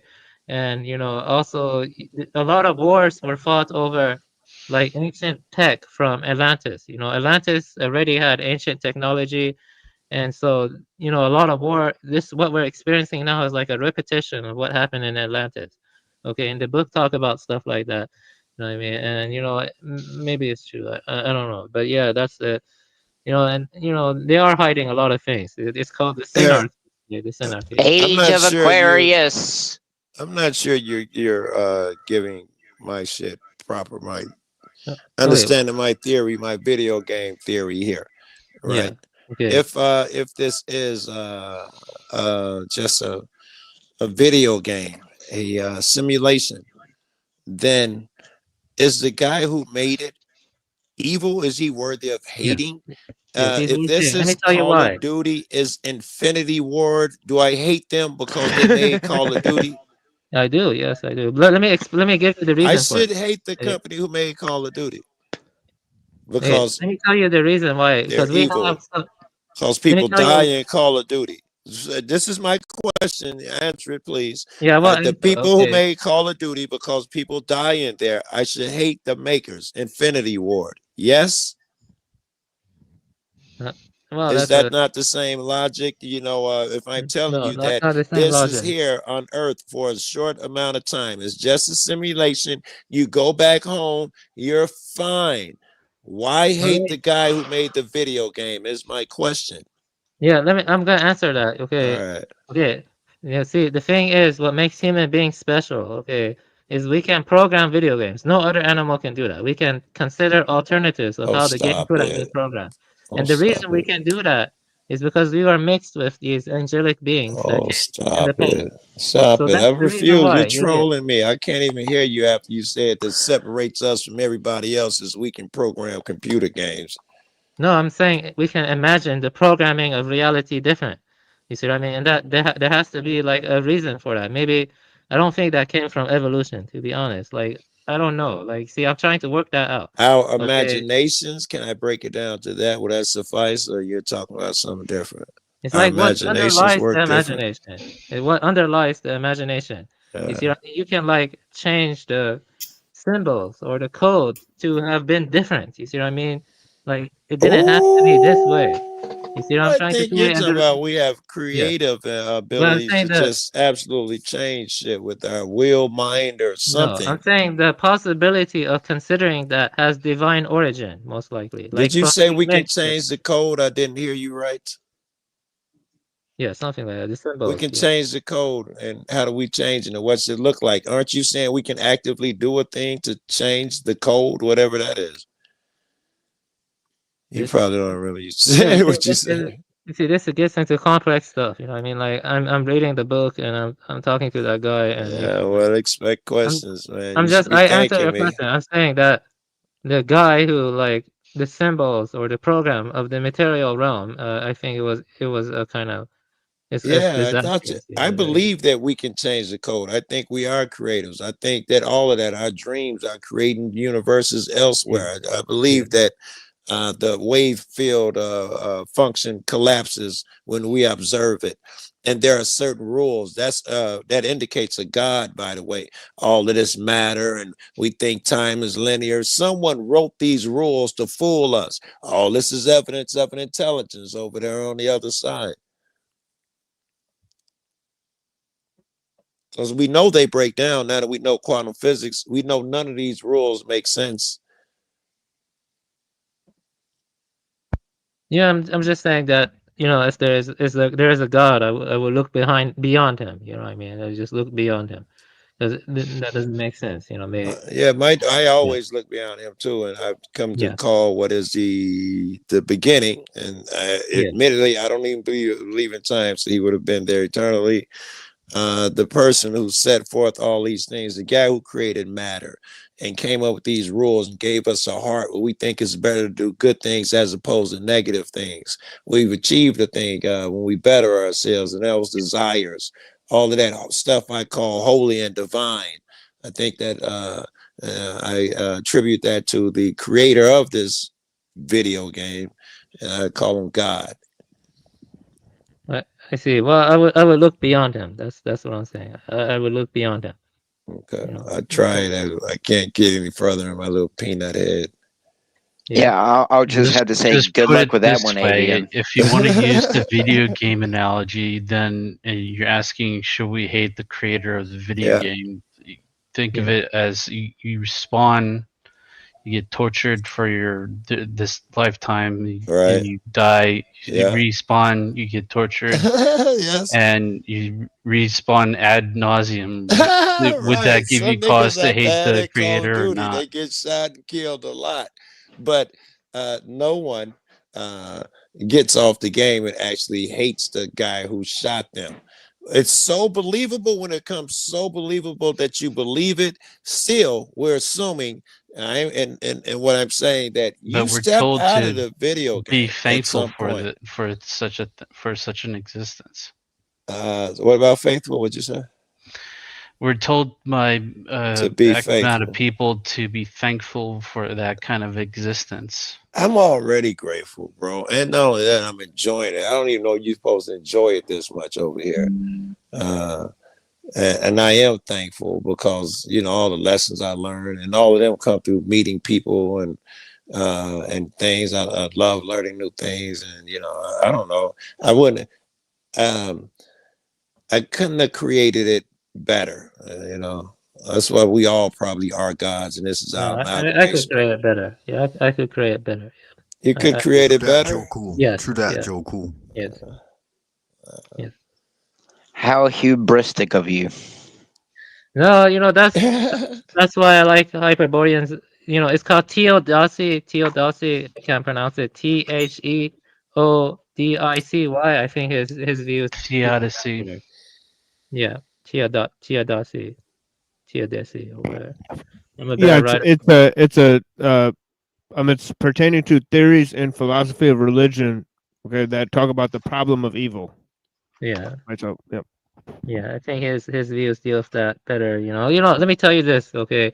You could be having bombs dropped on you, okay, and you be crying out to God for justice. You see what I mean? And nothing Yeah. will change. You know what I mean? Like that's just the way life is. You know what I mean? Yep. Like that's. I hate to tell you that, but that's that's the way life Yeah, is. but what are the unseen factors that instigated the dropping of those Yeah, you bombs? ever think about Yeah. that? Yeah. Right. Well, you see, Assuming that like, Yeah, what was I'm hearing cause a and bunch of effect blame is God, but never blame the yeah, human. yeah. but So the far, causes and conditions, you see what I mean? The causes and conditions that led that into the first place. So You it's like can blame victim God for that. blaming at that point. I know, I get that. Yeah, but I'm a Buddhist, okay? I lean towards Buddhism. I don't even accept the omnipotent or like a demiurge or whatever. I who just, caused these conditions that caused people to drop bombs? Was it God or was it us, human beings? You hate humans because we drop bombs too? it's not, it's like, you see, like, I'm saying that if Christianity or Islam were true, okay, I see no reason why I should worship God, okay? I'm not gonna do it. I'd probably You be just don't pretend even or answer my questions, man. You just Yeah, act like you Joe don't Cool. even hear me Yeah, sometimes. it sounds like Joe Cool, I would. God didn't make my existence perfect, so therefore I hate him. I mean, what is your perfect existence? I mean, And Joe Cool, I would it's only something add a where he correction in responds back. perception. Something where he If I may, responds Avi and back. Buddha, I would only offer a correction in the perception Yeah, that it's yeah. not us who started the dropping of those bombs, No, but no, them. no, I would want a God that talks back, that actually helps bring justice to this world, but that doesn't seem to be the case. You see what I mean? He's very silent. He's disabled. He doesn't do shit. He He's just he's mute. Have you petitioned him directly? oh, yeah, nothing happened. You see, like just it's like that's just the way it is. Like I'm just God saying, is spirit, and those who you can worship push him this must worship endlessly, in but spirit and truth. that's what I'm saying. That's why I don't even like to bring up the notion of God. Are I'm you just mad at speaking people from who my don't solve your problems for you? Are you mad at people who don't solve your problems for you, or just God? Well, see, first off, You're gonna I'm dodge. saying I if bet there you were a God. I'm $90, saying if there were a 98% God. chance you about to dodge this. I don't even believe in a God. Okay, I'm Do saying you if there hate were a God. people who allow people to be hurt? Huh? I'm saying that, you see, it's not about being hurt. It's not about, the bombs being dropped in the first place. It's about the lack of justice. It's about the lack of, how he's silent, and stuff like that, and how he just So are people. Do created a you hate train wreck. people because people are silent? This shit go on since the beginning of the time. 95% of the time since inception of the U.S. I think that stat is correct. We've been involved in war. We all accept that shit. So you gotta hate all of us. No, I mean the war. This was different in the past. You see, war had a more transcendental quality in the You're past. blaming God for not coming down here and ending wars. I don't see a bunch of people out here ending wars. My logic is if you hate him because he didn't solve the problem of ending wars, must be a lot of niggas you hate because ain't nobody solved that problem. True facts. What's the point of hating other people when they don't have the power to solve the problems when God allegedly does? Are you sure we don't have the problem to solve it? We could create it, but we can't solve it. That's interesting. Okay, we'll go solve it then. Like, what are we talking about? I gotta devolve into remember my past, and then I'll see everything, and I will be able to solve it. Can I show a clip from a game? No, I want to. Oh, not another nostalgic trip. Yeah, well, I thought Twilight would like it too, but he left. But it's a cool cutscene from the game. But it's okay. I won't share it. But what I'm saying is that what video game, first of all, because I like video games. What video game is it? It's funny because actually the name of the game has goddess in the title. In Japanese, it's called. I don't know why I was thinking Metal Gear in my head. Yeah, Shin Megami Tensei Nocturne. Yeah, Shin Megami Tensei Nocturne. That's a Japanese game. You actually, yeah. I don't want to show it. It's okay. I'll show it some other time. But anyway, the point I'm making is that like I said, if there's a God, I'm not gonna bend the knee. How did we create this shit? Because that'd be how we solve it. How did we create this shit? Because I believe we create bad shit, ill actions, evil. So the way we solve it would be to do good. How do you get niggas on mass to do good? I don't even know if that's a thing. That sounds like a good first actionable step, though. I like it. Do good yourself. Maybe that's it. Maybe that's the answer. Be that guy. Be that role model. Fuck the shit that come out of your mouth. Be that guy. And there's only the now. I think we've agreed that time is not a thing. Oh, there's only the now. So you must be good at every opportunity that arises. Now I think we're off to the races. You do that shit. There is no, Amen. I was mad. No, the moment is now for you to do good, motherfucker.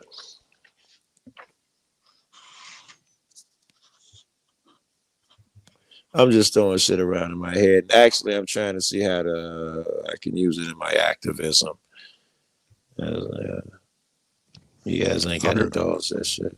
Yeah, I'm your Huckleberry. Sounds like good magic to me. Well, here, put your mind on this. All you cats, man. I can use your help. Seem like some smart cats. This might be out of your realm. You niggas might Have you be ever too smart considered for the this. possibility that, if there were a God, that the Jews, the Jays, they really are by him? Because they seem to be winning to me. Like the Jays, they're blessed They by seem the to be winning. universe. Now that's very subjective. Well, you forget allegedly the Jews worship the God of this world, not the same God that I believe in. So yeah. Would you rather be, and I like avian, I'm sure I'm getting your name wrong. I suck at that. Would you, and nobody else answer before him, please. You must make a choice: slave or slave master. Me? Yeah. Well, like. If you tell me about the Kind of loaded arguments, I'm gonna question. You see, stab you, I don't bro. feel comfortable answering that question. I don't feel comfortable. Uh-oh. You see, that's a weird question, man. False dichotomy. It's a logical question from your perception. You say the Jays are winning; they're doing better. Yeah. I can usually ask that question, and it tells me enough about the person. They're the type of person that would say that type of shit. Is all a matter of perspective. Some nigga would say, because the only reason you hesitate is because you're thinking slave master. There's no reason to hesitate if you were thinking slave. And some people think slave. And those people think that the Jays are in a fucked up position. Devils, so and so, God gonna kill them for whatever reason. They don't see them in a good position. They don't admire them nor want to be them. They would not look at them as they winning. That's the guy who thinks that I'd be a good slave master. That's that guy. Yeah, I'd be slave master and I'd help everybody. I'd give everybody equal portions. I'd help it. That's that guy. Yeah. Yeah, the other guy would rather be the slave. He don't want to be cursed with the guy. The real guy who has the burden is the guy who thinks he's in authority and trying to rule over motherfuckers in it. That's the guy who's, closest to death. He's the guy who's fucked up, who you don't want to be. I'm sure that's what the Bible is talking about. Why do you want to be a rich man and all of that shit? Because those things come with it. Can you give the invitation link? Can you give the invitation link? Let me see it. Like, yeah, never mind. I think I can get. I think I can get. Never mind. You weren't talking to me, right? No, I wasn't talking to you. Okay. Yeah. I'm just okay. Where's the invitation link for the stream? Someone. It's pinned to the chat. I don't know if oh, you see yeah, it. I got it. The Jays are not winning. The Jays are kooks. They're straight up fucking weirdos. That type you guys of shit. Yo, Joe, hold on, man. Do you guys have a problem with Judaism? Yeah, I do. Yeah. I think they're like the fucking they're annoying. I don't like it. Right, they're total scum. And if you don't see that, you're fucking retarded. Right.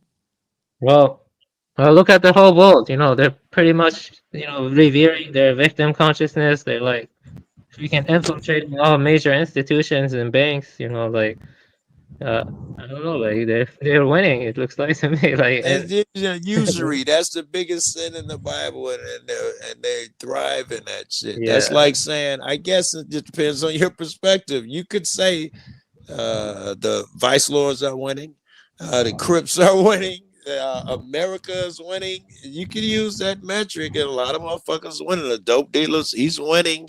Most motherfuckers don't think that though. Yeah, but they're not winning. They're coups. Of course they're not winning. yeah. Well, like yeah, they are like they I don't know. It seems like Shout out to Rabbi Finkelstein. they're blessed by the material realm almost, like Yes. What's that tell you about the material realm? I love it, man, because those really dark bastards, that's what they go into. It's their belief that you're a pussy if you think there's a separation between God and Satan and all that. Satan runs the material realm. Reference the Bible, it'll tell you he kicked down, he was thrown out, kicked out, he's in charge of this shit. So if you want some material, who do you pray to? You're a bitch if you only think you get to use one. You're just not developed enough. This is their spiel. It's interesting to me. Yeah, I think you're winning if you see you're being deceived. You see who's full of shit. You see these people pedophiles, right? That's the real winner, right? Yes, it has some discernment. Yes. And some morals and shit. That's why I be giving cops shit. I don't mean to make this big of a change, but we have called him from the void. He's here. I think that's my issue with cops. They enlist in the job, at least in my opinion, to do immoral shit. If I don't know why, man, you could get that shit under control where they just do whatever normal shit, protect your rights, keep the peace type shit, and don't try to be my marriage counselor or rob me for $400 because I made a U-turn.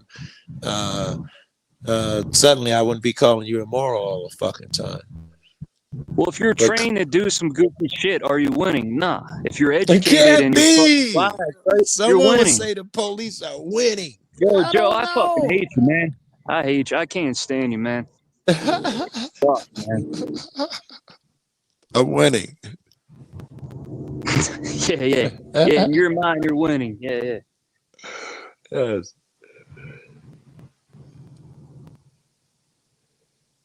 I ain't that deep, but Joe, you suck, man. That's all I got. I assumed you was joking. Why do I suck? I thought you was joking. Go ahead, I gotta ask now. Because of the cop shit? Did he drop? Maybe drop signal. Who knows? Okay, that's awful timely. He's mad at something. Did anybody catch what I said to piss him off? Why he said I suck? No, I'm not able Not to sure. discern.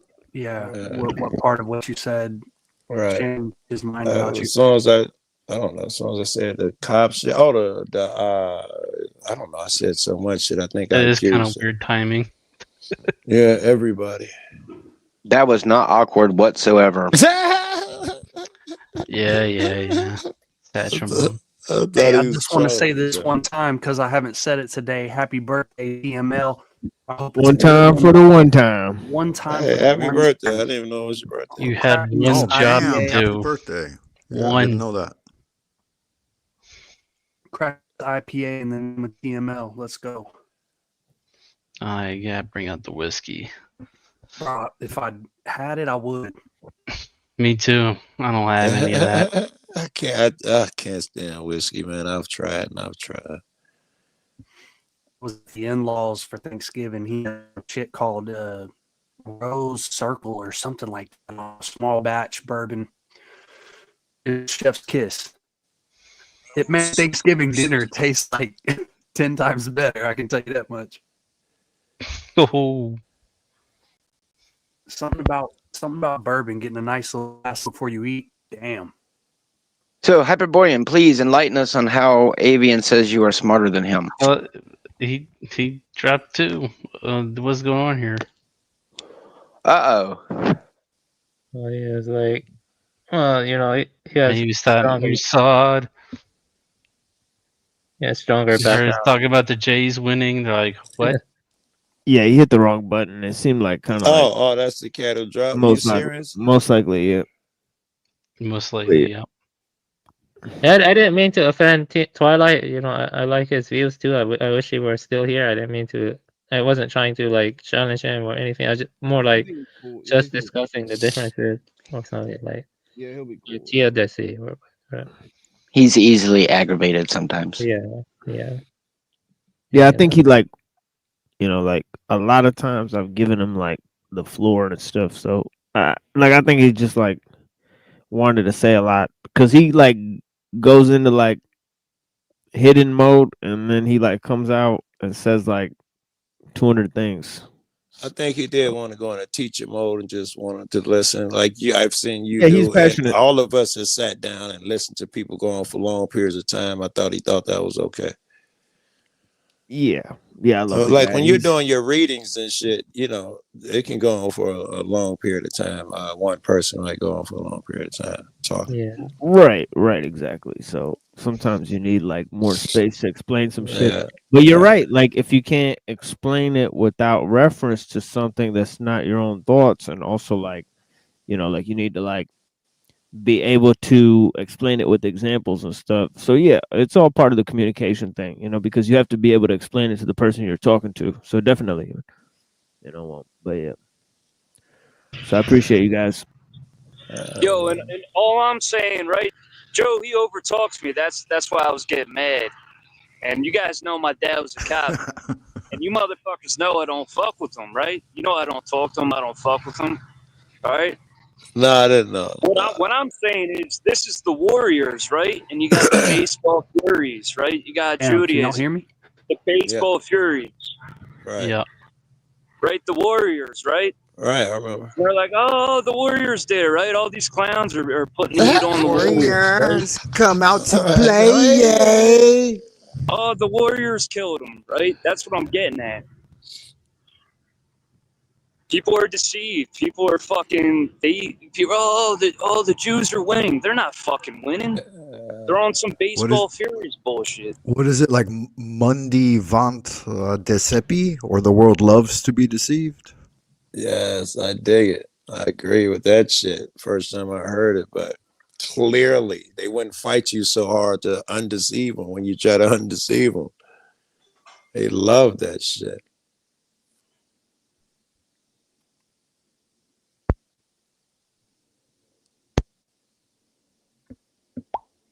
That shit irritates me, man, that I don't think I'm gonna get out of here without being dominated. I hate that some motherfucker explained to me that laws were fiction and some motherfucker wrote them down, and whether it be the 1800s or current day. And, you got to bow, motherfucker. You run that red light and somebody jump out from behind a bush on your ass and scare you. I hate that I'm going to die under that. Without being free, man, I got to pay money to get my car and my license and my sticker and say, yes, I'll let you pimp me because I want to go across the country and see a friend of mine. Well, Yeah, your license honestly, and like, insurance, you had a crack yeah, tail like, light and blah, blah, blah. yeah, like most cops I've met, I could tell by their face, they're just bitch ass motherfuckers. Damn, I Like, think my computer is spazzing out. I can't hear anybody. Yeah, it was just You're kind of botting hyper. yeah, you got a little bot action. Yeah, that was one of my father's mantras when I was a kid. He said, "Son, never call the police. Call me instead." That's our mantra where I grew up. Yeah, we And need even that. in the 1A community, man, I'll dump my woman if she call the police. Yeah, like they could just stay away. It's cool. Stay away? Yeah, like I don't like the police. Whatever. Yeah, we got NWA on their ass. They can suck a dick. Yeah, what? All right.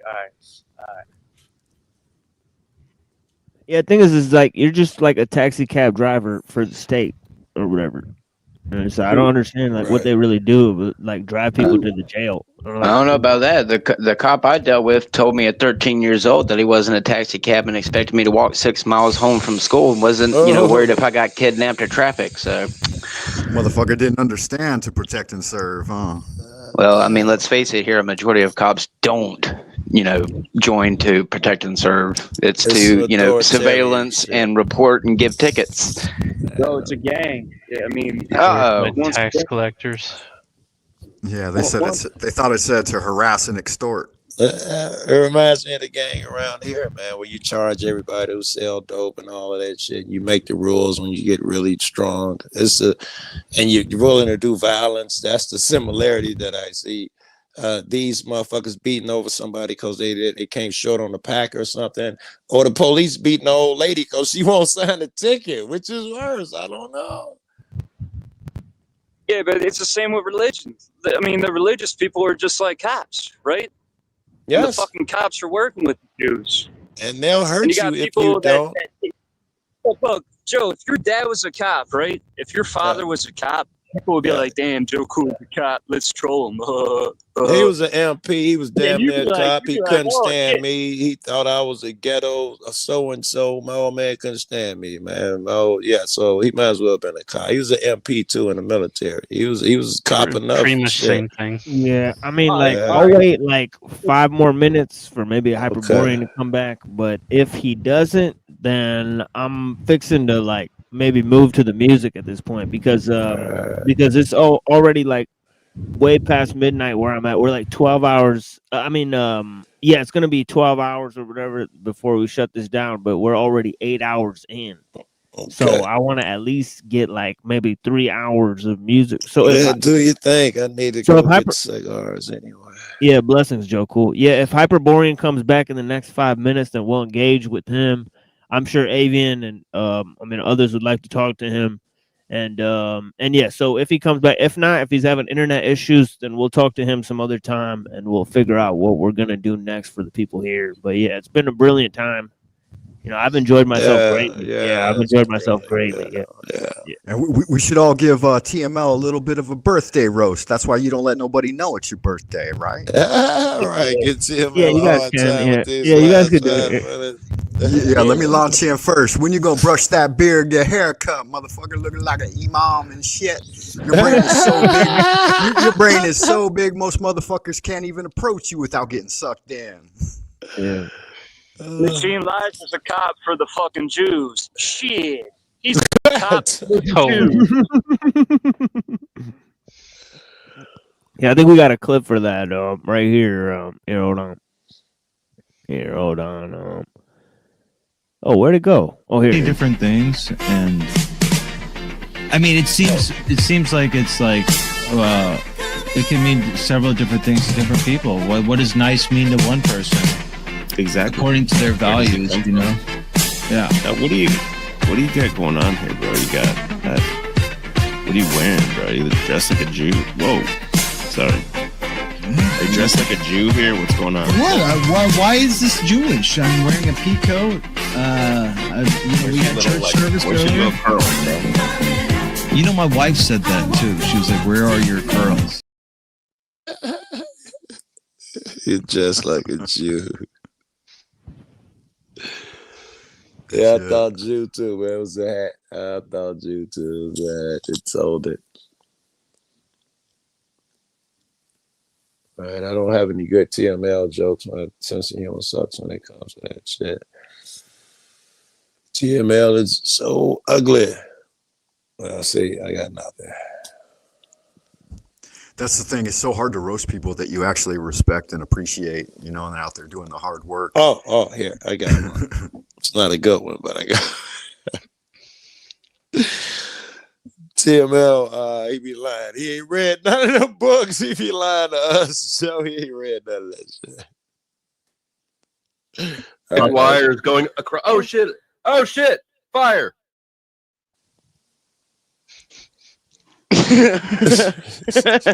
Stop, drop, and roll. Stop, drop, and roll. People hate the truth so much. TML be blasting so much truth that he gonna wind up with 0 subs. Negative subs. You owe me a sub, motherfucker. What? How the fuck is that possible? All right, I'm gonna get out of here. I gotta get motivated, man. It snowed. It was a blizzard out here. The streets gonna be crazy. Yeah, blessings, Joe. Thank you for being here at 2 different parts of the stream. It was excellent. It was great. Later, guys. Yeah, peace, sir. Have a good day. It was nice talking to you. Easy. Yeah. So who else is who else wants to like say some closers? I guess looks like Hyperborean's not coming back. I hope his like phone or his laptop or whatever is okay, because like that'd be a bummer if his shit's just broke down or whatever the fuck it is. But yeah, I scared him off. I'll go first since I came in last. Like you tell me says on your birthday, TML, motherfucker, when you gonna let us all know that you can't even read? Blessings, man. blessings. Beloved to everyone. And Yeah, I happy birthday appreciate to you you, guys. man. Fucking Yeah, keep holding thank down you. the fort. Yeah, you're doing the great work. Yeah, of course, man. Yeah, blessings. I appreciate you guys. Yeah, is Rabbi Kook still here? Oh no, he left. All right. Yeah, all right. Peace to yeah, long time since JG joined. I appreciate you, man. Long time. Yeah, it's been a while, man. But yeah, anyways, all the rest of the people, obviously Cecil ain't been here for a minute. Where is my motherfucking sunglasses? This is what I'm trying to find so I could cam on here. Give me 1 second. But yeah, anybody else want to go and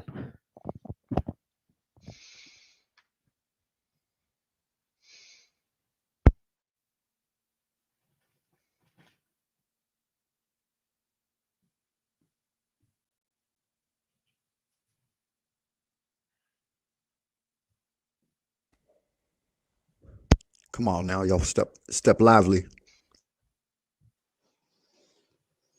Fine, I'll fucking man up and do it then, yeah, assholes. we got a LORP special LORP music show.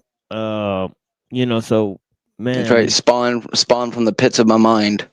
exactly. You're right. So we gotta ask Ew. LORP one day when you guys see Bro. these images, you're gonna want to like ask him like what prompts he put in.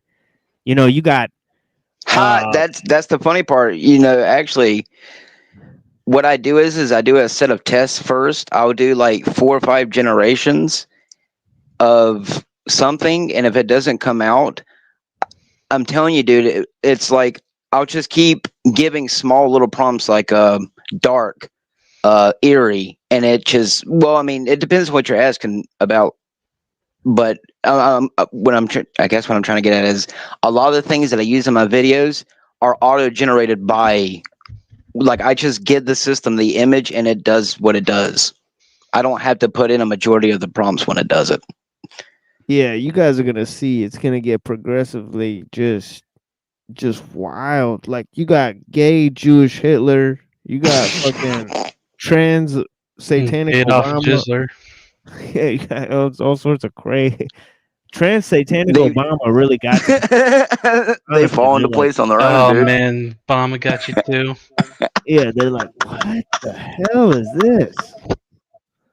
Yeah, Well, I mean, he did legalize, so yeah. So we're gonna be trolling hard for the people that are here. You guys are gonna get to see actually some of my favorite music as well. Right? Like I put together a whole list of shit that's honestly, you guys are gonna like this. Like musical extravaganza, right? And then I'll come back on the screen for a little bit, and then I'll throw on some. We'll go in order. We'll go Alul, then Kaczynski, then we'll go to Skrbina, right? So we'll have all three, and of course, it'll be like setting up the thing. Obviously, this is the machine lives, where we talk about the lives of the machine on the machine that lives. So yeah, we do what it do. Yeah, TML look like Islamic Blues brother. Yeah, dude. Actually, this is image. Here, let me find this image that actually toilet bowl birth. He actually made a I think he where is this? Huh.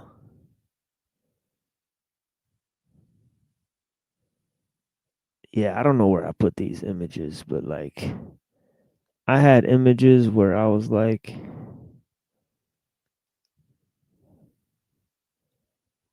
where people made AI images. Oh, here's some of them. Shit. Oh, okay. Here, I found them. Yeah, let me show you guys this. Oh yeah, here it is. Yeah, so here's this fool making an AI image of me. Like AI. So yeah, it's pretty funny. And it says, I generated an image with the prompt Muslim stoner internet philosopher on a mushroom trip with more Muslim elements, looking hysterically intoxicated, looking Pakistani, with long disheveled hair, Looking Pakistani. darker shades, with Punjabi features, missing more teeth.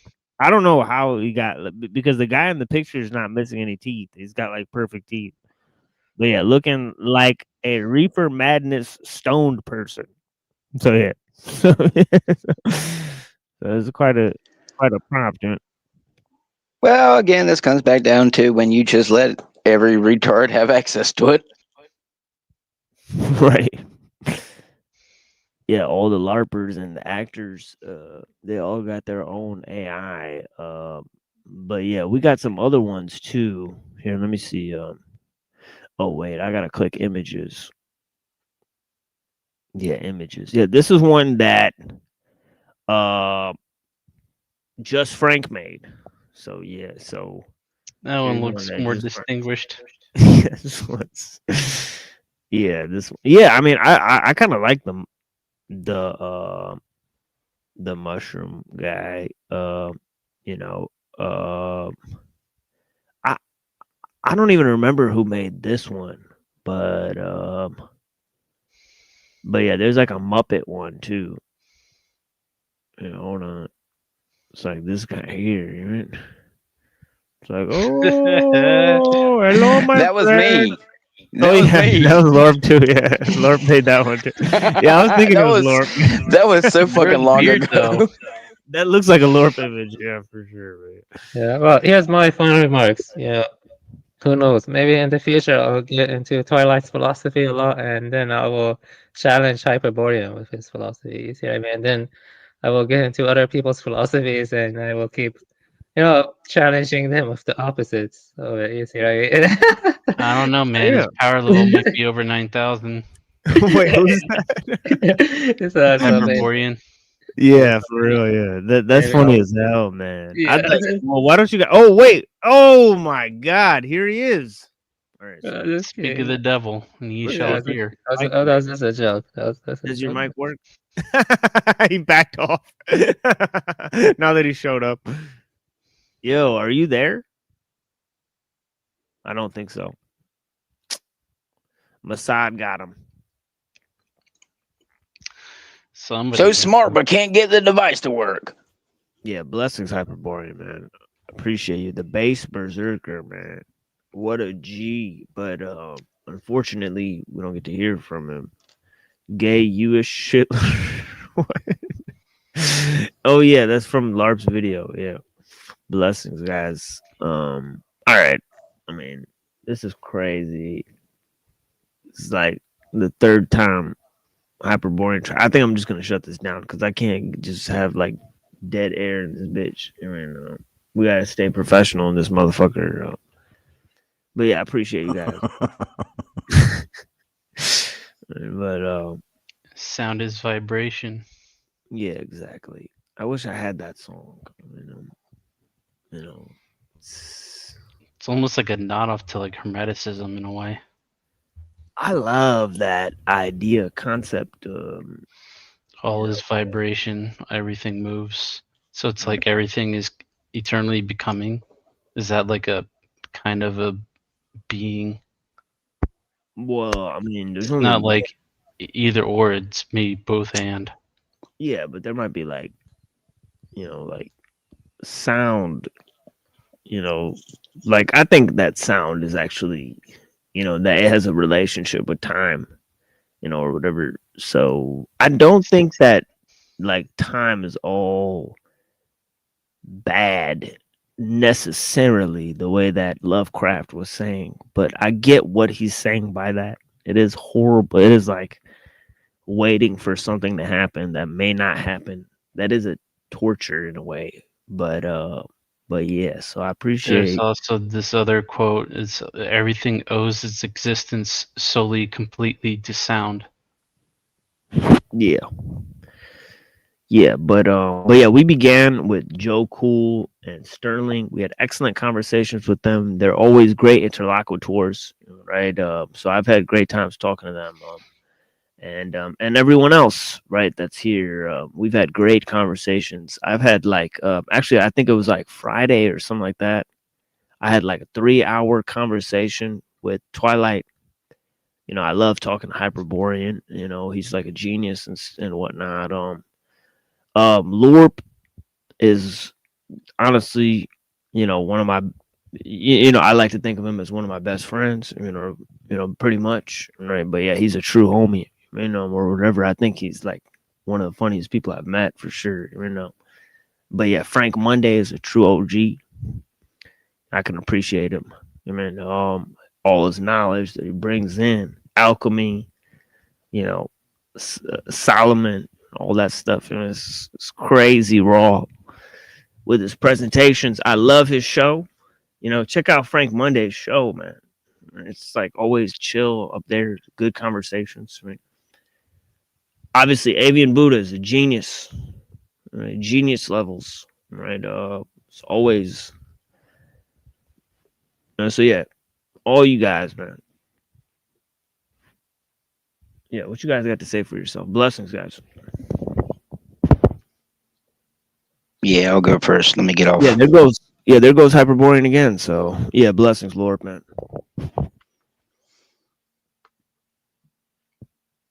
I appreciate what you said. I know it came from the heart.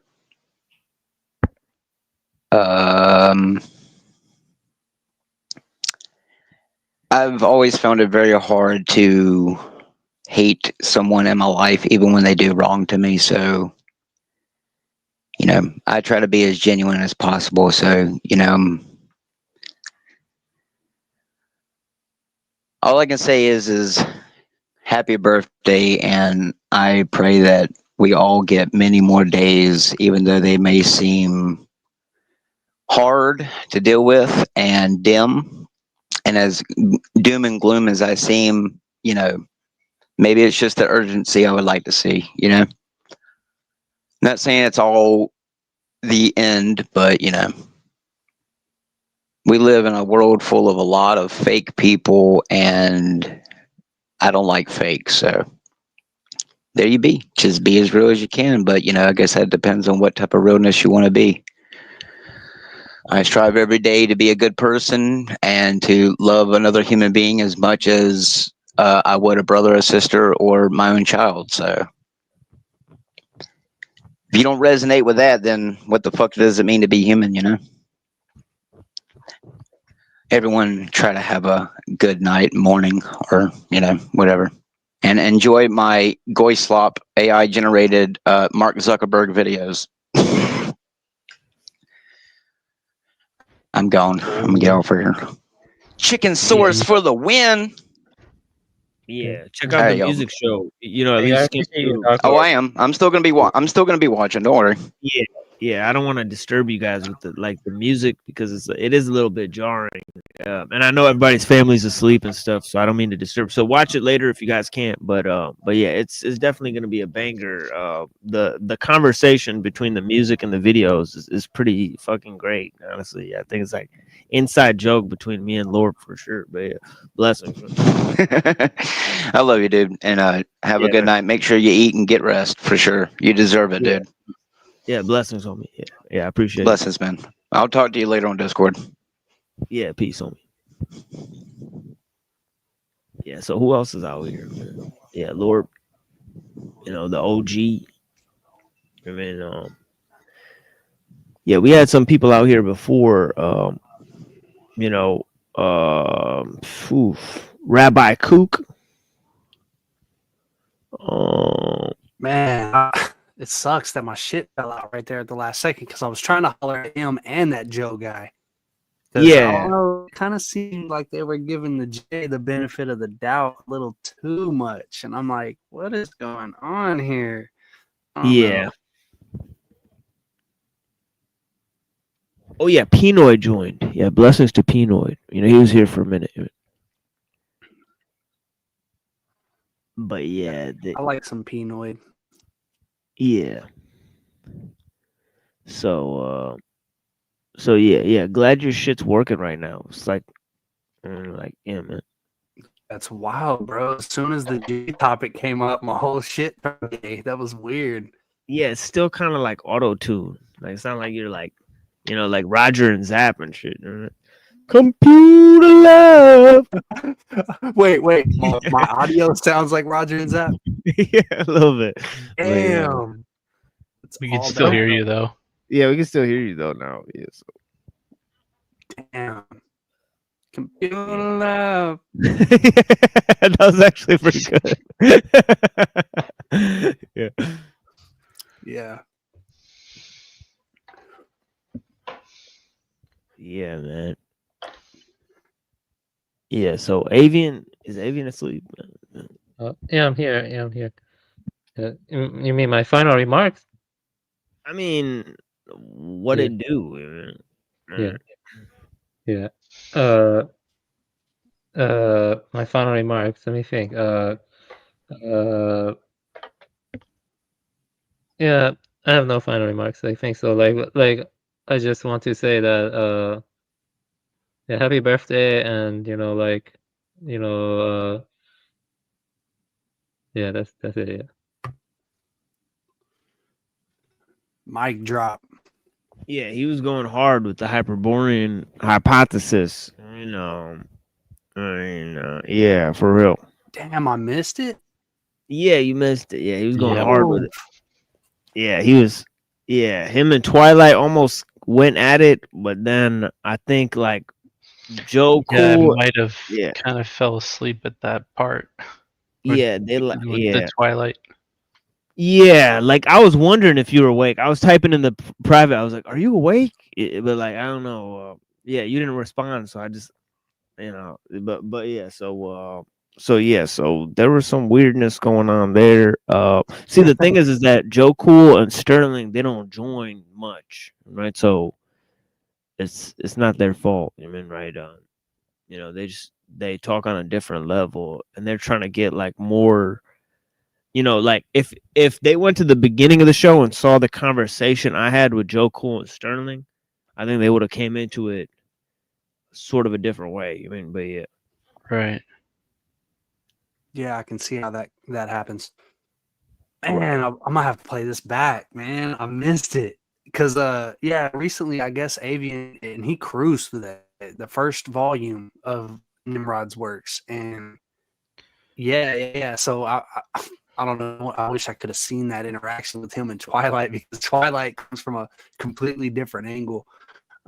Twilight claims right, and I don't doubt that, but to have read it and to still hold the beliefs he does about like Serrano, and I don't know, maybe he missed a couple crucial parts. I'll just say that. I'll leave it at that. But I'll rewind and I'll check that out, man. I bet you it's worth it. Yeah, we need to have like an occult smackdown. Like what, like fucking like Gryffindor versus Slytherin and shit. Like fucking straight up. Like straight up. Yeah, that'd be something I'd be willing to invest some time in researching and preparing for. Yeah, like no love for Hufflepuff or Ravenclaw. Yeah, it's manifesting. Like Atlantis versus Shambhala is manifesting on my panel just because I call my show that. It's like there's some magic right there, man. It is. Yeah, for sure. It is.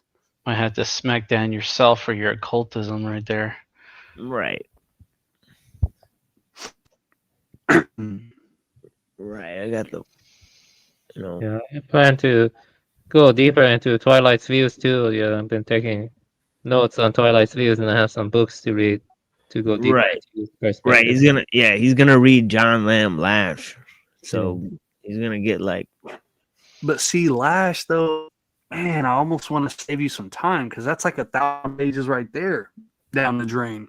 Because Lamb Lash, he's invested in Christian Gnostic myth, Abrahamic conception. right? Like, I feel like the Gnostic disposition was there, but they're going off of a mythos that is already tainted. So this whole thing about Sophia, this whole thing about the plenum, or the what they call the Plethora. the Pleroma. Pleroma, yeah. Which is like Pleroma, this fullness or whatever, like this wholeness, this original state, Or oneness. maybe some people can find love and ecstasy in being devoured by Mithras. Maybe you know what I'm talking about regarding my horror story. But other people want to escape the vortex. You know what I'm saying? But maybe escape is an illusion. How do you know? You see what I mean?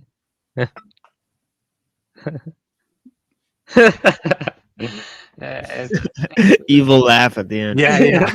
Maniacal laugh. It was kind of like I was trying to answer Joe Cool's question about the supposed analogy with the video game creator, and I don't know if he quite got my answer, because it's like you keep respawning and getting tortured, respawning, and then maybe once in a while you respawn and you have a good experience, then you're supposed to be thankful for that. And then he's like, "Well, I am thankful for a lot of stuff." I'm like, it's like, what? Yeah, like zooming, he's focusing on the part to be thankful for and missing all the other. Is that what you're saying? Is that kind of the irony? Yeah, of that? it seems it's not just him. It seems to be a lot of people. It's like, oh, you're not thankful for what you've been given. It's like, that's not the point. Yeah, that's where I'm at now currently. Like, with the whole thing that I've been through a million times on different panels, the whole Epicurean paradox, it's like it's hard to get out of that issue with the problem of evil. And to say that the Neoplatonists just kind of tapped out, threw in the towel and said, well, evil's non-existent. It's like a shadow. It's ignorance. It's the lack of something. But, right, privation. Which is what Twilight was saying earlier. Yeah, which is not a case.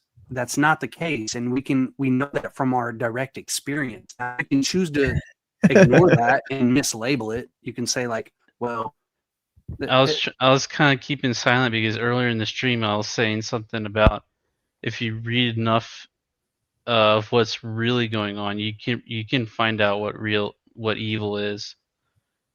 Oh yeah. There's real evil out there, and it's not only some what would I say? What's the word? Like, it's not some inanimate thing, right? It's not some shadow.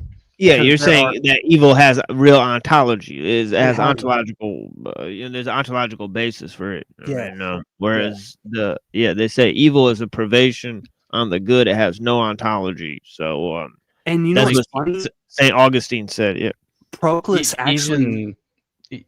Even if that were the case, it's like we're still in this predicament, whether it has ontology or not. Yeah, Proclus. He's like arguing with Plotinus about this. So yes, Proclus says it's both. So he even goes a step further on the towel. He's like, it's privation, but it's not. Yeah, I thought Proclus was just. I was like, come on, man. Either shit or get off the pot. Honestly. Exactly. Yeah. Now, his elements, I like the way he systematizes things and he progressively moves forward, with the ontological arguments. But yeah, when he gets to the Platonic theology, the problem of evil, at the very end of that work, the Thomas Taylor version, it's like, I don't know, page 800 or 900. It's at the very end of the book. Yeah, he goes into basically saying, yeah, it's shadow, it's privation, but it's not. It transcends. It's the cop-outs in the Epicurean paradox, which he probably was unfamiliar with, where they say it transcends cognition or intelligibility. It's something beyond. We don't understand the true fullness of the justice of the one, or the beauty of the one, or the good of the one. It circles back around to the question that Epicurus would ask. He would say, well, can he create an existence with free will and not evil? And if he can't, then he's not the perfect. He's not the most simple thing that Plato postulated.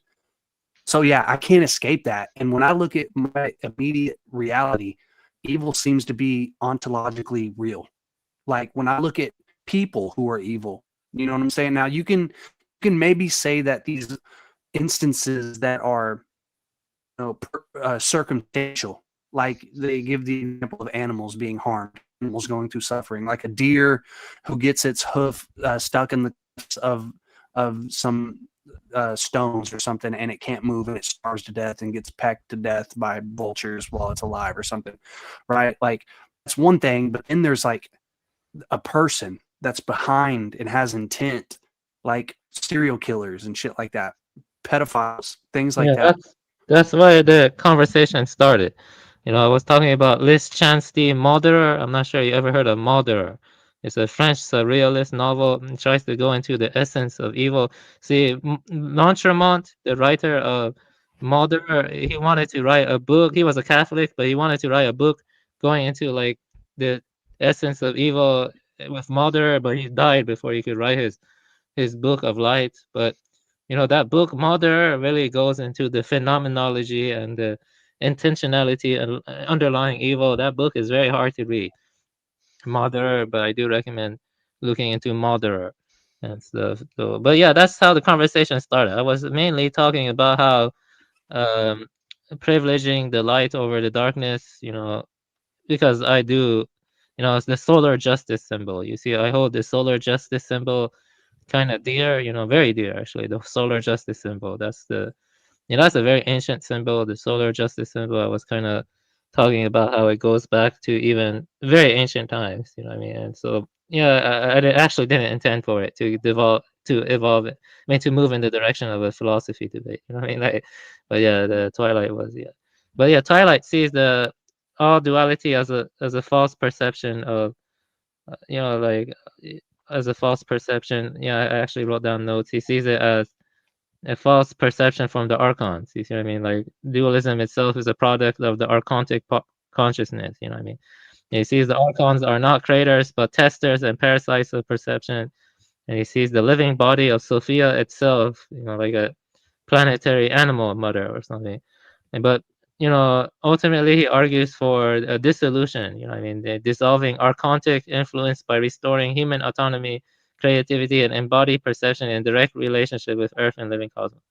So he argues like Sophia's correction is like dispelling the counterfeit narrative of separation and collapses the spell of simulated reality. So Twilight is a non-dualist. You know what I mean? He's a non-dualist. But at the same time, he's not, by conversations that we've had, right? We've had these discussions on ontology, and he admitted to me that the one does not exist. The one is that ultimately you cannot reduce ontology to a one, right? It's at best it's ones or a many. So what is it? You know, what is it? I don't know. We have to hash it out. He calls it organic light. You know what I mean? The organic light is like a real plasma bodily phenomena of Sophia's presence. You know what I mean? Like it's like, so he does kind of see it as like, you know, non-dualistic. So I don't know, like what he's telling me is different. I'm not sure. Like I have to like research his views more, but it does seem like he sees it in terms of a one. He says it's a superorganism. You know, it's like a superorganism. Yeah.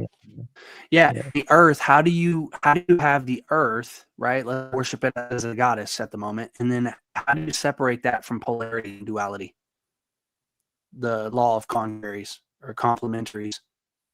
Like how do you have earth or a material universe at that, like without contraries or polarity, without dualism? It's due to a false archontic perception. You see what I mean? Like Yeah, I need to ask him, like, what happens to Earth once that quantic or conic illusion, right? Once that's dissolved, once that's overcome, what is Earth then? Does it transform into something else? Is it non-matter at that point? Those are the problems that I have, right? That's why hyperboreanism makes the most sense to me, is that it seeks to escape material or overcome, whichever word you want to use, because I don't think retreat or escape actually is the word to use for the warring strategy. I more like overcome or conquer. Yeah, I think your entire worldview depends on the divine siddhas or the Hyperboreans descending on Earth and mixing with human beings, misogynating with human beings. If that happened, then I would say your view is more robust because I think the rationale fits more cleanly. Because why would they mix with human beings or something? You know, basically Twilight sees the demiurge as like a psychological deception. You see what I mean? He sees it as a psychological deception, while Nimrod sees it as being kind of objectively real. I mean, like a metaphysical power that actively produces the false world of becoming, the material realm, not just tricks perception within it. You see what I mean? That's how I interpret. Yeah, I see. Yeah, and I think that's the Christian Gnostic mythos that does that to people. They create this hierarchy or this great chain of being beyond the demiurge, as if something created the demiurge who creates the material cosmos. I don't know. I think those postulates, I think they're theoretical at best, contemplative at best, but the one I think it's easier to just go ahead and admit that, okay, something's responsible for the archetypal forms that we experience in the material universe, the material cosmos.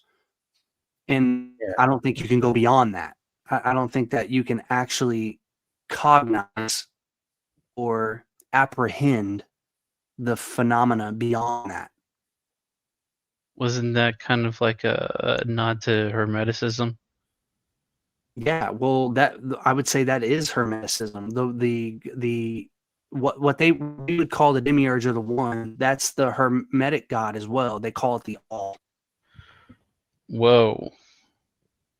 It's the all, but they limit their awareness. They limit. There's a boundary, and it is the universe, and there's nothing outside of it, and there can be nothing added to it. So it's in eternity, but they only see the material cosmos as eternal. And they say that material and spirit are one thing, that it's just varying grades of matter. So at the highest point, varying vibrations. You can say vibrations, but when you say that, what I'm thinking you're referring to is the Kybalion, William Walker Atkinson. That is not Hermeticism. That's like New Age.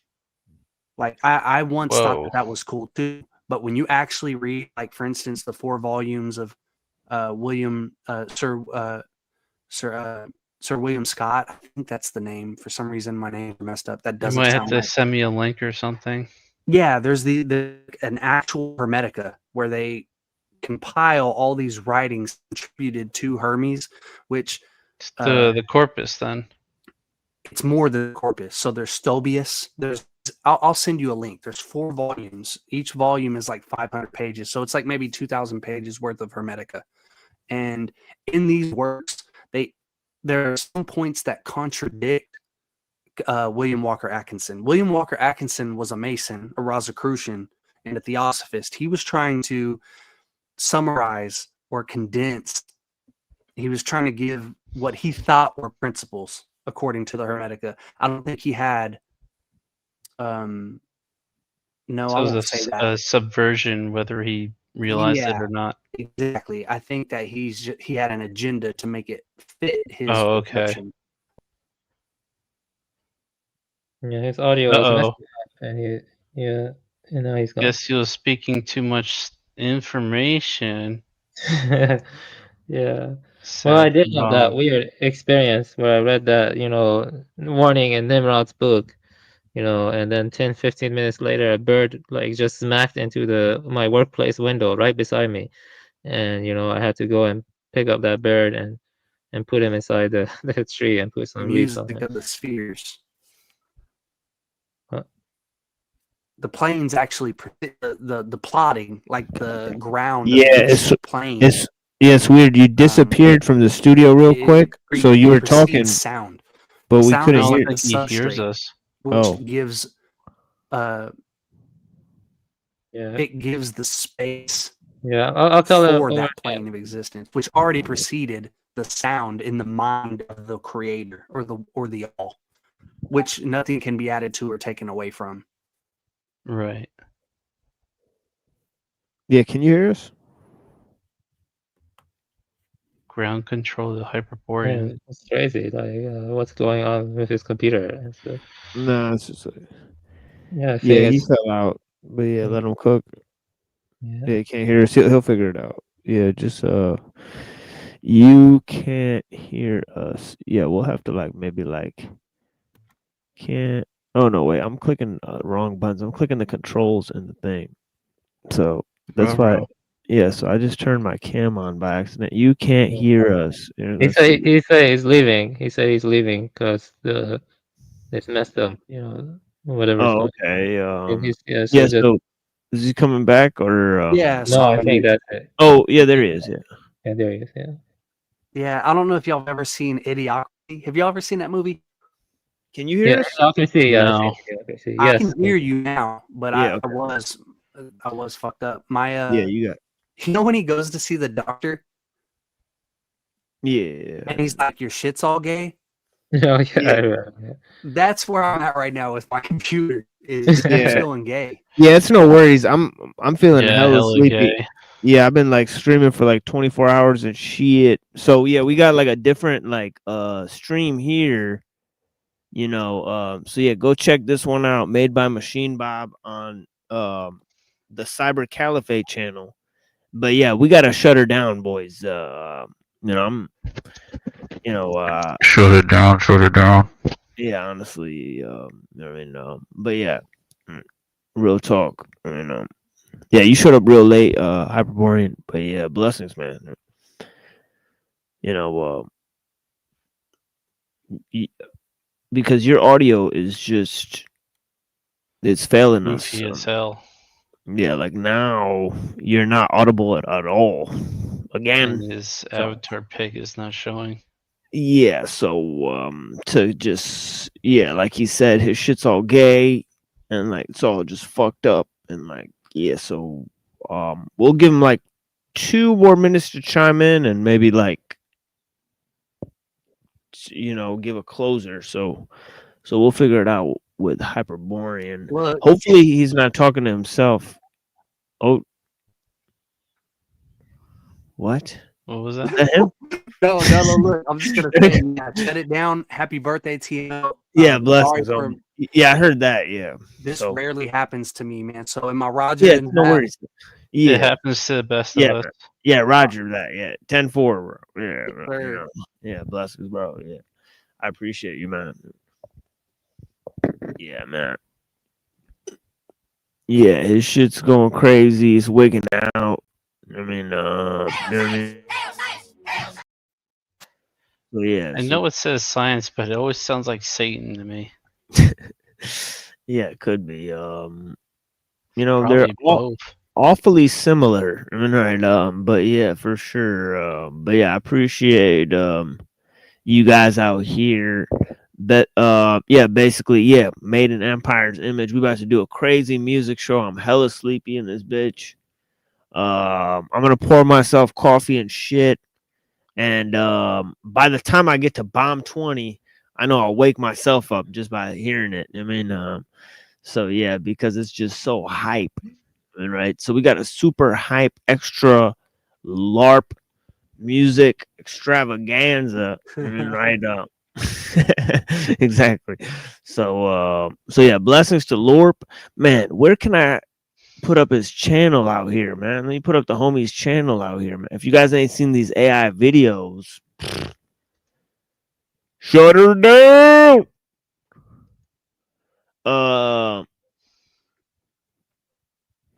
Yeah. Here, hold on. Let me pull this up. LARP's channel is Emperor Skywalker's now.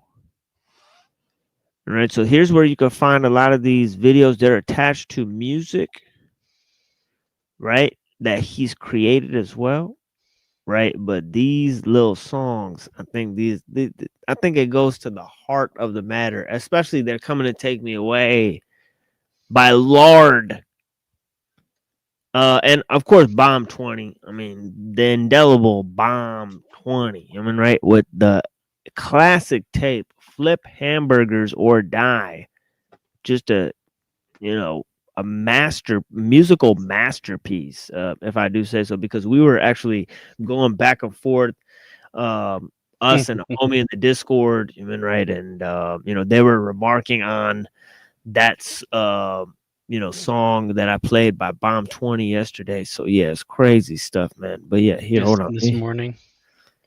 Yeah, Lorp's channel. I'm kind of glad you're still on and played that song, or else maybe we wouldn't have figured it out. Oh yeah, for people who missed that one, I did a special music show when the power tard Krusty joined the pampered diaper. Yeah, he joined the panel to say nothing, so I just put him up.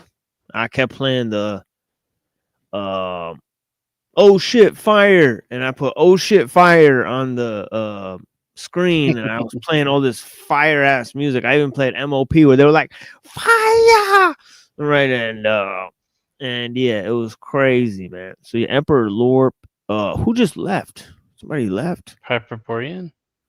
Again, I think it was somebody else. Yeah, Hyperborean blessings, man. Yeah, that was Hyperborean. All right. Yeah, Avian, you want to say peace to these people, Frank? Yeah. I guess so.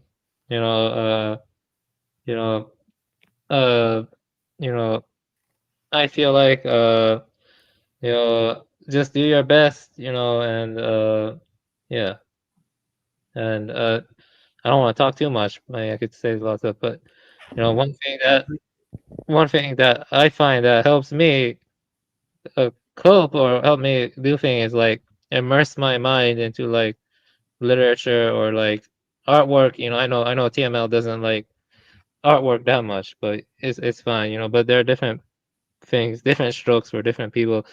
You know, and you know, I feel like creating your own artwork. When you create your own artwork, you become a part of it to some extent, and that's I think that has metaphysical significance.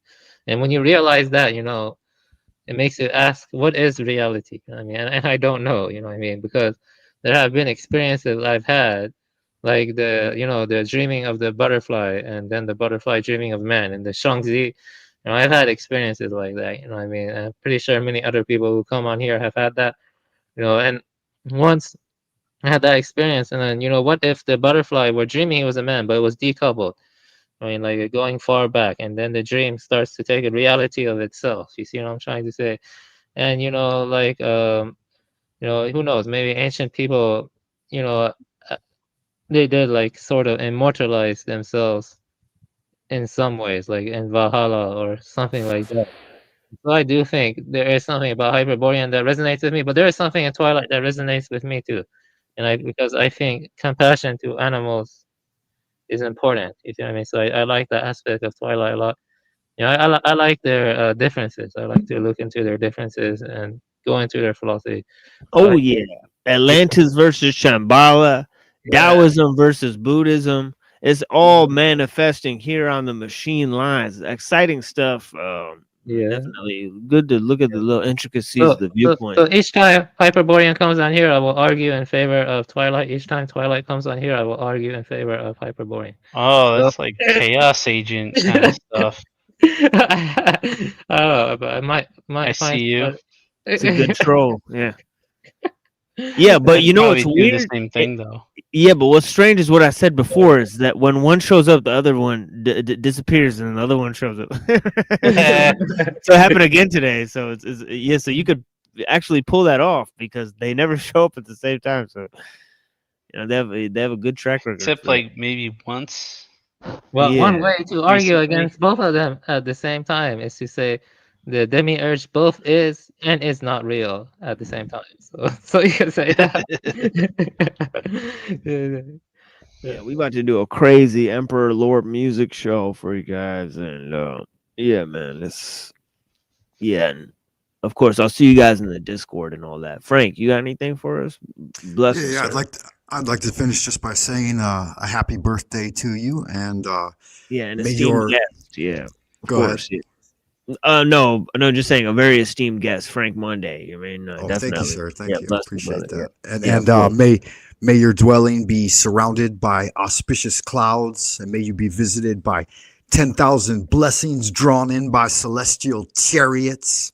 Additionally, I think Hell the yeah. experiment you're doing here is extremely important to the people. And anytime I have an opportunity to come up and fellowship with you guys, it's definitely worthwhile. Additionally, I, like many others, Whoa, Frank Monday, 986 subscribers. Yo, I'm trying to break 1,000, baby. this dude is growing. Yo, I thought you were way like I thought you were like barely known, but yeah, this is great, dude. Yeah, almost 1,000. Yeah, we're moving up in the world. I mean, we're about to get like a whole network popping off. Frank Monday, right? I'll, So yeah, I'll gladly pay you Tuesday for a hamburger today. That's Yeah. right. That's right. Well, the equanimous nature Frank of Money. Look, I actually put Frank Money, but yeah, Yeah. damn. Yeah, All right, well, yeah. the So nature Frank of the Monday, timeline, it's hard aka to approach. Frank Money. All right. So yeah, man. Yeah, and I would remind the people that don't be shy, because the equanimous nature of the dialectic of the timeline that has been generated here by this experiment can seem somewhat insurmountable. But if you take it easy and just kind of ease into it and listen twice as much as you try to interact, then you might be able to learn something. And although I'm only able to stop by occasionally, usually on the weekend, I am listening throughout the week religiously, and even letting it interfere with my work time. So many blessings, TML, and Right, bro. beloved Wolf and Avian Buddha. Yeah, blessings, homie. You know, yeah, peace be with you, sir. Coming through from China, and yeah, we got a dude from China, a dude from Taiwan. It's fucking crazy, man. All right, Dude from Australia. dude from Australia, and so yeah, blessings to Tony Drake. Man, I did not know there was so much. You know, like yeah, I mean, I think he would have given Jeranism a run for his money, honestly. Right, with the poor shit that we saw, right? So it'd be funny to have them talk, honestly. But yeah, blessings to all the people. I greatly appreciate you guys. Here is a very special music show that I've been warning y'all about. I mean, so yeah, so I'm gonna basically enjoy this, but yeah, let me put some coffee up first, and I mean all that. So yeah, so yeah.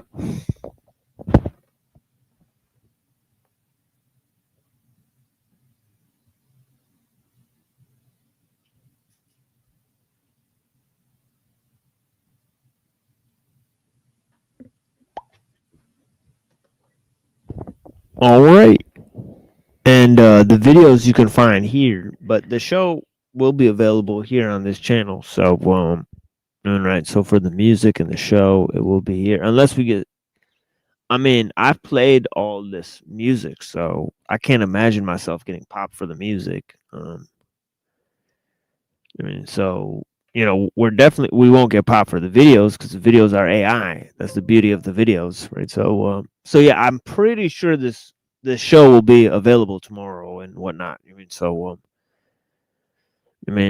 so music show will be here. Obviously, check out Lorp's channel for crazy videos and images that he's putting together. I mean, wild shit. But anyways, here is the show, the music show, the Lorp TML musical show. Peace to all the people. Blessings. And of course, we'll conclude it with a little bit of Lul, a little bit of Uncle Teddy, a little bit of Dr. Scribina. Right? The three OGs, in my opinion. But yeah, I appreciate you guys.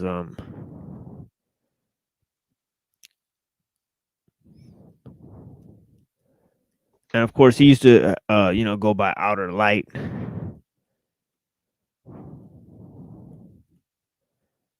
You know, he was Inner Darkness for a while, then Outer Light, then televised apocalypse,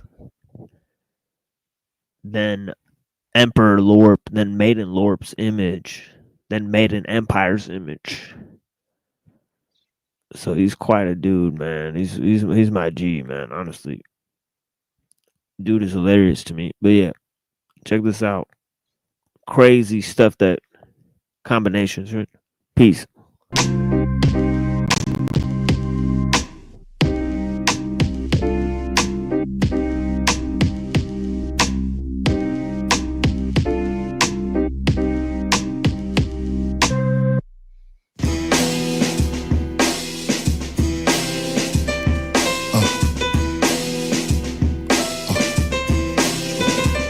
The holographic universe explained. Godly planes, my bars are flames. Become engulfed in my insole. Yakub largest brain. A master like Farad, I came to the Mars when 12 Mars rolled out a hurricane. I stood there in pouring rain. When I left, all was slain. The devil on the pipe organ playing. Stay up all night and morning praying. Our Father who art in heaven. Thou will mantras, part for weapons. I turn the honest wedding to Armageddon. Palms are sweating when I napalm a legend. Age 2, catch a demon chasing omens from heaven. Holding 2 tetrahedron facing opposing direction. Macabre.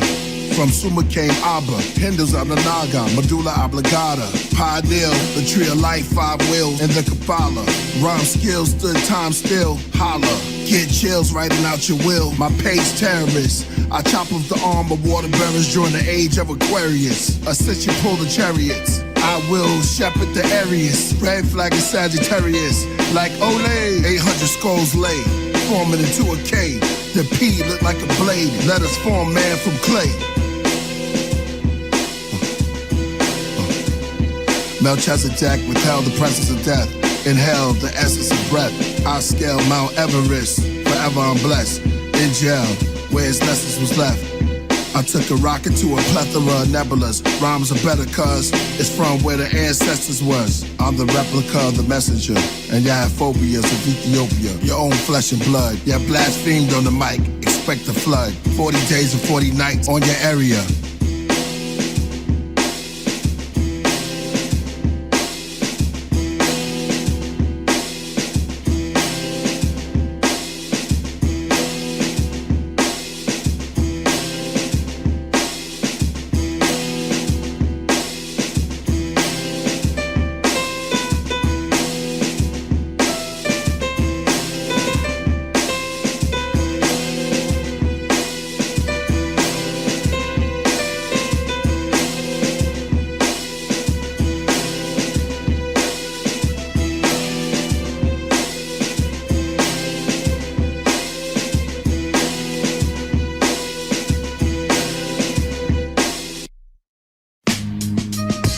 Headdress and fossils, Quetzalcoatl, the African necklace borrowed, but the cosmos has a barcode. So be aware I come to collect tomorrow. Once disturbed, the serpent bit the bird, ripped and twist and turn. Hear the hiss while the bird roll and stir, slowly shutting off every nerve.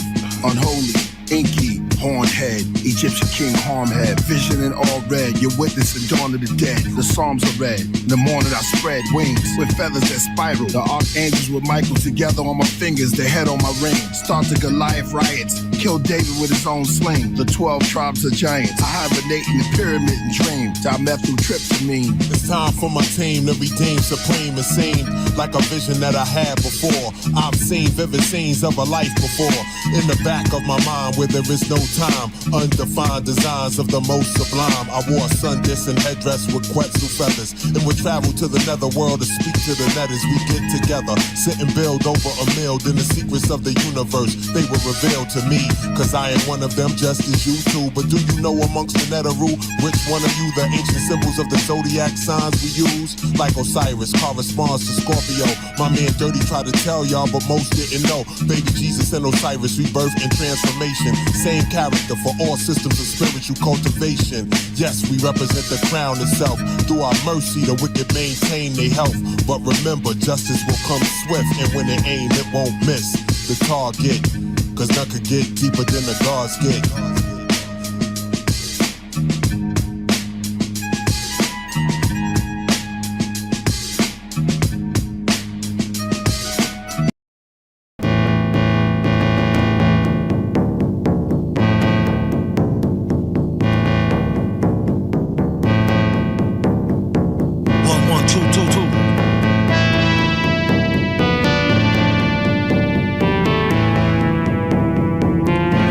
Keep your mind on your mask, kid. Horror form a classic, it's drastic. Villain hydrochloric acid, splashed it. Pull a knob, reached it and blasted. Pow. Pinstripes on a basket. New York style, wow. Cheddar grab easy. It's only entertainment though, when thought out completely. Sad demeanor could get him the dropping bag cleaner. Master schemer, expert in that arena, puffin' Pasadena. He read the grass was greener. Black Beamer, IH, gyrate. Rubbing shoulders with pigs who don't fly straight. Just ate, causing indigestion. Will soon regurgitate into profits, no question. Nosy agents sniffing around. Pay attention, you can take that to the bank. Thanks, don't mention it. The pleasure's all mine. I ain't mad at y'all. Clear advantage like playing paddleball on Adderall. Be great, that is all. Aight, one more rhyme. Self-snitching rappers with lines, pure pork rhymes. Hey yo, it's after midnight, rockin' midnight studios. Fuck around, got my wrist right. Break wipe and take a spray, yeah, you put the residue on ice, nice. Price on your baby mama had no lice, Christ. Chop T on the Gucci knit. Out the cabana shooting 2 Uzis on some movie shit. Who we at? Word tilapia. You ever had butterflies until we're locked up? My nigga back the whole Ramadan. He fucked the mosque up, 30 days worth of praise. Went to sleep late, got an early grave. Only met my plug twice, but I get them shits every time. Met Gala, I rock a heavy shine. Mine's gon' collect the Hebrews. He on the cat reading Hebrews. I'm in my cell eating seafood. Big gate trying to Hermes dishes. Pistol whip the nigga left his whole head twisted. Bitch of the finest, great life is great. If they kick down the door, hit the fire escape. Wait, you done heard dope before. But this that new batch. One time I get 4 more. Cop me a new Mac.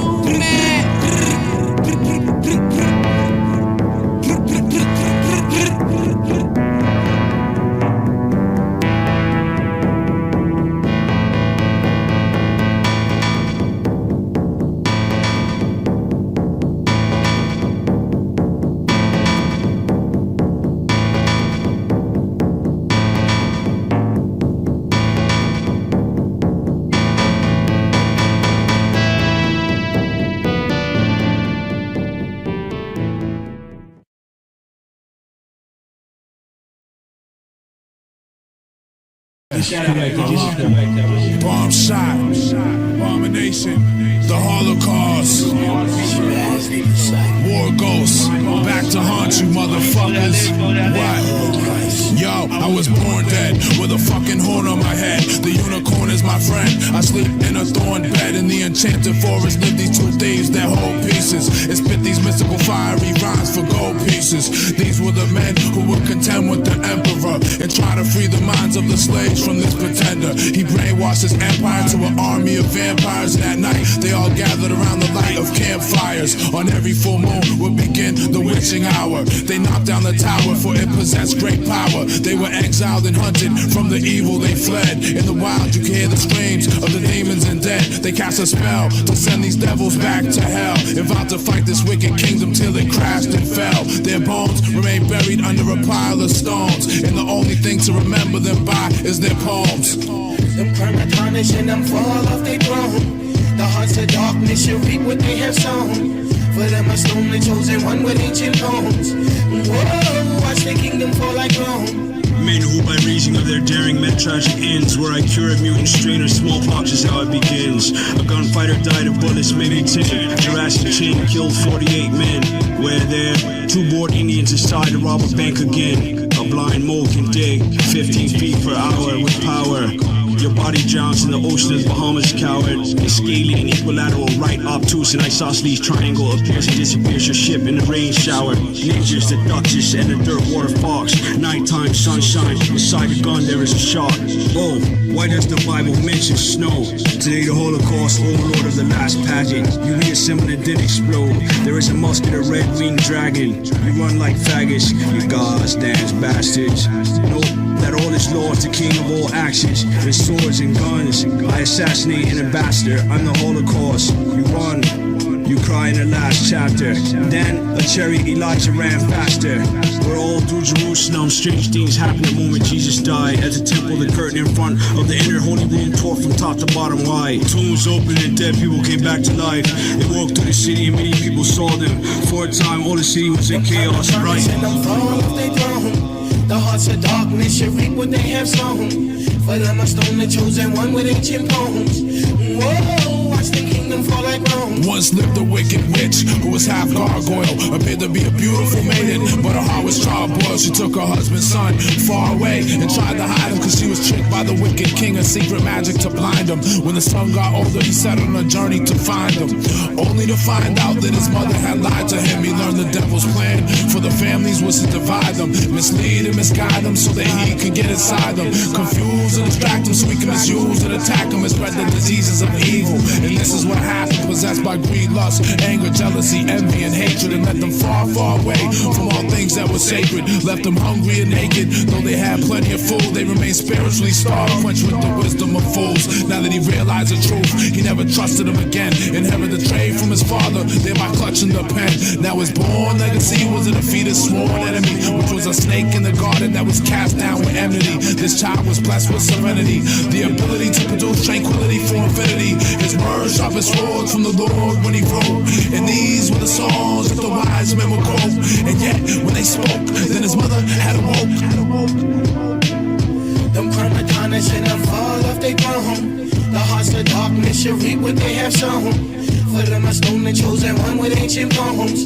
Whoa, watch the kingdom fall like Rome. Them come to tarnish and them fall off they throne. The hearts of darkness should reap what they have sown.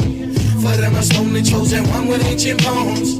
Whoa, watch the kingdom fall like Rome. Whoa, watch the kingdom fall like Rome.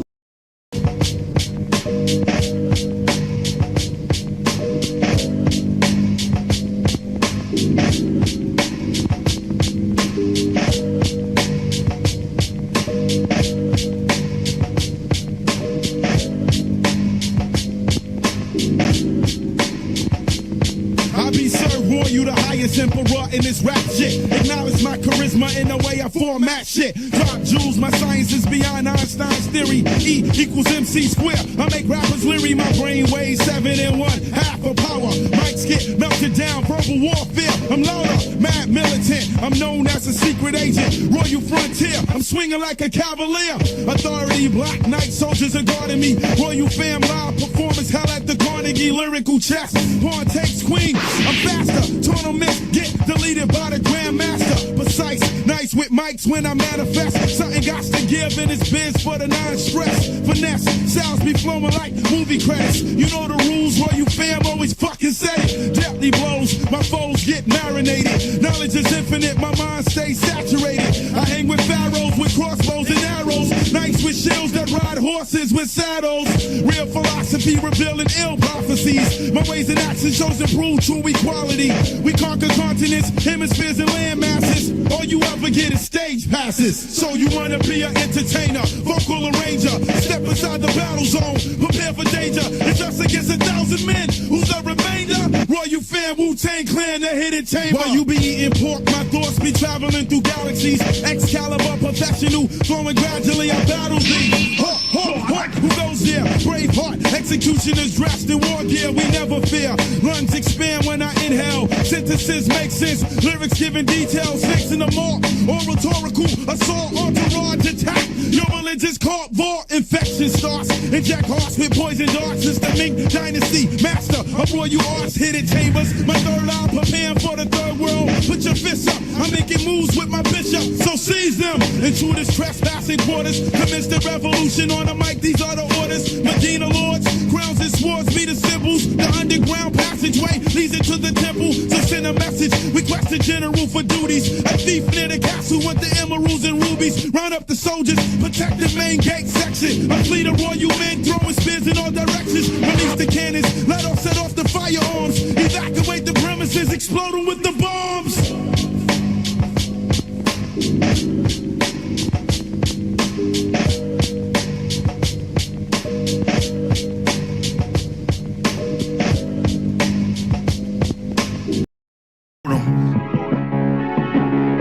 Salute deck. They on deck. Yo, yo, Messiah mind, flyer wise, grind, reading higher signs, lobotomized, weak rap guys, my style minimized, sublime with a killer strut, modern day King Tut, for all those chasing the bag and choose to live it up. What? How we give it up, in the streets feeding us, in this world you either make motion or your life is stuck, born inside the crack era, y'all not as deep as us, youngins that embrace guns and darkness when the evil touch, yeah, form a deeper lust, knowing you can seem and trust, cold hearts playing their part, slugs will leave you stuck. Yeah, but I ain't got all the answers. Salute when you advancing. Life is a high-stake gamble. I learn to take the chance with king features on my pivot, emperor stances. Kadab Brian is highly impeccable, advanced with dodging government drones, hiding my face from cameras. Salute the fans and supporters who learn to overstand us. Nocturnal scope on the mic, flaming, we spark heat. Harder artistry in the booth, so pardon me. Upper echelon, making it hard for y'all to sleep. Eat it like God degree, harder artistry for the street. Nocturnal scope on the mic, flaming, we spark heat. Harder artistry in the booth, so pardon me. Upper echelon, making it hard for y'all to sleep. Eat it like God degree, harder artistry for the street. How this dumb motherfucker try to say that he God. He light work for me, just another day on the job. And them 8 trade gangsters gonna say he a slug. And these guns symbolize God, day did he die. It's lights out, pussy, whenever the savage bang. 6 hours, spin his fucking body like a baggage claim. It's all big pistols on me, nothing on me light. And the silencer is looking like the muffler on a bike. If we ride, then the only one that's living is I. And there's bodies everywhere, like I live in a child. I'm really living life, homie, you just living to die. And my hitters have you whimpering and visiting job. In other words, we just looking to kill. I extended the invitation, so I'm footing the bill. His heart beating fast, coming out of his chest. And it's more than bars, Paul, cause it's how you finesse. Yo, nocturnal scope on the mic, flaming, we spark heat. Harder artistry in the booth, so pardon me. Upper echelon, making it hard for y'all to sleep. Eat it like God degree, harder artistry for the street. Nocturnal scope on the mic, flaming, we spark heat. Harder artistry in the booth, so pardon me. Upper echelon, making it hard for y'all to sleep. Eat it like God degree, harder artistry for the street.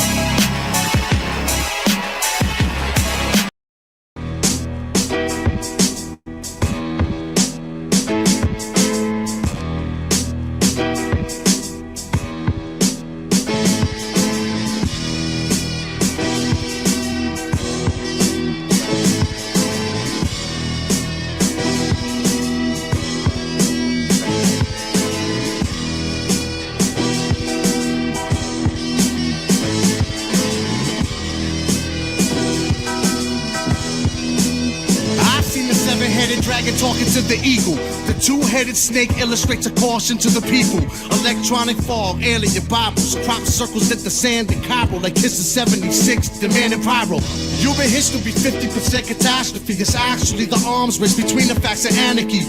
The secret to success is believing that you succeeded is more than an achievement. It's as important as you breathe, and sometimes it's one and the same. Who's running the game? All we ever say is they know it's fun to complain. This shit should have caused people to ride and flip. The way I think, I've been classified as violent and sick. I'm like a time bomb the CIA designed me to tick. Designed me to head over to Bobby to buy me a brick. These motherships hit on radars, disguising the blip. The entire sky is eclipsed, just like the size of my dirt. Are these the doomsday chronicles, the Bible quotes? Or is this similar to shock and suicide provokes? We're all slaves at the auction where our lives are sold. Time to free our minds from the shackles and the lies of old. Are these the doomsday chronicles, the Bible quotes? Or is this similar to shock and suicide provokes? We're all slaves at the auction where our lives are sold. Time to free our minds from the shackles and the lies of old. I leave the face of your society with buck 50 scars. Sour diesel splits from weed jars and flip police cars. Pour holes the size of grapefruits through riot gear. Bloody footprints from Jordan 4s on your floor. We pioneers take fools to higher tiers. Elevate to a higher learning. To a talking bush on the mountain with fires burning. Commandments are called the stone with lightning bolts the throne. And anger meant to spark the dome. Now frightening results unfold. Dragons, eagles, snakes, and aliens. Couch if we keep them caged and fair various constellations and areas, coded through letters, numbers, and symbols to transmit pulses and whistles and activate hundreds of missiles, hundreds of killers with multiple pistols. While these name brands reverse engineer spacecrafts and make trillions, they made the cure for AIDS and cease production, while the poor die infested in disease corruption. Are these the doomsday chronicles, the Bible quotes, or is this similar to shock and suicide provokes? We're all slaves at the auction where our lives are sold. Time to free our minds from the shackles and the lies of old. Are these the doomsday chronicles, the Bible quotes, or is this similar to shock and suicide provokes? We're all slaves at the auction where our lives are sold. Time to free our minds from the shackles and the lies of old.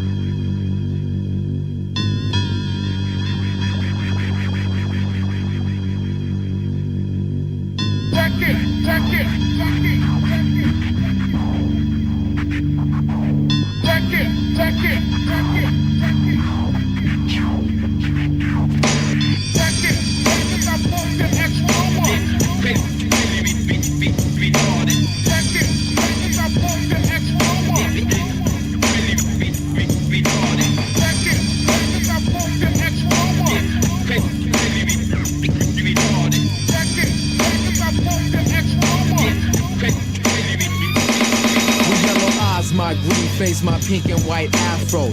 I'm no toy kid, just stylists made by Hasbro. Ganap, you think you got that real hip hop? I saw the chart so quickly, watch your album flop. I'm Dr. Octo, curling waist, throwing rhinos, lifting horses, throwing cows at your fake forces. You know my gold style, rabbit fur cold style. You be freezing with the flu, watch you keep sneezing like Weasley Bruin. Your style, I'ma have to ruin. Chop up your tactics, your gimmick groups need to practice. You be there like Michael Jackson in my atmosphere. Dribbles for rectums, I break you off like Richard Gere. I'm so fantastic, your metal fist is still plastic. Compelled with no threats, your rounds bounce off my shield. New York City, California, roll my Apex real. No corny loops in the summer with Timberland boots. I'm strictly monster with turtlenecks like Frankenstein. Drop that mic, kid, you lost, show that ass is mine. I get real raw. Change arrangements on your face. I get real raw. Change arrangements on your face. I get real raw. Change arrangements on your face. Super speed, flowing.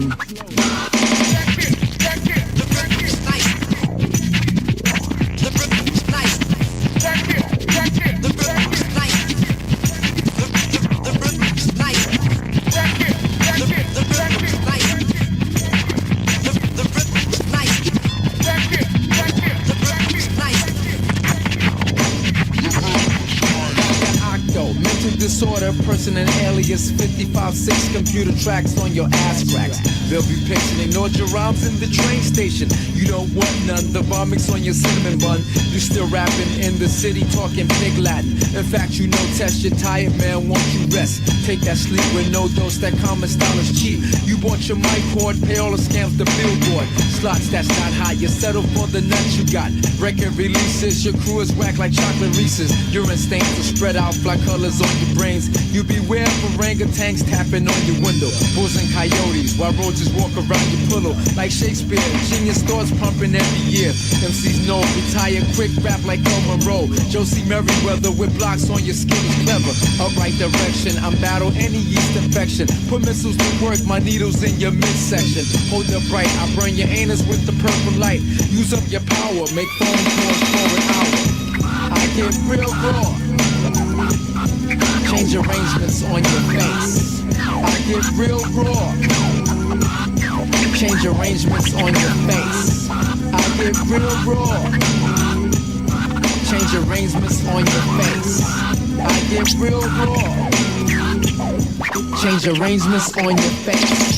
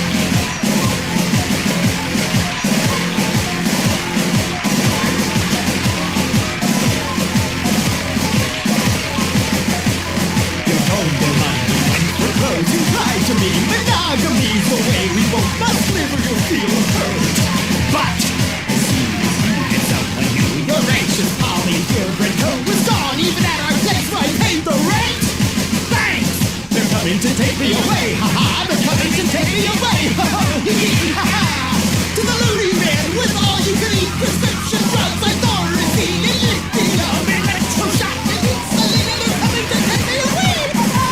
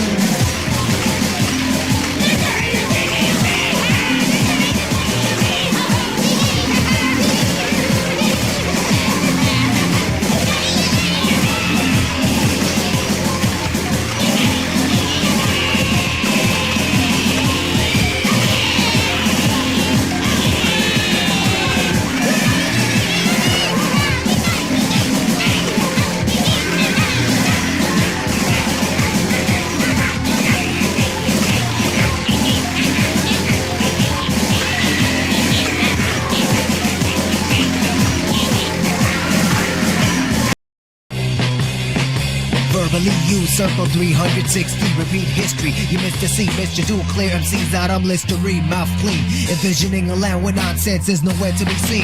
Contrast like the darkness, rhymes get concocted. Used for shocking silly rappers, possessing 9 lives and 6 senses with third eye. On their first try, diamond is it. I see no need to exert my energy on whackness. Heaven is my address, running towards the light, I'm on the hip-hop blacklist. Make you sense urgent, observe you like a surgeon. See right through you while your lyricism's hurting. So meditate the precepts from east, west, I'm ceaseless. With keen sense of being peaceless, 1,000 times from the leastest to the kings and queens and fiends in the scene, down since the days of chemical genes. Regardless of the name brand, the same man stands. L universe in your zone like a meteorite. Evicted filling your mic, have linear sight. Events moving, double-edged clinical slice. Universally, the rhymes crystally flowing has to be directed personally to MCs who miss the mean. Predict the verse to be so you can kiss the scene. Goodbye, history.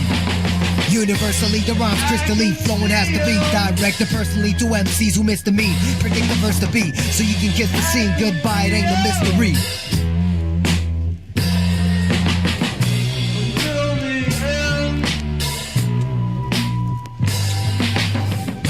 hip-hop industry status. The way I look at it would let the ignoramus invade us. Let me hit you, why do I continue existing? And the dope ones end up testifying what they've been through. My words cut through like Gintu, that you was flowing into. Mind after mind, born again but not Hindu. Like bad breath they cling to, my rhymes are Jimmy Spicer. Supervisor like the wise men, I'm downsizing. This crew and that crew, rather natural.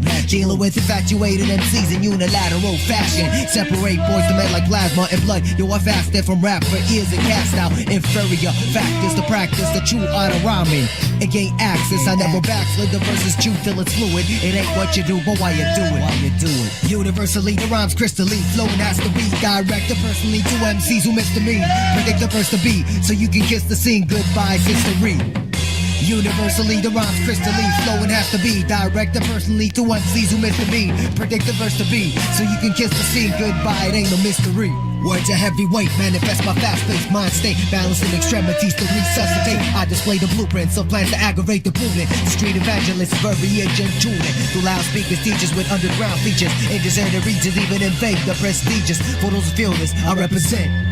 The divine healer comes to open eyes once again. I deplete the obsolete worldly philosophies. Dichotomy of dope and whack is clear. You'll soon know how to read between the lines and testify religion. Fraudulently used for crimes, yo. This time it's facts, not rhetoric. Show the ropes like a veteran. Catch a loose way you can't navigate unless you're literate. I seek the answer to the ultimate questions. If I'm predestined, what is the purpose of my hope for celestial righteousness? Trapped in the physical and finite, misled by the system. Feel a distance from God. From the grim city view, I see the cross.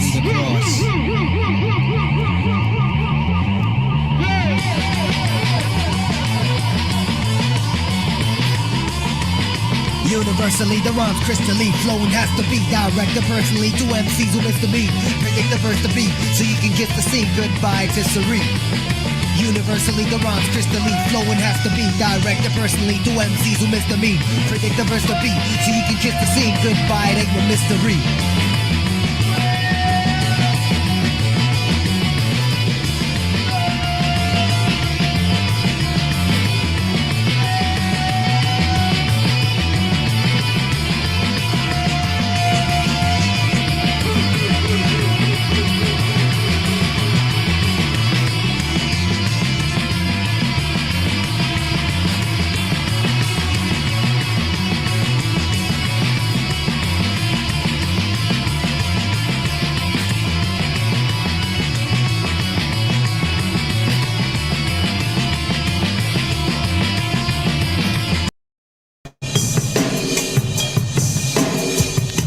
Word up, New York, yo, word up, 25 to life, yo, recognize, word up, yo, understand, yo, New York, get the bloody money, dirty cash, loud niggas smoke weed, the car C stab, you monkey walk, I'm hunchback, sneak quiet, talk about me gossip, scared to death when I pop up, I'm fouler than gas, so don't bust when they supposed to, been around you, claim close, but wasn't close to you, your setup was weak, you coming, I saw you cut corners, steak type shit, tie you up, seal your lip, wrist bleeding, cowboy roll, choke the throat, put the bogey out in your face, now your face lays like ashtray face, say we got on my way, get a guard for space, shoot you up a far way, if I ain't got beef, right here or right there, I real there, should've set it off right there, CNN, war report, right across New York, God I'm Indian style, knees bent, militant, yo the world know, Noriega from Iraq, people me serious, keep it real, that's that, get stabbed in your back, my man, Alley Cat, little cousin from Jamaica, brown skin thug, dog blood, yo we stuck in the game like it's a drug, my pops was a thug nigga, was on the streets too, Uncle Wise did big, 82, back on the street, 107 got brew, I see you, come see you, write scroll, to the rest of the fam, locked and hold, at age 8, money come first, snatch first, go to church, yo that's not me, mommy I'm cursed, bliss, glamorous, diabolic, devilish, this game real, realer than you think, just think, spots get rushed, knives get touched, police bust, yo what happened, police kick door, yo we was rapping, your wife, what, dressed and decent, 100 crackers, son is the 110 precinct, New York get the bloody money, dirty cash, live niggas smoke weed, car C stab, you monkey walk, on hunchback, sneak quiet, talk about me gossip, scared to death when I pop up, yo, time zone, cabrón, maricón, bitches calling me up, trying to set set me up like Amina, Dina, kid, they from Medina, Emmanuel, keep it scab, sell, General, click deep, cartel. When niggas get locked, who you think they call for bail? Shorty legs mad smooth, son, I'm left struck. Pussy plus dick could only equal a fuck. Fatty banging, tearing alive, my chain hanging. We waiting, conversating, evil is Satan. Illegal life, watch police on bikes. Life still a shame. They monkey wrench the whole game. A stress day, police watch through 12K. While I smoke, shorty sip, Chardonnay. I lay back, cognac. And I don't even drink like that. I sell crack, yo, my ISIS. Gleam type me, sell the fiend, shoot guns, parallel, pistol, bust well, kid, whatever. Desert storm, like bad weather. Click together, keep gaps under the lever. You lightweight, what? I'm heavyweight. Oh wait, yo, it's jail niggas coming home, taking this shit. Yo, illegal business. The niggas got dealt with, got smoke. Guard body cat, he sniff coke. Yo, he's on time. Think about drinking his wine, regulate 9-9. Get my crew out, survive shootout. Tactics, keep gas under the mattress. You play a hater, my team a bunch of regulator. Set you up, you won't make it to the elevator. You never been to jail, I'm jail scene. Niggas seen me in jail since 13, shooting up scene. Real niggas take cream. New York get the bloody money. Dirty cash, live niggas smoke weed. Car seat staff, you monkey walk, I'm hunchback. Sleep quiet, talk about me gossip. Scared to death when I pop up. New York get the bloody money. Dirty cash, live niggas smoke weed. Car seat staff, you monkey walk, I'm hunchback. Sleep quiet, talk about me gossip. Scared to death when I pop up. Hold up, I'm back around family. Big money, big joy outlaw. Yeah, family, yeah. CNN once again, control method.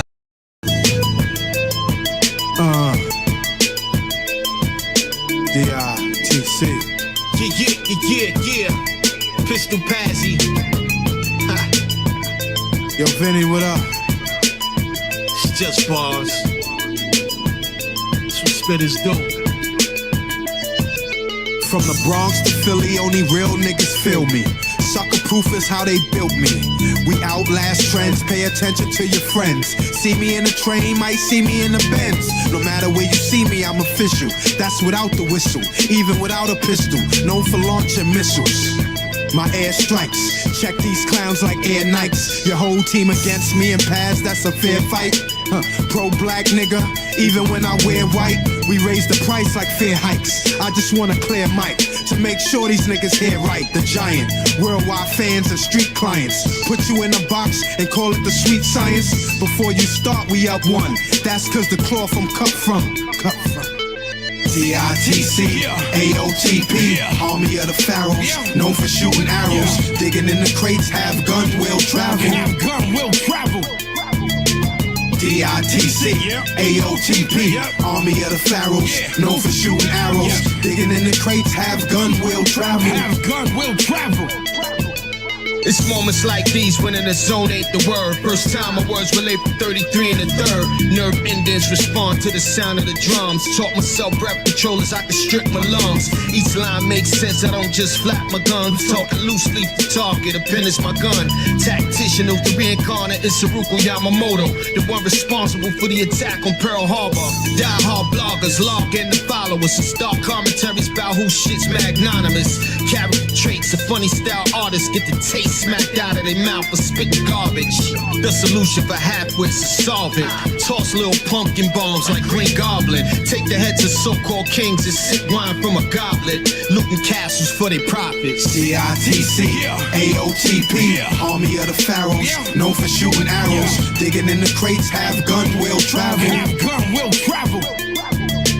D-I-T-C, A-O-T-P, Army of the Pharaohs, known for shooting arrows. Digging in the crates, have gun will travel.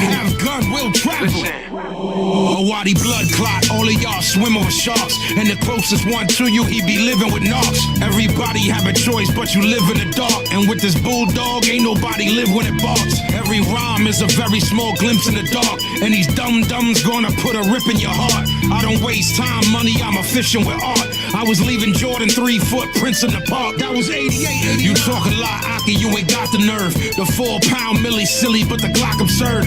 I've been rocking Philly all the way to Gothenburg. Caught the bird and distribute it until I got the word.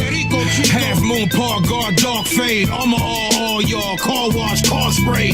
D.I.C.I. happy that we parlayed. Callaway went that away, Paul Clark gave. Yeah.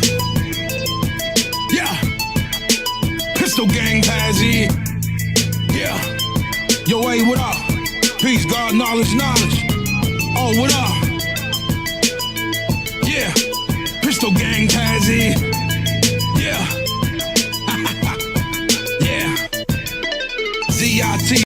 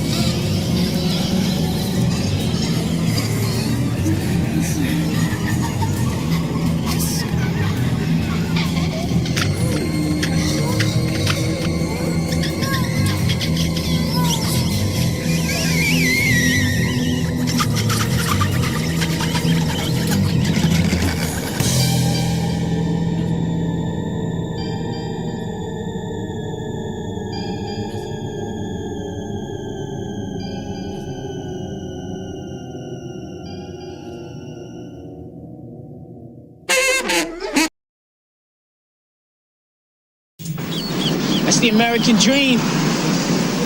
That's what my mother and father worked like dogs all their lives for. Get him up. Who the hell is this guy? This is Bob. 20. And now, he's here. Look at us, man. Look at you. Everybody out there's getting paid but us. And I'm gonna change this. I'm gonna change it. So you're gonna go out there and you're gonna do something stupid? Somebody is getting fucking shot. I got a plan to get us out of here. I know you want out for your family. You're just going about it the wrong way. There is no wrong way. There's no wrong way out of here. The blood our family spilled marked the beginning of the most violent century the world has ever known. Mama, why did they hate us so much?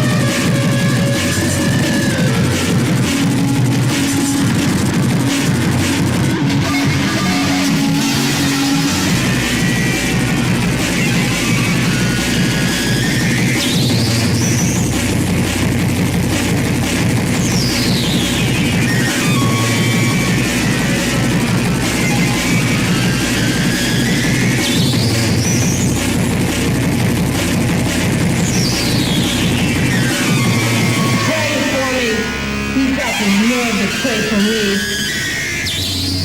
holier than thou. And flesh is flesh, and you're just as disgusting as I am. It's your fault. I've always hated you.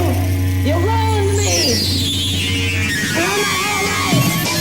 All my life. You followed me. Mother, you ignored me. Father, you threatened me, trying to beat me. But what? Because I'm like you. Because you taught me to be like you. You told me to fucking religion. Fucking music.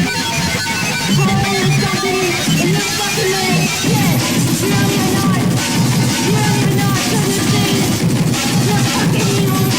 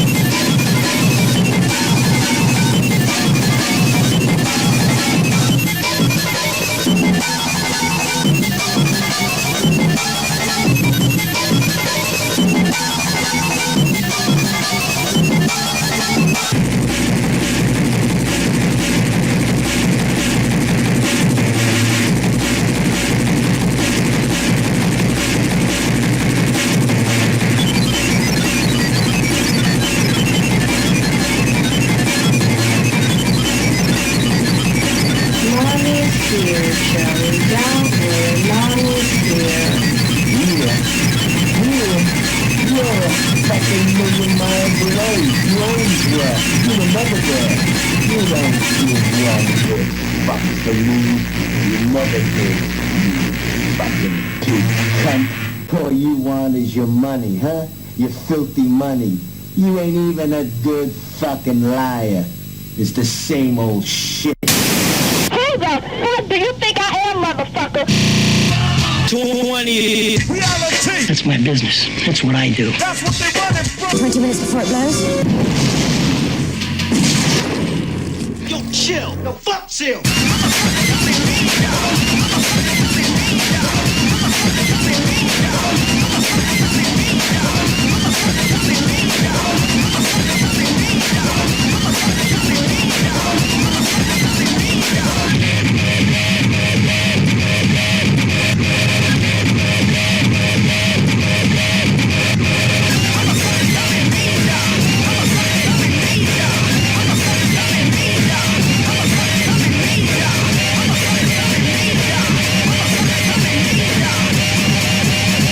Sleeping with the enemy.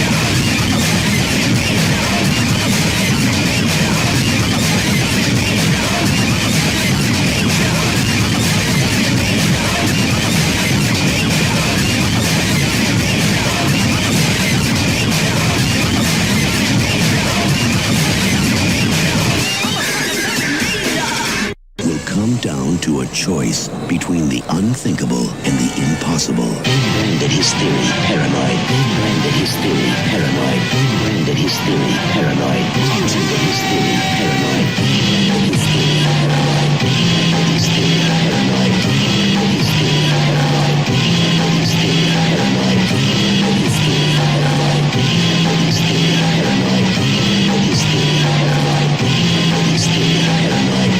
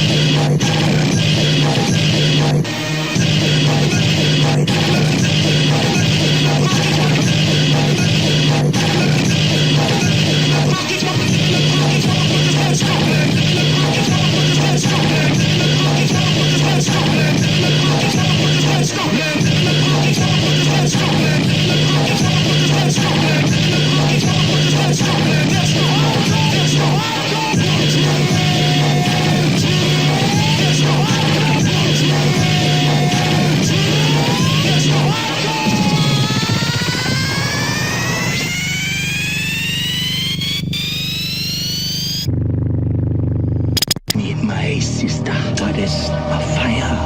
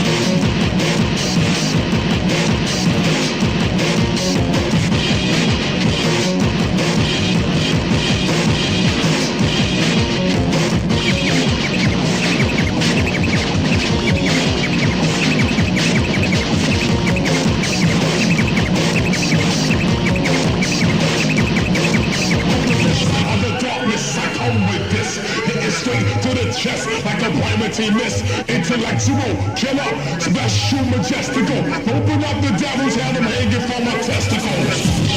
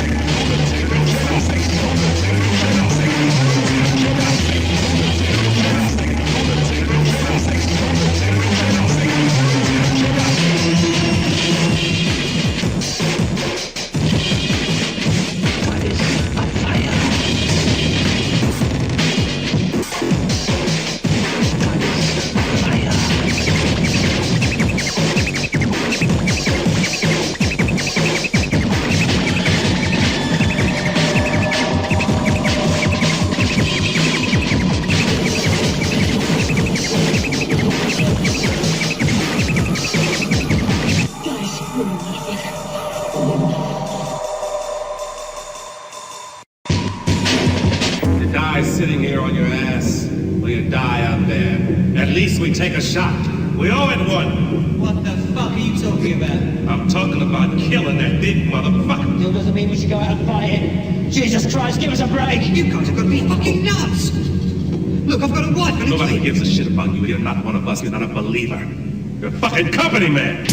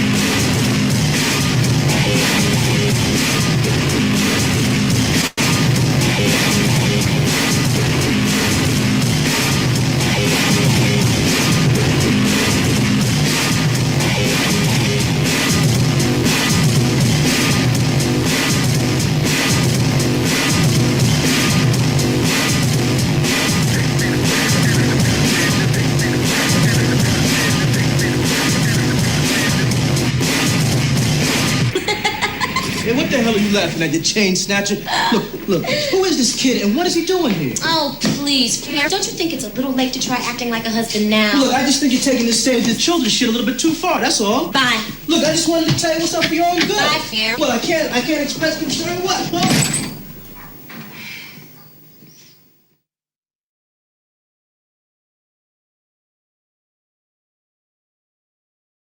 Better, but we are here, I think, to maybe challenge some assumptions, kind of think about frameworks of things, and I'm going to start by telling a little story about how, just to put this in context and let you know who's up here to kind of introduce the speakers that are the main event today. So in a way that, this is going to be a debate between two very interesting philosophers who are up here in the front of the room. Let you know, my name is Jeff Young. I'm the technology editor for the Chronicle of Higher Education. And I kind of started into this particular topic I was doing a story and I wanted to find an expert on the Unabomber. Of course, universities are full of experts on everything. And I, just to remind everybody, I know it's been a long time. The Unabomber is very infamous. This sketch is kind of what a lot of people think. This person who was, led what was one of the longest running terror campaigns in U.S. history, sending mail bombs from 1978 to 1995 that killed 3 people and injured 23. A lot of them were university professors. But he also attempted at one point to bring down an airliner, hence the Unabomber by the FBI. So for many years, this person was at large. And the demand at one point was to publish this mysterious figure at the time wanted the publication of this 35,000 word manifesto. And remember, just to go back a second, 1995, South by Southwest Interactive did not exist as a conference. The World Wide Web was nascent. It was, nowadays getting a 35,000 word treatise published on a blog is no big deal and there's nobody hurt. But the idea of getting the word out was different. And the idea was, this demand was to have this printed in a major newspaper. And the FBI let it go forward on the hopes that it would help find this person that was at large. And so it was published in the Washington Post and the New York Times. A lot of people know this story and how he got, it did lead to his capture, but it was, the manifesto itself was very much dismissed at the time as this crazy rant. It was very long, it had a lot in it, but it was overall a critique of technology and society, basically tracing the root cause of all the problems in society to technology and saying it's destroying personal freedom and the well-being of people in a way that people weren't thinking about in this author's mind. And so now the Unabomber, which is Ted Kaczynski, is living in the Supermax prison in Florence, Colorado. It's been called the Alcatraz in the desert. It's probably the most secure prison in America. And that's where he's been since his arrest in 1996. So I was looking for this expert, and what I ended up finding was a book that I had never heard about, even though it had been out at the time about a year. It was the complete writings of Ted Kaczynski, and it was edited by a scholar at the University of Michigan at Dearborn, a philosopher, David Skrbina. And so it says here, it's hard to read, but it says, with an introduction by David Skrbina. It turns out he was a large part of collecting this book and making it happen. He's up here today and is going to talk in a minute. So Dr. Skrbina had an argument that I hadn't been looking for, hadn't counted on, and it surprised me and was very fascinating to me, which was, and it turns out the book is largely based on a dialogue that Dr. Skrbina has had with Ted Kaczynski over a period of years, letters back and forth, over 150 letters, where they've been having a dialogue where Dr. Skrbina is basically sort of saying, okay, if you think this is your argument, well, let's take it seriously, and what are you really saying, and pushing him and trying to probe the ideas of taking it seriously as an argument. And so I wanted to do a story about this as a journalist. And so I flew out to Michigan to meet with him. And one of the things I found that even before Dr. Skrbina got involved with this, the Unabomber's papers are part of an archive at the University of Michigan that is not just about the Unabomber. There's a large archive there, quite famous, that's a collection of anarchist works that date back to some of which to the earliest part of the country. And so there are radicals whose works are collected and studied by scholars. And there's a history of people taking seriously the works of folks like this. And so the other thing that surprised me as I was kind of doing my research was I ended up interviewing Kevin Kelly, who is not anti-technology. He's the co-founder of Wired Magazine. He has a book that was then recent, that's still pretty recent, called What Technology Wants. And in this book, there's a section of it that is subtitled, "The Unabomber Was Right." Now, Kevin Kelly doesn't agree with the conclusions of Ted Kaczynski, but his point was that in looking for kind of ways of the framework of technology and understanding it in society, Kevin Kelly's feeling and argument was that Kaczynski had one of the most astute analysis of technological systems, though he disagrees with the conclusion. For Kevin Kelly, this is all a good thing. The technology kind of has its own drivers and forces. So one other thing I just wanted to, that I kind of found and reminded me that many of you may have remembered this, in the mid-90s, there was a large story in Wired Magazine by Bill Joy, one of the co-founders of Sun Microsystems, a very, again, pro-tech person, a very pioneering person, who started his essay with and the story does kind of think about what are some really critical ways to think about technology, and are we going too far? Is this too much? And the start of it is actually, you read for a while and it's sort of all these things that are concerns raising. And then you turn the page and it says, by the way, that was Ted Kaczynski you're reading, not me. And then and I think, even though these killings are certainly deplorable, that there's some ideas here that as a society we should wrestle with. So that to me was all something new. And I think, the thing that David Skrbina challenged me when I went to visit him and do my article on do the profile on him for the Chronicle of Higher Education was that somehow there aren't enough of these voices out there critical of technology in a serious way. Not the critical of like, is this year's iPhone better than last year's iPhone? There's certainly plenty of that kind of criticism, but the more deep probing look at technology's role. And I think so to me, that became an interesting subtext and almost like a personal challenge as a journalist. Is that true? Are we not, are there not enough questions, and why would that be? And one scholar I interviewed suggested that if that's right, then the Unabomber might be, if the Unabomber is saying something that's worthwhile, then perhaps he's the worst messenger ever if he's now just dismissed because of his violence. So there's all kinds of, this really got me thinking. And so I went to visit Dr. Skrbina to do the story, and I ended up going when he was teaching a class of undergraduates on the philosophy of technology. And he assigns works throughout nothing would surprise most of us. Most of the syllabus is, Aristotle and Plato and Heidegger and philosophers about questioning the role of technology in society. But he also lists on his syllabus Ted Kaczynski and has them read essays about that. And so I was there one day when they were reading these essays and discussing seriously Ted Kaczynski. And the student in the back raised a question that was I think really one that's worth thinking of, and it certainly got my attention, was, wait a minute, even this exercise of being in a college classroom here at the University of Michigan talking about taking seriously the work of this killer isn't that morally problematic? Is there an ethical concern of doing this? And it sparked a discussion in class, and one that actually gave me pause as I even wrote this story and organized this panel. But I think it's one that these are all just kind of the background to make us think before we get into this. So what we're going to do is have a debate, as I said. The other person, and the underlying message, I think, is technology making our lives richer or poor? I think that's the kind of question that lurks deep inside of all this discussion. So I mentioned it's really a debate. Another philosopher who has a lot to say about technology and very interesting views is up here as well, Peter Ludlow at the Northwestern University. And he's somebody that has done a lot of serious work in a variety of fields, but one of the things he's probed is technology. And he's spoken at South by Southwest Interactive in the past about Second Life. He, in fact, I really respect him as a journalist. He is somebody who he's a muckraking journalist of the virtual world, co-wrote a book about his work he started a newspaper called the Second Life Herald. It's now the Alphaville Herald. And it literally reports, in world of virtual world activities. And they broke stories that made international headlines on cyber sex rings and cons and going on in these virtual worlds.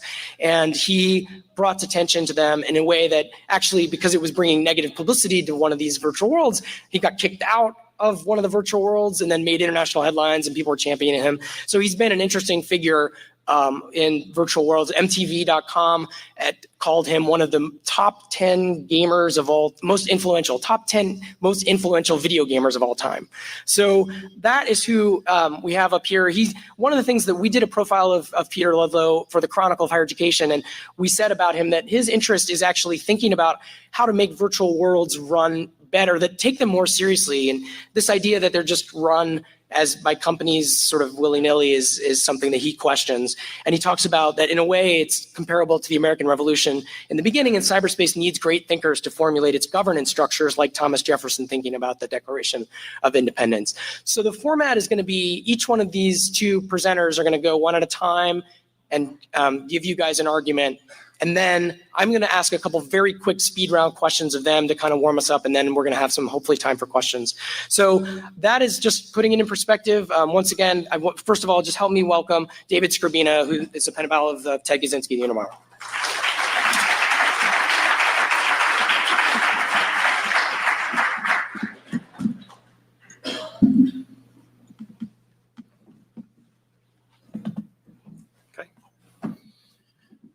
I think I'm going to use a podium mic. It'll be easier.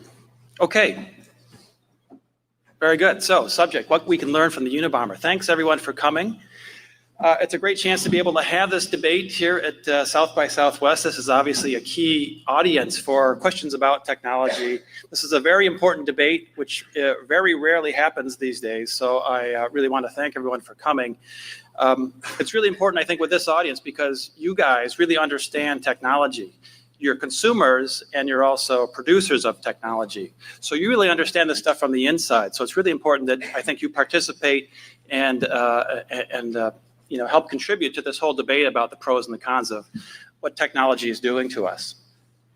So, let me say a couple things offhand. So here's our man, Ted Kaczynski. So yes, I've been corresponding with him by letter since 2003. I prepared some material for a new course on the philosophy of technology at the University of Michigan.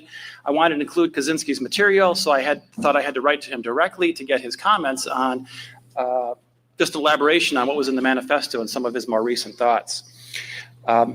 So I have been sort of a correspondent. I have been a kind of a pen pal.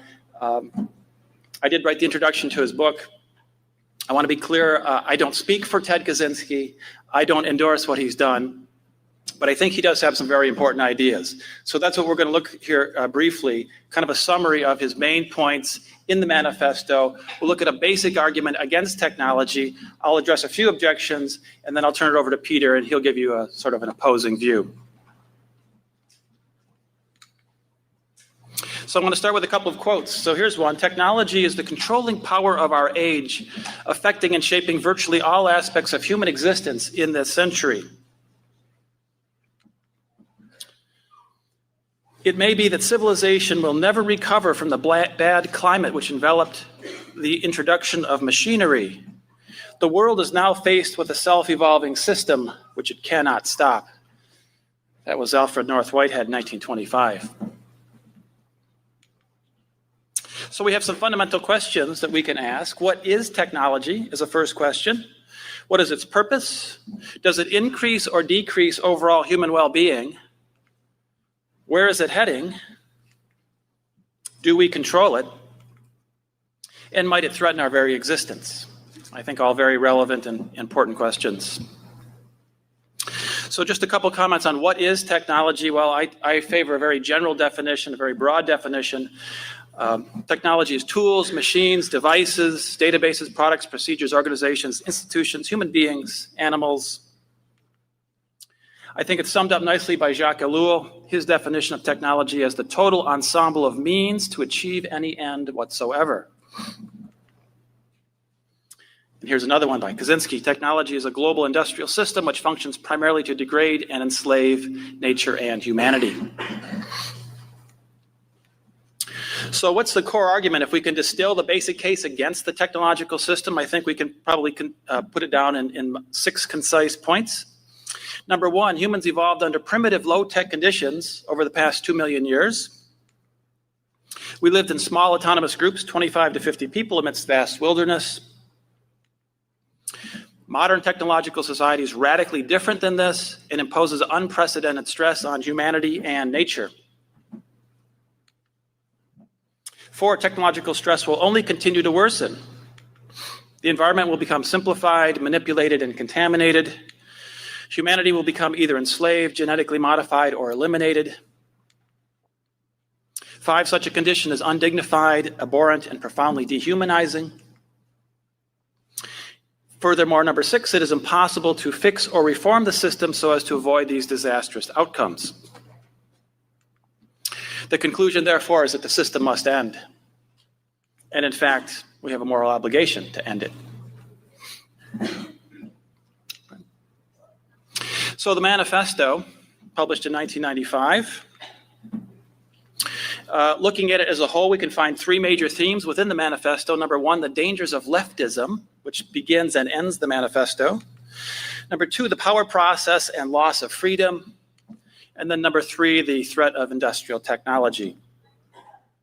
So leftism is a relatively small piece. It's about 20% of the total manifesto. Power process is about 30%, and slightly over half deals directly with the problem of industrial technology. So obviously lots of points. It's a 30,000-word essay. I'm just going to distill it down to 6 key points, which I think brings out the basic essence of Kaczynski's argument. Number 1, technology is profoundly anti-human. So here's a quote: "We attribute the social and psychological problems of modern technology to the fact that our society requires people to live under conditions radically different from those under which the human race evolved, and to behave in ways that conflict with the patterns of behavior that the human race developed while living under the earlier conditions." That's an important point. I think we have a lot of data. We have empirical data that supports that position, by the way. So I just wanted to summarize a few points collectively under the categories of physical, psychological, and moral problems. On the physical side, we have myriad problems resulting from toxins, pollution, endocrine disruption, cancer, etc. Sedentary lifestyle leads to obesity, diabetes problems. Electromagnetic radiation resulting in tumors, cancer, immune system dysfunction. Alteration in brain structure. We hear reports of rewiring of the brain, loss of gray matter, cognitive disorders. So that leads to psychological problems, addiction. 10% of American adults addicted to cell phones, according to a Stanford study. Up to 30% of Asian teens are internet addicts. Stress problems, cell phones and email use have been associated with anxiety and stress hormones. Depression.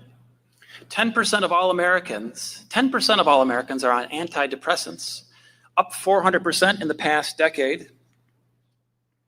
We've got a recent phenomenon of Facebook depression.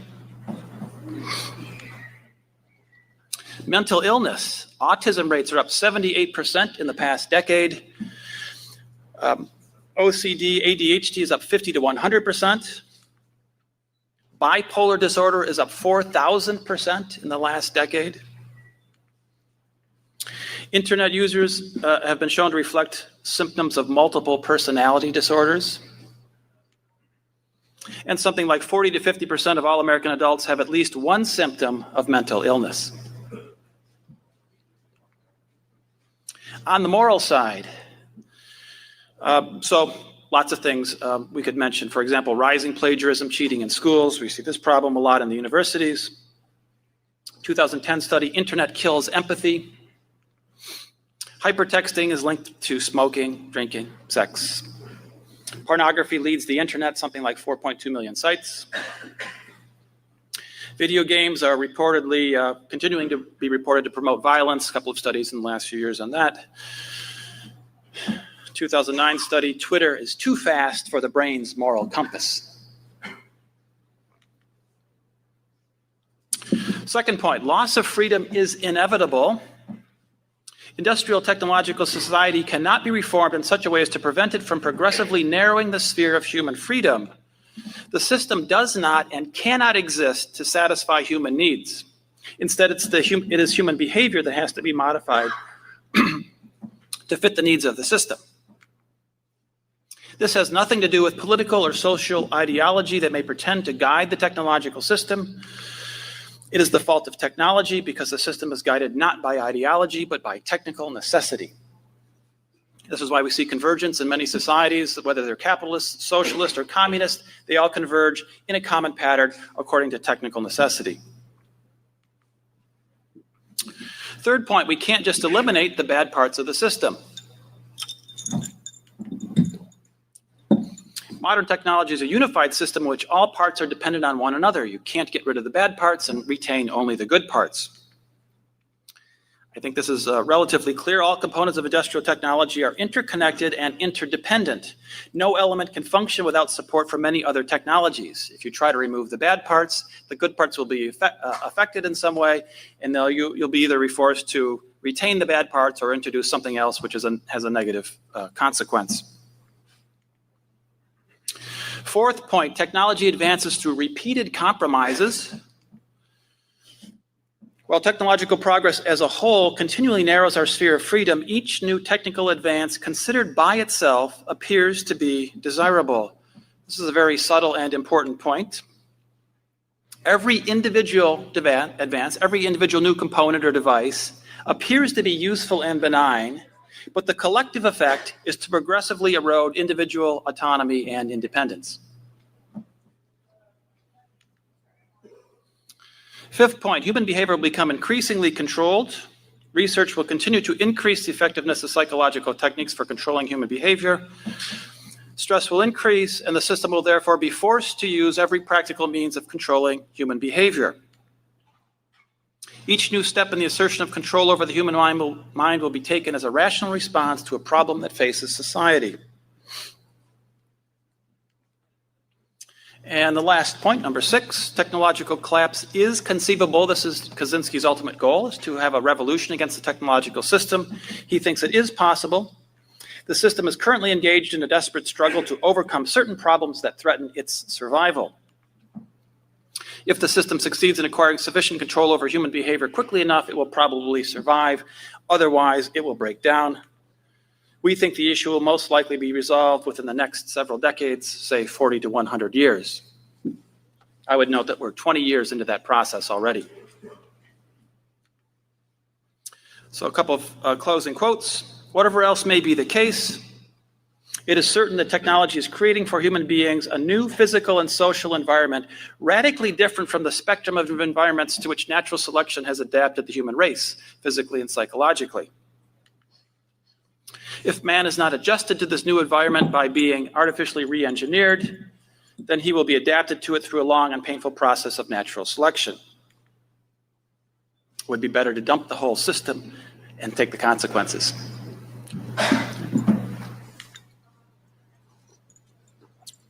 So these are the two books. We started, as I say, my correspondence with Kaczynski began in 2003. By about 2005, we had enough material in the letters and in some essays that he had written post-incarceration that I suggested we try to publish them as a book. We spent 2 years trying to find an American publisher, and no one would take it. It was an interesting phenomenon. The initial contact person was always very interested to hear what Kaczynski was writing, very interested in the new book. They would go away, and they would come back a few weeks later, and they say, our management decided we cannot pursue this project. So we had significant rejections from a number of American publishers. The first book, their Road to Revolution, came out in 2008. This was actually published in Switzerland. We had to go to Europe to get a publisher to produce the first book. It was produced in dual English and French versions, but it was limited circulation. That's actually quite a rare book. If you have a copy of this book, The Road to Revolution, you're lucky because it's quite rare in this country. We continued to look for an American publisher. Within about a year, we did find someone finally. We found Farrell House in Washington State. They agreed to republish the book in a slightly updated form as Technological Slavery, published in 2010. So as Jeff said, I wrote the introduction to that book.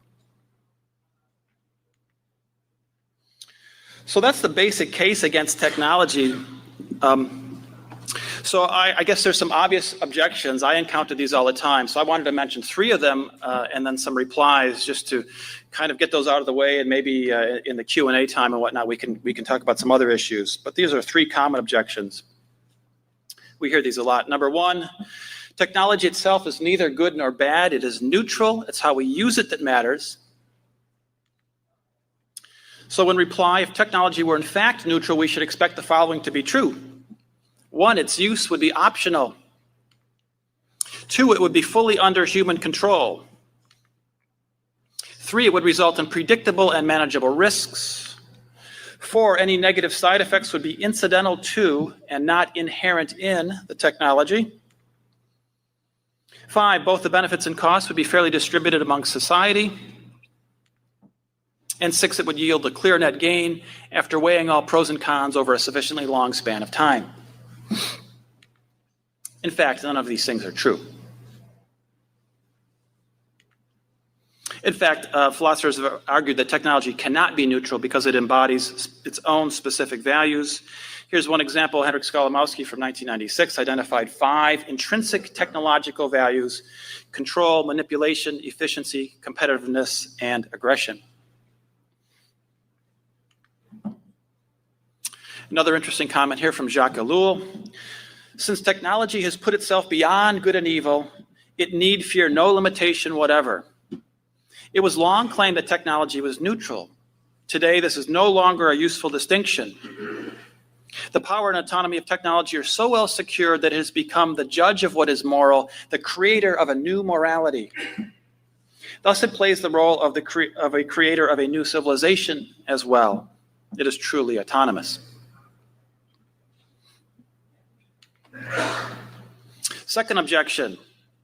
Yes, technology has problems, but we can reform the system. We can fix it so as to make it better.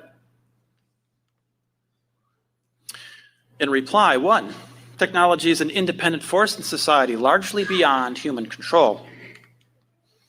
2, society reacts too late to take effective reform action. Global warming would be a case in point for that.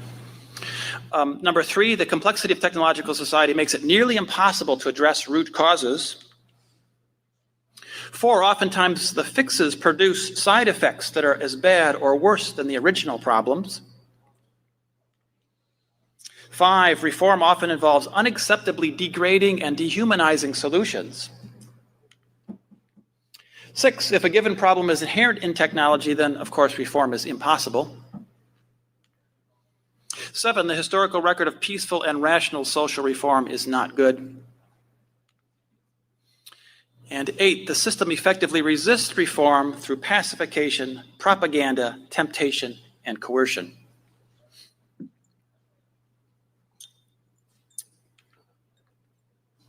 Third objection, technology is here to stay. We have no choice. That's an easy one. If we have no choice, then the debate is over. Kaczynski has won. We're little better than slaves of the system. Happy slaves, perhaps, but we're slaves nonetheless. Solutions. So obviously a lot that could be said about potential solutions, strategy, how to respond to this situation. I was just going to offer a few thoughts here. We don't have time to go into a detailed discussion of solutions, but I want to just say a couple things. So, well, we have this bottom line situation. We evolved, humans evolved under certain conditions. Life today is very far removed from those conditions. Therefore, the closer we can come to our natural conditions, the better for us and for the planet. So I think we need to ask ourselves a question. How much technology is required to live a good life?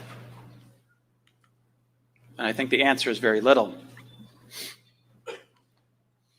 In fact, we know that it requires very little. We can learn from and we can improve upon history. So we have classic civilizations of the past, ancient Athens, the Renaissance, and the Enlightenment. We know that we can have a very high culture, a very high social achievement with very little technology. Okay, so some final thoughts. I started with a couple of quotations. I wanted to end with a couple. So Nietzsche, reaction against machine culture. The machine, itself a product of the highest intellectual energies, sets in motion in those who serve it almost nothing but the lower non-intellectual energies. It thereby releases a vast quantity of energy in general that would otherwise be dormant. It's true. But it provides no instigation to enhancement, to improvement, to becoming an artist. It makes men active and uniform. But in the long run, this engenders a counter effect, a despairing boredom of the soul. Einstein. Our entire much praised technological progress and civilization generally could be compared to an axe in the hand of a pathological criminal.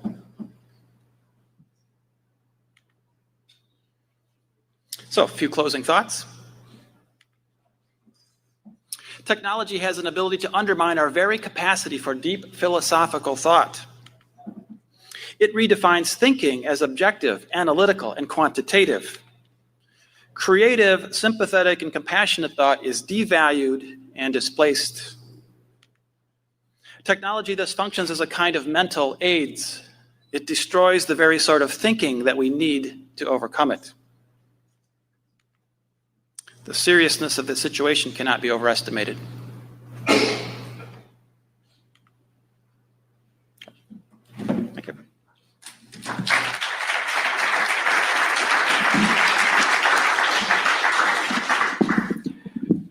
All right, so I am going to first turn it over to our opposing, yeah, I have a lot of, that's me, that's not David Serena. Yeah. All right, so take a deep breath. Do you want the clicker? Do you want to walk around and use it? All right, so that was the first player in our debate.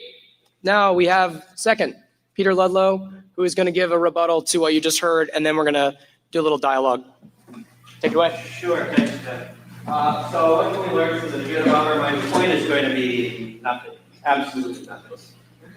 But in saying that, I don't mean to say that our technological system is benign. I'm not going to give you some sort of Pollyanna story. And furthermore, that doesn't mean that radical measures aren't called for. Can you turn off the mic on the stand there?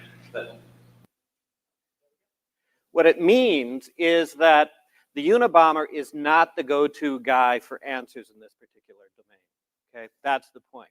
So I'm going to say, I'm not here to defend technology. What I'm here to say is that the Unabomber is offering absolutely nothing to this debate. Okay, so here's my plan. First of all, I'm going to tell you why the Unabomber manifesto is weak. Secondly, I'm going to tell you why it's wrong. Then I'm going to offer you a better critique, or just a gesture at a better critique. And then I'm going to reflect a little bit on why I think perhaps we're really here. So first of all, why is the Unabomber manifesto weak? First of all, the bulk of the argument, if you actually read it, the bulk of the argument is an ad hominem attack. Secondly, the argument relies on what I would call the genetic fallacy. And thirdly, the argument that David gave you a little bit earlier, the argument from evolution is not sound. It's not a good argument.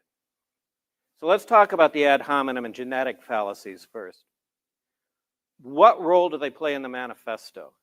Now, it's by David's calculation, it's maybe 20-30% of the manifesto involves his attack on so-called leftists, but it's a critical part of his argumentation because the Unabomber uses them to dismiss arguments that we could use government or activism or standard liberal political methods of solving the crisis, right? That is in there to undermine any sort of alternative other than the very drastic alternative that he's arguing for. The argument, the ad hominem fallacy, in effect, the argument to the person, and the genetic fallacy is, in effect, thinking or showing that the source of a belief is going to somehow falsify the belief. So let's look at the manifesto itself.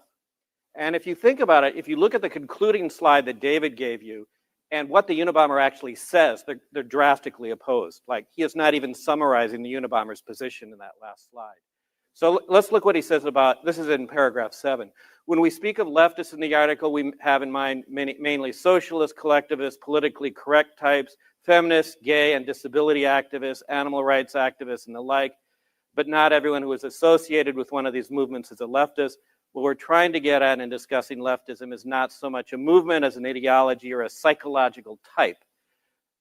Then he says in paragraph 9, the two psychological tendencies that underlie modern leftism we call feelings of inferiority and over-socialization.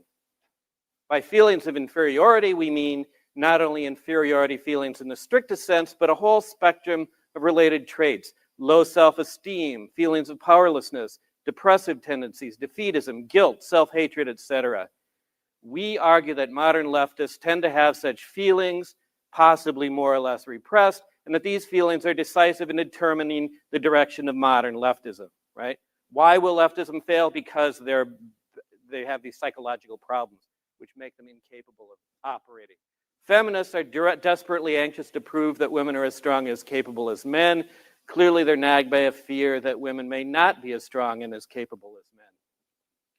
Leftists tend to hate anything that has an image of being strong, good, and successful. They hate America. They hate Western civilization. They hate white males. They hate rationality.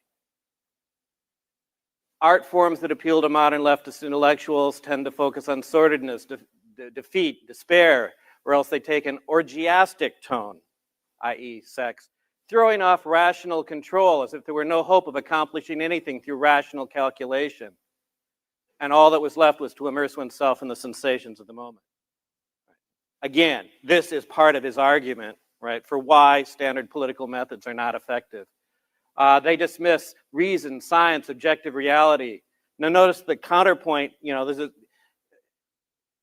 if you go back and look at David's last slide, he suggested, oh, well, technology is making us be rationalistic. But if you read the Unabomber, he's saying, no, these pro-technology people are led into this position. These leftists are, precisely the problem with them is that they're not rational enough.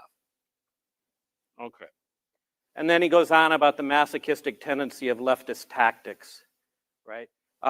They may be effective, but they use them not as a means to an end because they prefer masochistic tactics. Self-hatred is a leftist trait. So it makes me wonder, is this a masochist standing in front of the tank? Or are these people masochists at the lunch counter sit-ins? Maybe when people are throwing stuff on them. Or are these leftists masochists because they're getting pepper sprayed? Well, reviewing so far, what I've suggested is that the critical attacks on standard liberal solutions to technological problems are ad hominem.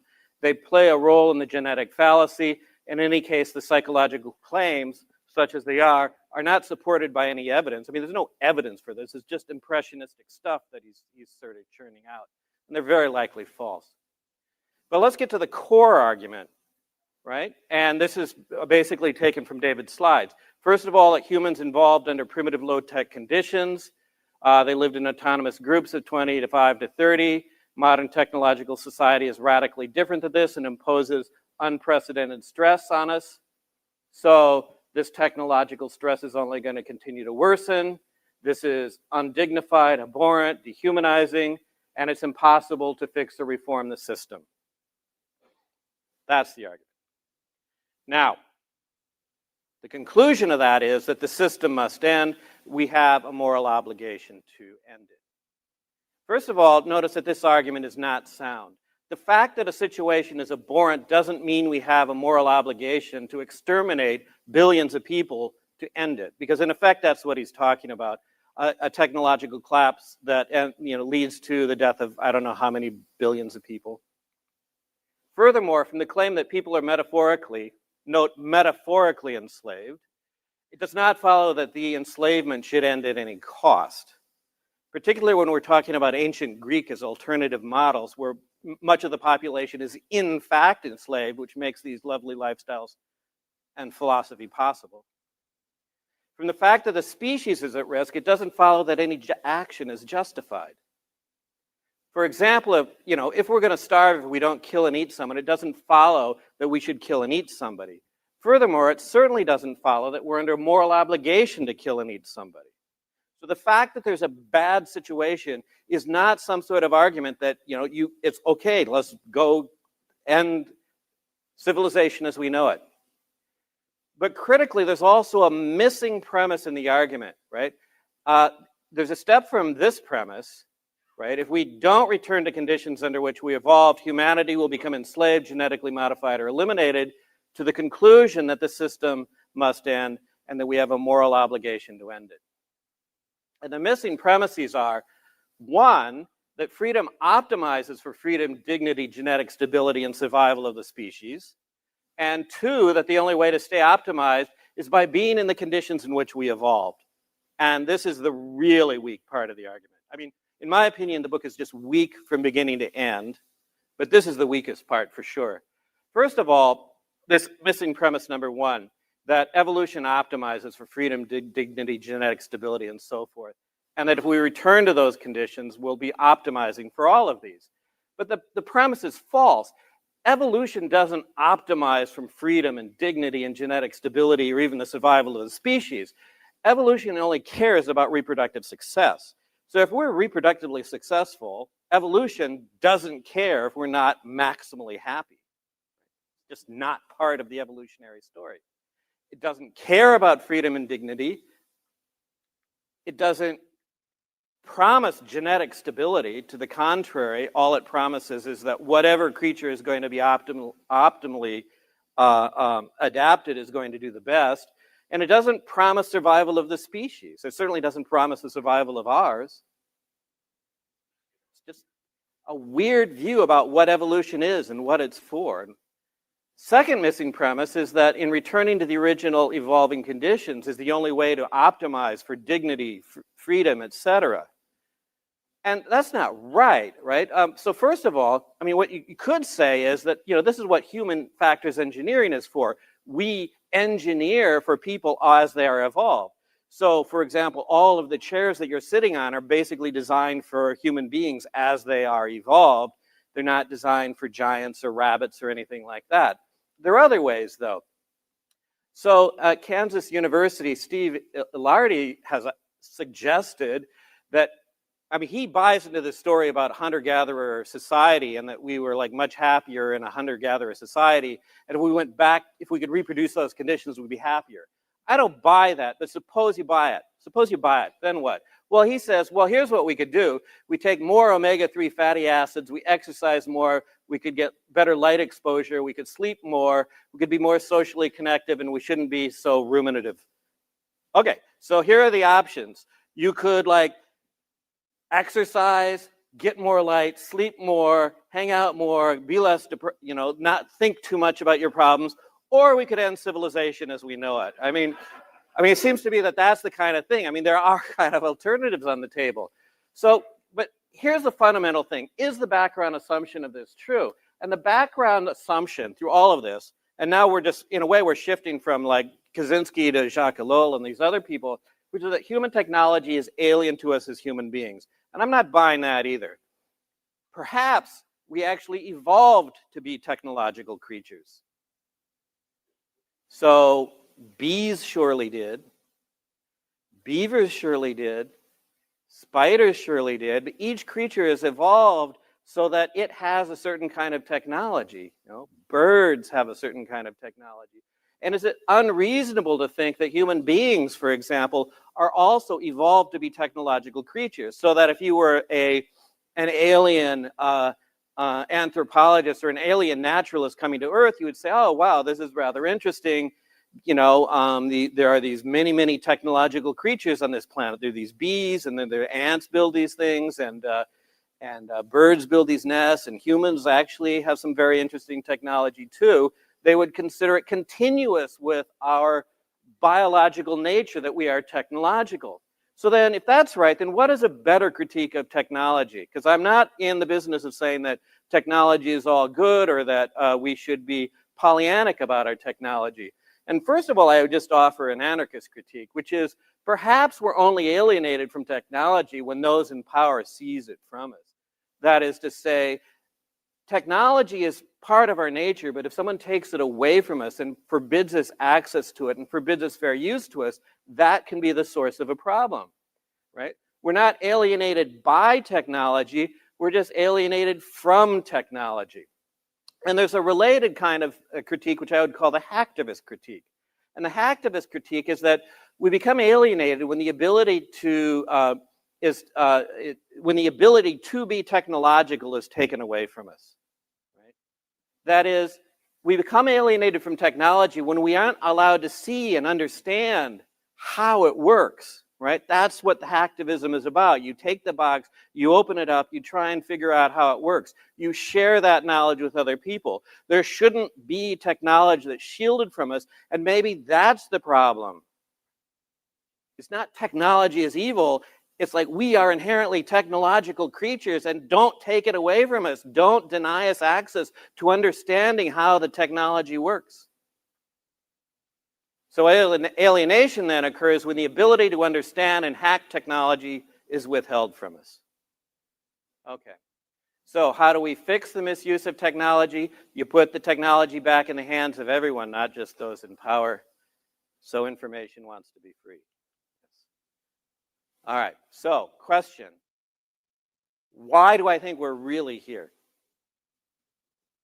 And I think we have a kind of fascination with people in our popular culture who are serial killers. That is, I think this work by Kaczynski is pathetically weak. And I think the only reason we're here, and the only reason there are more than 5 people in the room, is because he killed a bunch of people. I mean, there he is in the cover of Time magazine. And we have this idea in our culture that serial killers are very intelligent people. You know, they're always super smart, like Hannibal Lecter and Dexter and so forth. But that's fiction, right? It's fiction. You can't, you know, killing a bunch of people is not evidence of intelligence. So let's keep in mind the toll here, right? So 16 bombs, 3 people killed, 13 people maimed. Let's just take one example. This guy was an advertising executive in New Jersey. The New York Times story talks about what happened. It was sent to his house. The situation is that there was a party in the neighborhood that night. Several children wandered from the party to the Mossers' house. Half a dozen kids were there with the bomb on the table. It was just sitting on the table. Then the guy's daughter, Robin, stayed over in the night and was in the house. No, the neighbor kid was there staying over for the night with the Mossers and their children. So when her dad got blown up, the girl took the little kid, took the daughter next door. I mean, this is the kind of thing we have to think about. And this weird fetish with the Unabomber and psycho killers in general. This is an art exhibit called the Unicabin. And I can't get over the impression that all these people walking around mulling over this cabin I feel almost like we're in that position. But you'll notice it's not an exceptional piece of art. It's not an exceptional piece of architecture. Why are these people looking at that thing? Because the guy killed a bunch of people. You know, you can actually go see the actual Unabomber cabin. Here's at the museum. They say, probe the Unabomber's cabin, explore a mad hermit's life with the videos and interactive. And it's not for nothing that on the book itself, there's, you know, it's not a picture of a pristine mountain stream. It's the bomb that's on the cover of the book. And I want to close, I guess, with this. There's a bar somewhere. I forget where exactly this is, but they have one of Jeffrey Dahmer's spoons on display, right? And you could say, well, you know, if someone like handed you Jeffrey Dahmer's spoon and said, wow, like have some chili with this because it's going to taste so much better. There's like, and you could put that spoon in your mouth, but it's not going to make the chili better. You're just putting it in your mouth because it happened to touch the lips of another serial killer.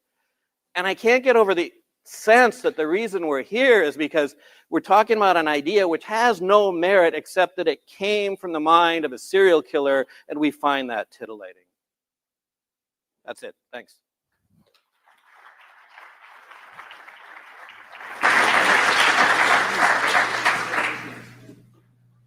All right. So I hope that you all found that interesting. I hope you all are waiting to ask questions. I'm going to ask just one or two quick ones because in my experience as a journalist, as somebody that works a lot with colleges, it's rare that there's a debate where there are two people that actually disagree as much and as interestingly as the two philosophers that we have up here today. But the stakes, I think, are real. And so, you know, one, we have David Skrbina who thinks that, or who is arguing that that, he's quoting Nietzsche and Jacques Ellul and French philosophers and saying that this Unabomber argument is something we should take seriously, and that there's kind of a technology kind of creates this mental aids that makes us not able to see how bad it is. And then we have Peter Ludlow talking about how actually we as humans were born to do this. The things that we're doing that are being on display here at South by South Interactive, the most cutting edge technology. And so there's a pretty wide gap between those two. So one very quick thing though, David, and you sort of touched on it before I open it up to the crowd.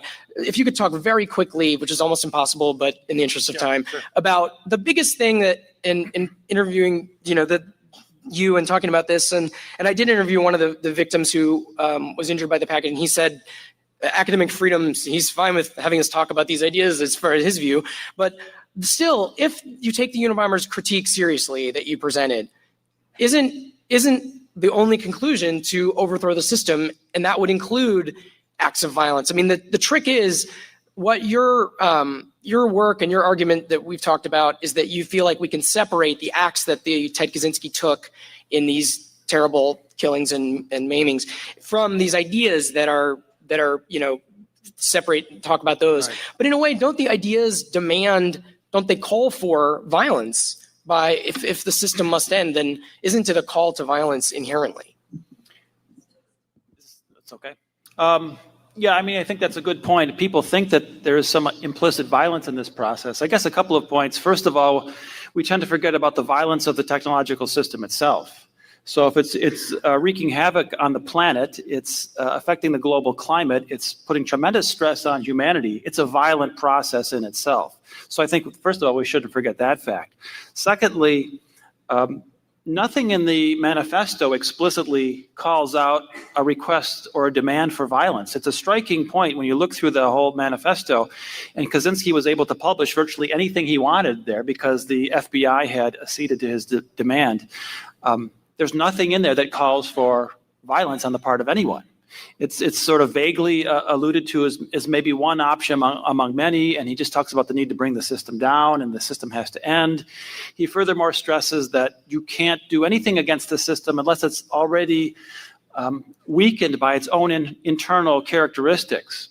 So a strong, robust technological system can't be defeated in any case, but he thinks it's probably reaching some kind of crisis point, possibly to the point where it may collapse of its own accord and we need to do nothing. But he certainly suggests we should do what we can to help it collapse if in fact it's at some crisis point, which he thinks it is. Well, and Peter, I wanted to just ask you, just kind of jumping, just for in interest of time, so we can throw it open to questions in a minute.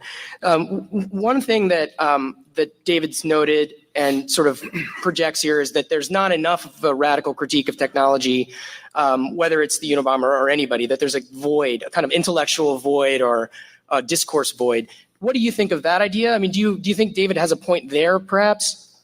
Well, are we hot? Is this on? Okay. Okay. Well, look, first of all, let me just say I don't really understand David's last response, because if the Unabomber doesn't believe that violence is a part of the solution here, why is he sending bombs to people that are engaged in technology? I mean, surely that is part of the message. On the question of whether we're not engaged enough or thinking about not enough about technology, of course that's true. I mean, absolutely that's true. We're perhaps the only session in this entire South by Southwest thing that is raising questions about technology. And isn't it pathetic that the only reason we're doing it is because we needed to have the Unabomber in the title of this thing? If we're just talking about Jacques Ellul or Heidegger and technology, there would be like 5 people in here, right? And so, yes, that's a problem. But what is that? I mean, that's not justificatory of anything. So, but why do you think that is? Why aren't there more? I mean, not just this session, but you're making a broader point about our social commentary. In general, philosophers of technology are not critical of technology. There are very few critics when you look in the literature. That indicates a problem.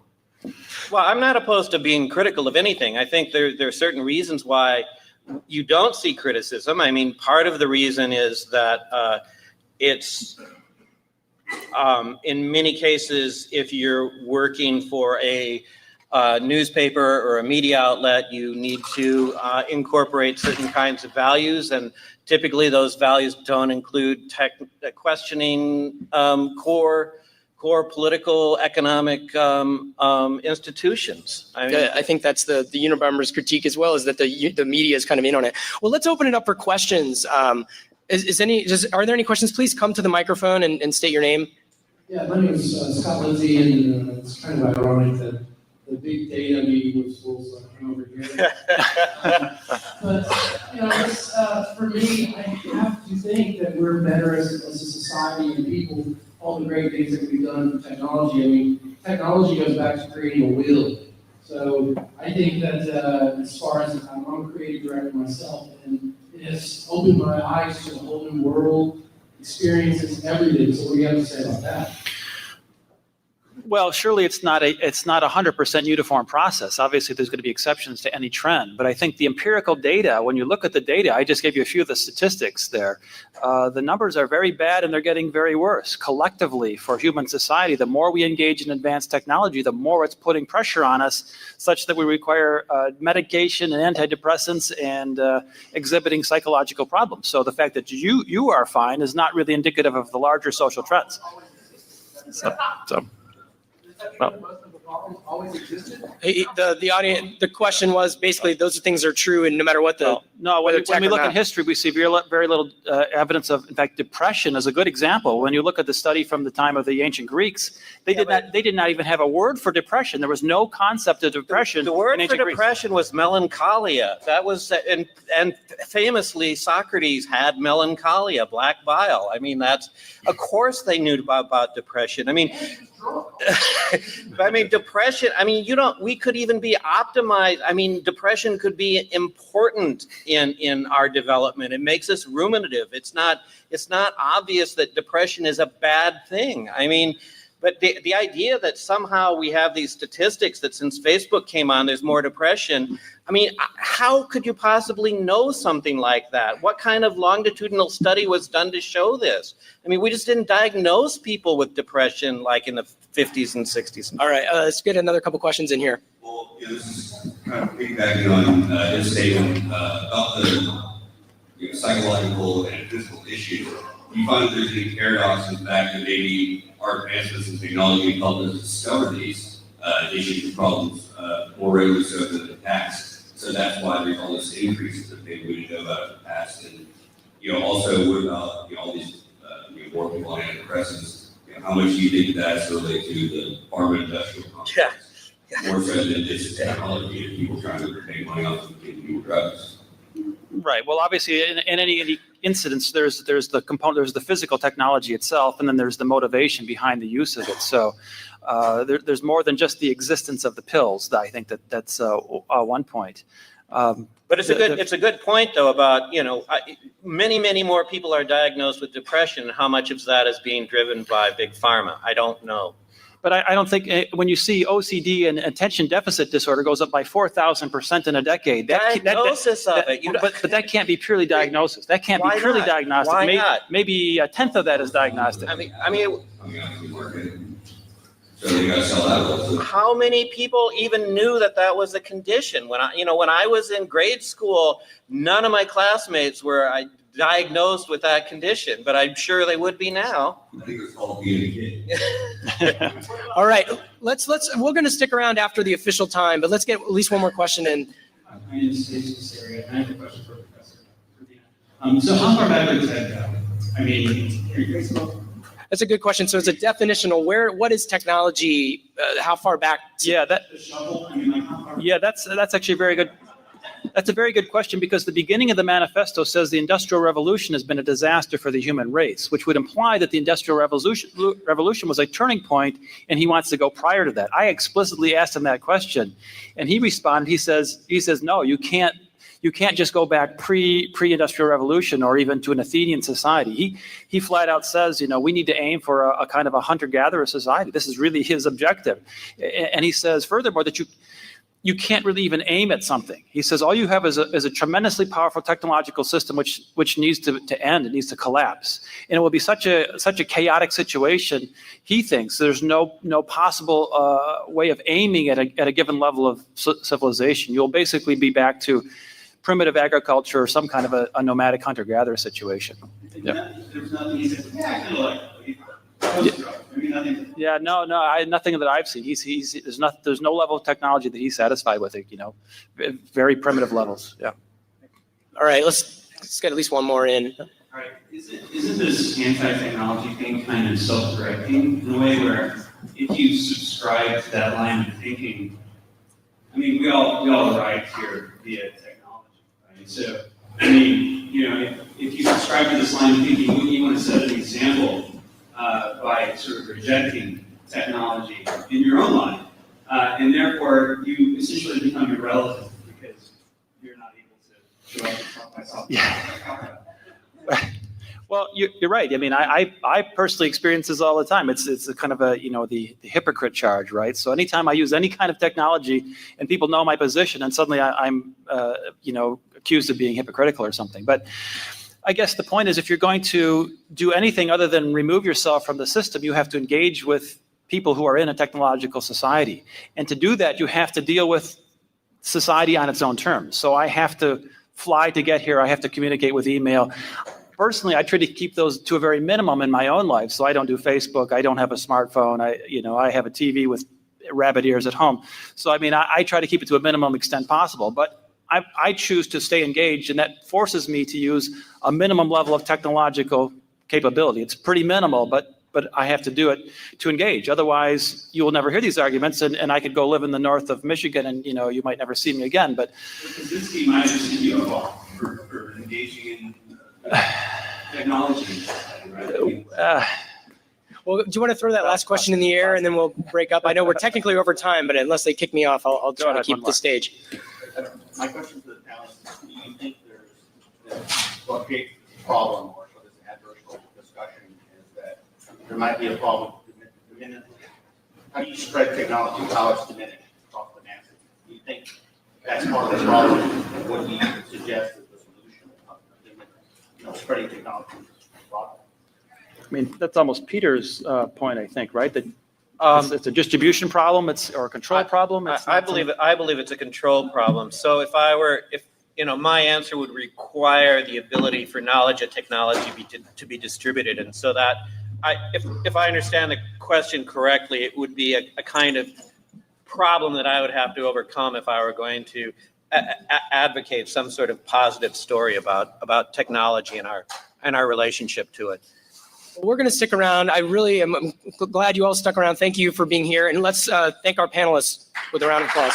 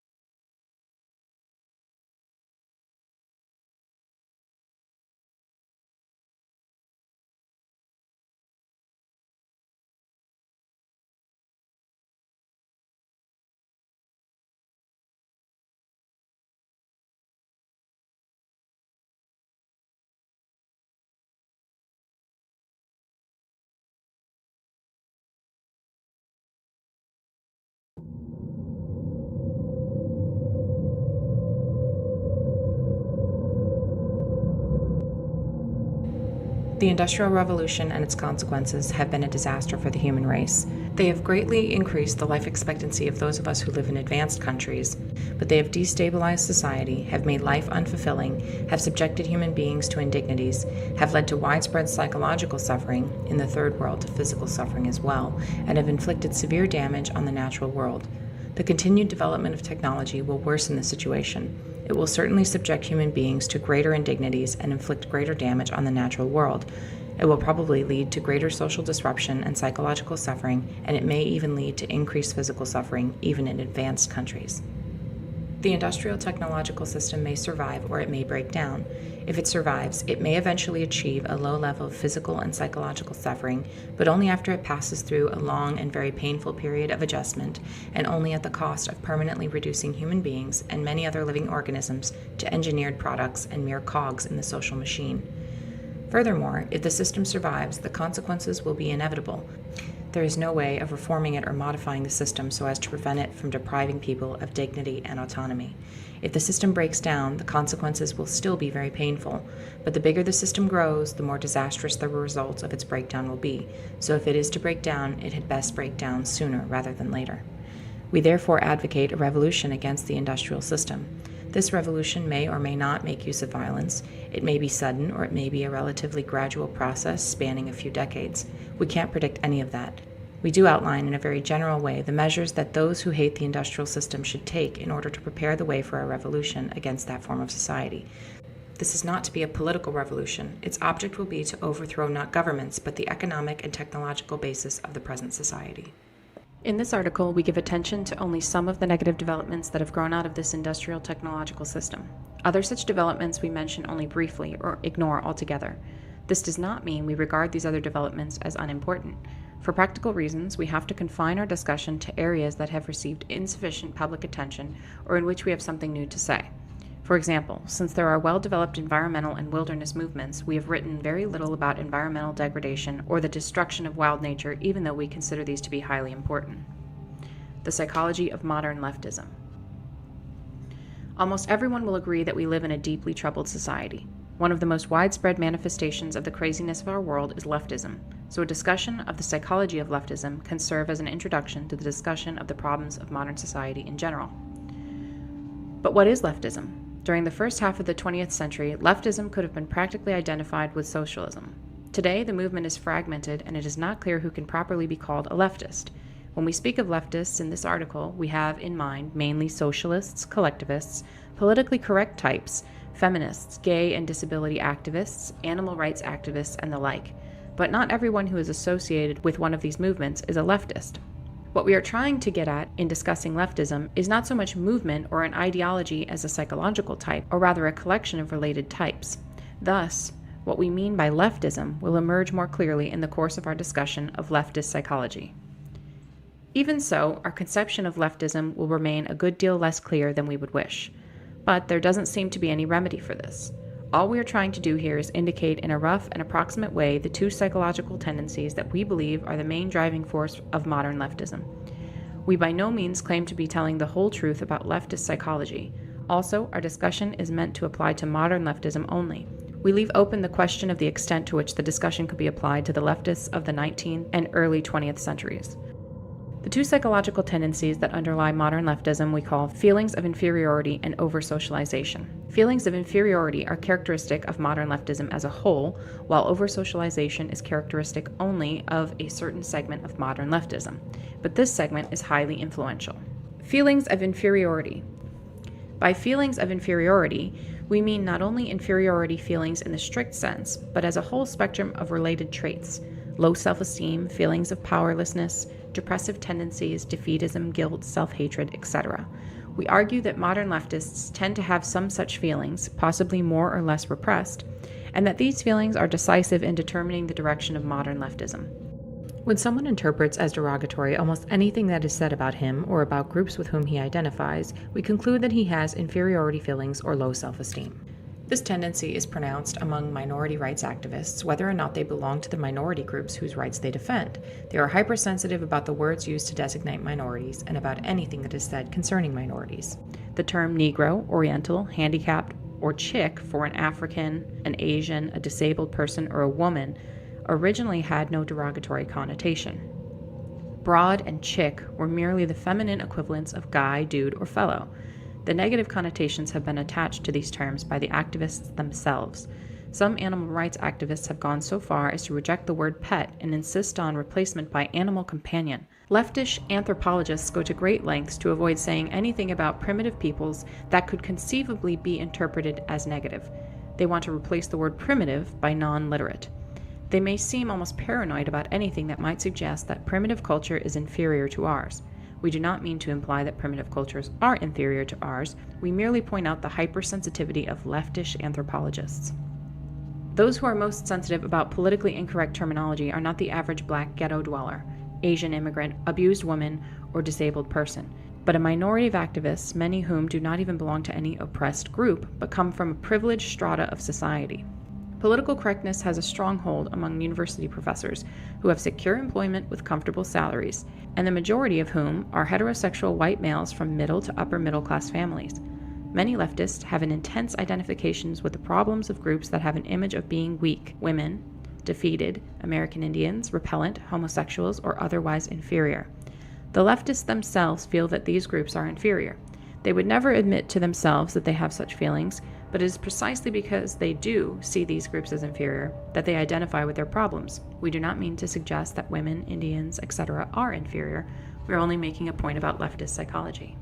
Feminists are desperately anxious to prove that women are as strong and as capable as men. Clearly, they are nagged by a fear that women may not be as strong and as capable as men. Leftists tend to hate anything that has an image of being strong, good, and successful. They hate America,